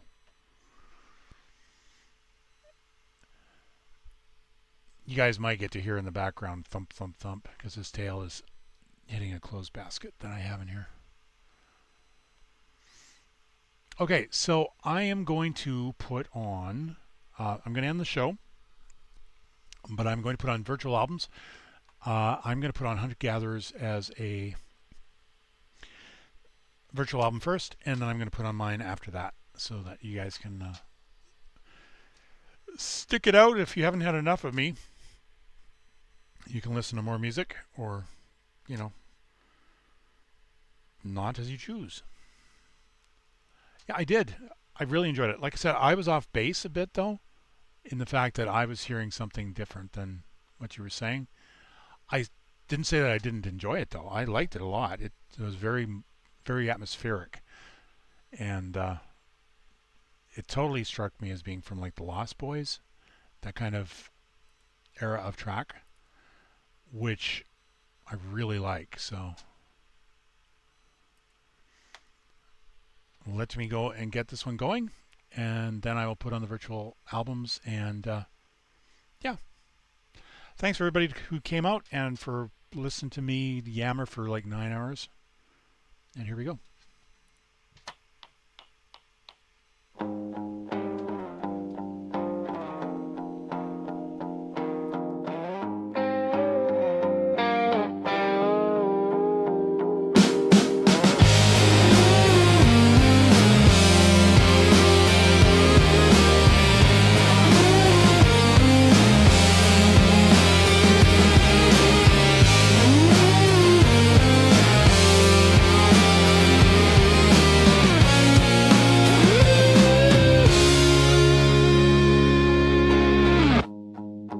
Long night,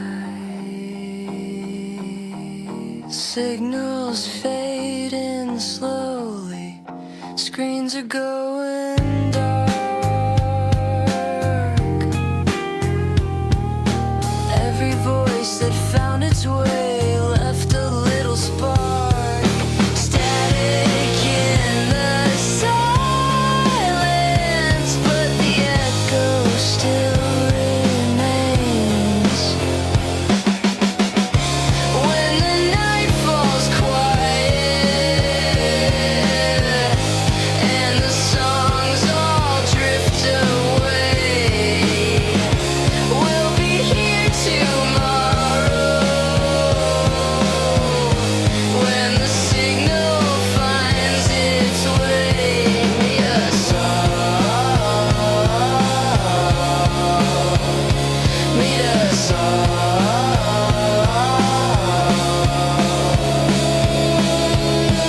Meet us all at Club Fawkes.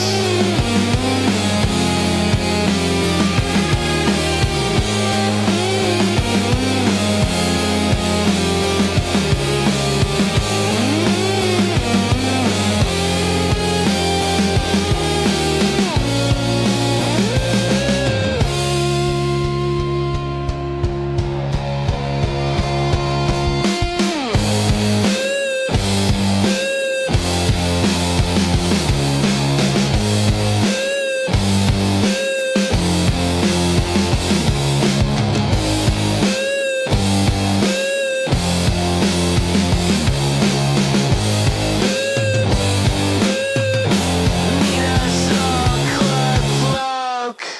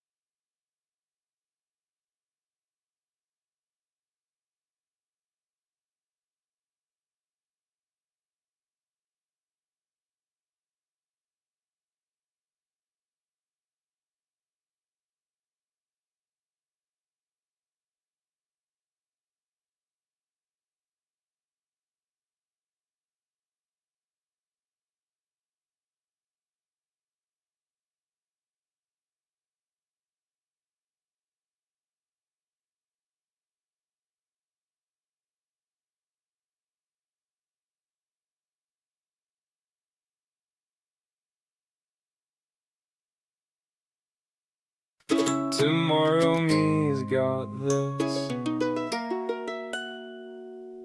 That's what yesterday me said.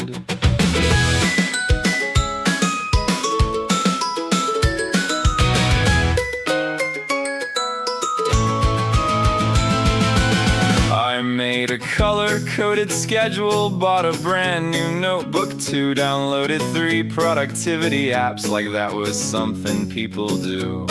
I sharpened every pencil, cleaned my desk from wall to wall, then celebrated all my progress by accomplishing nothing at all. Present me keeps making promises, future me never agreed to.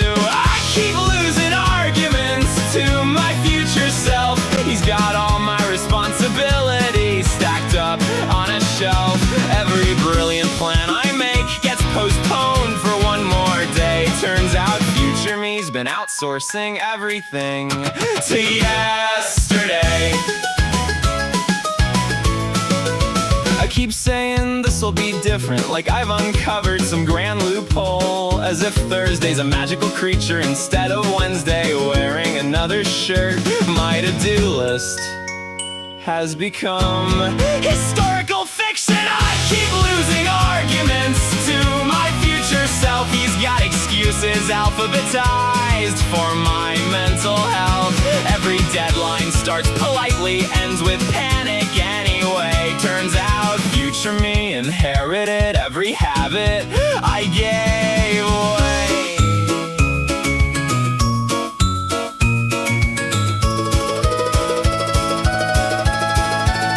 But future me is just as tired as I am, and I've been blaming tomorrow for problems that belong to today.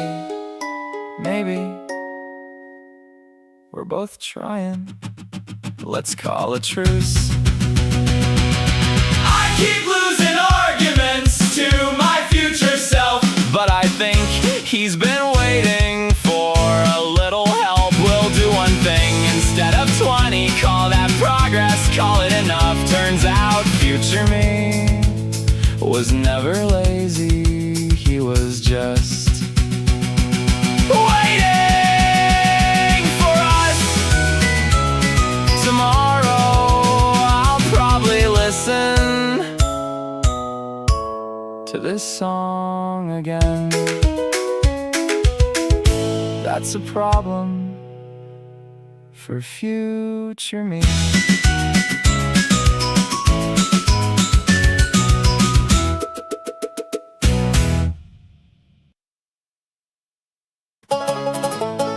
You didn't lie to me. I just kept interrupting you with my imagination. Hotel Thankful!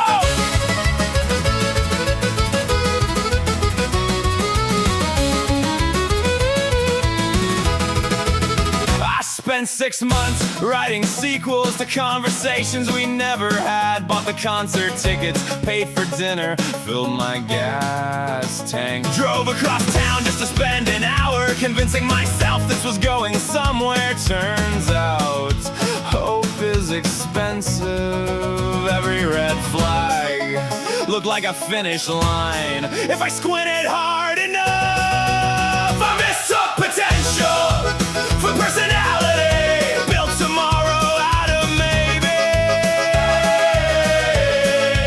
Every warning sign became a love song. Every gut feeling got outvoted by my heart. You kept canceling plans, I kept calling it bad timing. You kept talking about yourself, I called it being passionate. You treated waiters like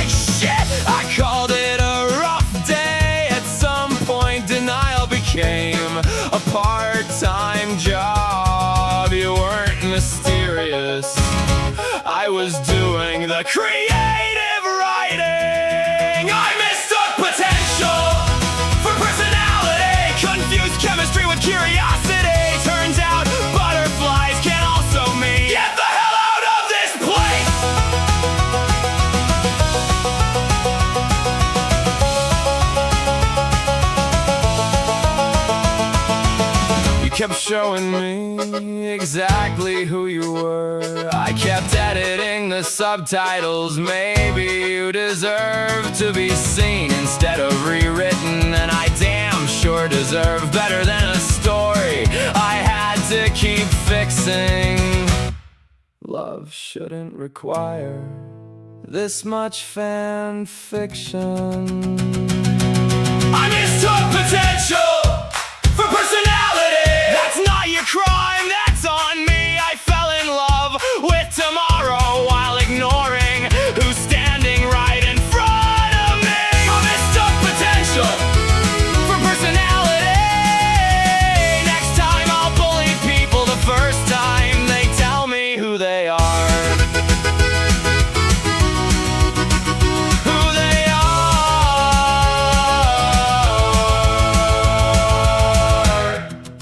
You didn't break my heart, my imagination did. Turns out you're kind of an asshole.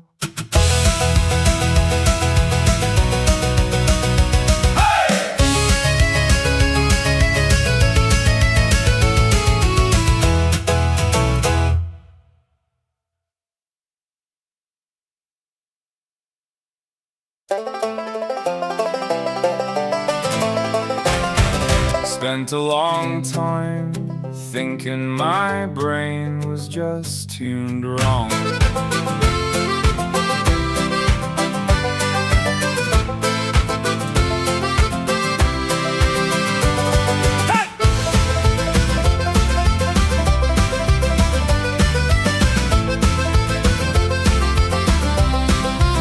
Everybody handed me albums like prescriptions with different names. This one's gonna change your life. Most of them just change the drive home. I'd nod along, smile at the right parts, wondering if everybody else had gotten a lyric sheet life forgot to give me. Maybe I wasn't hard to reach, maybe nobody had my address yet. Somebody finally spoke my language like they'd borrowed half my brain, took 1,000 scattered puzzle pieces and somehow gave them names. I wasn't looking for a hero, just somebody to explain why every thought I ever had arrived stumbling in through the rain. Your words don't feel like writing, they feel like excavation, like somebody digging carefully through decades of hesitation. You stack ideas like cathedrals built from crossword puzzles and Sudoku grids, then somehow make impossible rhythms feel like the safest place to trust. Your voice doesn't rap, it lands like thunder rolling down a mountain or an avalanche that somehow keeps perfect time. The beat walked crooked, never stumbled, neither did you. Somebody finally spoke my language, not because you made it simple, because you never asked me to pretend my thoughts were anything but complicated. They finally spoke my language, and suddenly I knew maybe I wasn't lost, just untranslated. When you said all I ever wanted was to pick apart the day, put the pieces back together my way. I didn't hear a lyric, I heard permission, permission to stop apologizing for the way my mind puts the world back together. Maybe we weren't broken, maybe we were just waiting for a translator. Somebody finally spoke my language and the silence finally cracked. Turns out I wasn't bad at listening, I just hadn't heard it back. Some people save your life without ever learning your name. Buddy in the Thias Babbitts has walked these crooked roads and somehow learned to sing. I spent years thinking my head was tuned wrong. Turns out I was just waiting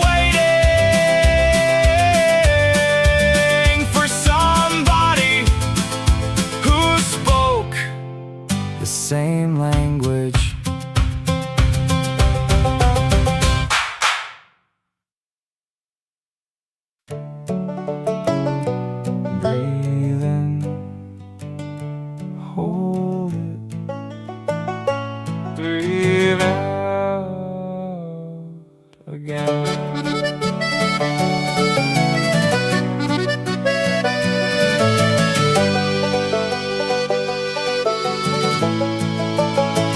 I've gotten a ride to the emergency room twice, convinced I was dying, certain this was finally the night my heart had had enough of me. Monitors blinked, doctors nodded, and every single time they told me it's anxiety.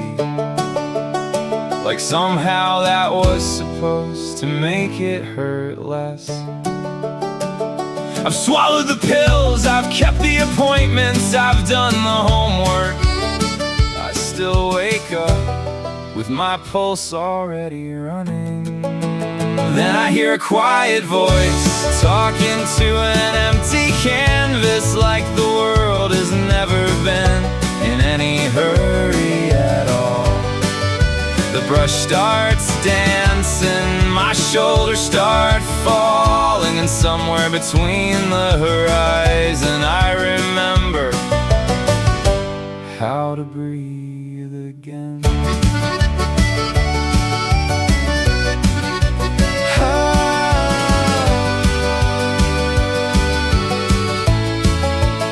It's funny what saves you. Sometimes it isn't medicine, sometimes it's a man who's been gone for years, still teaching strangers how to make mountains without ever raising his voice. The paintbrush whispers across the canvas like it's sanding down every sharp edge inside my chest.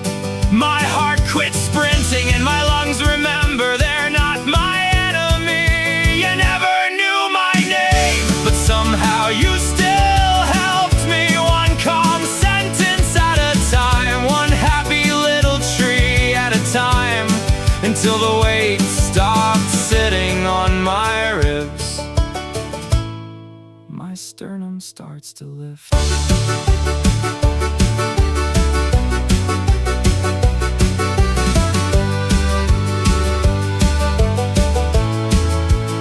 I've learned peace isn't loud and healing doesn't always arrive with fireworks. Sometimes it sounds like soft bristles against a canvas, and a man reminding you that mistakes can become something beautiful. One more breath, one more tree, because everybody needs a friend. You never knew my story, but you helped me write another song. Every time my heart convinced me it was beating toward the grave, you handed me a little patch of quiet in a world that never stopped shouting, and somehow it worked better than any pill ever did. My heart slows down, the paint keeps moving, the brush keeps whispering, I can breathe again. He signs it Ross. Thank you, Bob.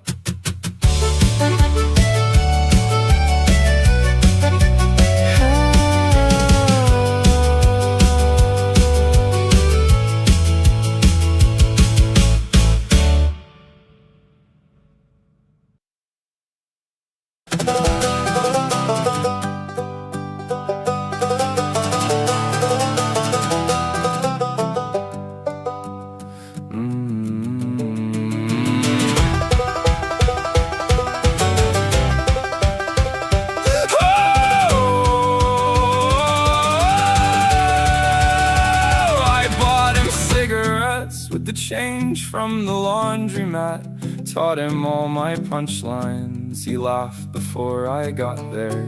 He slept behind the mirror where the silver starts to peel.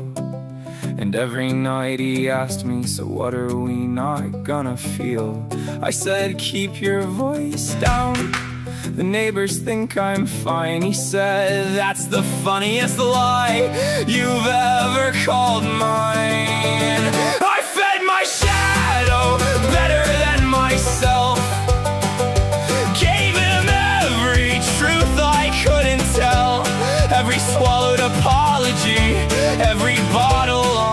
shelf. I fed my shadow better than myself. He wore my Sunday smile to weddings and funerals, shook hands with all the people who said I looked so well. Meanwhile, I was downstairs counting cracks in the foundation, trying to remember when pretending became my occupation. I said, if they see you, they'll know what I've become. He said, they already do, they just prefer the handsome one. I fed my shadow better than myself, gave him every truth I couldn't tell, every unsaid message, every bruise I never dealt. I fed my shadow better than myself. I blamed him for the drinking, I blamed him for the rage, I blamed him for the nights I tore the good things from the page. But he was only carrying the weight I wouldn't claim, a mule loaded with my silence, dragging chains engraved with my name. So I opened up the mirror, let the cold light flood the room. He stepped out looking younger than the boy I thought I knew. And for the first time in years, when he asked me what I feared, I answered with my own voice instead of handing him the words. I fed my shadow better than myself, starved the heart and blamed anybody else. Now he's standing in the doorway, healthy as a ringing bell. And I'm learning how to feed us both, learning how to feed us both, before one of us disappears.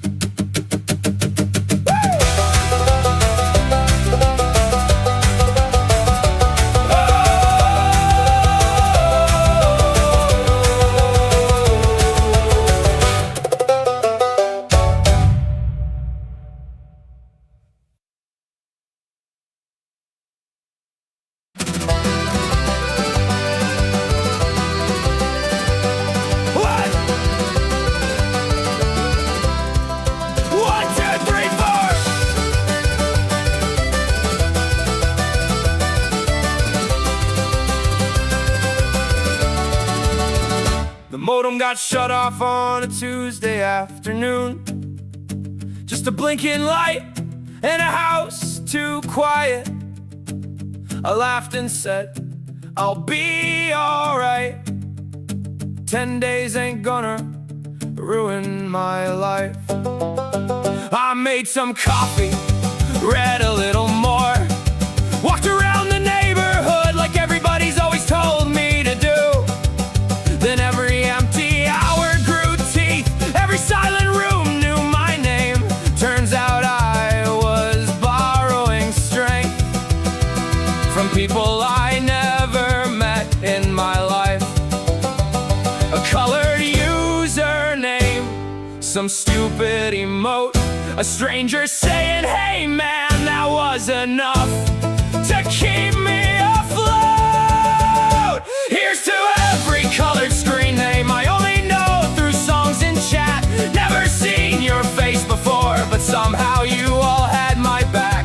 Funny how 1,000 miles can fit inside a glowing screen. I thought I was getting stronger, but maybe you all were helping me more than I knew, more than I'd admit.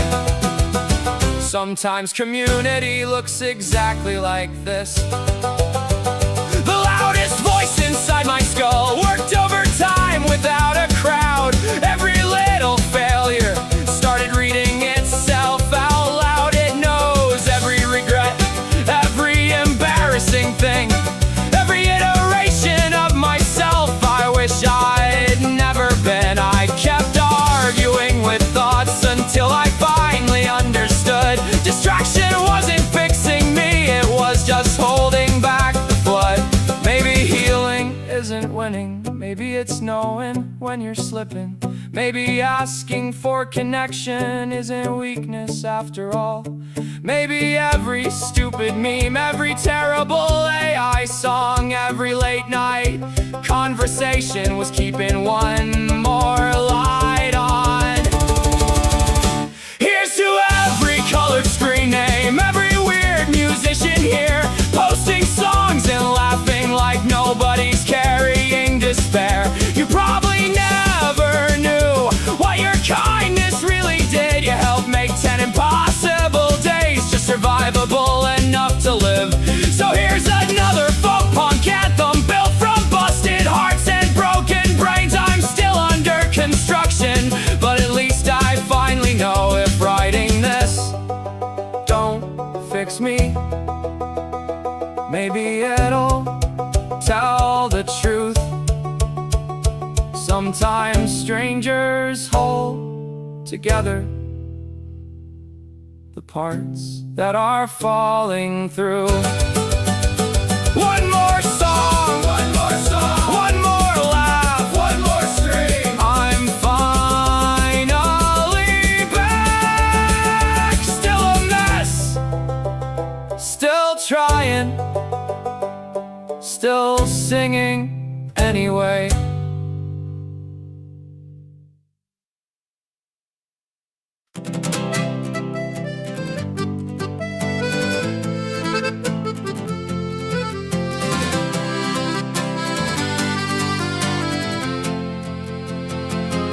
I still know the sound of your footsteps, even though you're not walking here. Funny how an empty hallway can sound exactly like a prayer.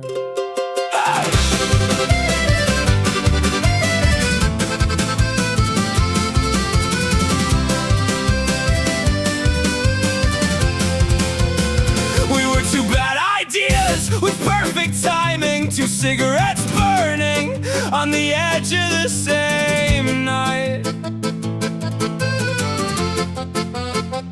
Everybody told us that the ending was obvious, but nobody ever tells you how good the wrong thing feels when it's the only thing that feels like home. So I kept your picture behind a receipt, like something illegal that nobody could see. I still carry around a little piece of yesterday, not because I think it's coming back. Some things disappear and leave a mark behind, like a song you hate, but still know every word. And if I look ridiculous talking to the dark, it's because some people leave without leaving your heart. I heard you're doing better. I hope that's true. I hope someone loves you the way I couldn't do. I hope they don't remember every little thing the way I still remember every little thing about you.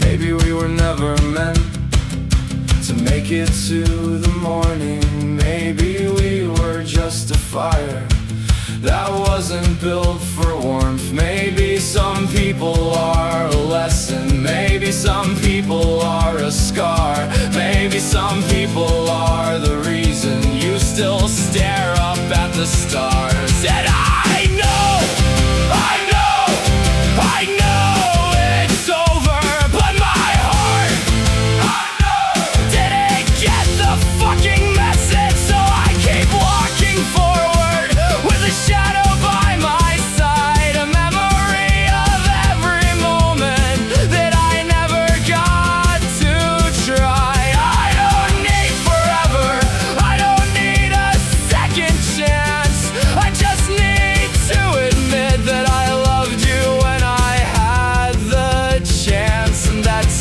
right. Maybe that's the art of carrying something beautiful that broke your fragile heart. The matchbook's empty, the night is gone, but I still know exactly where the flame was.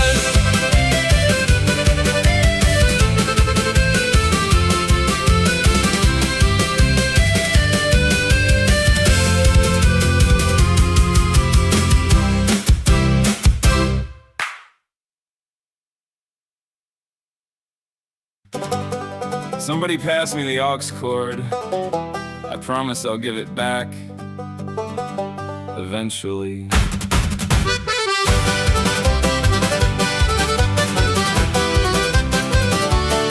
Oh yeah!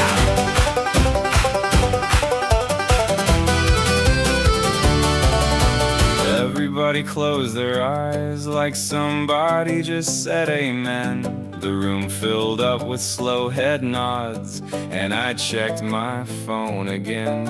I kept waiting for the goosebumps everybody else had found, but all I heard was polished heartbreak with expensive sounding vowels. Maybe my ears got wired backwards, maybe something came unplugged, maybe everybody caught religion while I missed the invitation. And everybody hears something I don't. Everybody caught the spark. I'm standing by the speakers wondering why they call this art. Maybe my heart's assembled different, maybe I'm beyond repair, or maybe every song ain't written for every pair of ears. 37 writers in a mansion working overtime on one slow dance. 3 key changes, 7 ad-libs, and another whispered second chance. If you bite your lip one more time, I'm calling somebody for help. Meanwhile, I've got banjos screaming like they built themselves. Maybe smooth just ain't for me. Maybe that's alright. Everybody hears something I don't. Everybody found the light. I'm still dancing way too hard to songs that sound like fist fights. Everybody hears something I don't, and maybe that's okay. You dance under chandeliers, I'll shout in a VFW.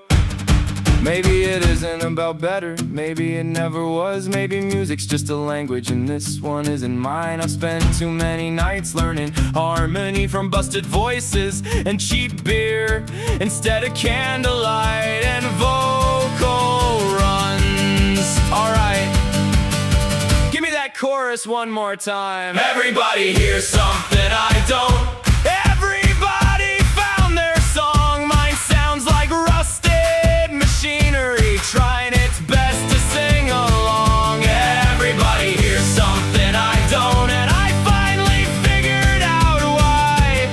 You've got your slow dances, I've got songs that sound like Bedlam. You got velvet and candlelight, I got banjos held together with spite. Somehow, we're probably both alright. Now somebody hand me that beat up acoustic. This one's got a few more dents left in it. Someone said this'll be good for everybody. I still wonder if they believe that.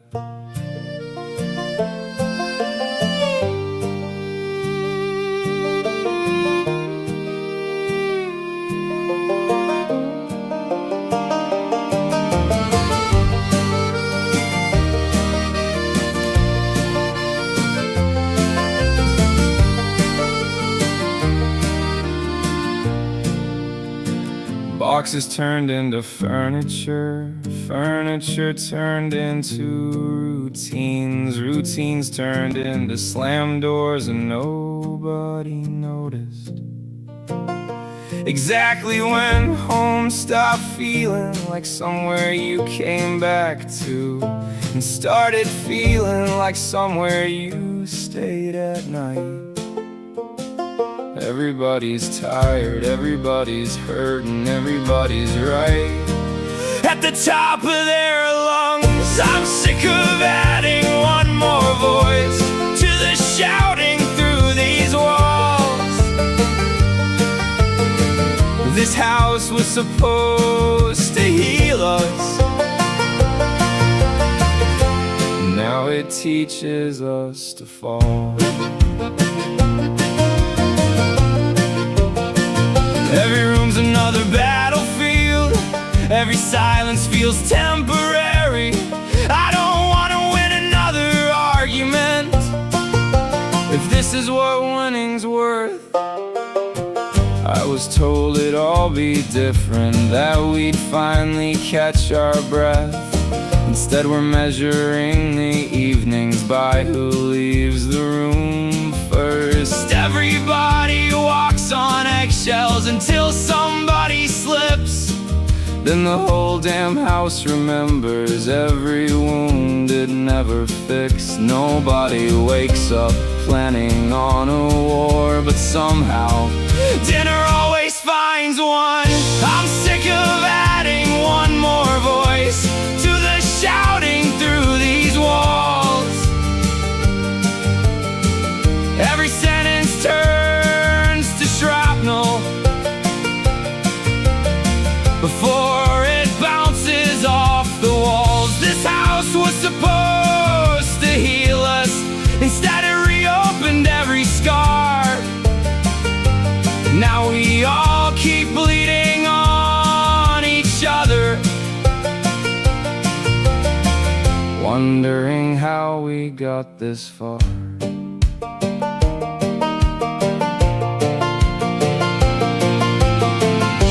I don't need somebody to lose, I don't need somebody to blame. I just want one quiet evening where nobody leaves feeling smaller than when they came. I'm sick of adding one more voice to this tired old refrain. Have we all forgotten what peace sounded like before we learned each other's pain? This house was supposed to heal us, and it probably wanted to. Maybe broken people just don't know how to stop breaking. How to stop breaking.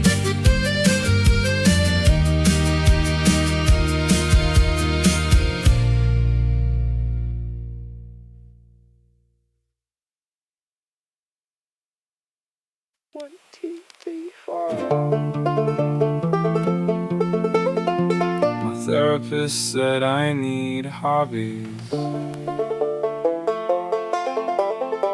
Like that's not how all this started.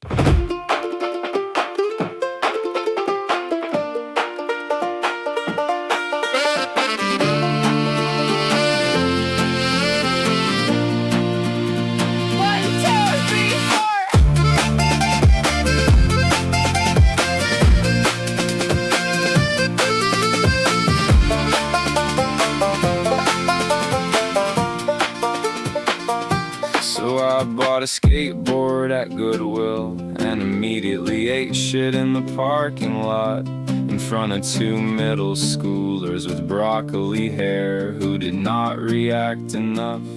Then I tried learning watercolor, but every painting looked like mold. Like if depression became sentient and learned about earth tones. And everybody says, just put yourself out there like I'm a lawn chair or a missing cat. Fuck yeah! Everything's horrible and I'm alive. I accidentally made it through another night, eating leftover pizza over the sink at 2 a.m.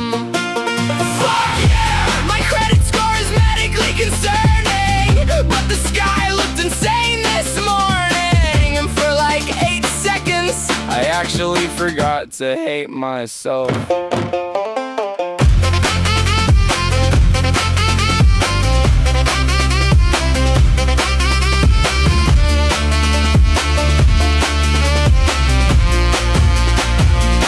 My upstairs neighbor plays drum and bass from noon until 3 a.m. And instead of calling management, I started kinda rooting for him. The cashier at the pharmacy said, "See you soon," by accident. And we both just stood there silently, like survivors after a disaster movie. Maybe healing is just collecting enough tiny, stupid moments that dying starts sounding inconvenient. Or maybe I just don't want to miss GTA 6.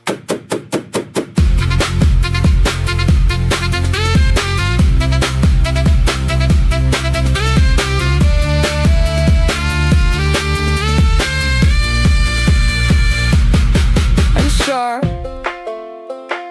maybe I still want to disappear sometimes, but I also want to see the new season of that one garbage show, Fallout. Everything's horrible and I'm alive. The planet's melting and my brain's on fire. But the food truck guy gave me extra kimchi fries tonight. Maybe happiness is super temporary. Maybe that's not even a failure necessarily. Maybe every tiny good thing doesn't need a permit. Tomorrow, I'll probably wake up devastated again.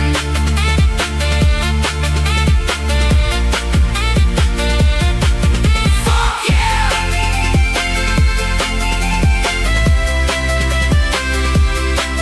Fuck yeah!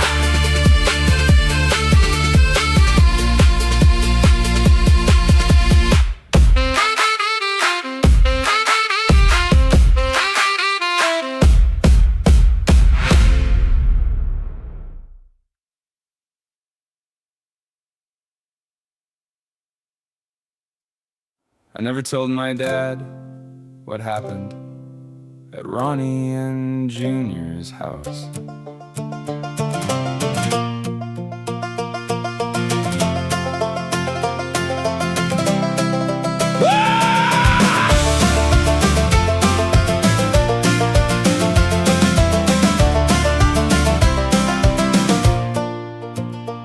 It was summer, the kind that melted bicycles into the driveway and cooked your bare feet on the blacktop.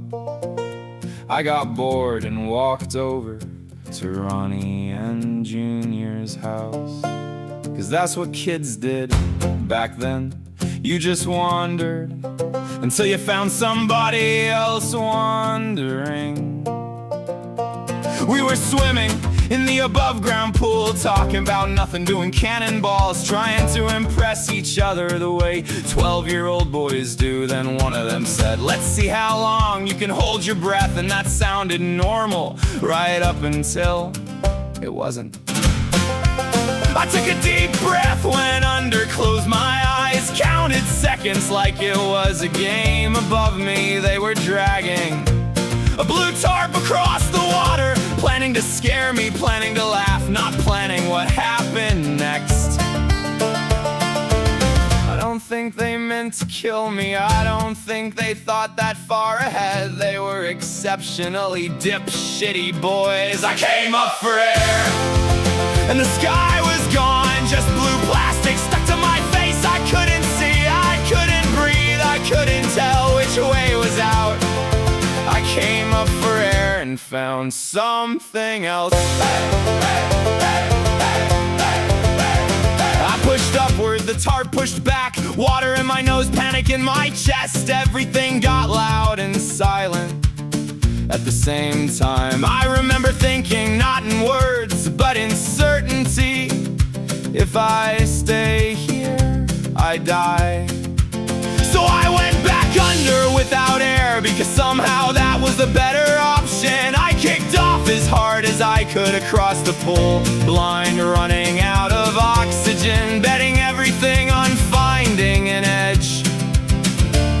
Before I found nothing, I came up choking on half a lung of pool water, coughing, shaking, trying to remember how breathing worked. Ronnie and Junior looked terrified, 'cause now they understood. Nobody yelled, nobody got punished, nobody called my dad, nobody called anybody. I sat there for a while, trying to stop shaking, then walked home like it was a normal afternoon. 12 years old! Blue tar, no air, no sky, no plan, just swim, just swim, just swim. The weird part isn't that I almost drowned. The weird part is how long it took me to realize I almost drowned. 'Cause I walked home and never told my dad, never told my brothers, never told anybody for years. Sometimes I wonder what would have happened if I'd panicked for 1 second longer. Sometimes I wonder why I never said anything. Mostly, I'm just glad I made it home.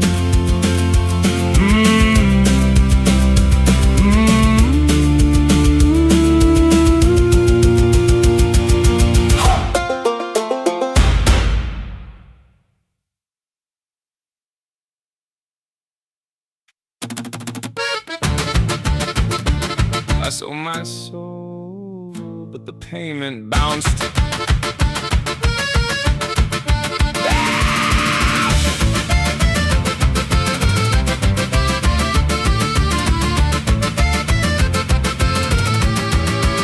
I showed up at the gates of hell with a suitcase full of shame and a lifetime subscription to Embarrassing Mistakes magazine. I said, "Hey Satan buddy, I brought what you requested."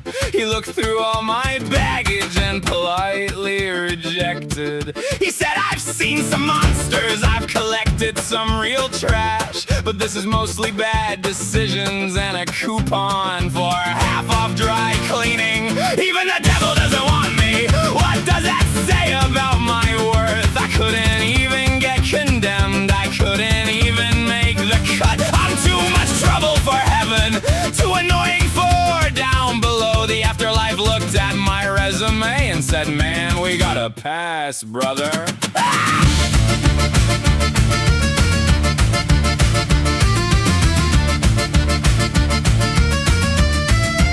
I tried to sell my regrets online, nobody made an offer. I tried to package all my trauma up and call myself a martyr, but the reviews all said, "Too depressing, would not recommend." 5 stars for honesty, 0 stars as a friend. I keep waiting for a lightning bolt, a sign that I'm important, but even divine intervention keeps leaving me on red. Even the devil doesn't want me. Guess I'm too much of a mess. He said I run eternal suffering, not unpaid emotional debt. I said, "Come on, take my darkness, take my anger, take my doubt." He said, "Buddy, that's your problem. You gotta work all that shit out."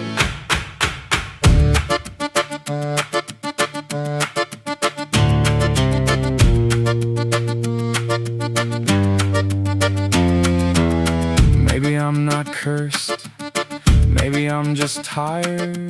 Maybe every cruel little voice inside my head is a liar. Maybe being broken doesn't mean you're beyond repair. Maybe the first step toward forgiving yourself is admitting you were there. So here's to all the disasters who are still somehow alive, the kings and queens of almost quitting who still get up and try. So Satan can keep his throne, he can keep his fire and gold. Turns out the hardest punishment was believing what I was told.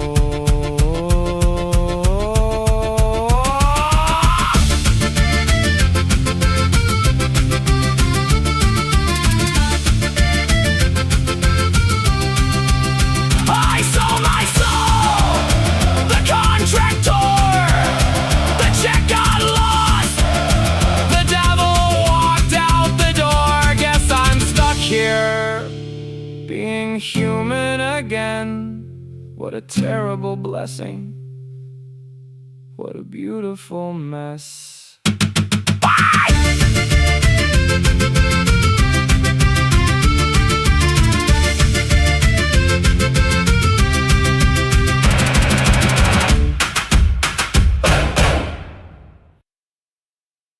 One, two, three, four!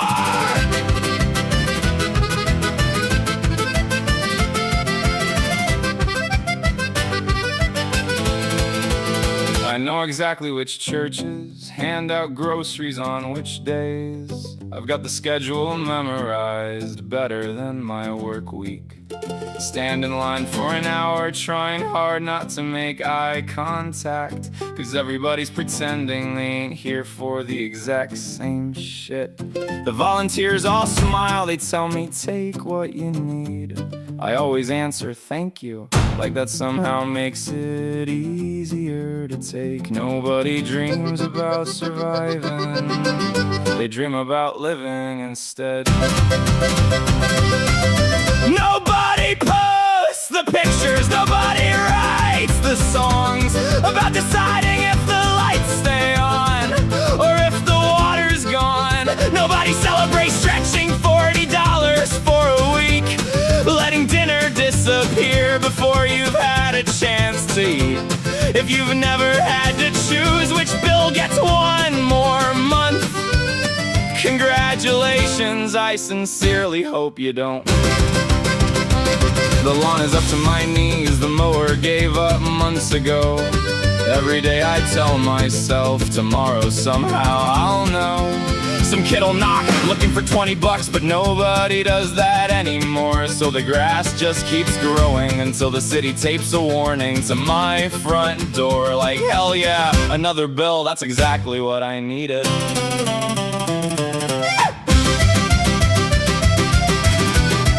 They'll find a broke man for looking broke, then ask him why he never got ahead.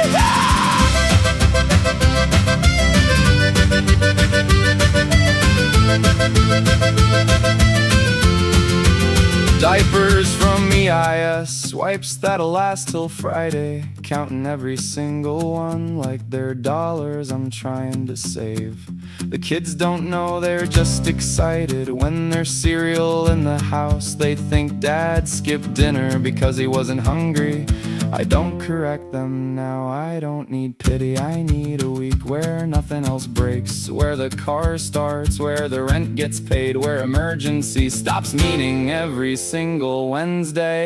Nobody brags about surviving, because surviving isn't fun. It's keeping everybody else alive. Before you think about yourself, it's smiling through another birthday, saying I'm good when you're not, because your kids deserve one person who still believes tomorrow's coming, and somehow against every statistic, against every overdue notice, against every shut-off warning, against every empty cabinet every morning, I still get up, still make coffee, still pack lunches, still say I love you, like that's a currency. Nobody can shut off! We are still here! We are still here! We are still here! Even when nobody sees us! Ow!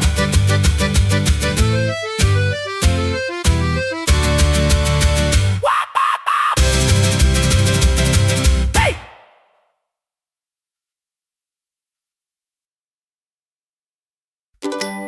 loses his mind every time I come home. I wish I felt that way about myself.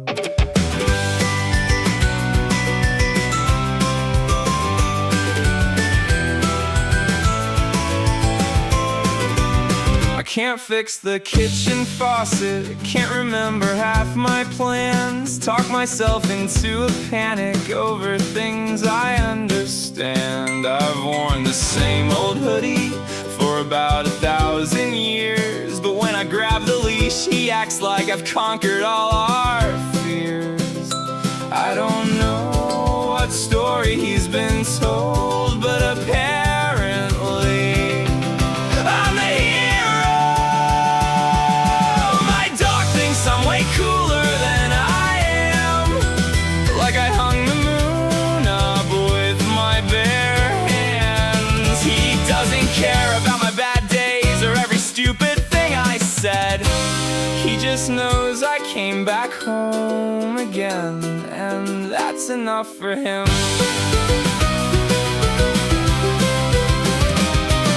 He doesn't know my failures, he doesn't know my past.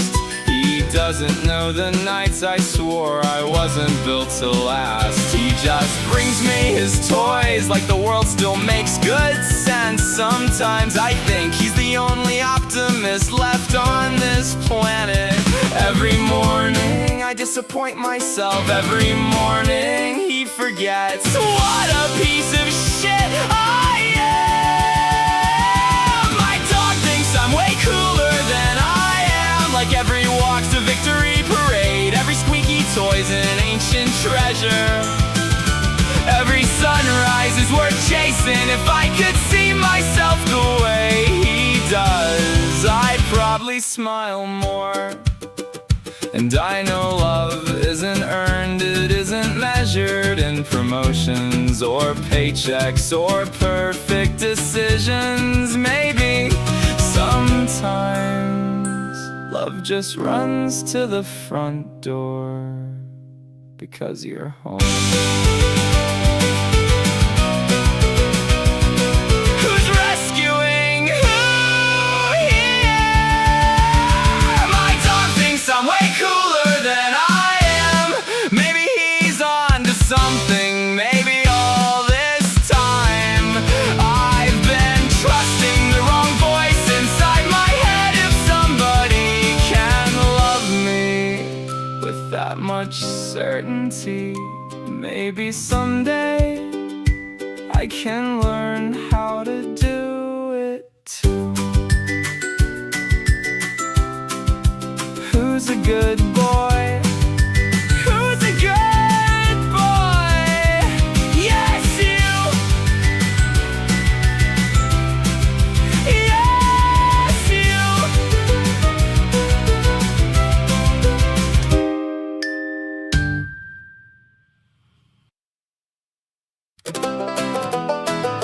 All right.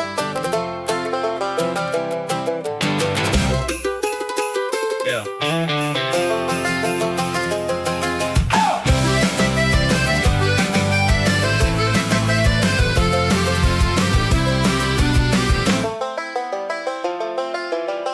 We solved the problem 20 minutes ago. Now we're just describing the weather like meteorologists who accidentally became friends. Somebody has to leave first. Neither of us volunteers, so we keep inventing tiny conversations out of absolutely nothing. We've said goodbye 3 times already. Alright, well, yep, you too. Okay, sounds good. Drive safe. Talk soon. We've been ending this phone call for the last 7 minutes, and for some reason we're still here. You say I'll let you go, I say no, you're fine. Neither one of us actually lets anybody go. Then somehow we're discussing sandwiches like this is critical information for the survival of the species. This isn't a conversation anymore. It's inertia! Alright, well, yep, you two, take care. For real. See ya! Absolutely! We're circling the runway with no intention of ever landing. And goodbyes are weird because they remind us that eventually everybody hangs up for the last time. Maybe that's why we keep finding one more thing to say. Anyway, I should probably let you go.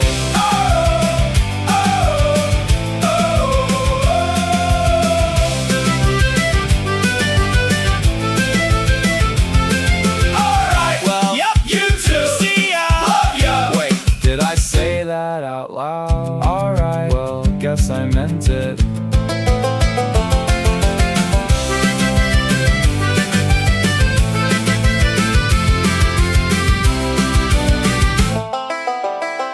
You hang up first.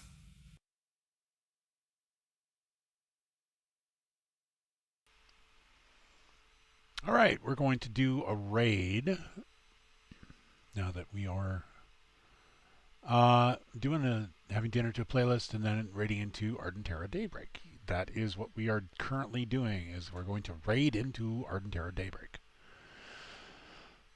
Okie dokie. So I will start the raid. Creator dashboard. 4 people. So I was just telling somebody in chat here that I think that my listeners deserve a medal. They certainly deserve the uninterrupted break. Because it's like, holy crap, you guys are still, listening to me after 9 hours, going on and on and on and on and on. Wow. All right. Medals all around.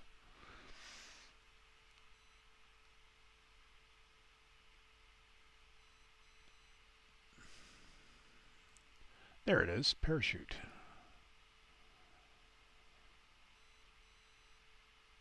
And let's see if we can get this in quickly.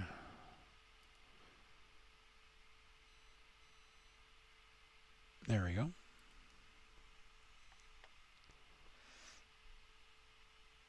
Start the raid.